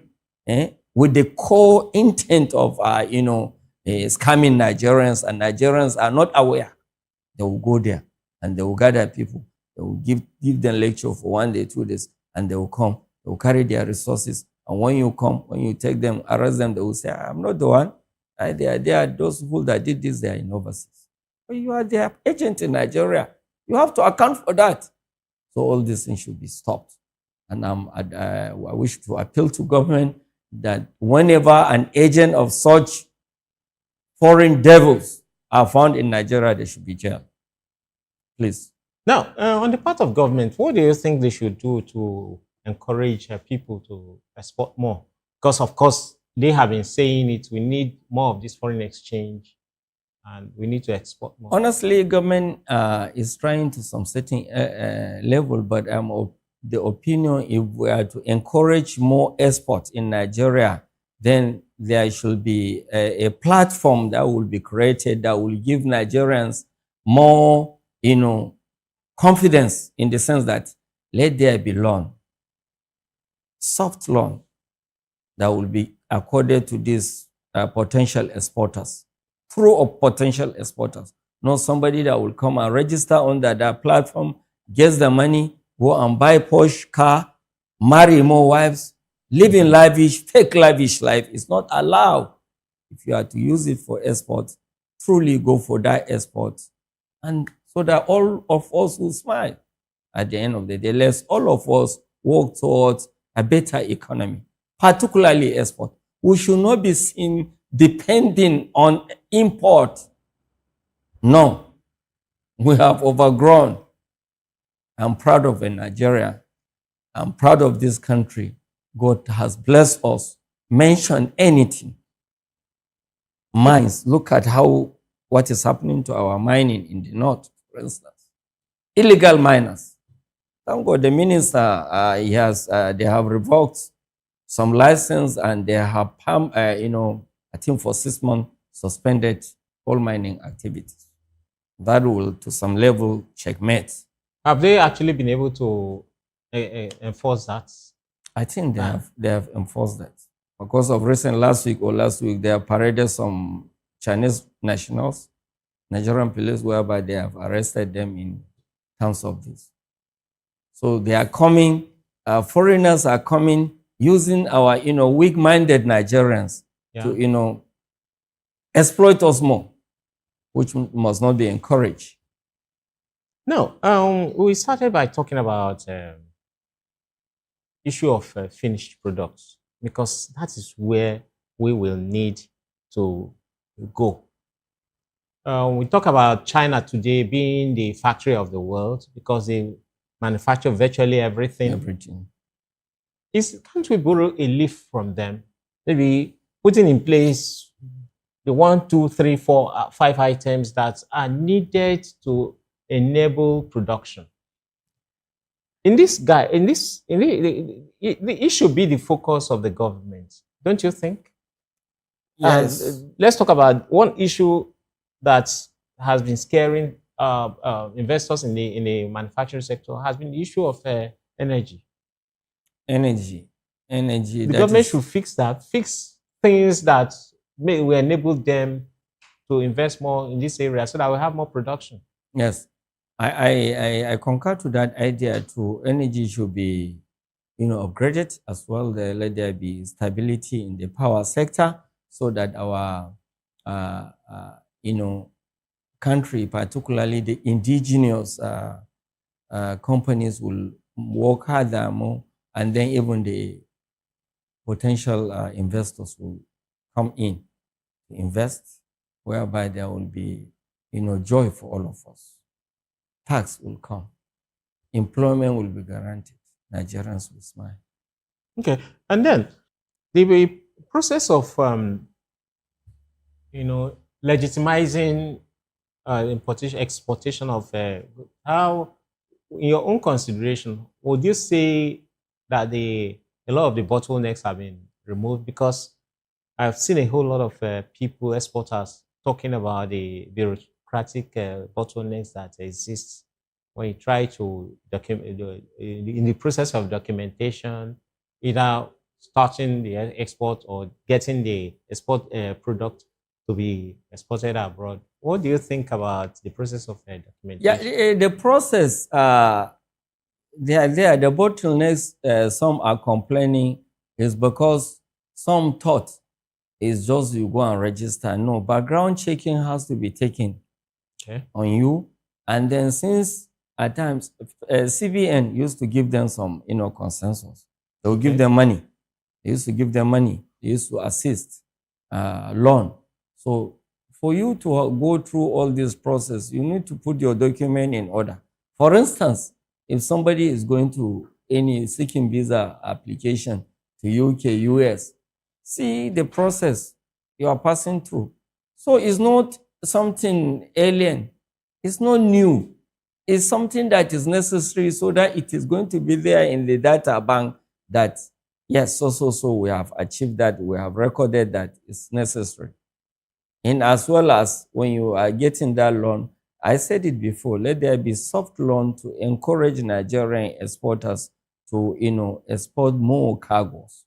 And to the exporters, it's not that when you are given that loan, you go and marry, you go and acquire Porsche cars, live lavish life, or go into politics.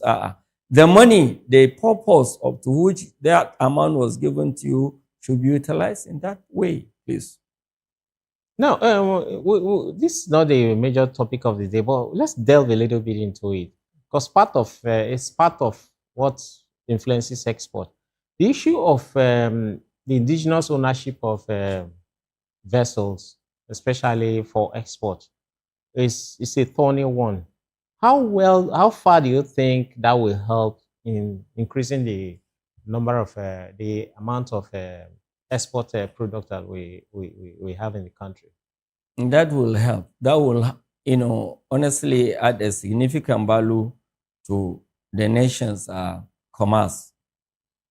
Because by the time we have our indigenous vessels, exporters, importers, both, particularly importers and exporters, they will smile, they will go there, they will be, their cargo, the freight rate will be cheaper.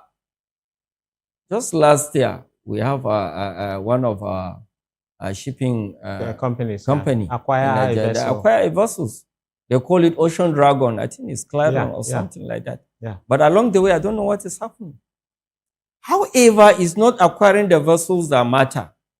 the ability of Nigerians to patronize such vessels matters. Okay. Yes, because you see that even if you acquire your vessel, is there, per day, you spend over 30,000. 30,000 USD. Yeah. But that is when you hire it. And if it is your own, you know how much it costs heavy to maintain vessels. One cargo are not there for you to utilize. You have to send it to other countries.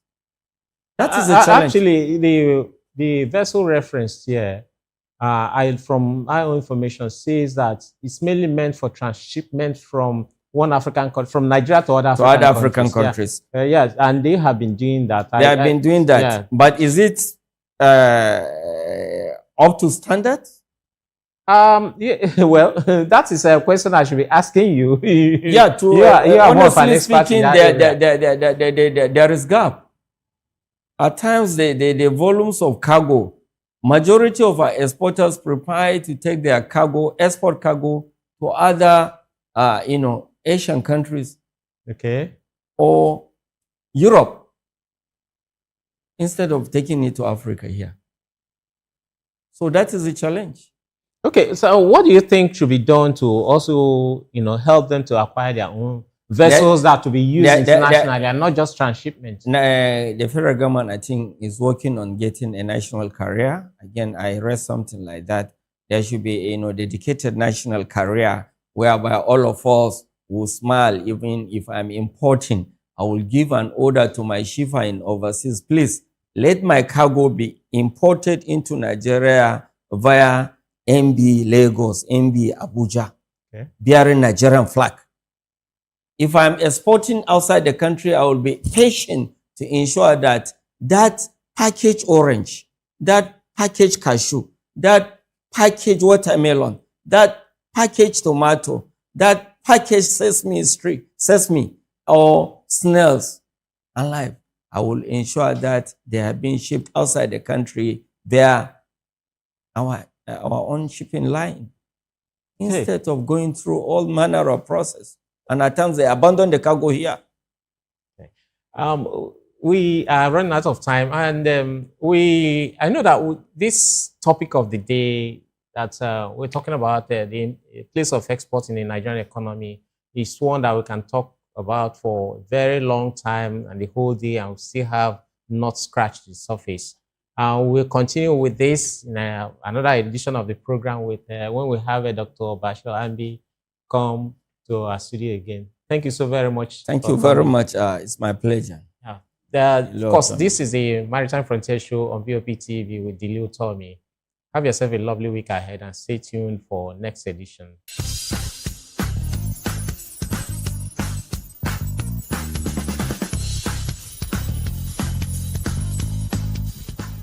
To know the happenings in the maritime sector, join us on the program Maritime Frontiers on VOP TV as we discuss key areas in the maritime sector, from aquaculture, maritime transportation, maritime labor regulation, oil and gas exploration, ferry and passenger insurance, marine pollution and prevention, port operations, and lots more. Maritime Frontiers, exploring Nigeria's blue economy.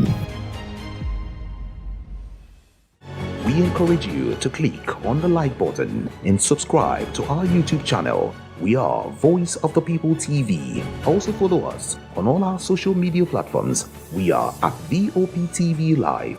Visit our website www.vop.ng for fresh and trending news. Also watch us live on SLTV channel 264. VOP TV, Voice of the People Television.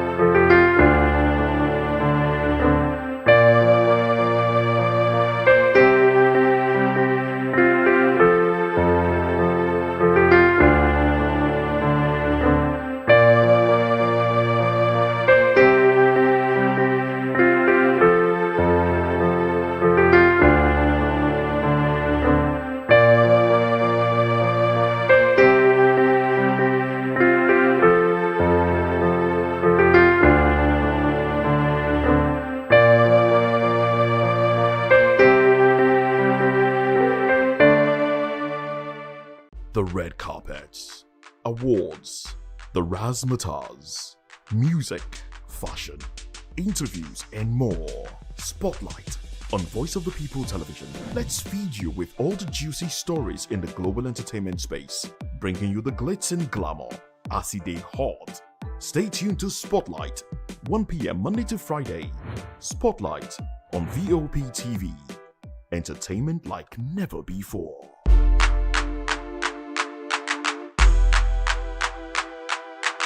Nigerians, your voice matters, and in 2027 it starts with your permanent voters card, your PVC.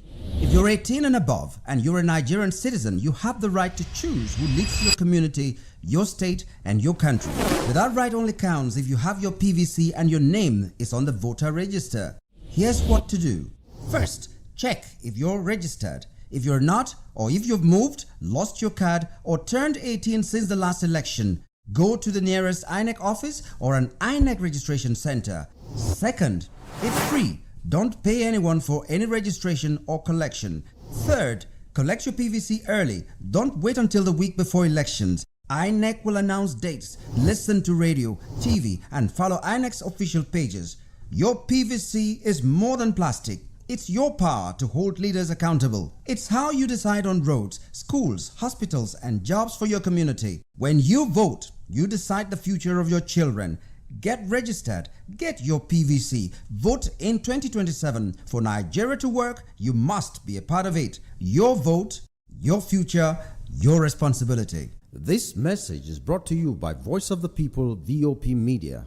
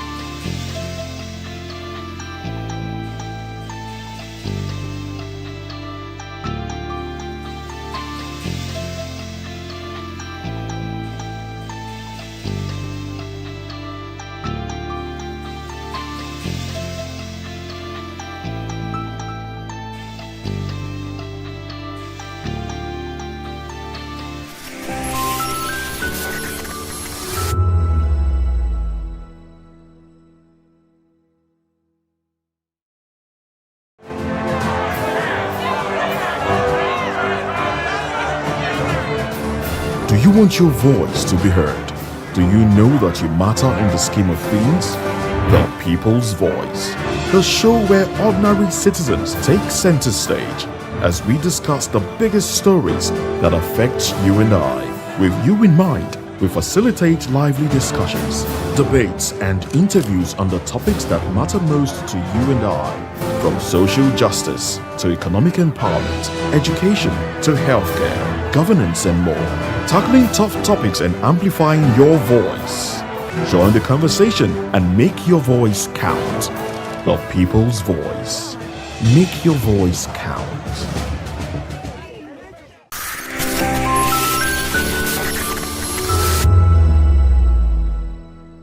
The Lagos State government says agencies under the Ministry of Special Duties and Intergovernmental Relations have stepped up safety inspection, emergency coordination, and public sensitization as part of efforts to reduce accidents and improve compliance across the state. This disclosure was made during the 2026 ministerial briefing at the Alausa, Ikeja. Commissioner for Special Duties and Intergovernmental Relations, Olubenga Oyorinde, says the Lagos State Safety Commission carried out over 200 safety inspections of manufacturing facilities and several audits of government agencies. According to the Commissioner, more than 3,500 construction sites achieved safety compliance certified between May 2025 and May 2026. He adds that safety marshals were deployed to over 1,400 public and private events across the state. The Lagos State Ministry of Special Duties and Intergovernmental Relations plays a vital role in ensuring public safety, emergency preparedness, effective interagency coordination in Lagos State. To effectively deliver on this mandate, the ministry provides strategic oversight for 5 key agencies: Lagos State Emergency Management Agency, LASEMA, Lagos State Safety Commission, Lagos State Neighborhood Safety Agencies, Lagos State Fire and Rescue Services, and Lagos State Command and Control Center. Together, the agencies threaten safety, security, and emergency response across the state. The Lagos State Ministry of Special Duties and Intergovernmental Relations and its agency, Lagos State Fire and Rescue Services, has recorded significant progress in infrastructural development and operational strengthening through the completion of key projects aimed at improving emergency response services across Lagos State. These completed projects includes procurement of 62 firefighting and utility service vehicles to enhance emergency response capacity. The Lagos State Management Agency says it handled over 1,100 emergency cases in 2025, with Alimosho recording the highest number of incidents. Meanwhile, the Lagos State Fire and Rescue Services it has intensified engagement with landlords, market leaders, and fire marshals to reduce fire outbreaks and attacks on emergency respondents. The state government says it will sustain enforcement, public sensitization, and emergency response coordination to improve safety standards and protect lives across Lagos State. From Alausa Ikeja, I am Monica Ogolo, reporting for Voice of the People TV.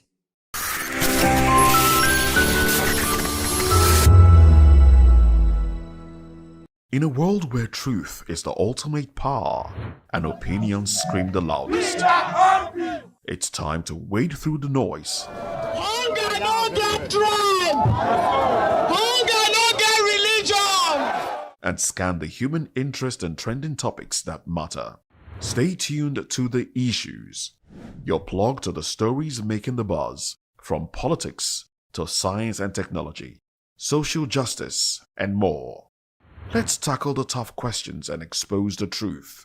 The Issues on Voice of the People Television, Mondays to Fridays, 8 to 9 p.m. The Issues. Don't just react. Understand. Welcome to the locker room, the home of football talk that matters. I am Jerry Arpillon. Join us every weekday, Monday to Friday at 5 p.m. Nigerian time, as we share the hot takes and hot debates in the exciting world of football. And joining me are the usual suspects, Ikechukwu and Mayowa, as we break down all the hot takes and everything that's happening in the football. Don't just watch football, live it with us. Catch us on the locker room and Voice of the People television at 5 p.m. Nigerian time. And like I always say, if not going to the talk, please discuss. And it's Hakim Ziyech who puts the Join us as we drive into the world of politics through insightful interviews with prominent political figures, both serving and former governors, ministers, senators, legislators, party chieftains, activists, and analysts. Get first-hand information into the decision-making processes that affect our daily lives. Highly engaging one-hour program that brings political discourse into focus. I am Chukwuma Okoro. Political Lens, Monday through Friday, 6 to 7 p.m. Join us. VOP TV. Now you have more than a voice.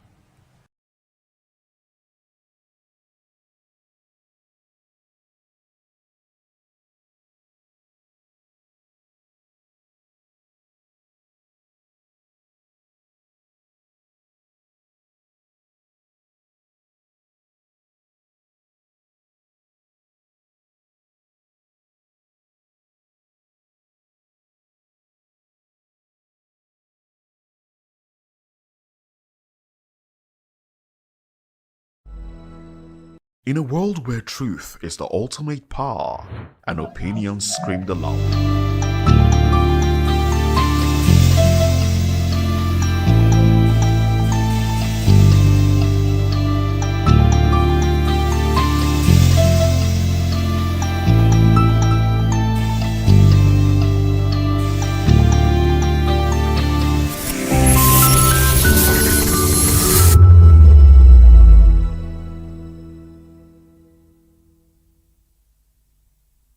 views on the streets.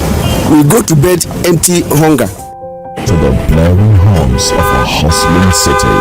The loudest voices of the coming man got a medium to be heard. This particular administration, they were coming unprepared. It's not a bad thing to renovate the president's lawn. Through top-notch programming, unbiased reportage of news, sports, business, entertainment, and cultural documentaries, Voice of the People 90.3 FM became a symbol for 21st century media.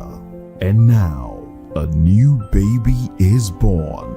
Voice of the People Television, VOP TV, youthful, full of vigor and penchant for excellence in the continent's media space, exposing the wrongs, applauding the rights, dissecting the news without fear or favor, through factual and accurate stories and contents. Corruption kills three things that makes a society. Representing the interests of the people and giving them a voice. Voice of the People TV is here to stay towards building a fair society. VOP TV, Voice of the People Television, truly a voice for the people. We encourage you to click on the like button and subscribe to our YouTube channel. We are Voice of the People TV. Also follow us on all our social media platforms. We are at VOP TV Live. Visit our website www.vop.ng for fresh and trending news. Also watch us live on SLTV channel 264. VOP TV, Voice of the People Television.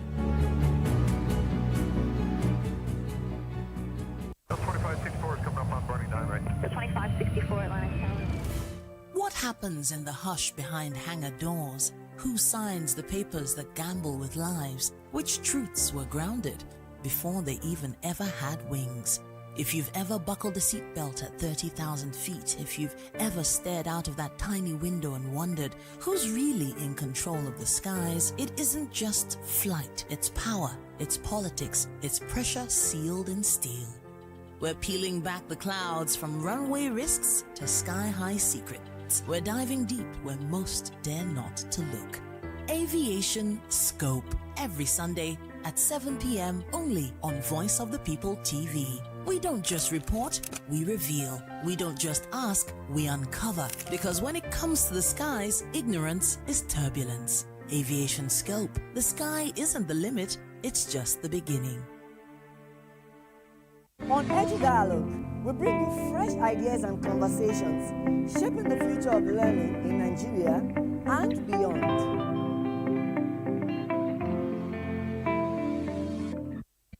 Hey guys, it's your girl Arika of the Dimples, aka Risky Baby, and you are watching VOP TV. Do not go anywhere. Where are you going to? Stay here. Calm down. Stay here if you're not.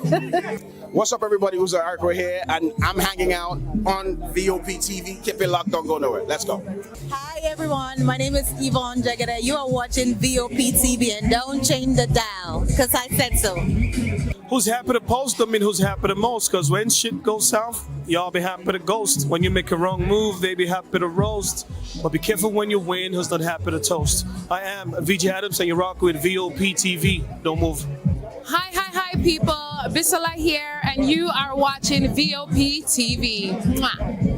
Shout out to VOP TV. It's so good to have you on the red carpet of AV. Love you all. Wishing you all the best. Here's a shout out to VOP TV. It's your girl April Oshidikwe at the EV premiere.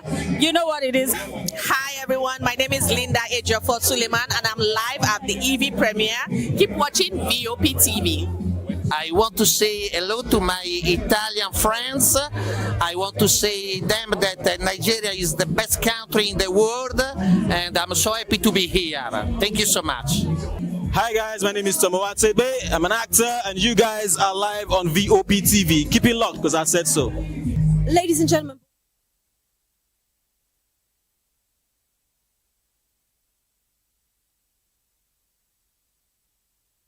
Please keep watching Voice of the People Television. Love ya.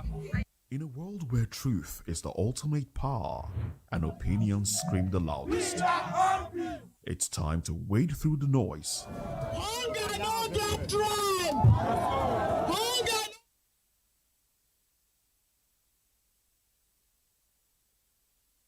Stay tuned to The Issues, your plug to the stories making the buzz, from politics to science and technology, social justice, and more. Let's tackle the tough questions and expose the truth. The Issues on Voice of the People Television. Don't just react, understand.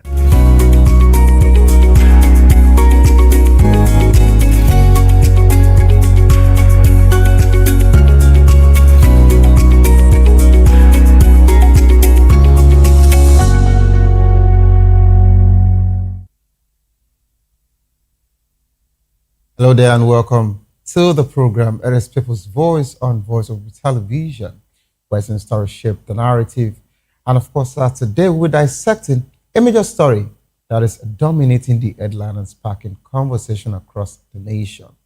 Nigerians are not hungry, says Tinubu aide. And this has actually sparked outrage across the nation. Are we actually hungry or not? The presidency actually saying we're not hungry. So I'd like to join the conversation. Let's have, this thoughts together. But I would also want your own expert insight and citizen perspective. Share your thoughts with us. I am Savior Udo. Let's look into other news stories with details, right? In as much as that particular statement, has been, triggering so many people in this nation ever since the presidential, spokesperson, or the president's, aide actually, made such assertion. But let's just hope that we'll get through to this particular one. Makinde imposes 16-hour curfew in 10 Oyo local government areas. Oyo State Governor Sheyi Makinde has imposed a 16-hour curfew on 10 local government areas of the state following rising security concerns. The curfew, which runs from 4 p.m. to 8 a.m., takes effect on Wednesday, June 24th, 2026, and will initially last for about 48 hours. Okay, according to the state's government, the affected councils are located around the Old Oyo National Park with a restriction aim at strengthening security operations and protecting lives and property. Residents have been directed to comply fully with the order while security agencies enforce the directive. Right? We will be touching a part of this particular conversation as well, because the presidential spokesperson also mentioned something like this, as regards to saying that it is the media that is actually giving false narrative on security concerns in the nation. So if there is no security situation in the country, why is a governor declaring curfew? We would actually touch that particular one as well, as regards to the main conversation. Ashinkafi petitions IGP over Matawale's NECO certificates. This is another conversation that when I actually saw this one, I just said, are we back to another certificates conversation? The former governorship aspirant in Zamfara State, Sani Abdullahi Shinkafi, has petitioned the Inspector General of Police calling for an investigation into the 2018 NECO certificate submitted by the Minister of State for Defense, Bello Matawale. Shinkafi urged the police to verify the authenticity of the certificate and determine whether any irregularities exist. He said the investigation would help clear public concerns surrounding the document. And of course, the petition adds a new twist to the controversy over Matawale's educational qualifications, which has continued to generate debate in political circles. As of the time of filing this particular report, Matawale had not publicly responded to the allegations. I don't think he was meant to actually respond. If the certificate is actually genuine, or if he has it, he will just have to push it forward and tell his spokesperson to, upload it on the public domain. I think that's the best response for him to do, except there is another twist in turn as regards to that particular one. Away from there, Akpabio backs swift passage of state police bill. The Senate has begun consideration of a constitutional amendment bill seeking the establishment of state police across Nigeria. Senate President Godswill Akpabio assured lawmakers that the proposal would receive a swift legislative attention after it was transmitted to the National Assembly by the President. The bill, which aims to strengthen security, improve local policing, and has been referred to the Senate. And of course, the Senate Committee on Constitution Review for further considerations are actually, looking into this particular one. And the Assembly has actually endorsed this particular, bill. Hopefully, the amendment will pave the way for the creation of state police in Nigeria. Hopefully, and we just hope that this particular one will come to stay. In as much as we still have some issues as regards to, the executives when it comes to governors of different states not abusing that particular, one there. Basically, I think that's the main, conversation here when it comes to that state policing. But we know we want it, but we just don't want the abuse of power when it comes to that particular one. To join the conversation, kindly call the number 090-447-32605, 090-447-32605. Follow us on social media at VOPTV Live. You can use the hashtag People's Voice on VOPTV, and of course on YouTube with Voice of the People TV. Kindly hit the subscribe button, and together we can make our voices heard. It is time for us to go on a quick break. As soon as we return, we'll be talking about the almighty statement by the presidential aide that says Nigerians are not hungry. I don't know, but he said it that we're not hungry. And of course, Tinubu aide sparked outrage with that particular statement. You don't go to where, please stay tuned. I'll be right back.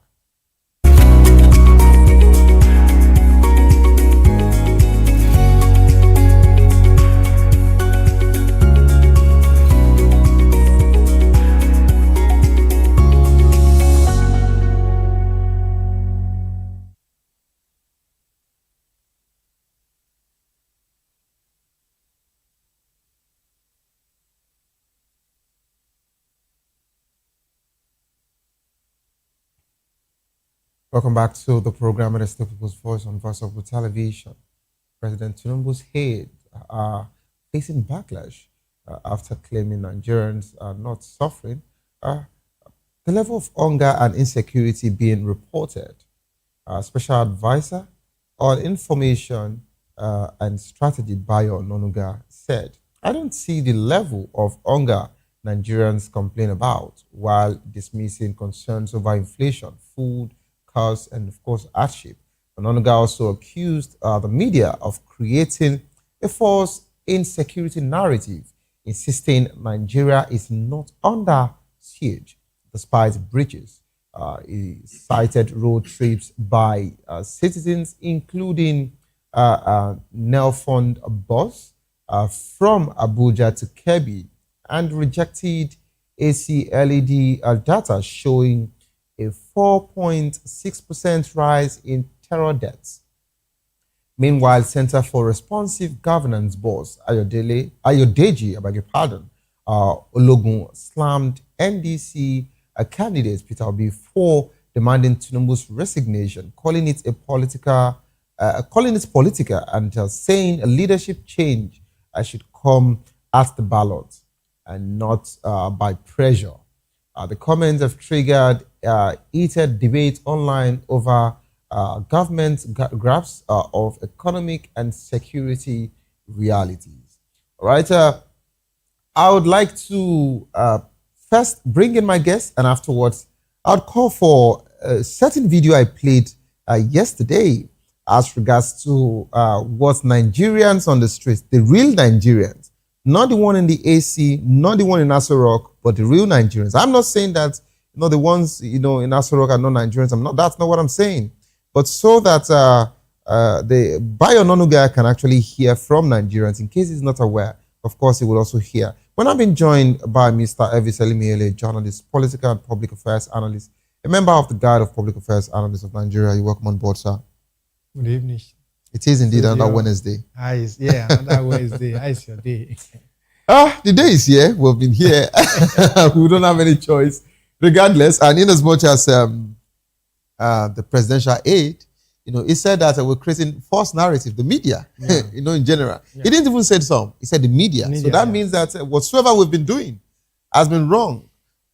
So, but of course, if we were actually pushing the APC, if we're talking more about the APC, as a government and all of that, I think he would have said we're doing fine. But how should we balance, broadcasting if we cannot, put everything out there? If the governments are doing fine, me, the show, definitely. I get to mention it and I'll say, oh, this is a laudable faith. And if the government is actually lacking, or we are seeing deficits in human economy, we are seeing deficits in our lives as regards to even to us, thinking of being in the right, circumstances in the country, why won't we talk about it? So I'm surprised, but I'd like my team to actually put up that particular video where Nigerians, the real Nigerians, just like I said, responded to all of these particular claims of economy. They said the reforms are hidden results. So let's hear from the Nigerians. It is really alarming. Just yesterday, I wanted to fill my gas cylinder. And I was told it's now 2004. And just barely 2 weeks ago, I bought a new cylinder of 6 kg and I filled everything up with, then it was 1.4 per kg. But now it's like crazily, like more than 50% of increment. So it's just not too encouraging. The economy is really affecting everybody. The high rate of inflation is affecting even the masses. So it's only the less privileged, I won't say poor, because this economic have made us poor, actually. It made us poor.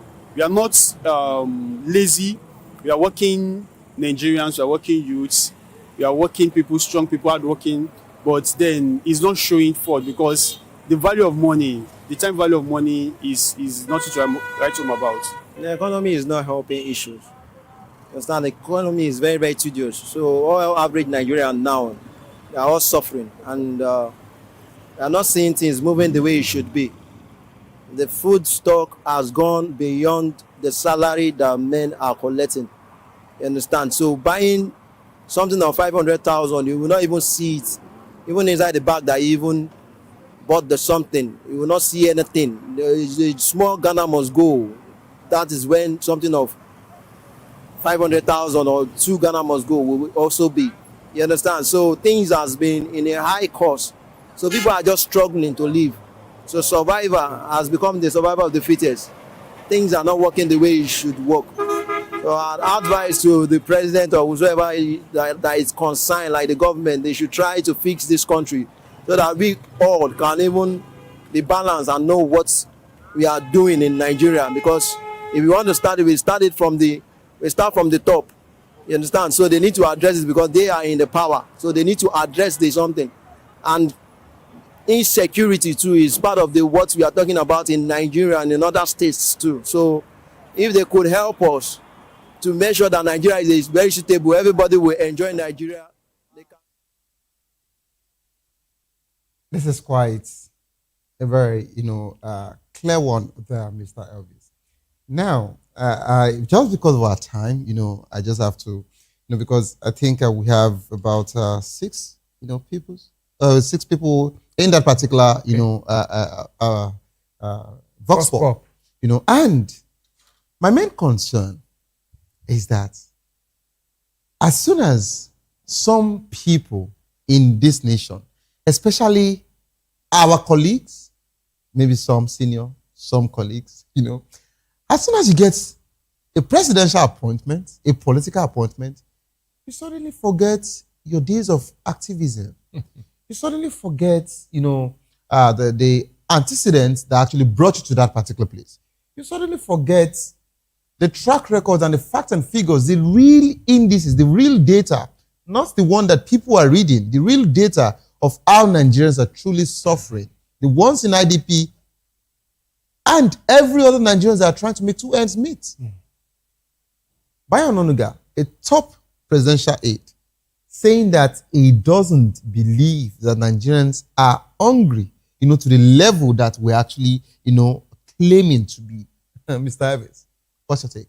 Yeah, thank you, Savior. I think you could have done less in your show than what you just showed Nigerians now. Because this is voice of the people. Yeah. So that voice pop actually portray what this show is all about. We need to hear from Nigerians on the street because we can't speak less than that once you appear on this show. The language we speak here is the language of the street. And that's what Nigerians have just spoken now. So I'm surprised that, like you have said, when they flip to the other side. I don't know if once you flip to the other side, maybe you would also forget and say, oh, no, there's no struggling in this country, Well, let's get to that Let's bridge. get there first. But even if I flip to that side, I will always want to graze your show so that I can hear the feelers from the street and still be able to relate with Nigerians. Because by the time I leave that side, I'll still need to connect with my people. That's what they don't know. No matter the number of years you stay there, the administration will definitely end. And you come back to the people. And most times we have to remind you, some of these videos of your performance when you are at that side. What baffles me most is that very senior colleague, very respectable editor that I used to read his column when I was just coming up in this profession, especially when I was in the school. When magazines, weekly in the magazines. days of Concord. Yes, weekly magazines were the order of the day, not daily. We have to look for Concord, weekly Concord. You have to look for Africa Guardian. Yeah. You have to look at the TEL and all that. So we, from the little stipend we have as students there, we used to buy these so that we can, get on with the trend of things in the country. That was actually military era. Yeah. You understand? So, and then he was an editor, and I know how he, criticized the economy, criticized the government, and wanting the best for Nigerians. So some of us fell in love with his write-up. But flip to where we are today, you understand? It's a different ball game. When I saw that interview yesterday, I was shocked. 14, 15, 20 years ago, read Bayo Onanuga, Nigerian knows. And with this current situation we are going through in Nigeria now, I don't know how he would have captioned his headline in his weekly magazine, with this trend of things we are going through now. Is it the harsh economy? Is it the insecurity in all that we're going through now? But today, he's living in a different side, and he's telling Nigerians that he doesn't believe that we are hungry because he is no longer hungry. So those of us that are still hungry, we don't even have the right to tell the government that we are hungry. That's what he told us yesterday. I remembered when we were criticizing the military and saying military was our problems. These were the men we believed that by the time democracy comes in, they will be able to help us to scrutinize democracy because media is actually the fourth realm of the estate. We are supposed to balance whatever is happening within the three other organs of government. Whichever one that is doing well, we report. If they are not doing well, we are not criticizing them, for criticism. And we're not meant to be partisan. We are not partisan. We are only telling them, sit up to the position you are giving, sit up rightly so that people can actually believe that, okay, this is actually the best we can get from you. So whatever we say in the media is for the government to take a retrospect into where he's coming from and be able to sit up properly and be able to align with the wishes and the belief of the people. People voted them into power there. Forget about the INEC shenanigan. You understand? But now that he's in power, who will always say Nigeria voted him into power? Whether the result came at 3 a.m. in the midnight or there was a glitch. While he was still sleeping. That's no longer the issue. While he was still sleeping. The issue now is that for the past 3 years, he's the president of Nigeria and he has a year to go and we don't have any choice over that. But when you are in such position, the onion lies that don't lock yourself inside that cocoon called Aso Rock. Try as much as possible to also have feelers from people who actually voted you in there. Because your aides will never tell you the truth. Many of them will not tell you the truth. Many of them, because of their job and because of what they are currently enjoying, so they want to satisfy their paymaster. But who is supposed to be their paymaster? It's Nigerians who are the taxpayers that maintain that office of the president. The presidency office is maintained by you and I taxes. And it's maintained by Nigerian, the average Nigerian who struggle daily to actually make sure that this country remains as a nation. But unfortunately, when they get in there, they lock up their master, their principal, and tell their principal what they believe that will be the best thing for him to hear. That's what I was saying yesterday for Bayo Onanuga, a very respectable editor. An editor who once punctured a story in this nation that led to the closure of the media. He was an editor-in-chief. Yes, which is Concord. No, you have to mention it out. Yes. Africa Concord. African Concord. You know, he was even told to apologize. When the publisher said apologize, he said no, he's not apologizing. Because he actually transcribed the tape of the president that he published. That's to tell you how activism were flowing in his blood during his days. Do you think he's still an activist? No. He's not a presidential head. No, that's the same thing. If you are asking of if Bayo Onanuga is still an activist, you also ask, is President Bola Ahmed Tinubu still a Democrat? These are very, very big questions that we should begin to ask Nigerians where we are today. Because if you also take the antecedent of his principal when he was a NADECO member, I say was because today I don't think he's a NADECO member any longer. When he was a NADECO member, go and read his write-ups. Go and read all his interviews about Nigeria. Today, I was expecting that May 29, 2023, when he was being sworn in, the first pronouncement he was going to make was how to restructure this nation for this nation to function well. Go and read all his past interviews. They are tailored around restructuring, making Nigeria to function as expected. Part of it was when he was Lagos State governor that he created the SCDA that led to his problem with the former president, Olusegun Obasanjo. Those were some of the things he believed in, that this nation can function and function independently, believing in your own region and getting whatever you have from your region to service this nation. That was why he said, Lagos is a state. And because Lagos is a state, I can do what I like in Lagos because he believes in federalism. He believes in restructuring. So the same way he told subsidy is gone in 2023, May 29. Nigerians were expecting that from now on, the restructuring of this nation begins. So that within the first 2-3 years of his administration, we will be somewhere today in the restructuring of this nation. But that era was jettisoned, only the subsidy gone that he carried through. So that's why today I can no longer join the Nigerians to say President Ahmed Bola Tinubu is a Democrat. Because a Democrat knows where the shoe of everybody in this nation pinches him or her, where he's supposed to bring in amelioration. The biggest amelioration Nigeria needs now is that this nation must not continue like this. We have to restructure. Okay.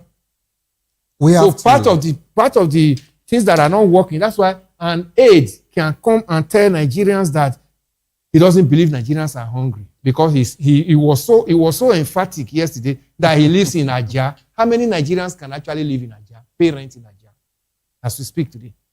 It's a highbrow area for the big men. You understand? He should have told us that, I live in Bariga, or I live in Mushi, or I live in Oshodi. But he was proud to tell us he lives in Ajah. So you and I that are living in this area, we must not complain of hunger. The question should be asking him, how often does he sleep in that Ajah? He doesn't sleep there. He doesn't sleep in Ajah. He's with his master inside the Aso Rock. Because I might want to just keep the name, a former Nigerian army chief in this nation, where we share block together as property in Kaduna. The light is always, there's always light on 24 hours. Everything working there, but he only comes there during Ramadan. But irrespective of that, the house functions. The house functions. So in a situation like that, if someone like Bayo Onanuga tells you that I live in Ajah, how do you live in Ajah? Now, you've actually touched several things. I remember reading a particular article that Abdul Salam, wrote when it talked about inviting NADECO during that particular era of change of power, transition. Maybe because I love history a lot, and of course, doing my job as investigative journalist, I dive into some of this, and I remembered Abdul Salam mentioning that he needed, to hear from NADECO. He needed to see their body language. He needed to know if they were in tune, and on the same page. Flipping the page around to today, do our government still call the civil society group? Do they still call some, people that they feel, oh, these ones are actually speaking the minds of Nigerians, to come and, give them real data to propose solution. Now, the reason why I'm saying this, imagine Bayo Onanuga saying that he's totally against the ACLED's claim of 6.4% of insecurity. And he mentioned Nelfon bus traveling by road, road trip from Abuja to Kebbi. Now, let me explain to Nigerians who does not know what that road looks like. So, between Abuja and Kaduna is just 2 hours, which is the same time we use via train, from Idu to Rigasa. Rigasa is the last bus for Kaduna. Now, within Kaduna, you understand, to Zaria, where you would now move to the said road that you can actually face the Katsina before Zamfara and Kebbi, How many hours is this? Everything is just, let's say, about 7 hours. But, to an extent, we now have more personnel on that road. Because along the road, you will see the NDA there, We now have more personnel on that road. I tell you. Yeah. I would have expected him to say that the Nelfon bus traveled through the southern Kaduna to Jos by road. Because me and Bayo Onanuga and every Nigerians that ply that road, we all know that on that same road, we have a certain community that you cannot drive through that road when once it is 6:37. Imagine that. Because these non-state actors have actually taken over that particular road, Mr. Ives. Last week, Friday, I was in Osun State, Ile-Ife to be precise. I left very early in the morning, and guess what?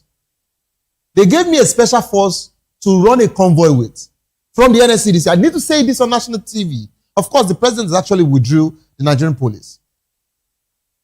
They took me there to Ile-Ife, and they brought me back on Sunday when I returned back to Lagos. Everywhere I go to, they have to follow me. Are you saying the nation is safe and they have to do that? This is the same Ile-Ife that freely and literally we drive there anytime. Yeah.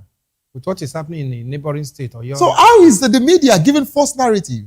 Those are the questions we should be asking them, because by the time they are in their tinted glasses car and with a lot of convoy, they don't see what you and I is going through. It's very easy for him to quickly come and be talking, oh, somebody drove from so. Can he do it? How many times has he driven that kind of distance? Let's even say from Lagos to Benin. Alone. He should try it. Then come back and give Nigerians the feedback of that trip.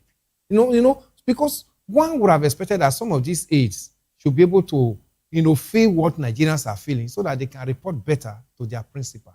But unfortunately, they go to stay with their principal and laugh with him and tell him all is well. If Bayo Onanuga can say this on the national television, you cannot imagine what he's telling his principal inside Aso Rock about Nigerians. So that's some of the problems now, we face. Mr. Ives, let me even ask you as a journalist, okay? They said the media are actually pushing false narrative. Do you think that we're actually dramatizing this insecurity situation, or it is the presidency that are underplaying, the real breaches? Because he said the country is not under siege, and of course, we're not saying the country is under siege. No. We're not saying that. But whatsoever situation we have on our decks, on our table, when it comes to security, our job is to do the needful by letting Nigerians know. See, Savior, we can create news out of nothing. Yeah, Savior, you see, our job has even, become so easy these days, because even before we start discussing in the mainstream media, social media have actually, done some. You see videos. This morning, I was watching video of that mass burial in Plateau State that happened over the weekend, about 2020, 22 or 25. And did you notice that we've got to a point that we don't even report everything anymore? So somebody like him who is talking about, the insecurity is not as the media is projecting it. Does he see such videos? We saw the killing last time in that same place to say that the president went down there to go, and I don't want to call that one a condolence visit, because condolence visit, you go to the home of the people that are mourning, where he invited them, it was a Thanksgiving visit. Meet me here so that we can marry together here and everybody will go home. That's not how condolence visit is. Condolence visit, you visit the person that is bereaved. You visit his or her own home and even sign the register. That's why the register is always kept in their home. So when you see things of that nature and somebody is telling you, oh, they're playing down it, I know we are not raising alarm, but it's just that the government don't want to hear the truth and they want to look for a way to begin to, mark down media houses and journalists and begin to call them names. I know, like I'll keep reminding him, if he was still at the other side where he used to be, where we knew him, I wonder the kind of headlines he would have been creating now, as an editor, a very experienced editor, with this kind of situation Nigerians are going through. If only he can remember where he's coming from and not just oppose it to what he is defending today. I think Nigerians will judge him better. Now, he said most kidnaps, most attacks happen at night. Yeah. You heard that particular one. Police have warned Nigerians not to travel at night. Imagine a country, do you shut down a country? You are talking about so we have to now run 12 hours. Only 12 hours. Then the remaining one, we have to shut down because there are insurgents, ragtag insurgents, that we still have a functional armed forces that are supposed to do their job with the support of the government to root out these guys. Countries don't shut down. Countries run 24 hours. Say police have warned Nigerians not to travel at night. Can you imagine what their belief? Yet you said there's no insecurity. But you are saying Nigerians have been warned not to travel at night. And most of the ones that are even happening now don't even happen at night. They happen daytime. During the day? Look at these children that are in the bush now, the teacher in Oyo State. Was it at night? These children came to school normally with their teachers. Then these terrorists came to their school and picked them off 1 month plus now. So if we have been warned as regards to night, do you think that we might, it's just a question, we might be also warned during the day? No, it's getting to that level. That are you not even seeing? What are you talking about? Today, it's in the news that most schools have been shut down in Oyo State. You understand? The same thing that been happening in the north before. He has declared the curfew on school. You understand? What are we talking about? That means even daytime activities, they are already crippling into it. Very soon, you just discover that most part of Nigerians, there are some villages in Kwara towns that people have completely deserted. Have you not seen the video? That's to tell you that part of Nigeria is already being shut down by these insurgents and terrorists, which the government functionaries are saying that there is no insecurity, that we're only overhyping it. So I don't know whether they see those videos of towns and villages that have been shut down in Kwara and in part of Kogi, that even the emirs and all of them have left their palace and left their villages, and they are somewhere in IDP camp, and sometimes they are somewhere hanging up with friends and family members. Let me pick it up from another point. The reason why I'm even enjoying this conversation is because you watched the interview from the beginning to the end. Watched so it's really nice because I want to be taking it point by point. He talked about economic intervention. I don't know if you heard, where he said there is now interest-free for student loans. And 7% civil servant credit cards, as proof of relief.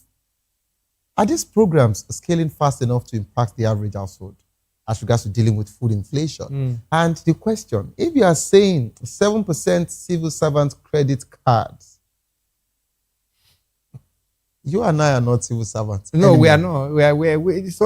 How many Nigerians are even civil servants? How many Nigerians benefit from what they call the civil service? How many Nigerians? No, because if we want to even talk about someone like me that came in from that particular place before moving to private sector, and if we had to be, if we are asked, you understand it better. Do you understand? People like us have never said it. So if we're asked, we can actually talk about. But if we're talking about it now, they say, "Oh, he's trying to look for loopholes in the government." Yes, but when they are celebrating NEFON, they should also remember that Nigeria is an oil-producing nation, like United Arab Emirates, like Qatar, like Bahrain, like Kuwait, like Saudi Arabia. They should go and look at the life of students in all these countries and compare to the ones they are celebrating here. These countries give free education at all levels to their students. But here, they are celebrating loan that a child that graduates don't even know the years he's going to get a paid job to begin to pay back the loan. If they have not improperized their parents, who is happy that, will I be happy that my child I sent to school that have not gotten a job, and the first thing he does when he gets a job is to begin to pay loan? Will I be happy about that? I can't be happy about that. If I'm doing well, I should be able to sponsor my child. I should be able to take care of my child through school. But now they are celebrating NEFON because they have made the parents of these children so poor that they cannot pay the bills of their children. So that's why NEFON has become an issue now to be celebrated. Okay.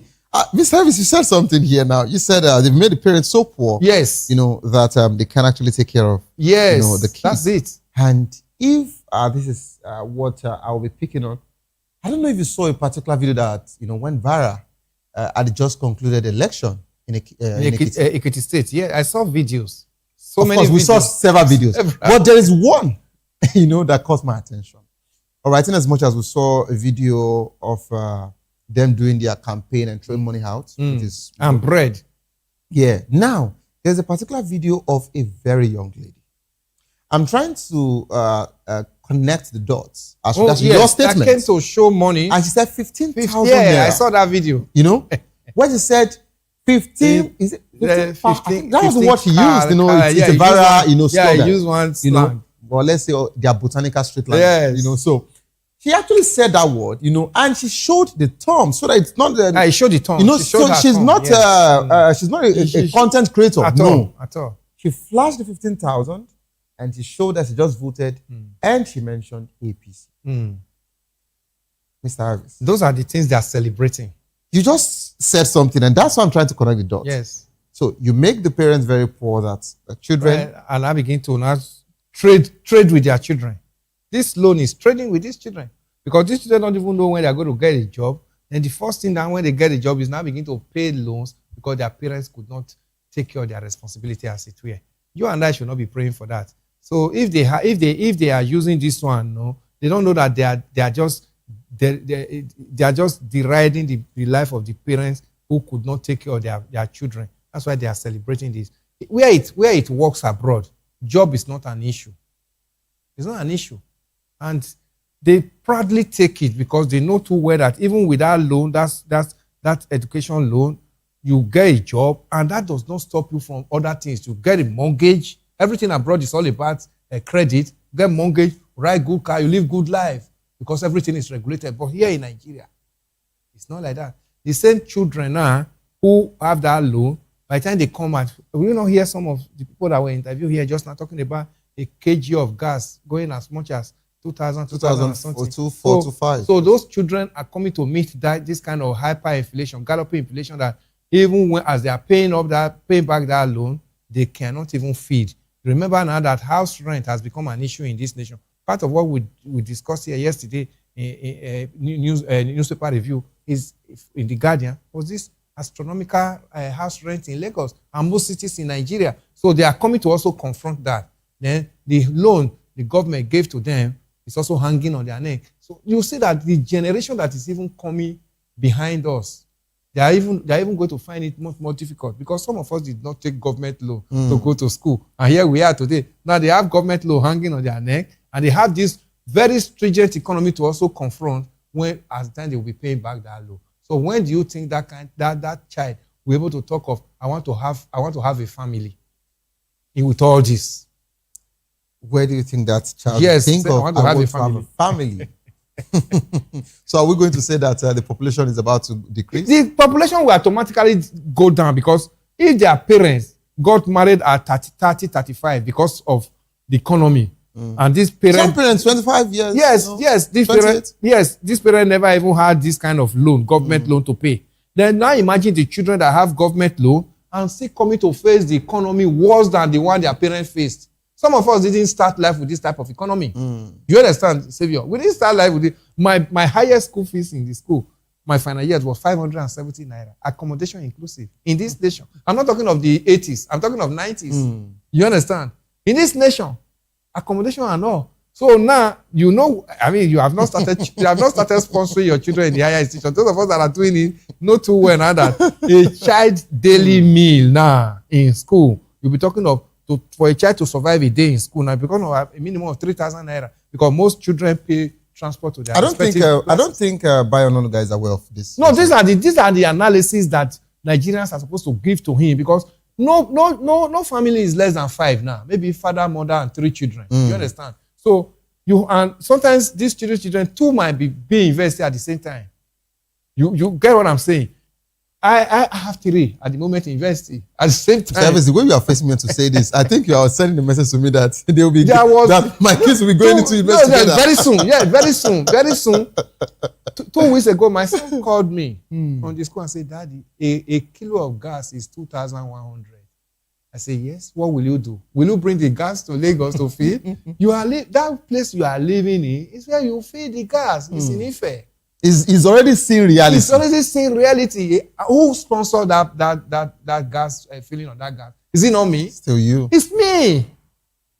So by the time I'm making fire to eat my little in Lagos, I'm making fire around 3 places, 3 pots, paying for 3 extra pots. And you have to keep lighting the fire. Yes, I keep because the economy of these 3 locations differs. Definitely. Yes, it differs. Definitely. The towns are different. The towns are different. So the inflation and the economy of each of the towns differs. If you are going to talk about economy and towns, in Ekiti, when the governor was actually giving his speech, he thanked the president and he said that it was due to the president's wonderful reform that saw him through in winning this particular election. What's your take? You see, that's where we keep talking about INEC is the biggest problem we have in this nation. How do you mean? Yes. Most of these things that are happening, Savior, if I dust my PVC and you actually dust your own, every Nigerian that you see, even those of them that you interviewed just now, does their PVC and say, no, we need that drastic change that will actually turn around the revolution of this nation and make the nation to actually look the side of the Nigerians, not the side of them. The only agency you need to hold is INEC. If the election becomes free and fair today, and you and I vote cast is counted as expected, and the result is announced as expected, all this one that everybody is talking about, is because of the reform of the president that brought me back. What has this president done to bring anybody back to his seat? With this kind of economy we have. What has this APC government done since 2015? They came into power. Buhari failed in total, plunged Nigeria into the capital city of the world, and made Nigerians to become multidimensionally poor. That was how Buhari left office after 8 years. He told us he was coming to fight insecurity as a retired general.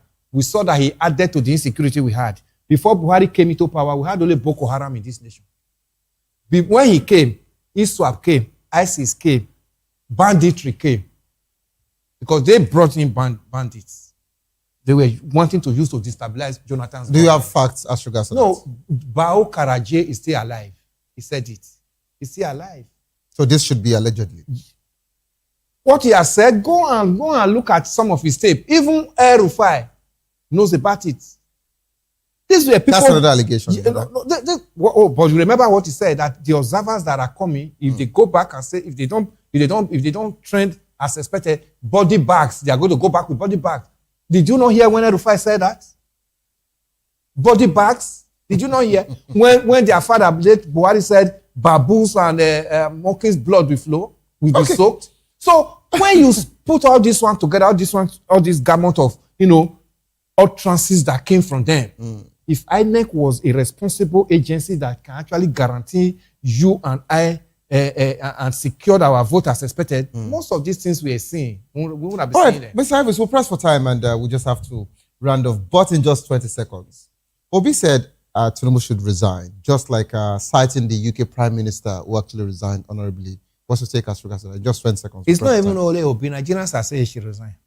Okay, so even those I have not spoke before now, we are are you also saying the president should resign? I've signed this long ago. Obi is even coming to say. So are you saying it now? I'm repeating what Obi has said, that it's even overdue to resign. Okay. Yes. All right. Thank you so much, Mr. Because he told Jonathan when Chibok's girls were kidnapped in 2014 that Jonathan should resign. Then they called Jonathan's government clueless administration. The former APC chairman then, BC Akonde, who was former governor of Osun State, called Jonathan's government kindergarten government. Okay. Thank you so much. Today, we are seeing worst, and they are not qualifying their own government with some of these adjectives. Then they not think that Nigerians will keep quiet. We'll remind them from where we are coming from. Okay. Savior, thank you. Thank you so much, Mr. Harris, for being part of the program. It was quite heated here, but it's okay. We'll see, hopefully, another Wednesday. Yeah. Nice. Coming up next is a locker room. If you love the world of football, I like to stay put to enjoy that particular one. And as much as our seal, the CR7 that we all have been waiting for, is actually, giving us a brace. And now Cyril Ronaldo has made everybody happy. And we are all happy. I am also happy because I'm a big fan. Don't give up because it is not over. Tough time doesn't last, but tough will do last. Whatsoever you're facing soon be over, and you will definitely smile again. My name remains Xavier Udo. Have a good evening. Rest.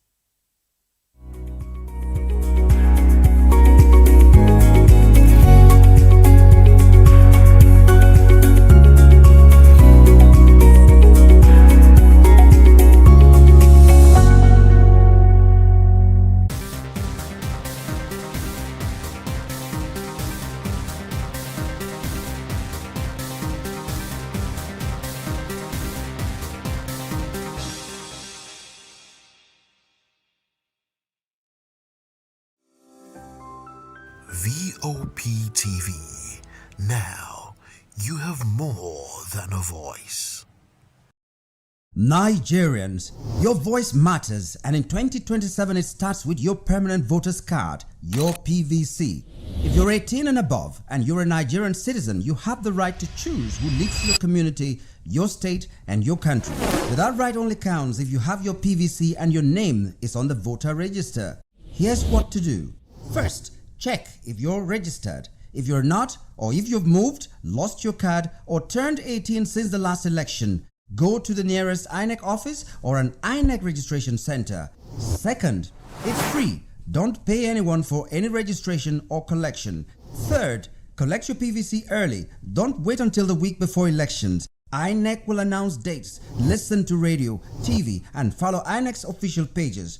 Your PVC is more than plastic. It's your power to hold leaders accountable. It's how you decide on roads, schools, hospitals, and jobs for your community. When you vote, you decide the future of your children. Get registered. Get your PVC. Vote in 2027. For Nigeria to work, you must be a part of it. Your vote, your future, your responsibility. This message is brought to you by Voice of the People, VOP Media. This is Health Check, your weekly guide to better living, smarter choices, and trusted answers. From everyday wellness to urgent health issues, we've got you covered. Health Check, only on Voice of the People television, where your health has a voice.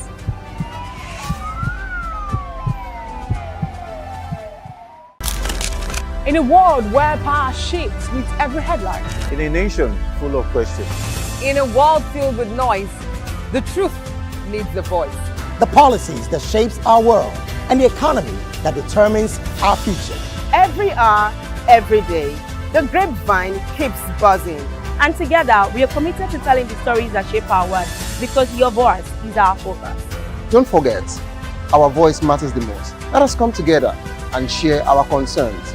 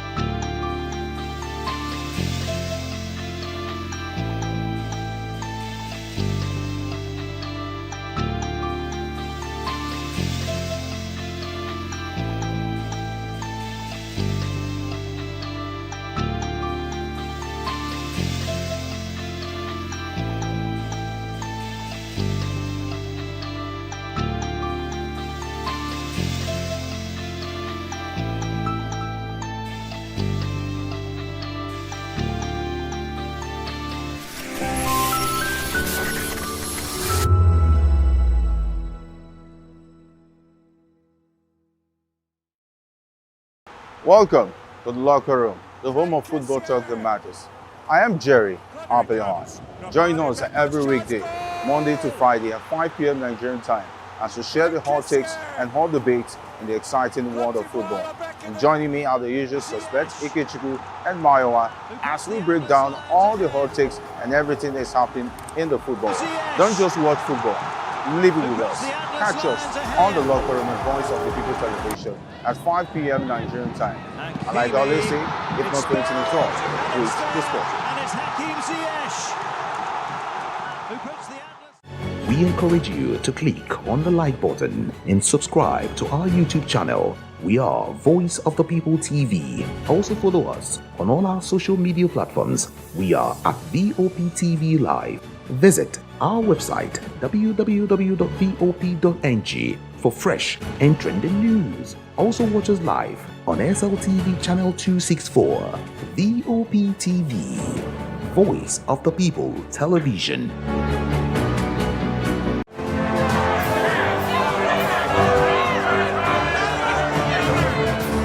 Do you want your voice to be heard? Do you know that you matter in the scheme of things? The People's Voice, the show where ordinary citizens take center stage as we discuss the biggest stories that affect you and I. With you in mind, we facilitate lively discussions, debates, and interviews on the topics that matter most to you and I. From social justice to economic empowerment, education to healthcare, governance, and more. Tackling tough topics and amplifying your voice.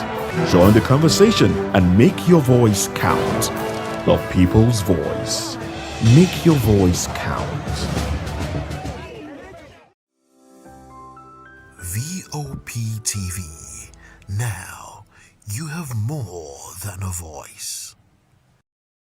Welcome to Romeo Pizza.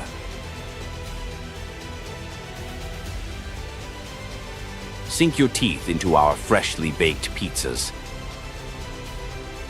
Loaded with rich sauce, melted cheese, and irresistible toppings. Where every bite is a love story.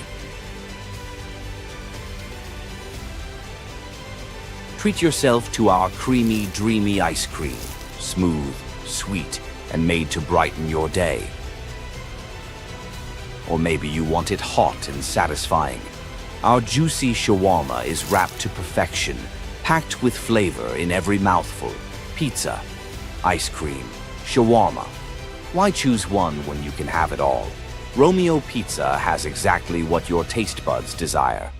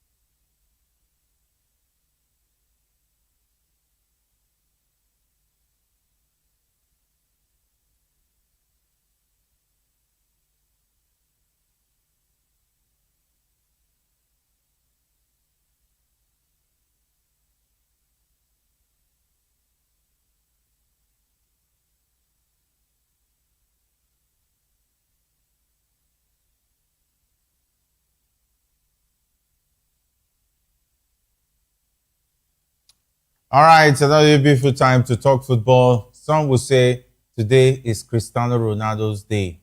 Talking about another beautiful Wednesday on this platform, the midweek edition of the Locker Room on Voice of the People Television. And of course, what a way to reply the fans of Lionel Messi with that emphatic praise coming from the man himself, the real number 7, talking about Cristiano Ronaldo getting a brace against Uzbekistan and being the first player to score in 6 consecutive World Cups. What a remarkable feat for the old man, definitely not the young man. He's 41 years of age and he's become the oldest player to score the World Cup as well. So many records were broken in that game against Uzbekistan, and it's no other man than Cristiano Ronaldo, the man of the moment. And on that note, I say welcome to the Locker Room on Voice of the People Television. With me, Jerry Arpelio, reporting for footballing duties. So much to talk about in the exciting world of football. The World Cup is upon us, and of course, back home in Nigeria, a lot is happening as far as the Super Eagles is concerned, as well as the Super Falcons. A lot of things to talk about, and it promises to be exciting. The usual suspects are with me, talking about Ikechukwu makes a return, always with us, but definitely with us every time. And this time around, we get to talk about so many things happening in the world of football. The NPFL is also in focus because it's going to set a new record going into next season, 1 billion naira. It's up for grabs for the winner of the Nigerian Professional Football League next season. Every player in the NPFL, the new minimum wage has now been set for 2 million naira. I think I'll have to start dusting my boots, and of course I'll have to leave the studio so that during the weekends I'll be in the NPFL playing 1 or 2 games, who knows, then come back to the studio during the week to talk sports, football most especially, with Ikechukwu and the guys. Ikechukwu, it looks like playing the NPFL eventually is going to be a world adventure, because back in the days it used to be for those who are remnants. Imagine any as little as 2 million. Is it little right now? As much as 2 million monthly playing in the NPFL. Well, it's actually a very interesting time, to actually be a Nigerian and of course be a player in Nigerian Professional Football League, knowing that your take home is actually at least 2 million naira. But the big question we should be asking ourselves is, would that 2 million naira be obeyed? Because I recall that I think it was at 2013 or thereabouts where the LMC were taking shape at the time, talking about how they want to actually structure the league and ensure that the minimum wage should be around at least 150,000 naira, when Nigeria's economy was doing it way better than where we are at the point. But of course, many of the club sides were unable to actually meet up that. And what sanction did they get? Nothing. So hey, you're talking about 2 million naira. That's actually a very huge projection. It's beautiful if they can actually hold on to it, but can they really hold on to it? Do we even have the necessary investors in the league that can actually back that up? We have newcomers in the league right at this point. And of course, interviewing the conversations we've had with a couple of them says a lot about their financial strength. Are they even able to actually pay as much as $1 million naira, talk more of 2 million naira? So these are the questions that should be asked. But then I love the projection. It shows that someone actually wants the welfare of these players to actually be the topmost priority. But then it just goes beyond wishful thinking. It goes beyond just saying these things, because over time when you say these things and then it doesn't come out, it shows that you are above all a very unserious group. But I just hope that they find a way to put the right structure to ensure that this implementation comes to stay. All right, of course, we'll wait for that segment of the show. We'll talk about the recent development coming from the Nigerian Professional Football League. Hopefully, Maiwa will get to join us. I know he's been celebrating the Cristiano Ronaldo's brace. And of course, for every Manchester United fan, it's a season to celebrate the man himself. Talking about the legend of Manchester United, Cristiano Ororo, they call him back in Nigeria, Ronaldo. And of course, let's start from the home front, where the head coach of the senior national team of Nigeria, Eric Chell, will in the coming days sign a new deal to continue in this role after a resolution was reached between the National Sport Commission and the Nigerian Football Federation. Chell's contract was due to run out next year, with talks over an extension dragging on after he switched agent during talks, and his new representative tabled a new salary demand. The coach was earning $50,000 in his present deal and also pays his assistant. His new deal means he will now get double the amount and won't bother about sharing with his assistant. Today's joint meeting of the NSC and the NFF reached a decision, that was yesterday precisely, to pay the Malians a salary of $100,000 a month and also pick up the bills of his assistant. The meeting also approved a proposal by the NSC for the coach to double as the under-23 coach of Nigeria, a first of its kind in the history of Nigerian football. And we understand that Maiwa is with us, and it's at a time definitely, which is definitely timely if you want to look at it. Maiwa, it's great to have you join us. We're just talking about the situation of Eric Chell. He gets a new contract, double of his salary. His assistant is going to be paid by the Nigerian Sport Commission, and as well, he is going to be the coach of the under-23 side. Are these good times for Nigerian football?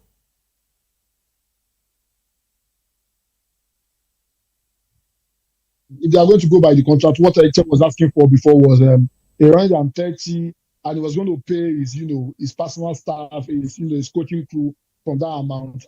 However, if the NFF will do 100,000 for him as salary, and they are going to get up to pick up the tabs of those that work with him, I think that's a great deal. And also, he has this knack for bringing in young players. We've seen the couple of players he has been able to bring into the Super Eagles. They are in the age range of those that can play within the under-20s and the under-23. And we've constantly said that, our age grade football, is going down the drain. And probably maybe this will be an avenue for us to be able to revive. He has eye for talent. He knows how to catch them young. And, under-23 of any team is the feeder to the national team. So I think it's a good one. I think, this is the kind of news you would want to hear. This is the kind of, progress that you want to see. But the big question is this. We've seen this kind of talks before. Can the NFF keep up? When he was being paid $50,000, were they consistent in terms of paying the money? Were they not owing him money? Is this not another lip service avenue? The contract they are signing with him, is it cast in stone in terms of, the money they are going to pay him? Let me give a different example. A normal organization, when they are doing their budget at the start of the year, they always budget for overhead expenses that comes with salary and just such that whatever happens to the business, you have money to pay those that bring in the revenue. This contract that the NFF is saying they want to sign, with Eric Chell, do they have provisions to pay him no matter what? Is it not going to be the same way they did when he was earning 50,000? If they can follow through with this, I think it's going to be a fantastic, fantastic progression for the national team and also, for our under-23 national team too. All right, fantastic progression. Definitely want to look at it that way because if you take a look at the players he has brought into the team, take a look at Benjamin Frederick. He falls below the under-23 mark, and it means that he has eyes for young talents. And do you think that could be the reason why the NFF says, okay, he should also take the under-23 side to the next Olympics? Which is, I think this year, later on this year? No, next year. 2028. 2028, that's 2 years time. So he's going to be there for the next 2 years until 2030, hopefully. Well, a good number of them will not be able to participate in that Olympics, unfortunately. A good number of them are actually between 21 and 22. So maybe he's going to actually be able to for more players. Maybe he will only be able to actually go with about 3 of them as senior players over age that should be part of it. Looking at the likes of Igor Ogbu, Fernandez, Manu Fernandez, Benjamin Frederick. Also look at Tochukuna, the young Akin Samiro. Not forgetting Zadok Yohana as well, who is just invited. Femi Aziz. Some of these guys will not be able to be part of it, unfortunately, because at that time they will be around 24 or thereabout. But it's actually a very good thing now that Eric Charles have another job on his hand to start picking players that are actually between 19. Early 20s now, so that they can actually meet up with that particular quota in 2 years' time. But then it's actually a very good deal for me.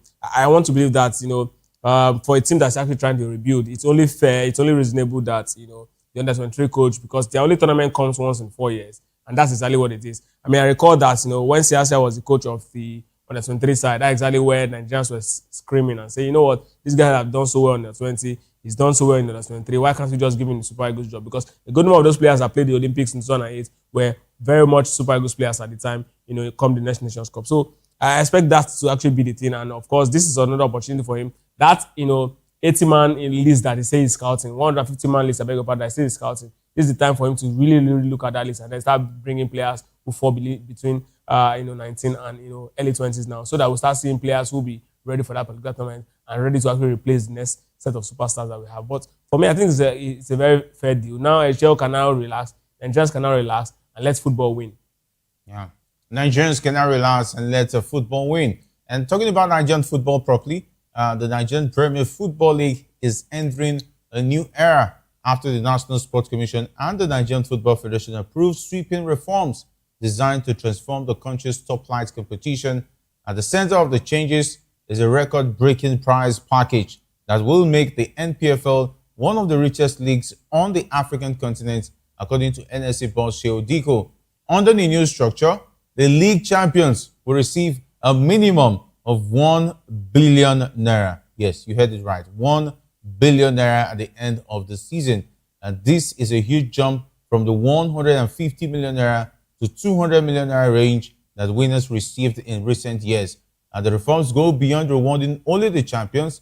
Clubs that finish second are expected to earn 500 million naira, while third place teams would receive 300 million naira, and in total, a proposed 2.5 billion naira prize pool will be distributed across the league table to ensure more clubs benefit from their performances. Player welfare has also received major attention. The NSA has approved a compulsory minimum salary of 2 million naira per month for every player in the NPFL, and the move is aimed at improving living conditions for footballers and reducing the trend of talented Nigerian players leaving for lower paying leagues abroad. The league is also expanding its television reach through a partnership involving a new media platform. NPFL matches will now be available on a dedicated free-to-air channel. Games will be broadcast on the new free platform and across several TV stations, giving millions of Nigerians easier access to domestic football. In addition, club will be required to meet tougher licensing standards.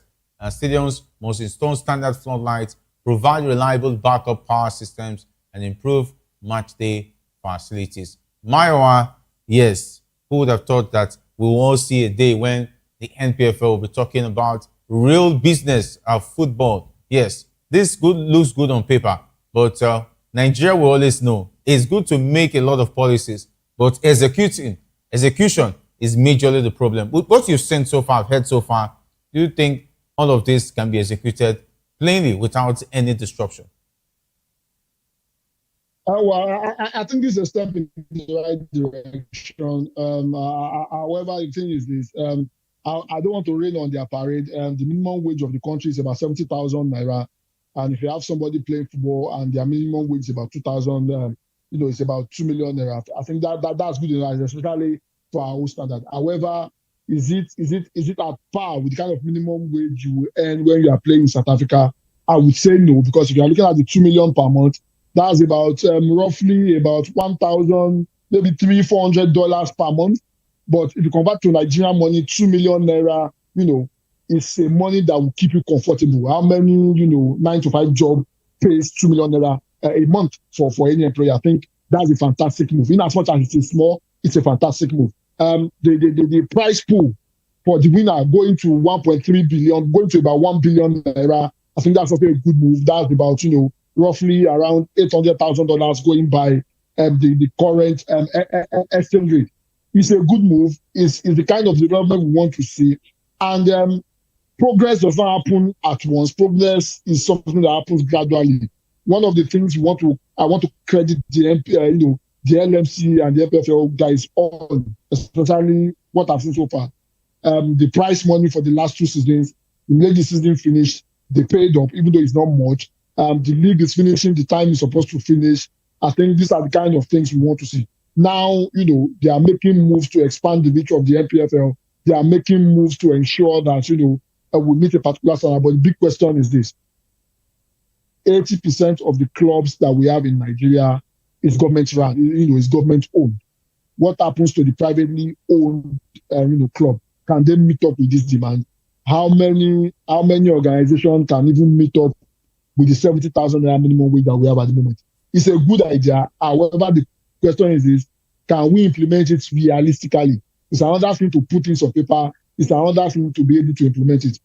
Another thing we should look at is this: how many clubs are owing their players? You and I know how many clubs are owing their players that they are not even, they can't even meet up. Even the state ranked club, I think is it not Enyimba last season that was talking about cutting, the salaries of players. They were not paid and they were only surviving on, match bonuses, which is not the question. Before we start putting out this kind of, lofty ideas, we need to take a look inward and see if there is mechanism on ground for them to be able to meet up. I think this is a good idea. However, I think they are putting the cart before the horse. It should be the horse before the cart. Let's address the issue of the clubs that we have. Can they even meet up with something that is not as much as 2 million naira monthly? I don't think so. For me, I think the 2 million is just an idea on paper, but in reality, I don't think we have clubs that will be able to meet up with it, and that will be an issue, when the league commences. All right, so of course, definitely it's going to be a very big question to ask the NPFL club owners as well as the NSC. Where are they going to see that 2 million naira to pay each of their player? Because most of the clubs are run by the state governments, and refereeing standards is also in the conversation. They expect to improve further with the gradual introduction of video assistant referee technology following this recent adoption of communication headset for officials. The financial reforms have pushed the NPFL into second place among Africa's highest paying domestic leagues. And only South Africa's Premiership now offers a bigger championship reward with $1 billion prize money equivalent to roughly $730,000. Nigeria has moved ahead of Morocco's Osula Pro, where champions earn between $600,000 and $640,000. The NPFL has also surpassed the Egyptian Premier League, Kubara, where champions receive approximately $240,000 to $250,000. Yes, if this eventually succeeds in happening, that means the Nigerian League will now be at par or close in terms of financial terms with the South African Premier League. Do you think that is realistic? Can they achieve this? Can we come at the end of the season and players will confidently tell us that, okay, they are being paid the 2 million naira minimum wage, the winner is actually getting 1 billion naira, the second place is getting 500 million, and the third runner-up is getting 200 million. Is it realistic? I think the first question we should be asking ourselves is, what exactly are we doing? Okay, because Jerry, if I come to you and say, okay, you are a billionaire now, and I say, Jerry, there's a 5 acre of land somewhere in the middle of Ajegule. There's another 5 acre of land somewhere on the island. Which one will you buy? That's the question. Because first thing you consider as an investor is your security, right? You know that that trenches is quite very difficult to actually live. Nigerian Football League at this point is the lowest of trenches, right? Players cannot safely travel. We've seen what happened in different man centers. We've seen how people go into the field. Investors come in to put in your money. I mean, this money that the NPFL board is actually touting that they want to actually start, the windfall, let me use that word, that they want to start, spreading across. This money is coming from investors. Now, which of the investors first will be willing to actually set up, their money for a program like this? These are the first things. The house is not in order. People cannot travel safely. We've seen, attacks on the road. We've also seen that, even on the pitch, people cannot even play late night games comfortably. Apart from maybe the Raymond Star Stadium, many of the stadiums across the states cannot even, own up to that. And we also look at the fact that when it comes to, money being paid, every single time with the money, we're having a money conversation in the Nigerian League, it goes back to the same level. I was talking about this earlier on, that when the NPFL actually proposed a 150,000 naira minimum wage, how many clubs we were able to actually meet it? Now we're talking about 2 million. Now we're talking about hitting what South Africans have done. We have to look at what South Africa did over the years to actually get to where they are now, where the investors like Patrice Motsepe actually jumped into the ship and start buying football club side. You don't go overnight. Now, for some persons who don't even know who Patrice Motsepe is, Patrice Motsepe is actually the in-law of the president of South Africa, right? His elder sister is married to Cyril Ramaphosa, the president. It tells you how someone who is close to power in the country decides to actually own a club and then invest in it, because there's a level playing field. Everything seems to be where real right-thinking investors want to put this money and then support the league to grow. But we don't have that luxury here. Most clubs are, like my wife even said, most of them actually government owned.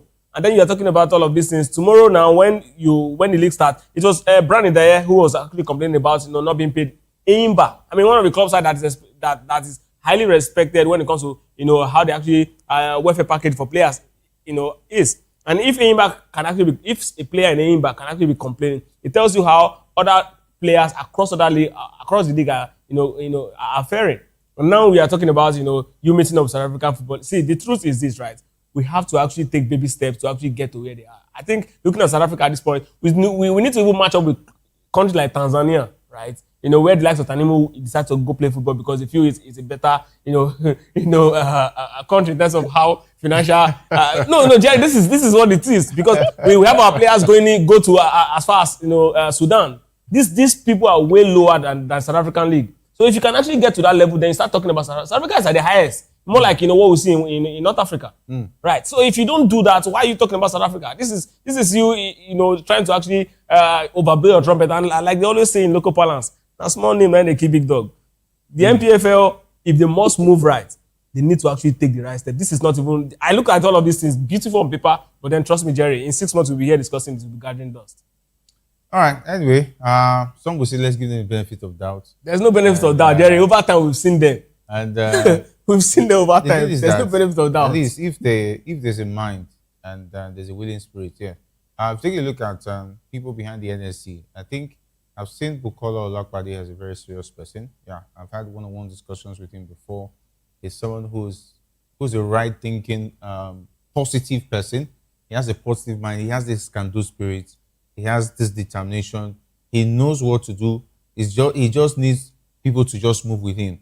And of course, he knows how to plug in the places. I think I even saw what they're doing with the Commonwealth Games preparation in Yaba Tech recently. I think the trials ended yesterday at Yaba Tech, and they're trying as much as possible to blend homegrown talent, new talent, and give them the enabling environment. I think there was even a struggle with one of our Nigerian athletes who was trying to pull away from running for Nigeria. I think she or did Ophelia or so. I can't remember the name right now. She was actually trying to switch to Turkey. It didn't really work out. Her coach in the US was actually gingering her to switch from participating at the Commonwealth Games on behalf of Nigeria to switch to another country because they believe that Nigeria is not really taking care of them. And nobody was actually strong and firm in saying that leave these athletes, let them make their decisions. Things have changed back here. Back home, we are giving these athletes priorities. And of course, we're taking care of them. Olakpade is a very determined man. But for Sheodiko, I'm not really sure. Jerry, let's even say Olakpade and Sheodiko are both very determined men. Yeah. Let's agree. Yeah. Now, Jerry, have you seen latest political report saying that people should not travel at night? Yeah, that's now true. It tells you how unsafe the country is. See, a country that is unsafe, economy will suffer. And when the economy suffers, other sectors will suffer. Exactly, and that's exactly what it is. So we have a very long way to go when it comes to this paper. This ambition is too big for us at this point. I think right now we have to start praying. Yes, we have to start praying. Yes. Did South Africa pray their way? Did South Africa pray their way to where they are today? If they're organizing prayer for your president, what more we citizens? It's organized prayer sessions. Jerry, the South Africa pray their way into becoming a top. The PSL pray their way into becoming one of the top leagues. Maybe that's what will work for us. Yes, bye, go ahead. The thing is, they say, I'm a huge believer in prayer. However, God will not come down and do your job for you. Yes. If we have a country whereby, and I'll give a typical example, I've had a couple of invite to travel to somewhere in Osula State, and for the past 1 month, I've been putting it down that I don't want to travel because we don't know what you meet on the road. That is traveling from somewhere in Lagos to Osula State, something that I can do routinely before, and we have a whole lot of our team, a whole lot of the teams that play in the NPFL. They can't afford to go on the plane and fly. That's number one. Number two, there's no airport facility. Even if they want to fly, not all the states have airport facility that will even accept a plane. They have to make do with the road. And there is a police communique that tells everybody don't travel at night. And these are players that want to travel, and security situation is deteriorating. So how do we ensure that players play this game very well? Prayers is fantastic. However, God will not come down and go inside the bush and start chasing terrorists and the rest of them. We have to do the job. The government have to do the job such that it will create an enabling environment for investors to come. No investor will want to invest where you invest, and they will kidnap all your money, and they will kidnap all your investments and tell you to come and be paying ransom inside the bush. No sensible investor will invest in that environment. I don't want to believe that the NPFL teams don't understand the insecurity in the country, because if you take a look at this insecurity has been on for a while. I will not really heard that NPFL players have been kidnapped. That is to say that the NPFL clubs would have been taking necessary measures, because none of them also want to be kidnapped. They would have taken necessary security measures to make sure that when they are traveling for games, they are well prepared adequately, even if I'm having as much as the players weaponizing themselves. Yes. And of course, they go with heavy security. Let me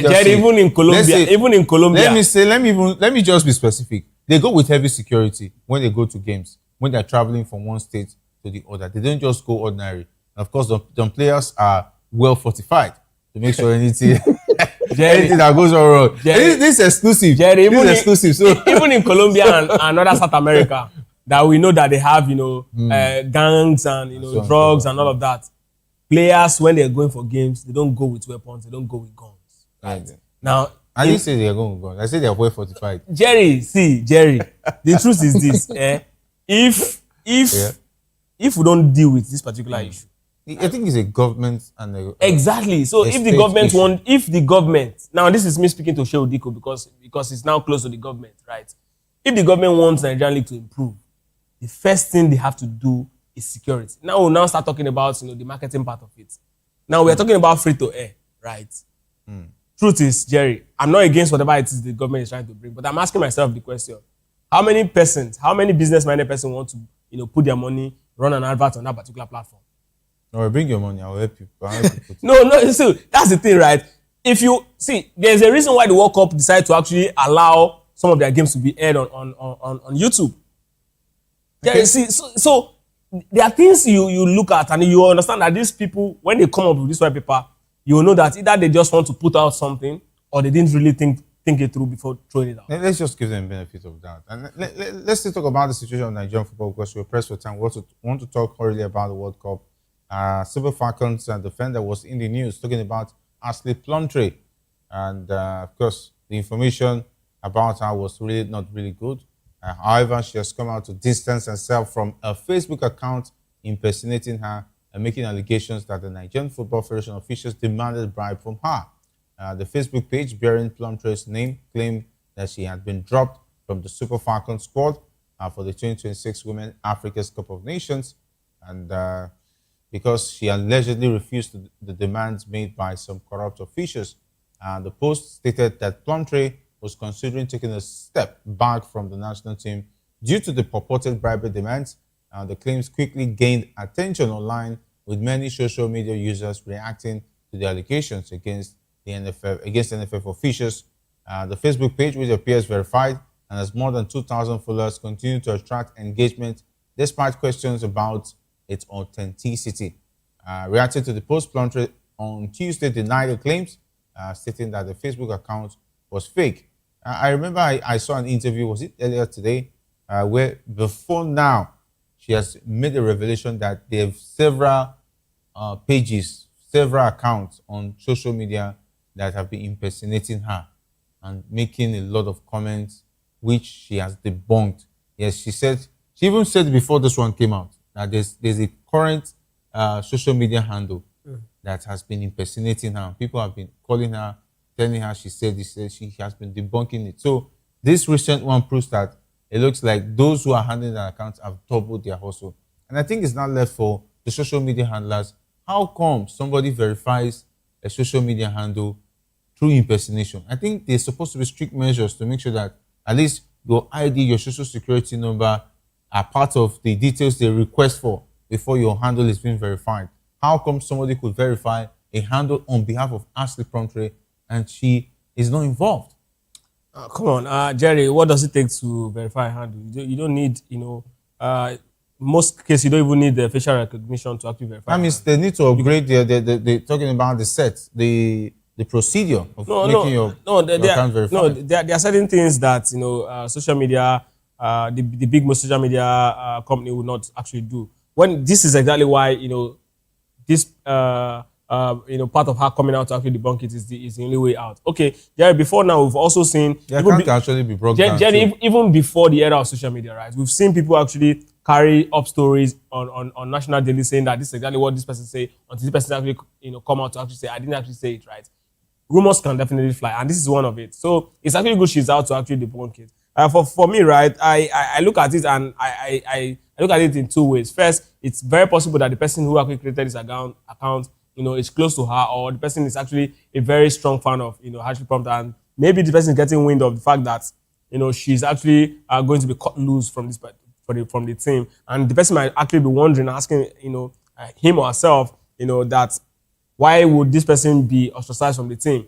The only reasonable outcome to this from the person's perspective might be, okay, maybe there's something they actually want from her. But, I mean, it's not the first time. Nigerian players have been ostracized for so many reasons. A good number of time when they actually complain. Case in point, Leon Balogun. We also, Desire Paranoze. We have players who have actually, gone through all of this. Again, we should also know that Ashley Prompter is actually not the very first person in this female team that is going through this sort of, a damaging report that eventually, the person actually come out to actually debunk. The first is Ichegini. Ichegini actually was, at this particular, at the midst of this particular controversy a couple of months ago, when someone actually carried, this particular story about her, creating a page in her name on Facebook again, and saying all sort of stuff against, the Nigerian Football Federation. So again, there might be actually people who actually also want to actually bring down this particular board of Nigerian Football Federation, and this is the only way or the fastest way they feel they can actually gain the attention of people who are actually nursing some level of animosity towards them, maybe because Nigeria didn't make it to the World Cup or for some other reasons. But then, Jerry, if you look at it, you get to understand that yes, people have obviously have reasons.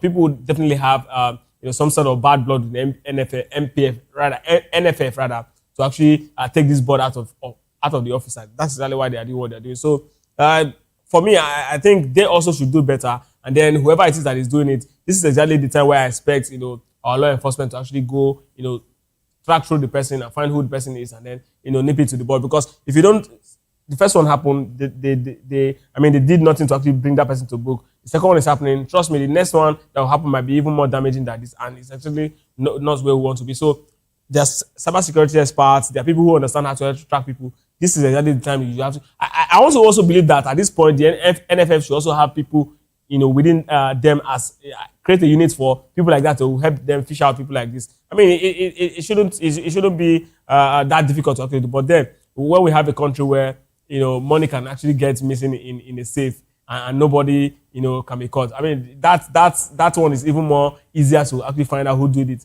compared to what's happening on social media. So Jerry, right. I don't think they will.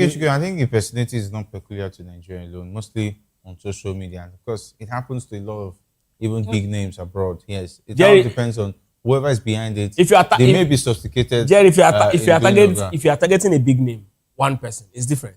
You are targeting the nation because you are targeting the institution itself, the NFF.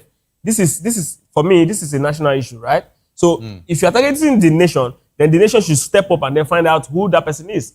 If you're targeting, for example, if Victor Osimhen is the person that the person is targeting, it's just one person, it's just Victor Osimhen. Anyway, it shows that even the NFF needs to also do a lot of cleaning, image cleaning, because Nigerians wouldn't have believed such a story if the NFF has not been accused of similar situations before, and that is why I think something needs to be done. But I don't think the NFF have any record of being accused of bribery. Yes. Even we've seen a situation where for the female team. No, and the NFF is known to have been involved in the situation of racketeering players and even coaches admitting via investigation. We know about the CSR, we know about the Salisu Yusuf situation. We've heard a lot of stories. So if it happens to Super Falcons, a lot of Nigerians will feel like this thing has not stopped. It has continued, even it has spread to the Super Falcons. We've seen how players have been dropped even in the Super Falcons without any reasonable explanation. And Maiwa, anyway, she has gone on an Instagram account and she has told her fans and supporters to report the impersonating account so that it can actually be brought down. Definitely, I support that. Those who are watching, definitely try as possible to report that page. And those who are handling that handle, talking about the owner of the platform, should be able to at least bring it down as well. Yeah, but yes, it's something that is really ugly. It could even mar the plans of the Super Falcons. Imagine Plumtree gets injured or something happens, she's not part of the team. Or she lost form. Yeah, or she lost form. They will not be able to drop her. They will just say, so that people will not say, yes, that's the reason. It was actually true. You see, it's a difficult situation for the handlers of the Super Falcons. Mayo. Well, I think the security agents are only interested in, if you have a big game and you're going after the GCFR, that's the only time they run after you. I think this kind of account putting out false information, I think should have been, sorted out. I don't think, it's beyond what security agents can do. Fake information, fake news as a way of spreading and spread. However, the reputation of the NFF is also in tatters. A typical example, during the World Cup, True came out to speak about how they are winning them, and suddenly True is missing from the team. Victor Moses came out to speak against the NFF about what they are doing. Suddenly, Moses was banished from the team. Same can be said of other players, Leon Balogun. The list goes on, and that is the reason why it's much more easier for people to believe this kind of this kind of information. However, I think the country has done the right thing. She has come out to put out an information as regards this information being false. However, this is the time for security agents to do their job. It's not only when a perceived enemy goes after somebody that has GCFR in his name that will see them in action. This kind of this kind of damaging information that has been proven to be false, they need to go after it and fish out the person and probably make a lesson out of the person. We cannot have people sit down and create mischief, all in the name of trying to make money off social media. It does not make any sense, and I think the security agents should do their job. All right, because security agents, over to you, coming from Maiwa, and of course, talking about a man in the studio, Ikechukwu, saying that the security operatives should brace up and do the right thing. Yes, not going to the court to pick people who have a say against the government. Anyway, it is what it is. Anyway, talking about Cristiano Ronaldo, he said that this is far from over. Ronaldo actually won after a deeply frustrating World Cup opening against DR Congo. As ever, the insatiable scorer proved to be right, scoring twice in Portugal's breezy victory over Uzbekistan.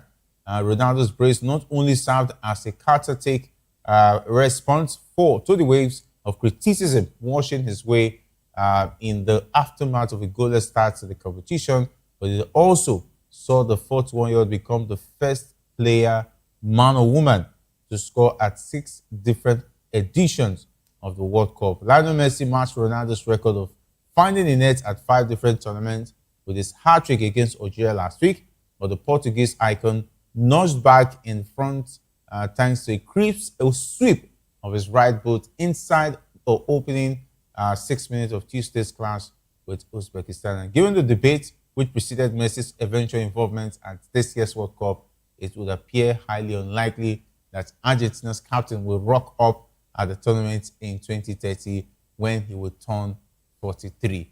And of course, yes, the Ronaldo versus Messi debate became sweeter yesterday as Ronaldo got the brace against Uzbekistan. Yes, and happy birthday to Lionel Messi. Today's his birthday.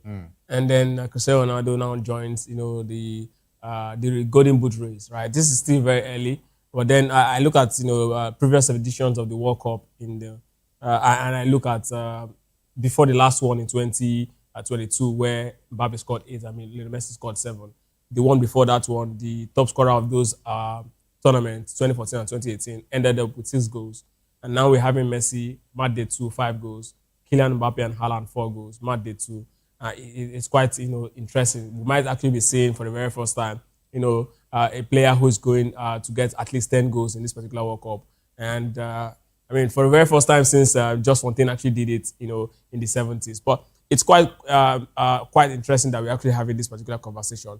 But hey, Jerry, the truth is, this is actually a very beautiful thing. Cristiano Ronaldo now is back in this particular tournament. He's made his mark, and let's get to see how Portugal is going to come up. For me, I wasn't really impressed. Uzbekistan, they were actually not a team, for me. But then I think this is exactly what the Portuguese actually need to start, believing again. Because I always say it's when you go into the tournament, first game is usually very difficult, and it really, really affected them against DR Congo. If they had scored a goal in that game, maybe the momentum against this would have seen a more team display against Uzbekistan. Maybe in the last game now against Colombia, it's going to be quite interesting. Portugal would come into that game knowing that they've scored goals, so they'll be very relaxed going into that particular game. And plus the fact that Colombia really have nothing really to play for aside getting a draw and then become official group topper of that particular team. But hey, Cristiano Ronaldo, Lionel Messi, I mean, I don't know if Lionel Messi will be able to make it to the next World Cup. Yeah. I'm not quite sure. He wants to also be there. But then it's still very beautiful that we're enjoying them at this point. I think this is going to be their last major tournament.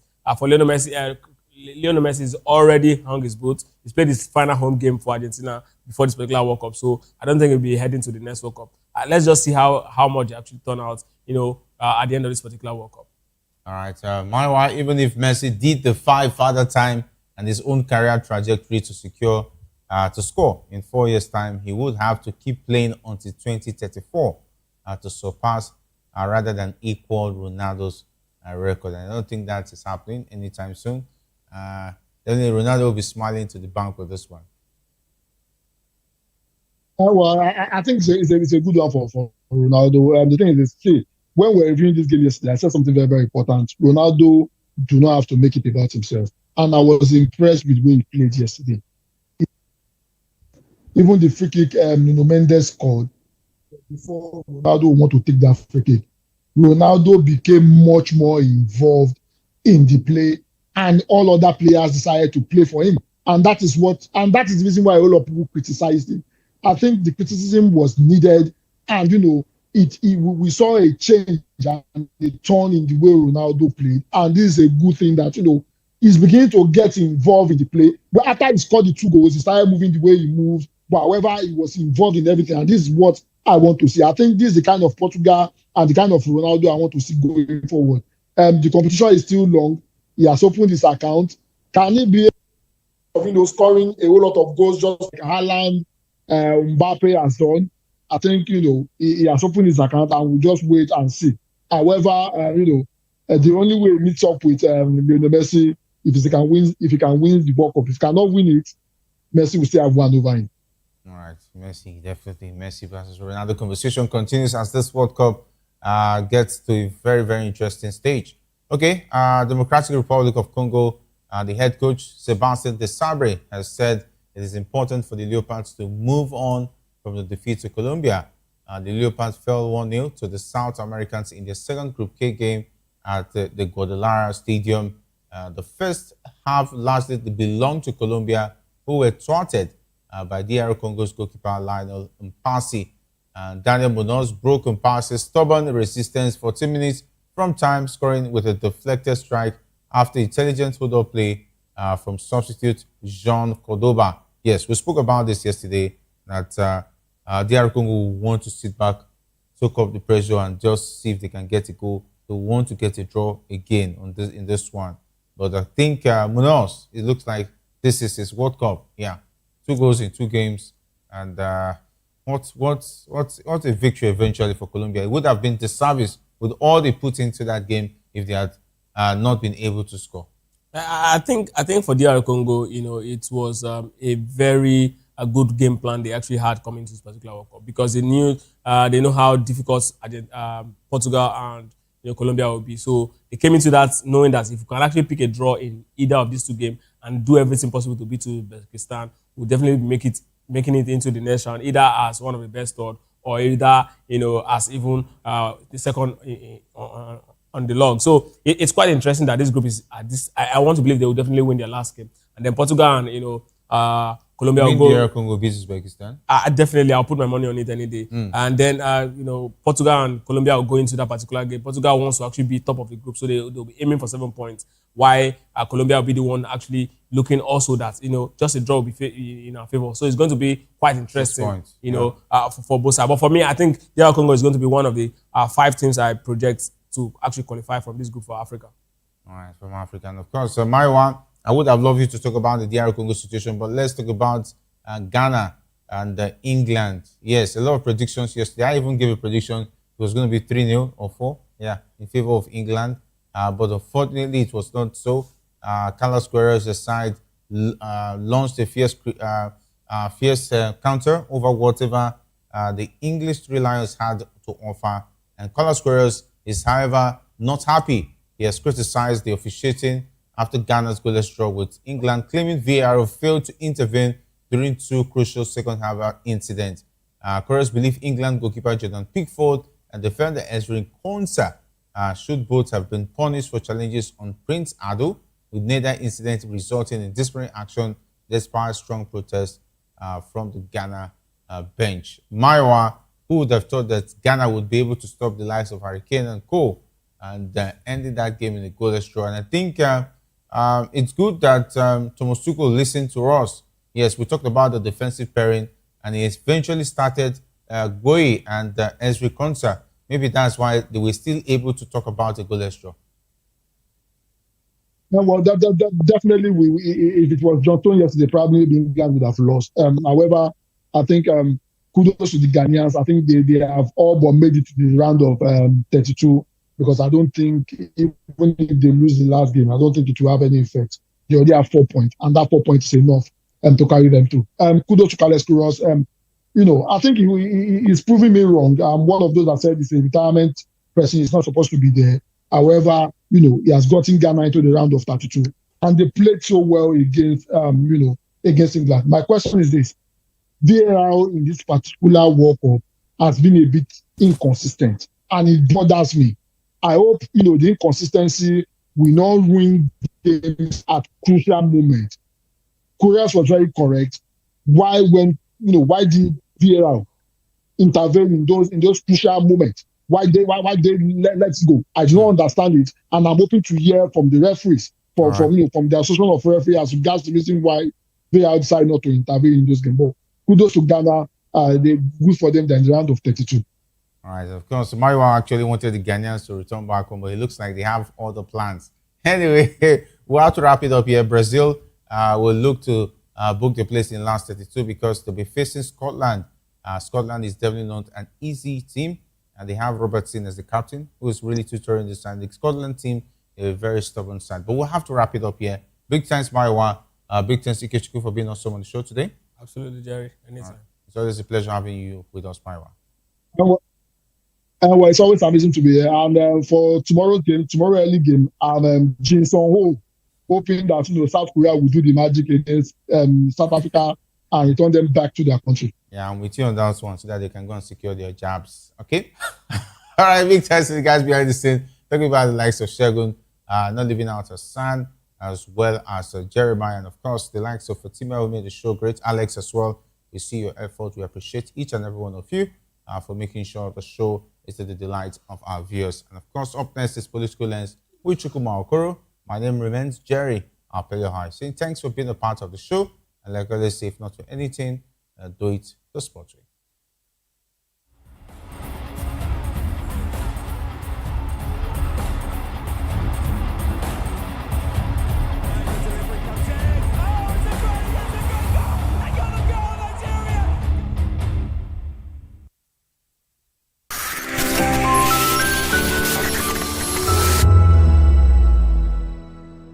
In a world where truth is the ultimate power and opinions scream the loudest, it's time to wade through the noise. Hunger no get tribe! Hunger no get religion! And scan the human interest and trending topics that matter. Stay tuned to The Issues, your plug to the stories making the buzz, from politics to science and technology, social justice, and more.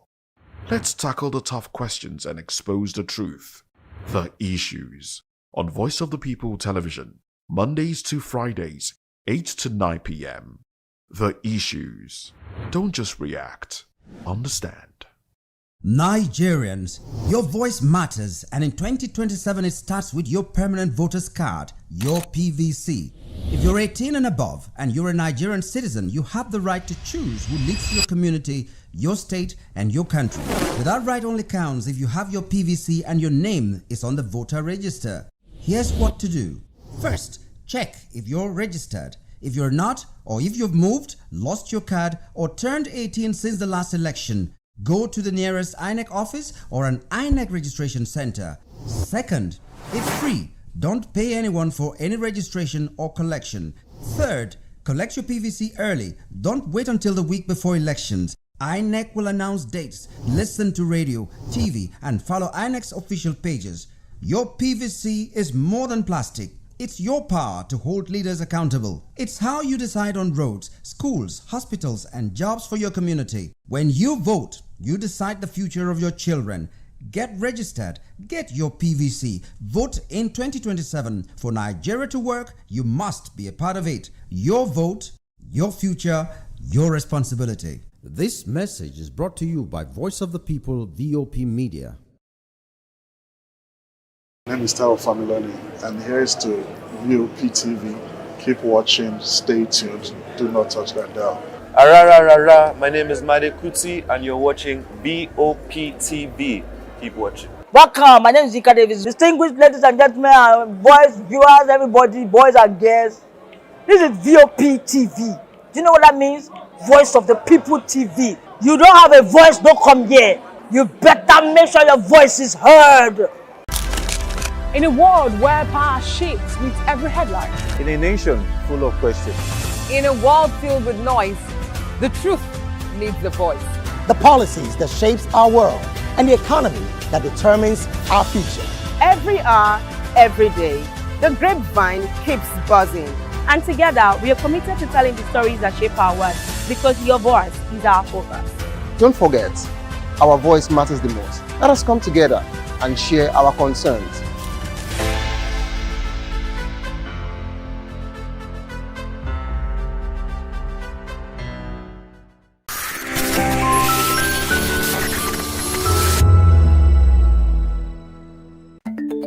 Africa is on the move, a continent of rising voices, untold stories, and powerful transformations. From the streets of Lagos to the heart of Nairobi, from the mines of Congo to the tech labs of Cape Town, the African story is being written every day. Bold, dynamic, unstoppable. This is African News on Voice of the People Television. We don't just bring you the news. We analyze and bring you Africa's heartbeat, the politics that shapes our nations, the economies that drives our future, the cultures that defines who we are, the voice that must be heard. Africa News, Africa's voice, Africa's future. Where Africa speaks, the world listens.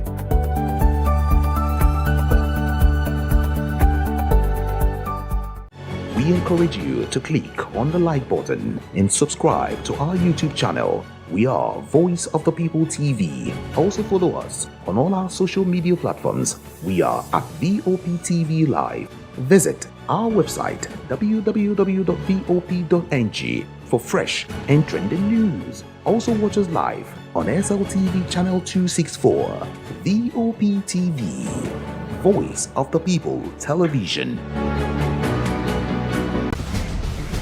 Join us as we drive into the world of politics through insightful interviews with prominent political figures, both serving and former governors, ministers, senators, legislators, party chieftains, activists, and analysts. Get first-hand information into the decision-making processes that affect our daily lives. Highly engaging one-hour program that brings political discourse into focus.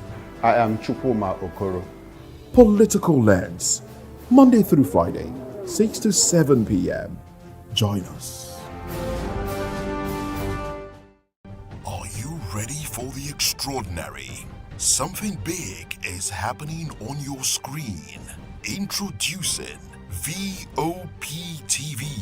Now streaming on SLTV channel 264. From breaking news to captivating conversations, news analysis, giving you all sides to the story. We break in-depth discussions on the issues that matter, from politics to sports, entertainment, and lifestyle. VOP TV on SLTV channel 264. Join us as we redefine what television means to you. Voice of the People Television, VOP TV.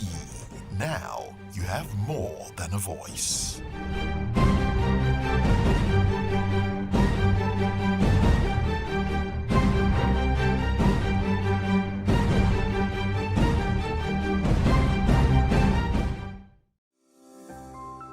VOP TV. Now, you have more than a voice. The red carpets, awards, the razzmatazz, music, fashion, interviews, and more. Spotlight on Voice of the People Television. Let's feed you with all the juicy stories in the global entertainment space, bringing you the glitz and glamour as they hot. Stay tuned to Spotlight, 1 p.m. Monday to Friday. Spotlight on VOP TV. Entertainment like never before.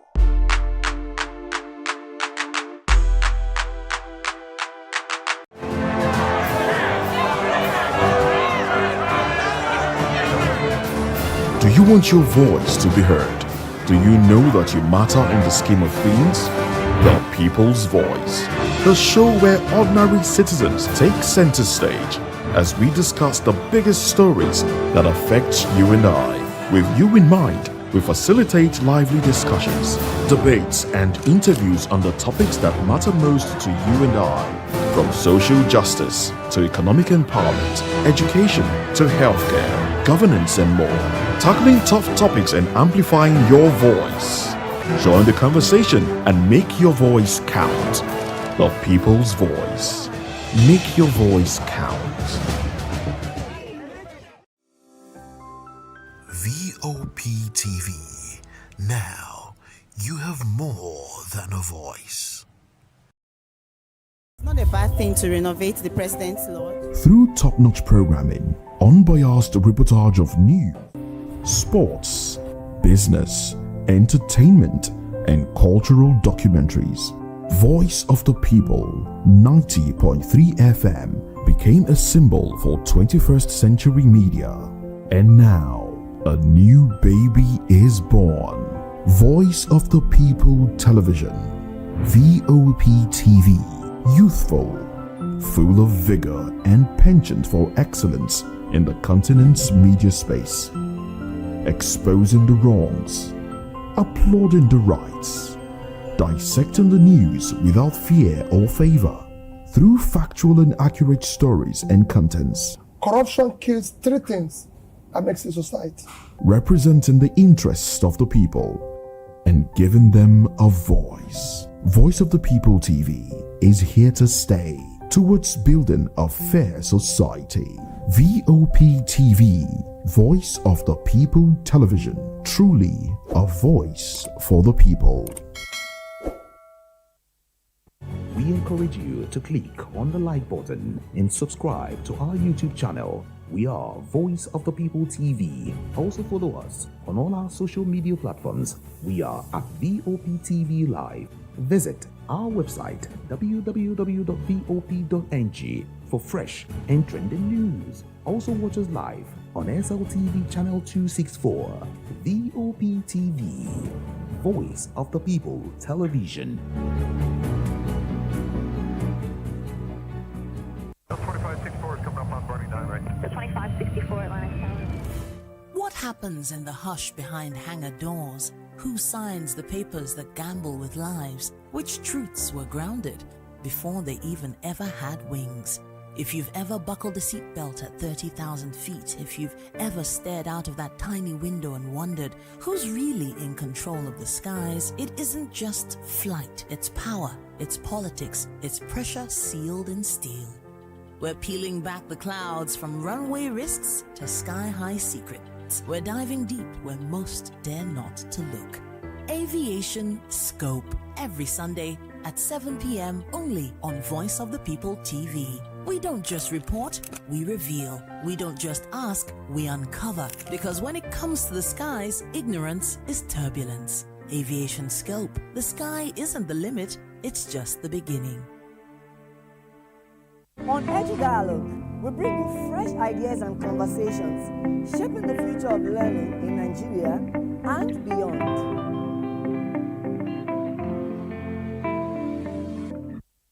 Hey guys, it's your girl Larry Kel the Dimples, aka Risky Baby, and you are watching VOP TV. Do not go anywhere. Where are you going to? Stay here. Calm down. Stay here if you're not. What's up, everybody? Who's Arco here, and I'm hanging out on VOP TV. Keep it locked, don't go nowhere. Let's go. Hi, everyone. My name is Yvonne Jagada. You are watching VOP TV, and don't change the dial, because I said so. Who's happy to post them and who's happy the most? Because when shit goes south, y'all be happy to ghost. When you make a wrong move, they be happy to roast. But be careful when you win, who's not happy to toast. I am VJ Adams, and you rock with VOP TV. Don't move. Hi, people. Bisola here, and you are watching VOP TV. Mwah. Shout out to VOP TV. It's so good to have you on the red carpet of AV. Love you all. Wishing you all the best. Here's a shout out to VOP TV. It's your girl April Oshidikwe at the AV premiere. You know what it is. Hi everyone, my name is Linda Ejiofor Suleiman, and I'm live at the EV premiere. Keep watching VOP TV. I want to say hello to my Italian friends. I want to say them that Nigeria is the best country in the world, and I'm so happy to be here. Thank you so much. Hi guys, my name is Tomowatebe. I'm an actor, and you guys are live on VOP TV. Keep it locked, because I said so. Ladies and gentlemen, boys and girls, this is your girl Phil Storms out here, and this is a big shout out to VOP TV. Hi guys, my name is Charles Bourne. My name is Lydia Lawrence Nzaya. Please keep watching Voice of the People Television. Love ya. In a world where truth is the ultimate power and opinions scream the loudest, it's time to wade through the noise. Hunger no get tribe. Hunger no get religion. And scan the human interest and trending topics that matter. Stay tuned to The Issues, your plug to the stories making the buzz, from politics to science and technology, social justice, and more. Let's tackle the tough questions and expose the truth. The Issues on Voice of the People Television. Don't just react, understand. Yes, obviously everybody knows the game is beautiful, and that's why I love sports. My name is Kizzy K. You're welcome to my republic. But remember, there can never be a transfer without a window. Just like there can never be a deep thinking without a Pep Guardiola in football. You can't say tennis without talking about Djokovic. So why not give me attention on the show so I can run your race on the TV like Lewis Hamilton Formula 1 star. Don't forget, when God have mercy on you, you can achieve your goals like Cristiano Ronaldo. I am a proud Nigerian, and right here, we talk NFF. For every sports update, commentaries, live interviews on the game, we got you on this, because right here at Voice of the People TV, the Sports Public Show has got everything just for you to be part of it.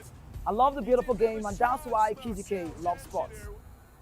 Are you ready for the extraordinary? Something big is happening on your screen. Introducing VOP TV. Now streaming on SLTV channel 264. From breaking news to captivating conversations, news analysis, giving you all sides to the story. We bring in-depth discussions on the issues that matter, from politics to sports, entertainment, and lifestyle. VOP TV on SLTV channel 264. Join us as we redefine what television means to you. Voice of the People Television, VOP TV. Now you have more than a voice.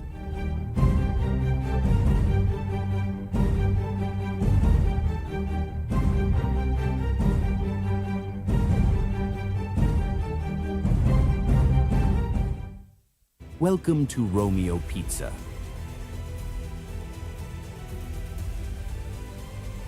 Sink your teeth into our freshly baked pizzas. Loaded with rich sauce, melted cheese, and irresistible toppings. Where every bite is a love story.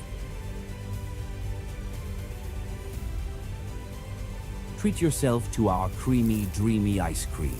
Smooth, sweet, and made to brighten your day.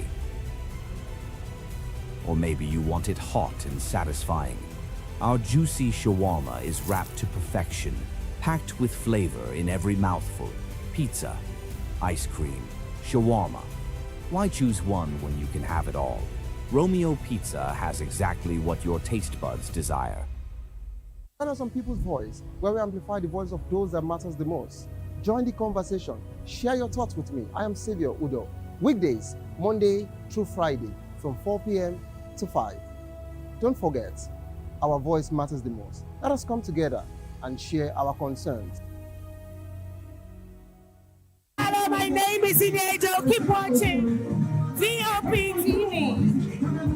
What up? My name is Usumachiku. You are watching VOP TV. Keep it locked. Hello, I am Floyd Igbo. Keep watching VOP TV. Hi everyone, I hope you're doing good. Keep watching VOP TV and just have an amazing day. Thank you. Hi guys, it's your boy Brave. Keep watching VOP TV. Welcome to the locker room, the home of football talk that matters. I am Jerry Arpillon. Join us every weekday, Monday to Friday at 5 p.m. Nigerian time, as we share the hot takes and hot debates in the exciting world of football. And joining me are the usual suspects, Ikechukwu and Mayowa, as we break down all the hot takes and everything that's happening in the football. Don't just watch football, live it with us. Catch us on the locker room and Voice of the People television at 5 p.m. Nigerian time. And like I always say, if not 20 minutes off, with the sport. Are you looking for where to buy quality and original studio and musical equipment in Nigeria? Welcome to Iruka Online, Nigeria's biggest musical and sound equipment warehouse. Your trusted home for top global brands, reliable low price alternatives, and 100% original musical accessories. With over 16 locations nationwide and open 7 days a week, we deliver unbeatable service and customer support you can count on. Shop online at iruka.com in partnership with world-renowned brands like Wolfdale Pro, Prisoners, Twile Keyboards, Fender and Jackson Guitars, Marshall Amplification, Mapex Acoustic Drum Set, Tech Electronic Drums and Accessories, Evans Drumheads, Ashdown Engineering, and many more. Iruka Online, powering your sound with quality you can trust.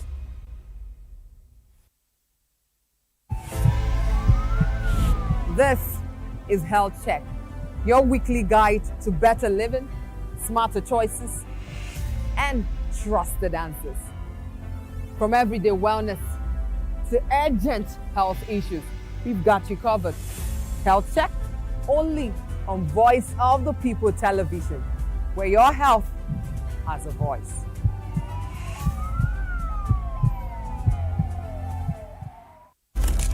In a world where power shapes with every headline. In a nation full of questions. In a world filled with noise, the truth needs a voice. The policies that shapes our world and the economy that determines our future.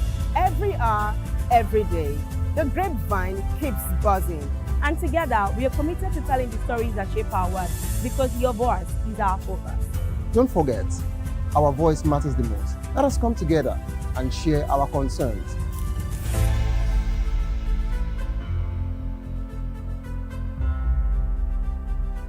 Before we talk of the impact, we need to talk of where we're coming from. When this administration came on, the president had promised us electricity, and actually said to us that he was going to make sure that there is electricity, and people were not going to be paying for estimated bill, and it was going to be available. So Nigerians were hoping.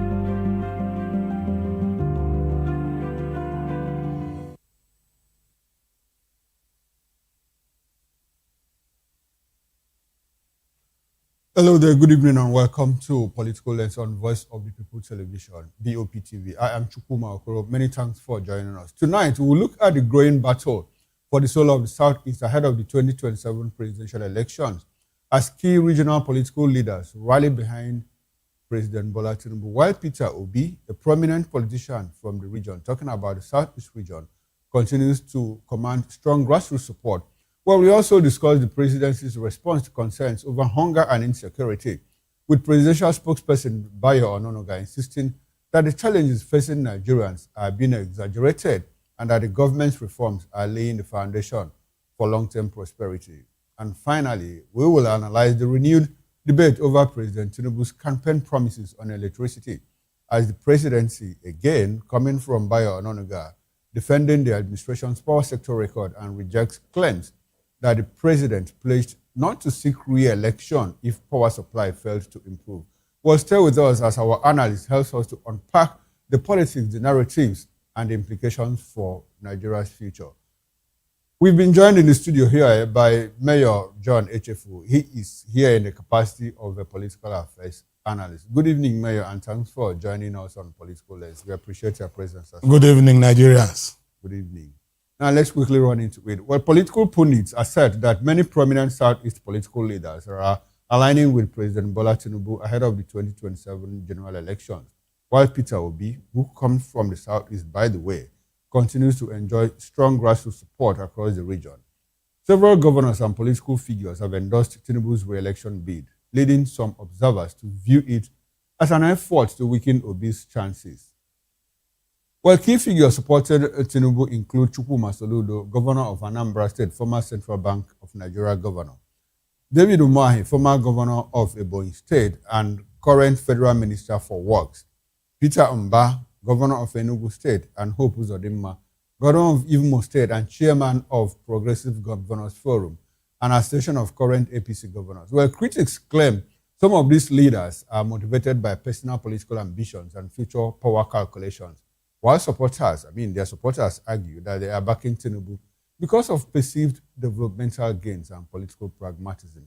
Well, despite the growing opposition, from regional political elites, Obi remains confident, noting that he had little establishment support during the 2023 election, yet still dominated the Southeast. The opinions conclude that the 2027 contest may become a test of whether Obi's grassroots popularity can overcome the influence of governors, political structures, and elite alliances supporting Tinubu.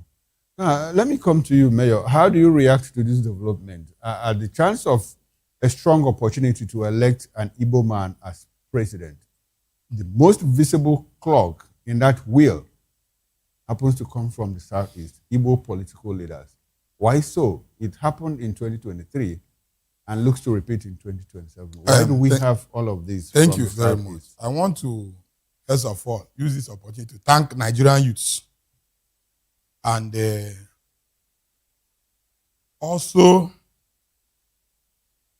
Nigerians who are reasonable, because 2027 election will show us how many irresponsible leaders we have in Nigeria. No, let's be. No, see, the problem we have is that we try to paint things. These people, they are not treating Nigerians with glove hands. Yes. Let's go back. What Ojus Wakano, former governor of Enugu State, what's his name, Jim Wobodo, what they did to Ekweme during PDP convention. Have you forgotten that it was in that convention that the news came that Ojus Wakano gave Obasanjo 100 million?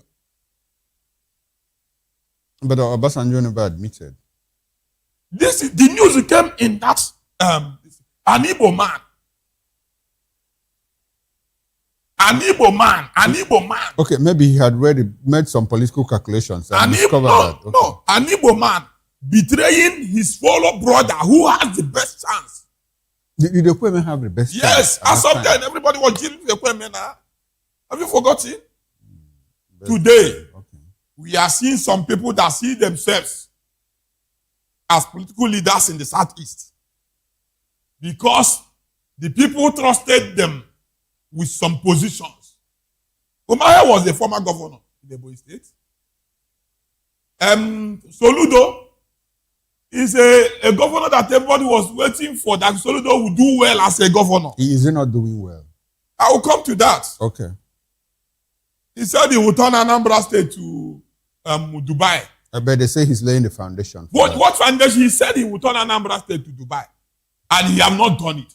So in 4 years?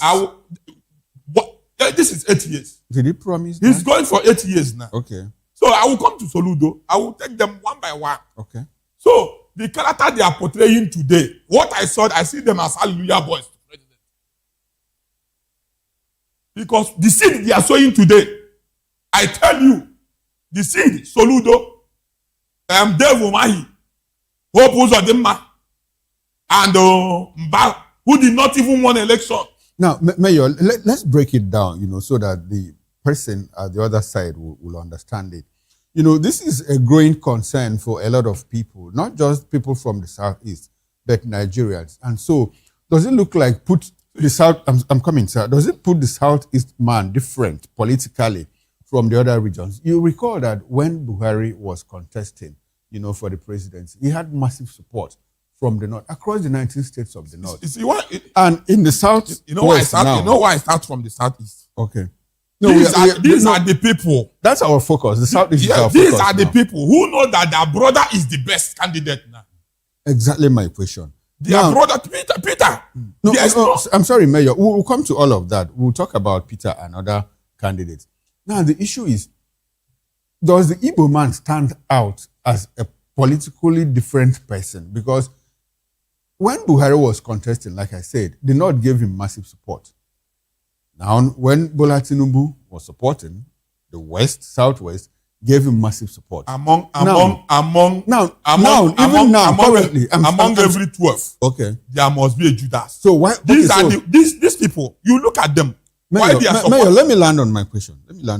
Now, in the Southeast, for a very long time, probably in the past 26 or 27 years, the Southeast region people believe is producing someone that looks electable, and the harshest critics, the highest contrarians against us to that ambition come from the Southeast. Now, the bigger question is, why so? Is the Igbo man different politically from the others? And why? Thank you. The problem is that these people that are seeing themselves as leaders today, that are criticizing Peter, go and check their records. How did they make their money? How did they become governors? What is their political record? Who are their fathers? What is their record in Igbo land? These are things. See, look at a man like Peter, who take Anambra State from 0 in education to number 1.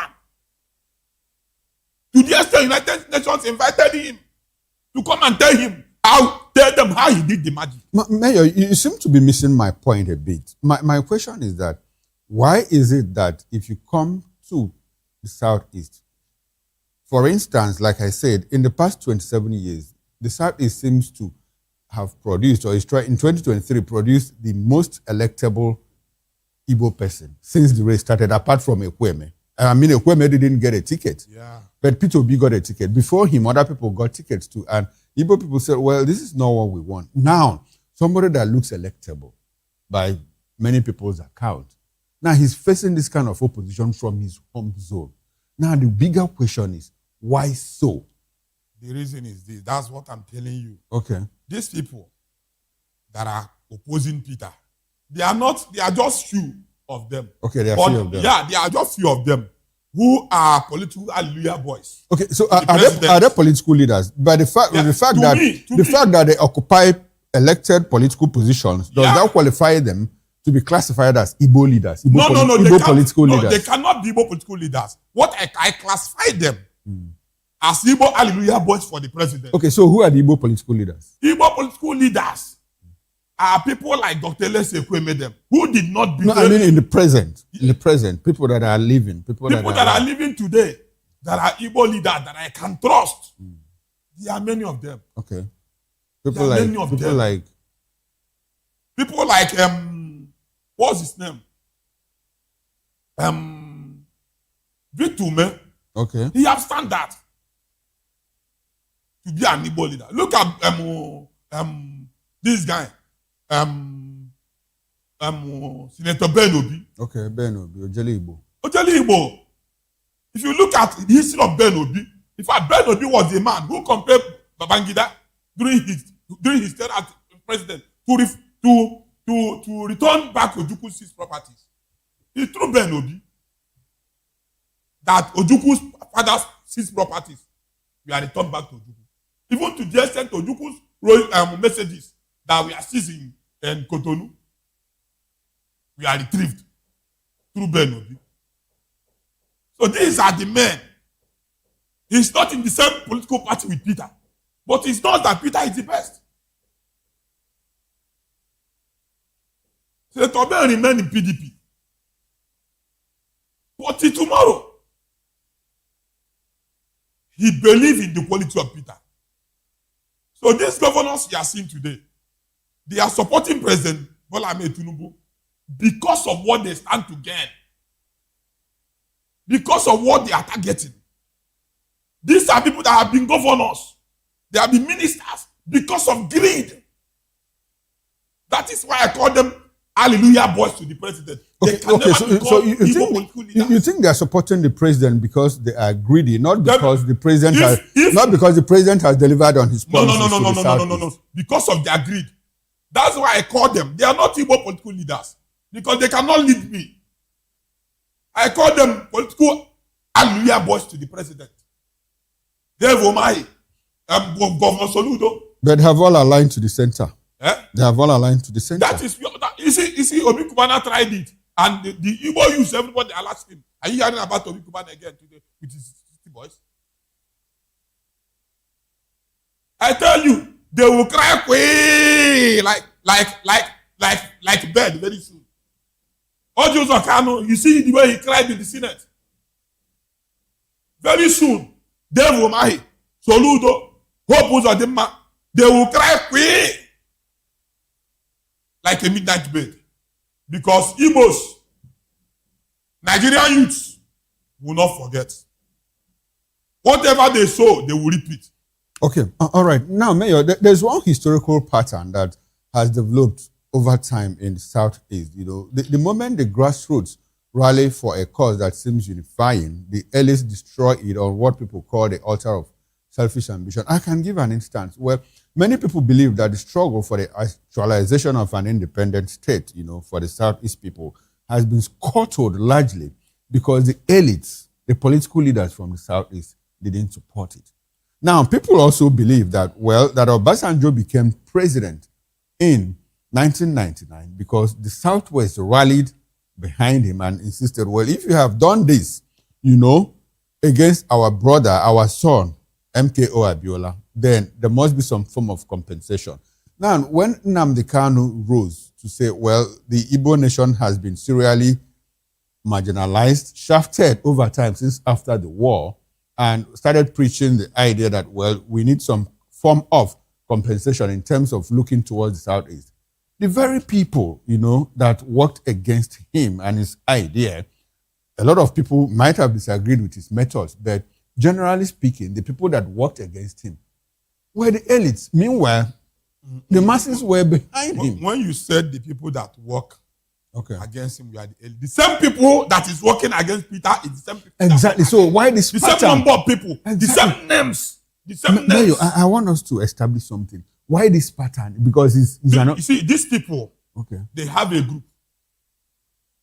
You know, this thing started from Ojos Okano, them. Now, the new governors have joined them. If you say it started with Ojos Okale, you might be jumping history because, as a matter of fact, some people to start from 1999. Okay, because what we are trying to do is to establish a pattern because some people believe that, well, that the war failed largely not because of the superior firepower of the Nigerian army, but because of saboteurs. We know that from one. Home. The Ifajula story and the rest of them. Okay. People that took money wanted to go and buy and ran away with the money. You see the level. So why that pattern? You see so does it make the Igbo man politically different? No. When you look at these people that are committing this thing against the Igbo nation, you trace their history very well. You find out that truly they are not, they cannot be called Igbo men. In terms of originality. In terms of ancestry or yes. What? So where did they come from? You know, Igbo nation that's why in my place they will say Cambase. Igbo nation is a nation that has been there for a very long time. That even it's hard for anybody to trace the history of Igbos. So has that blood been diluted? So some people have mixed up with the Igbos in the Igbo land. Historically? Yes, and they become problem that the Igbos are facing today. Because they will always betray the Igbos.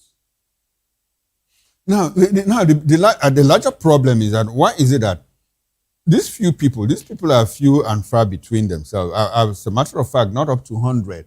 And so why is it easy for them? The thing is that the enemies of the Igbo nation will always look for these people and push them to be at the top so that they can be able to use them any moment that they want to use them. They are tools in the hands of the enemies of the Igbos. Now, let's keep breaking this down, and there seems to be some kind of, how can I put it now, there seems to be some kind of disaggregation. Let's listen to, some of the utterances made by these government officials, the people, and the center of the drama now, talking about Chukwuma Soludo, David Omahi, Peter Mba, Hope Uzodinma. Now, in March this year, during his second term inauguration, talking about Chukwuma Soludo, the governor of Anambra State, he urged Ndibo not to waste their votes in 2027. Well, while acknowledging that he would like to see an Igbo president someday, Soludo argued that the time was not now and urged the region to support Tinubu. Ndibo are comfortable with him and trust his administration, he said. That is quoting Chukwuma Soludo now, while encouraging support for the president. Now, Soludo's position became even more pronounced last week when he attended a pro-Tinubu rally in Abakaliki, Ebonyi State. According to him, and I quote him directly, "There is time for everything. We must move from the alliance of protest to the alliance of progress and prosperity," he declared. "We must unite. We must not waste our votes again." Why this uncomplimentary position coming from Chukwuma Soludo? Number one. But though a lot of people have said he's entitled to his opinion, but number one, Soludo is entitled to his opinion. That's Okay. number one. Number two, it's a shameful thing for Governor Soludo to come out to say something like that against the best candidate. Who says he's the best? You. Peter Obi is the best candidate. Come rain, come sun. In 2023, he placed third position. So how Peter come Obi he's won the the best? election in 2023. Mayor, you have come again. I with will this. say I was the first man that came out behold the whole nation. Daily Sun published it in full page. Daily Sun, Saturday Daily Sun. I said, 2 days after the election, I said, Peter Obi is the man that won the election. What happened later? Former Secretary to the Federation, haven't you said it? Was he there? I have been justified. Where did he get his information from? Is he INEC chairman? So, what am I trying to say? If Soludo is saying that any vote given to Peter Obi is waste of vote, that shows that the vote that Anambra people gave to him is a waste of vote. But he's governor. He's serving. He's serving as He's governor. governor, but he's not serving for the interest of the Anambarians. Because Peter Obi, the man the world is waiting for, to come and change Nigeria for good. Some Anambra. Under Soludo, there is peace. Under Soludo, there is peace in Anambra State. Agune Chamber is working. The security outfit that he launched. You have started. Started how? You have started. Agune Chamber, Udogachi, and the rest of. Did you see the crime they are committing? Let me not go there. Let me look at Soludo's his utterances concerning Peter Obi. See, Governor Soludo has shown that he doesn't want prosperity for Nigerians. He only selfish because of his own selfish interest. Today, Governor Soludo is busy jumping up and down, saying that progressive to progressive, that's Apuga and all progressive Congress. They are all progressive. That's why it's working against a man that came to Anambra State and take education from 0 level to number 1 in Nigeria. The only governor in the history of Igbo land, the only governor in Nigeria who have after his tenure, he invited EFCC to come and check his records. The only governor in the history of Nigeria after leaving as a governor after second tenure, he left how many billion for Anambra, and he was not owing anybody. No governor, no individual have done it in Africa before, except Peter Obi. This is the same governor, the same man that happened to come from his state, and the same man is the same man that Soludo is coming out to say that vote, any vote given to him is a waste of vote. I'm ashamed of Soludo. He should close his face in shame. It's a disgrace in general. Mayor, if you speak like this, a lot of I've spoken with. How can Soludo, a governor who has seen these good things that this man have done, and this, see, let me tell you something. If we follow the right Soludo in governance and leadership, P2B, after P2B, Obiano, right? After Obiano comes Soludo, right? P2B should be respected by every governor that in Anambra State. But Soludo should be a support to P2B instead of going to president. Mayor, he's entitled to his opinion. No. There's opinion that he's entitled to. Okay. It will become a betrayal of breach of trust. Now, I have spoken to a lot of people from Anambra State, both here in Lagos and even at home in Anambra. When I travel, excuse me, Mayor. So many people won the election nationwide because of P2B personality. So many people were in Senate. Okay. So many people were in House of Reps in 2023. Okay, so people voted for those people because of Peter Obi. Yes, of course. Don't you see what is happening in the NDC now? P2B went to ADC. People, the whole Nigerians followed him to ADC. The whole Nigeria? Yes. P2B leave ADC to NDC. The whole Nigeria. You see what the warriors the whole Nigerians followed him to ADC. What was the outcome of the ADC presidential primaries? You know, if the whole Nigerians followed him, well, maybe you are talking about. No. Okay. The whole meaningful Nigeria. Okay, because at last record, I understand that the president, only APC members returned him, you know, as the presidential candidate with 10.9 million votes. Now, go and check. Far in excess of NDC. How many members did they have because of Peter? Okay. Before Peter joined NDC, how many? Okay. What? No, NDC is a new political party. Just 25th of February. How many? What is the record of the membership now? Well, some people argue that NDC could also have masked that figure if Obi didn't join them. You don't think so? Where is NDC? NDC that even people is refusing to go and take positions in the state. Then or now? Then immediately Peter joined NDC. NDC become the party that they are dragging today. Everyone they want to be a candidate. Okay, now Mayor, let's can Soludo. I'm trying to tell you something. Can Soludo? Can people win election nationwide with Soludo's name? What is disturbing Soludo is envy.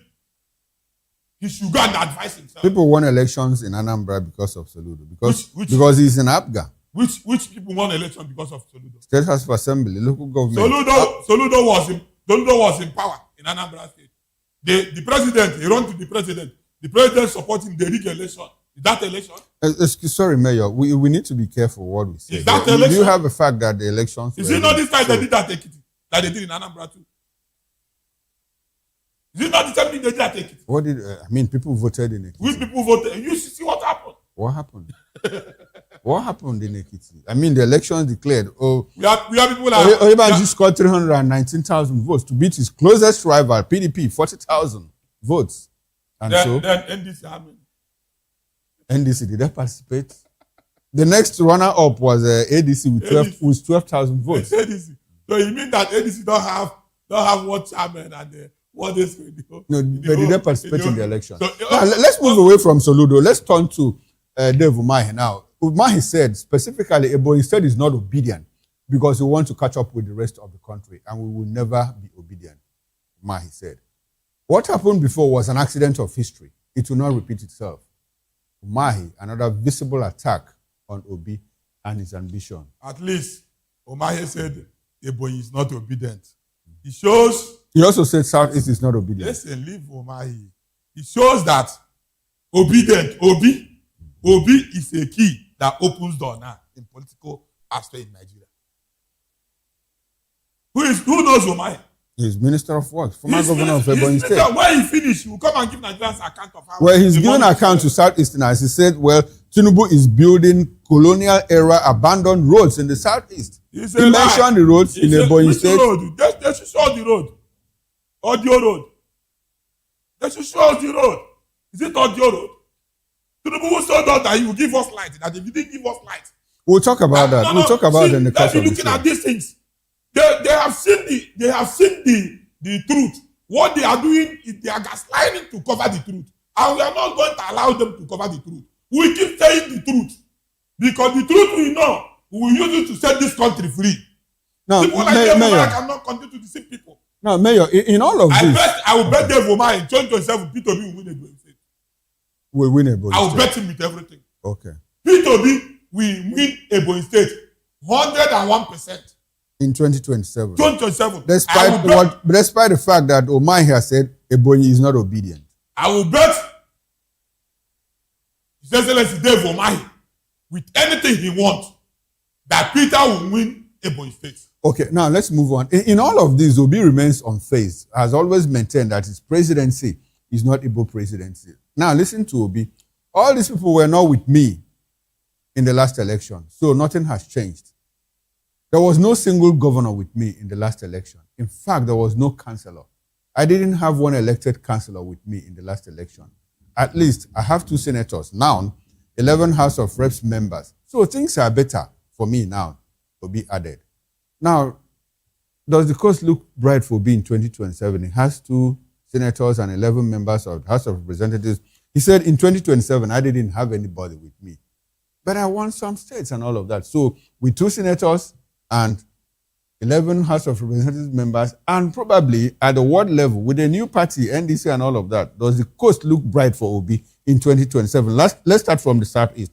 What do you think will happen in Southeast in 2027? Obi will clear the whole Southeast. With all the governors, with the 4 governors against him? Obi will clear. See, let me tell you. Where Obi's strength is coming, it's not from whether he's from Southeast. Okay. Whether any governor is against him, whether any governor is with him, whether he has any senator or he has any House of Rep. Obi's strength is coming from his quality and the service he has given to his state when he was a governor. And after being a governor, what he has been doing since that. And he will tell you, after everything, he will tell you, go and verify. Go and check my record. Go and check this. Go and check that. He doesn't have any. Look at these people. All of them have questionable characters in one way or the other. Mayor, before we leave now, I would like to ask you specifically, what do you think will happen in the Southeast in 2027? Briefly. Come 2027, Southeast will vote for P2B 101%. In 2027? Yes. Sure banker. Sure banker. All right, let's move on. Let's leave the Southeast and go to the national level, where the presidency, through presidential spokesperson Bayo Ononuga, has rejected claims that Nigeria is facing widespread hunger and insecurity. Speaking on a national TV station program, Ononuga argued that the media and opposition parties exaggerate the country's challenges, saying Nigeria is not under siege, and citing his own road trips and reports from other officials who have traveled safely across parts of the country. He also claimed that many Nigerians are benefiting from government policies, including higher minimum wages, student loans, and increased state revenues. However, his remarks came despite recent terrorist attacks and kidnappings, including the abduction of dozens of school children and teachers in Oyo State and Borno State. While acknowledging rising living costs and security breaches, Ononuga maintained that the hardships are temporary effects of President Bola Tinubu's economic reforms, and insisted, and still insists, that the government is laying the foundation for long-term prosperity through palliative measures and increased funding to states. Now, Mayor, how do you react to Bayo's comments about the hardship in Nigeria? Is the poverty exaggerated? What do you know? If you walk through the streets of Nigeria, what do you see? Bayo Ononuga have shown the level of his psychophancy. Because people are dying. People are being kidnapped. And he's coming to tell us this kind of story. He shows the level of his psychophancy. If Bayo Ononuga is not in this government, he will be the first man to be on the street against this government. But because of his benefiting from this illegality, this thing that is going on, this hardship that is going on, the more Nigerians are dying, the more Nigerians are being kidnapped, the more they are borrowing for them to satisfy themselves. Now he says he asks his workers, that he normally asks his workers, the pulse of the nation, what is going on. Who are his workers? Is it not when they borrow money, they will share it within themselves? He will give to his own workers. Okay, is any of his workers among the people they kidnapped? Now his workers, do they buy from a different market? Do they attend different schools and hospitals? they don't attend different schools and hospitals. In his absence, they will be complaining. But in his presence, that's the level of psychopathy that is going on in this country. These are people who did not allow Jonathan to rest. So you disagree with Bayo? I disagree with you. The hardship, is it palpable? Can you feel it? The hardship is, we have never seen it like a man. See, a man that Buhari regime is better off than. What type of regime is that? What type of leadership is this? That you make one bag of rice at price of 32,000. Rice is 100,000. No, they say it's 50 something. 50 something. Who told you go to the market and see the price of rice? How much is fuel when you become president? You remove subsidy. Where is the money? But it says governors are getting more You money. have borrowed and borrowed and borrowed and borrowed and borrowed. Where is the evidences of that money you are borrowing? Where is the evidences? You said you are building the economy. Where is the effect of that economy? No, they said they are building infrastructure. They are building Nelfon. You are building infrastructure and people are dying. Where is the infrastructure? Go to Pinore Road. Where is the infrastructure? Now, IMF says this government, their policies are working and they should be sustained. IMF and World Bank. IMF. World-class economists. What? They are from Washington and New York. They are one of the problems that we have in Africa. They are one of the problems we have in Africa. Because they are the ones that are encouraging them to borrow. Now, and they are borrowing to buy yachts. They are borrowing a government that borrows to renovate buildings. Mayor, you have opened a new vista. You say they are the problem we have in Africa. IMF and World Bank were not set up for Africa. Southeast Asian countries also use their prescriptions and recommendations, and they seem to be doing well. So why is Africa different?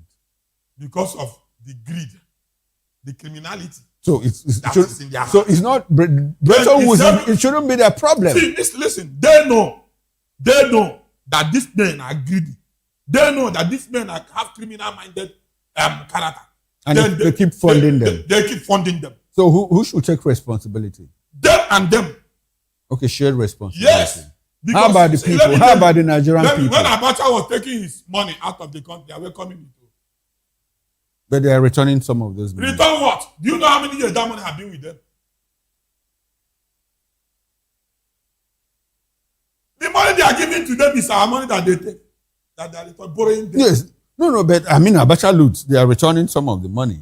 See, all those money, check how they are returning the money. Okay. How much they return every 2 years, every year. And check how much interest that such money is supposed to make in a bank. So is there a pattern to it? It's a pattern. Okay, now, Mayor, there's one other very important discussion that we need to do before we leave this conversation. And it's about what the president said, when he was seeking re-election, when he was seeking election in the first place. Okay. So let me introduce it so that you merge your conversation with it, and because we are coasting home. Now, Bayo Ononoga, again, presidential spokesperson, has denied claims that President Bola Tinubu promised not to seek re-election if he failed to improve electricity supply in Nigeria. Speaking on a national TV station, Ononoga said Tinubu's 2022 campaign comments were taken out of context and were conditional rather than a firm pledge to abandon a second-term bid. He argued that the administration has made efforts to reform the power sector, including implementing the Electricity Act, which allows states to generate and distribute power independently, while acknowledging that electricity supply remains below expectations. Ononoga blamed ongoing challenges on gas shortages, inherited debt, and aging transmission infrastructure, insisting that the government is working to improve power generation and distribution nationwide. Are Nigerians lying against the president? I mean, we could get clips where the president said. They would have played the clip where the president said it. Because the clip is everywhere. He said if he did not give us light, electricity, constant electricity by 2027, that we should not vote for him. The president always wants to make jokes with Nigerians. He always wants to make mockery of Nigeria. But the president has not done for years. It's just in his study. He said if he did not do it, that nobody should vote him for second term. Okay, was he being smart? Maybe he thought that he because can do the argument now is that the president has not done 4 years. He thought he can do it. The president had that P2B said he will remove subsidy. Immediately they swear him in, he removed subsidy. People that came for his inauguration, when they were coming back, The mama they bought one. They couldn't even pay. So let me tell you, let me say it again. The president has failed woefully. If election is being conducted free and fair in 2027, I tell you before 12 o'clock, president is get out of He failed woefully, according to you, because he didn't supply power or he what? He doesn't have any policy that Nigerian can remember him. Any good policy, no. Tell me one good policy that can remember President Bola Ahmed Tinubu. Well, let's say foreign reserves. Which foreign reserve? Which reserve? A man that have borrowed and borrowed and borrowed and put debt in the head of my great-grandchildren. Well, former presidents borrowed too. Which nobody have borrowed like him before in Nigeria. No president have borrowed like before, like this administration in Africa. Tell me an African president currently with the same that have borrowed like him.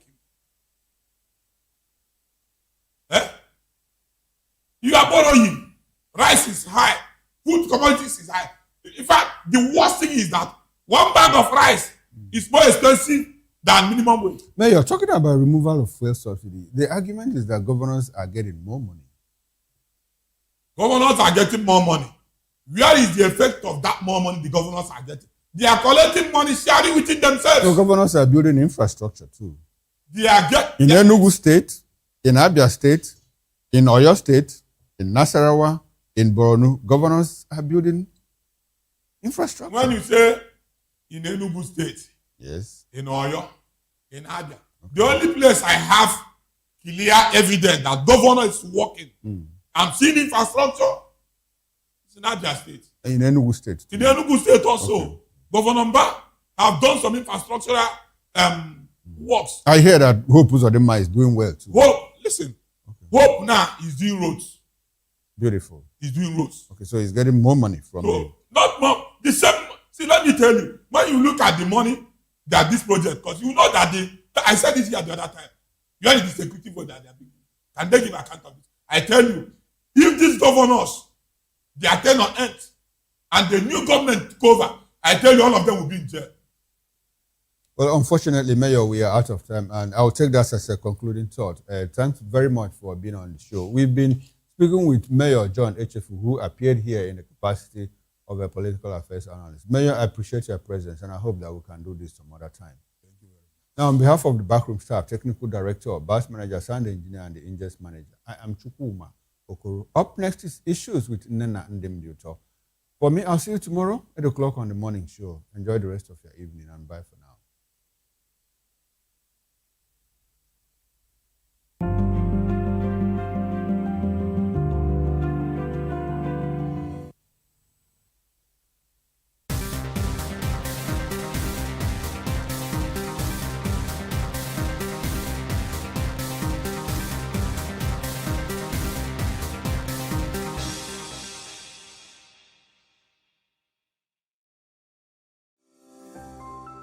VOP TV. Now, you have more than a voice. Nigerians, your voice matters, and in 2027 it starts with your permanent voters card, your PVC.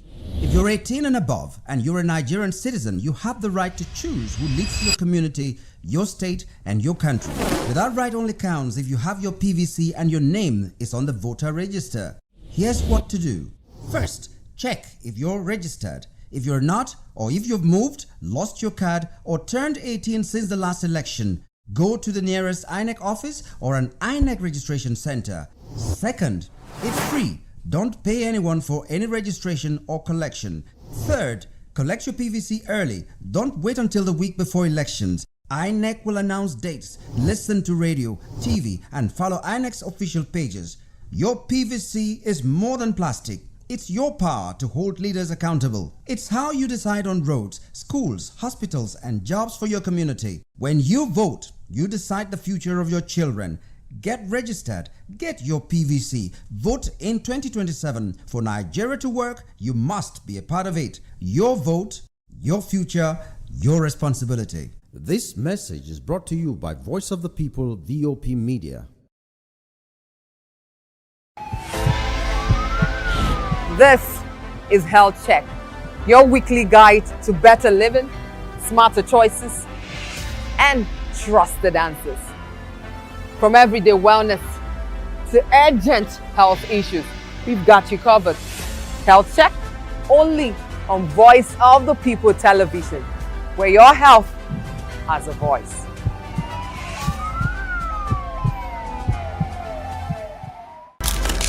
In a world where power shapes with every headline, In a nation full of questions, In a world filled with noise, the truth needs a voice. The policies that shapes our world and the economy that determines our future. Every hour, every day, the grapevine keeps buzzing. And together, we are committed to telling the stories that shape our world because your voice is our focus.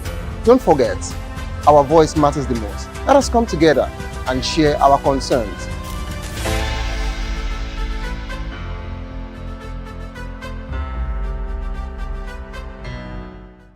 Behind every broken desk lies a broken promise. Education shapes the nations. But who is asking the right questions? Introducing Edu Dialogue, the show that goes beyond the surface, exposes the cracks, the corruption, and the silence in Nigeria's education system.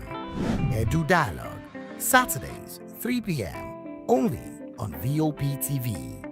We break the biggest stories, from missing funds to policy failures. We ask the tough questions and demand real answers. Edu Dialogue, this Saturday, 3 p.m. on Voice of the People television.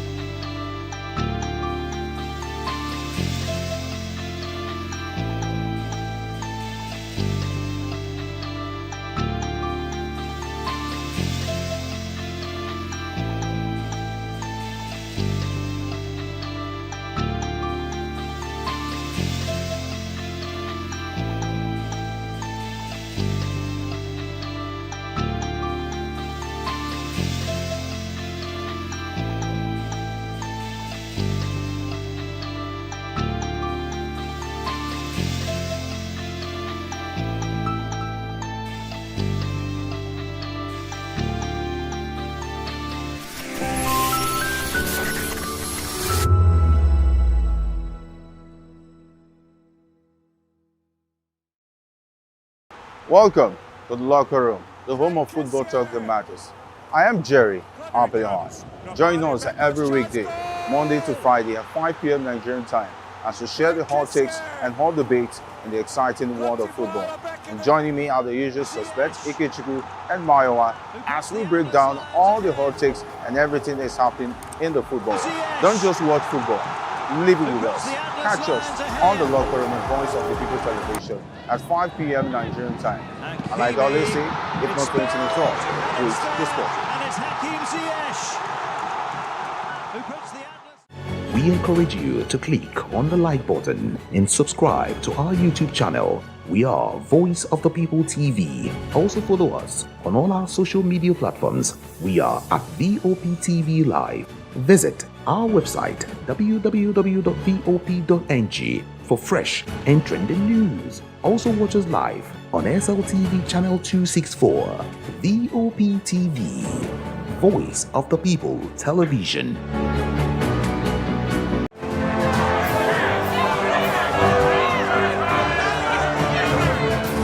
Do you want your voice to be heard?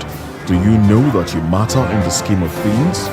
The People's Voice, the show where ordinary citizens take center stage as we discuss the biggest stories that affect you and I. With you in mind, we facilitate lively discussions, debates, and interviews on the topics that matter most to you and I, from social justice to economic empowerment, education to healthcare, governance, and more, tackling tough topics and amplifying your voice. Join the conversation and make your voice count. The People's Voice.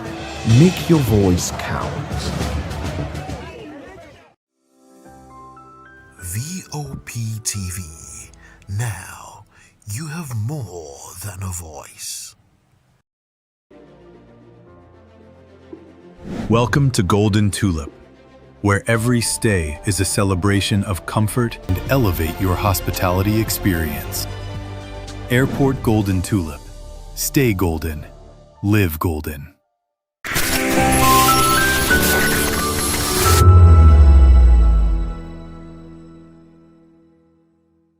Everybody knows the game is beautiful, and that's why I love sports. My name is Kizzy K. You're welcome to my republic. But remember, there can never be a transfer without a window. Just like there can never be a deep thinking without a Pep Guardiola in football. You can't say tennis without talking about Djokovic. So why not give me attention on the show so I can run your race on the TV like Lewis Hamilton, Formula 1 star. Don't forget, when God have mercy on you, you can achieve your goals like Cristiano Ronaldo. I am a proud Nigerian, and right here, we talk NFF. For every sports update, commentaries, live interviews on the game, we got you on this, because right here at Voice of the People TV, the Sports Public Show has got everything just for you to be part of it. I love the beautiful game, and that's why Kizzy K loves sports. The red carpets, awards, the razzmatazz, music, fashion, interviews, and more. Spotlight on Voice of the People Television. Let's feed you with all the juicy stories in the global entertainment space, bringing you the glitz and glamour as it dey hot. Stay tuned to Spotlight, 1 p.m. Monday to Friday. Spotlight on VOP TV. Entertainment like never before.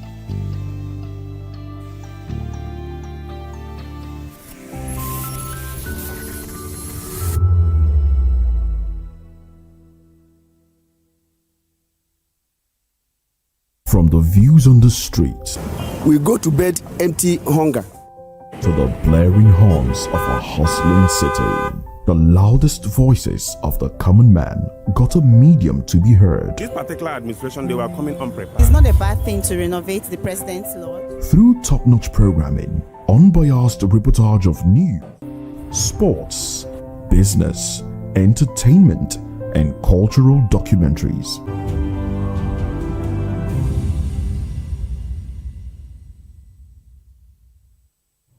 A very good evening to you, and welcome to another exciting episode of the Issues and Voice of the People television, where we bring you the most important and pressing issues shaping our nation today. I'm your host, Nenna Ndomdioto. Today on the Issues, examining the complexities of Nigeria's politics and governance, from federal government barking sanctions on Nigeria and Nigerians and BDCs, to Onanuga insisting Nigerians are not hungry. Also, federal government moves to curb hoarding and diversion of cooking gas. And finally, former envoy urges Nigeria and other countries, African countries, to demand compensation for victims of xenophobia. Join us as we break down the fact and provide context to help you stay informed. We'll take a short break, and when we return, we'll dig deeper into these topics. Don't go away.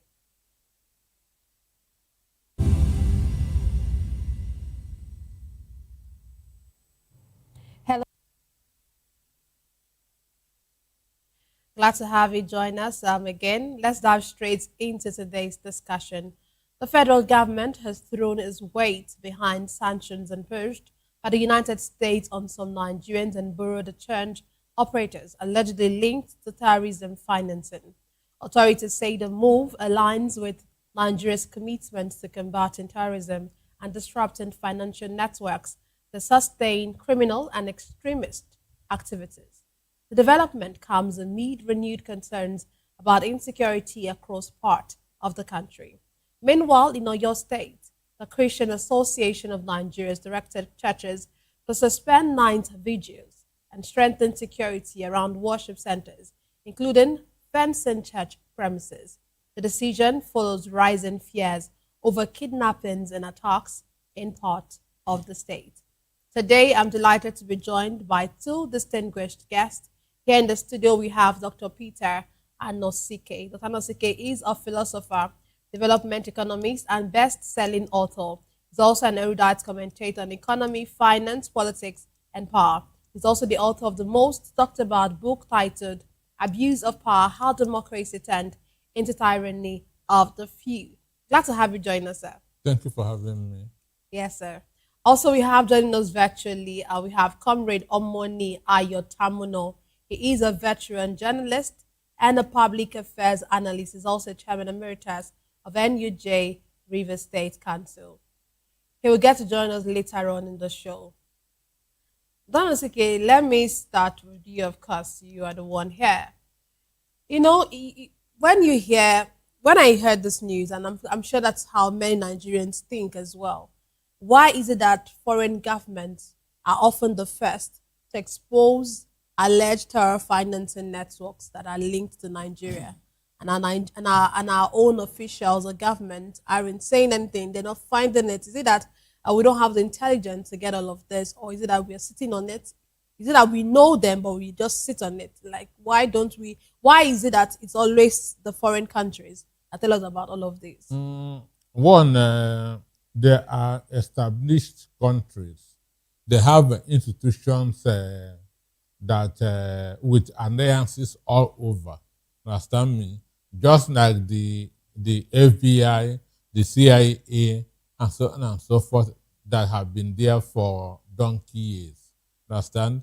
So they have the intelligence that we don't have. So, and that's why they are the first to always break this news. And again, in those countries, institutions work. So there's transparency. There is transparency. They don't hoard information. They don't hide information. Understand? But here, it can surprise you that some of these bureau de change are owned by our powerful men and women. Understand? Some of these bureau de change are owned by our powerful men and women, the powerful politicians, and because of the next election, government will be afraid of exposing them because of the consequences. Understand? So America has nothing to lose by exposing terrorist financiers in Nigeria. But here in Nigeria, some of them who are big politicians help in funding, in rigging elections. When you expose them, there could be consequences. And that's why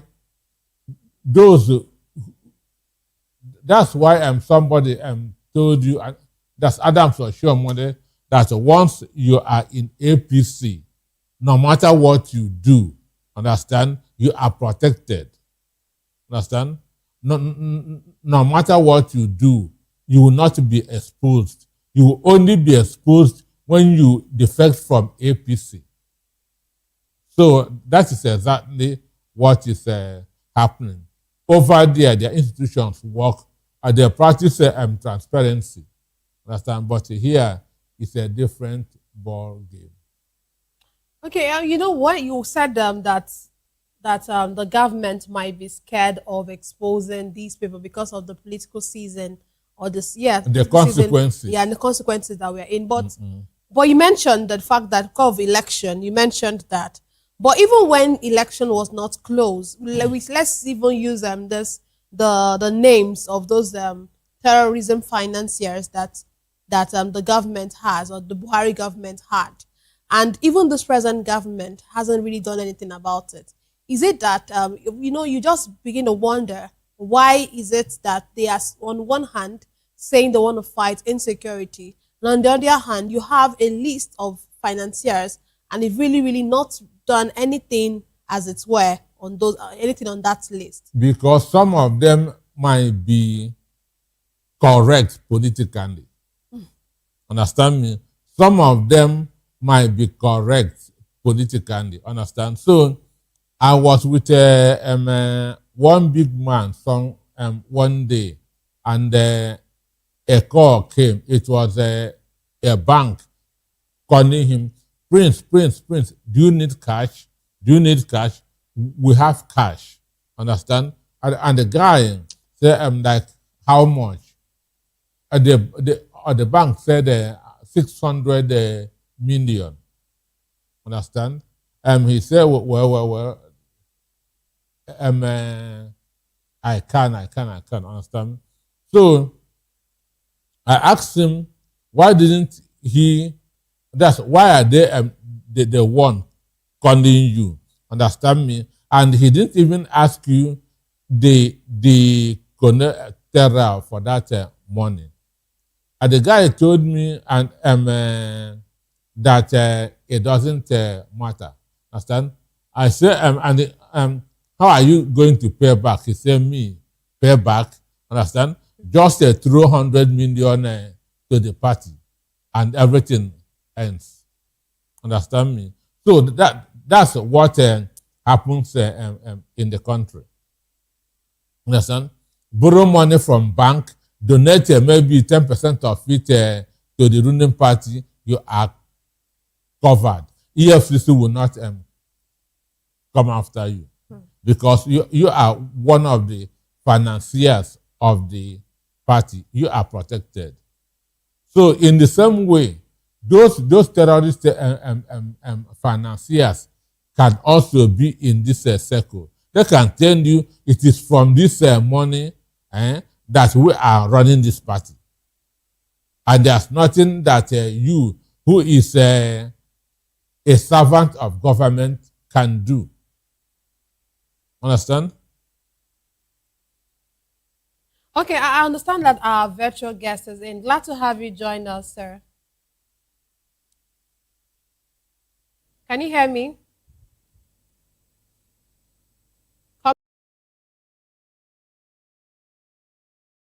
Hear you as well. Okay, while we try to sort out these audio issues or connection issues, Dr. Ansike, when you please unmute your device, please. Dr. Ansike, when you hear of this BDCs or something like this, does this really suggest the weakness in our financial intelligence and surveillance system? Like I keep on saying, the society is not broken. It is working the way the powers that be structured it. Understand? It is the big politicians, it is the big men in government that owns all these BDCs. Understand me? It is them that own these BDCs. These people will go, when they are all making their billions from this Dollar Naira exchange. Understand? And they will also be remitting a fee to the right quarters. And once they are doing that, they are protected from exposure. Understand? So you cannot say it is lack of intelligence. before a big man is arrested in Nigeria, the powers, they will seek permission from the top. Should we move against this person? They will now check where politically does he belong. Is he politically correct or incorrect? That's what determines whether they will move against him or this thing. That's how it works. A poor man cannot run a BDC. Understand me? Yes, a poor man cannot run a BDC because BDC is a very big business. Those you are seeing hanging are just mere agents. Understand me? So the BDCs are owned by the big men and women in government and in the society. So it is not lack of intelligence or understand me. They are in the right circle, and once you are in the right circle, you are protected until you fall off that circle. So that's how Nigeria works. But doesn't this show that our regulators are not doing enough to actually monitor, some of these financial channels that are being used by criminal groups? And we even get to see, especially when it comes to, tracking that we've talked about and how come they've not been able to track them. You see these people put out videos, you see them use videos on TikTok and, show all their largesse and all of that, and nothing has been done. And then, of course, there's a way this money is being transmitted. There should be a way that all these things should be tracked. Regulators are employees of somebody. Understand me? Regulators are not independent. Here, we don't have institutions. We have human beings. Understand me? We don't have institutions in Nigeria. We have human beings. The regulators are working for those human beings, not for the institutions. So it now depends on the connection of those that you want to be exposed. If they are in the good book of the employees of the regulators, nothing will happen. If they're in the good books of the employees, nothing would happen. Just like the chairman of EFCC, the ICPs, all of them are employees of somebody. But does that actually, does it actually show that some of our systems are faulty, the way we get some of our officials? Could there be a better way to get all of these officials that would not make them to be tied to, all of these government officials? Simple. Make institutions to be stronger than human beings. Period. If institutions are bigger than human beings, there will be transparency. There will be honesty. Regulators can work without being guided. Understand me? Regulators can work without being guided.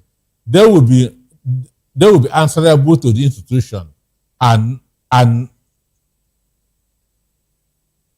they will be responsible to the institution. They will be answerable to the institution and not to the owners of the institutions.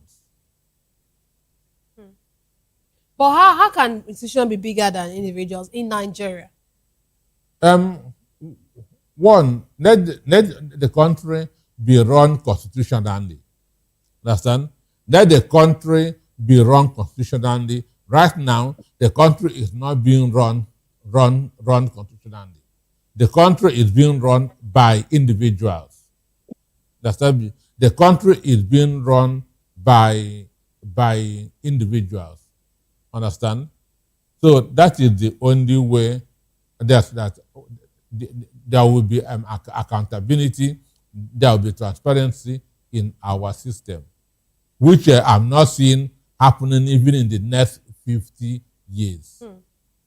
Okay, the way you reel out some things or some it's just like you're not even hopeful that some things would get better in Nigeria. But I will come back to you. I understand that our virtual guest is in. Glad to have you join us, Comrade Ayo Tamino.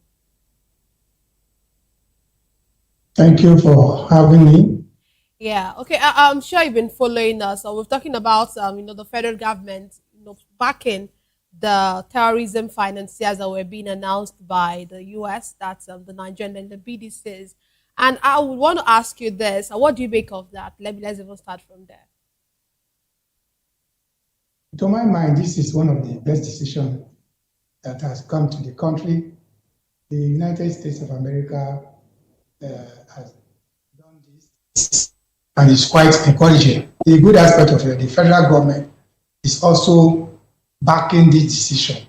That means we want to do something that will help our country to check the menace we are facing today.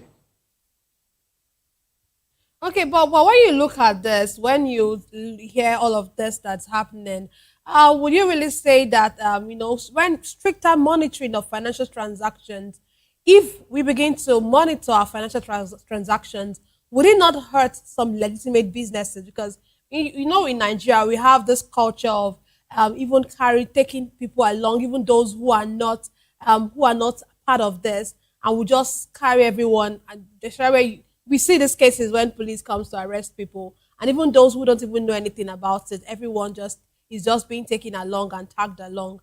But won't that actually happen if all of this begin to, won't that hurt legitimate businesses really? Well, that fact may be there. We know we are not used to this type of development, this type of sanction. Many times we're not ready to do the right thing at the right time. Many decisions are taken based on who is involved. If the one that is involved is somebody that is liked by those who are in authority, the person has some cover. But the good aspect of this matter is that the Americans are the one that are initiating this plan. The federal government has key into it. All that needed to be done is perfect execution of this plan. These people are the means by which the money is going through these criminals that are terrorizing this country. So if proper check is done, the BTC, so much money is passing through this process. And the federal government will have a religious check on this. Is going to help us. Like I said, the Americans are Nigerians. They are going to be serious with it. There will be proper monitoring. All that we needed to be done for our people to be part of it with all amount of sincerity.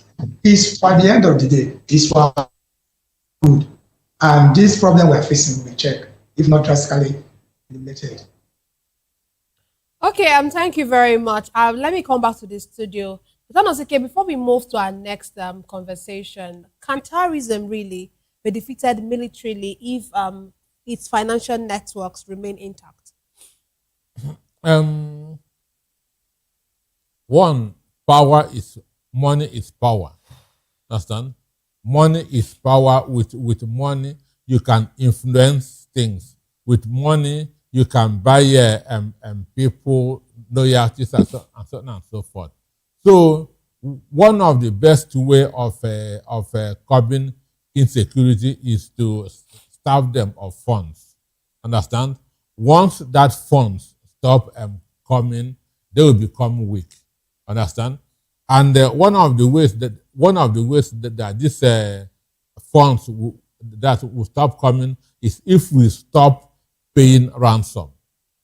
Understand me? If we stop paying ransom, when these guys demand 100 million ransom and you give it to them, it will help them to pay their agents. It will help them to get spies. Understand? People who will be spying for them, both even inside the security. Understand? Because all of them, this even happens in the civilized world, in CIA, KGB, and others. Understand? Paying people there to be giving them tip-offs. Understand? Once the money is there, their wings has been cut. Understand? So starving them of fund is one of the best ways of stopping it, because they are getting all their money both internally and externally. Internally is through the ransom that people pay. Understand me? Then externally, there are terrorist financiers, and even these superpowers are involving to create crisis in some countries so that they can move in and extract their natural resources at the cheapest cost. Because they cannot do that if the country is at peace. So they do sponsor terrorists to come and cause crisis in some parts of the country, especially where there are mineral deposits. And once they are paying this money, they will be getting what they want. But once the terrorists or their foot soldiers can be starved of funds, everything will grind to an end. Okay, let me come back to you, comrade, before we eventually move to our next conversation. Let's look at what is happening in your state. Of course, we know that the children are still not back. They've still not been rescued or released. Any of it hasn't happened. And the Oyo Christian Association of Nigeria has come out to say that no churches should suspend night vigils or vigils rather, not 9 vigils, suspend vigils, and of course just suspend having 9 services, really, basically, and also ensure that their fences are, they put up fences around their church. And what do you make of this?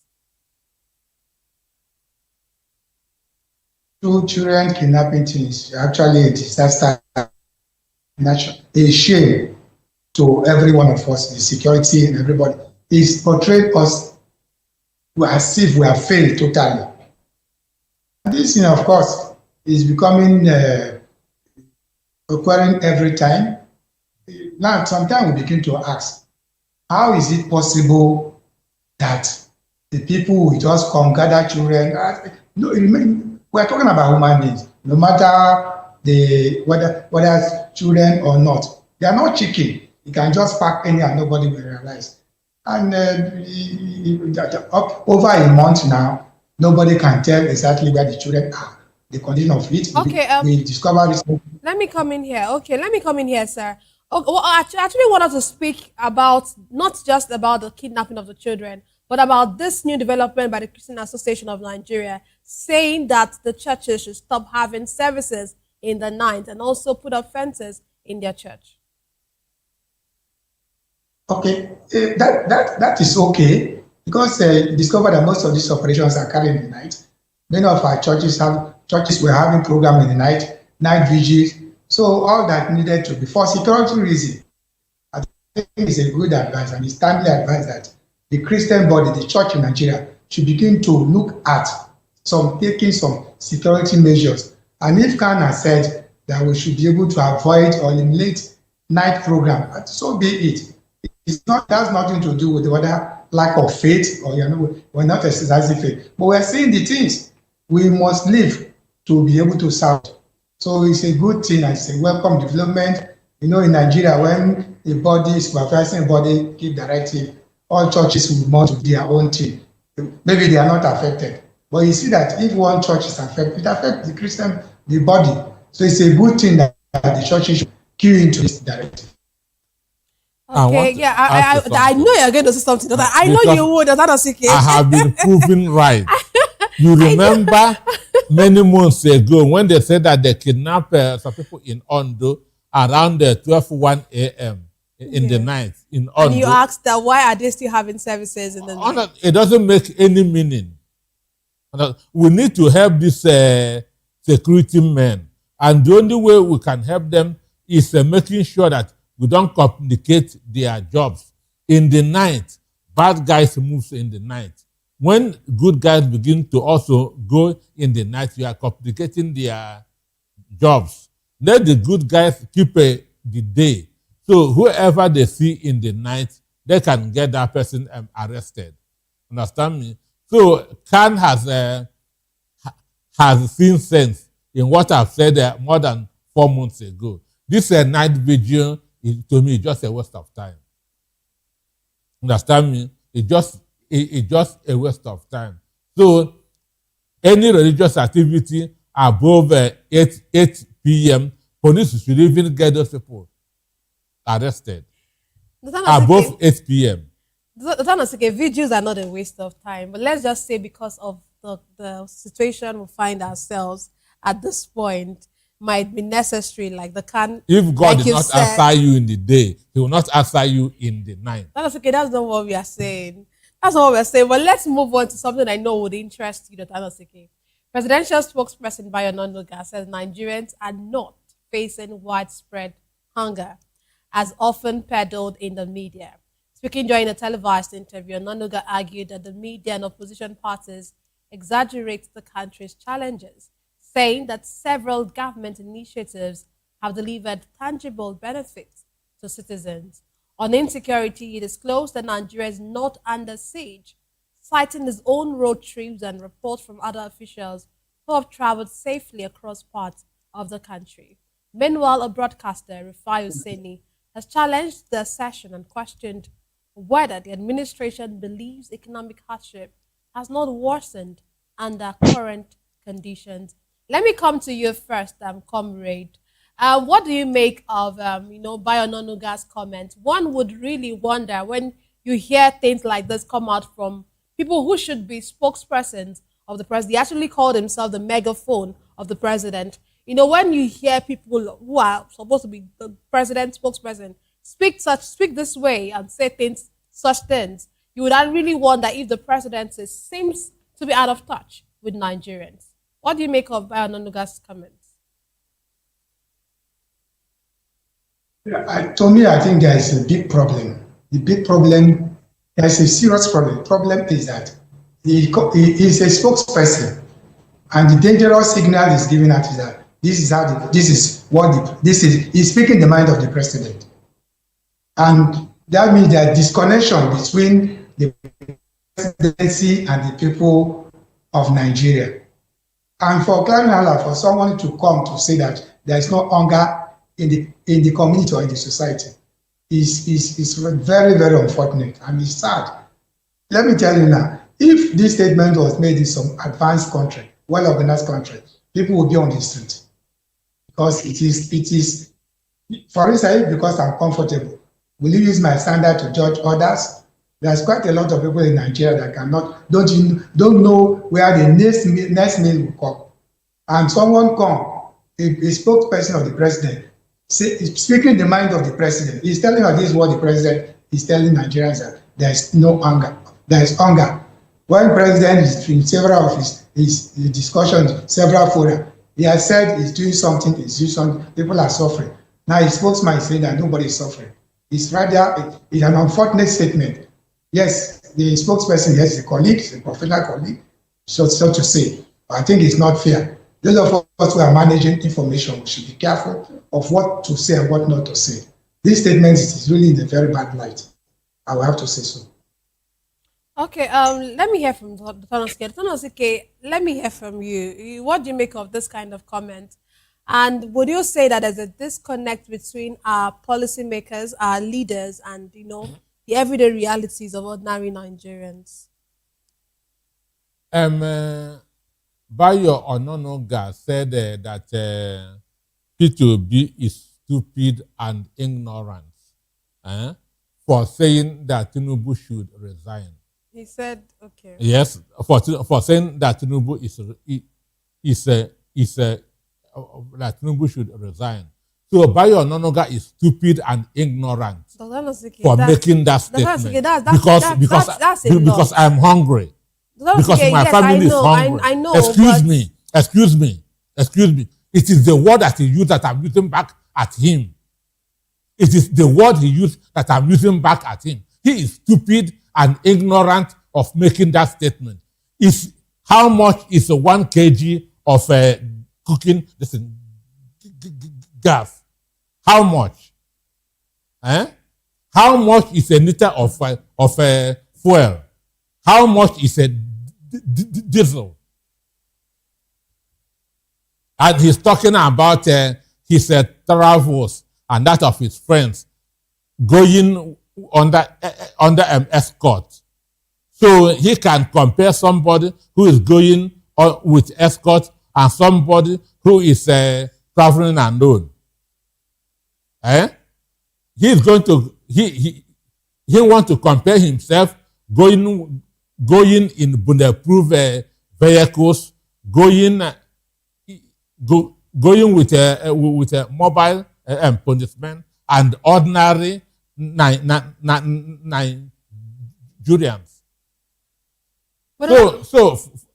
So there are things that World Bank has said that 141 million Nigerians are under multidimensional poverty. That is World Bank, not me. Understand me? There's no hunger in Nigeria. Last Friday, they were throwing bread at people in Ado-Ekiti. There's no hunger in Nigeria.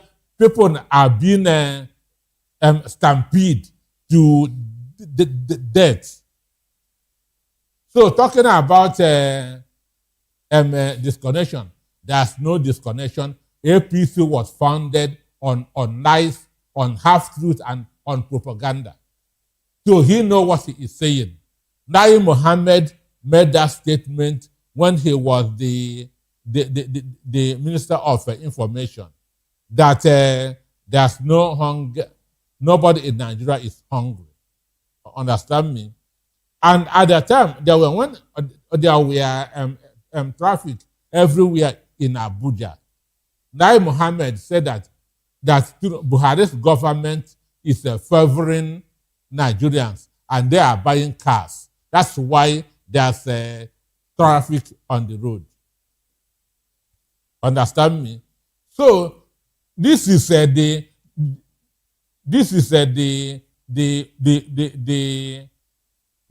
mantra of APC. Understand me? Let him come out to the street and say there's no hunger in the country. Okay, the son of CK, you know, one of the things he said, as in like Baron Onoga, while he was talking to Obi, he actually used, I don't think he used those two words that he used. He used childish and hollow. No, but the son of CK, even if he had used those words, you shouldn't also, pay him or say those words back to him. Yes, even if you feel so, but you should actually be able to because we are on TV and you should be able to caution. I quoted him. Okay. I quoted him. Go and read that statement. That P2B is stupid and ignorant. Okay. I'll come back to you. Let me talk to our virtual guest. Comrade, I'm sure you're still with us. When you look at all of this, really, one of the things that Bayo Ononuga said, he said that economic challenges are part of the temporary pains associated with major reforms. Do you agree with that? That whatever it is that Nigerians are going through is just something temporary that is just as a result of the reforms that the APC government or the present administration is actually putting up. If one may ask, how temporary is temporary? How long can we be talking about temporary? How long will this take place? We read from the papers, they say this and that. Our economy is picking up and so. The level we can know how that the economy is picking up is practically see what is happening in society. See what is happening in the society. That is when you will know whether the economy is doing well. Temporary. How long are we going to wait? Is it temporary till after the next election when the present government is coming back? That is when things will begin to be fixed. Things have to be fixed now in every well-organized society. When it is time for election, things are beginning to go on smoothly. But as we are still having the issues, things are going on. The inflation level is going on and on. And shall we say things are going on. It's not acceptable. So we just need to check temporary how long. In every organized government, they will tell you this is what we are doing. So they will begin to have timetable, time lag. This is what is happening by so we'll be able to do this, we'll be able to do that, and the rest of them. But here, no, they just said we are working. And you see a lot of people clapping hands that things are going on smoothly than any other time.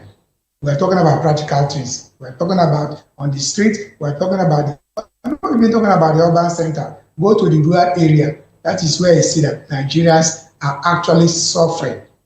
All these temporary community, give them bags of rice, this and so on. Are you going to do that every day? So these are issues. Still, things are not going on well, has been said.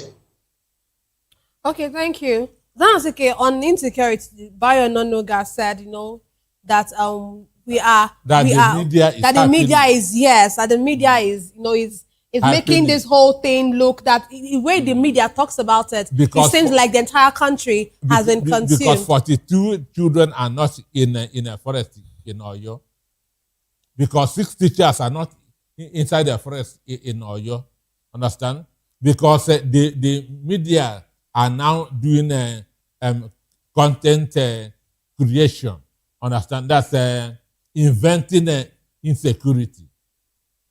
Because the media are now inventing insecurity. The duty of the media is to report what they see. Understand me? Is to inform the public, is to educate the public, is to entertain the public. Understand me? No trained journalist will begin go on story fiction. Understand? Just to send his platform.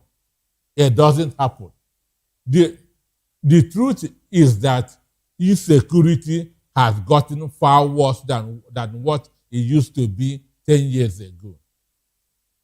When Jonathan was in power, insecurity was localized in the northeast. Southwest was the most peaceful part of the country. Understand me?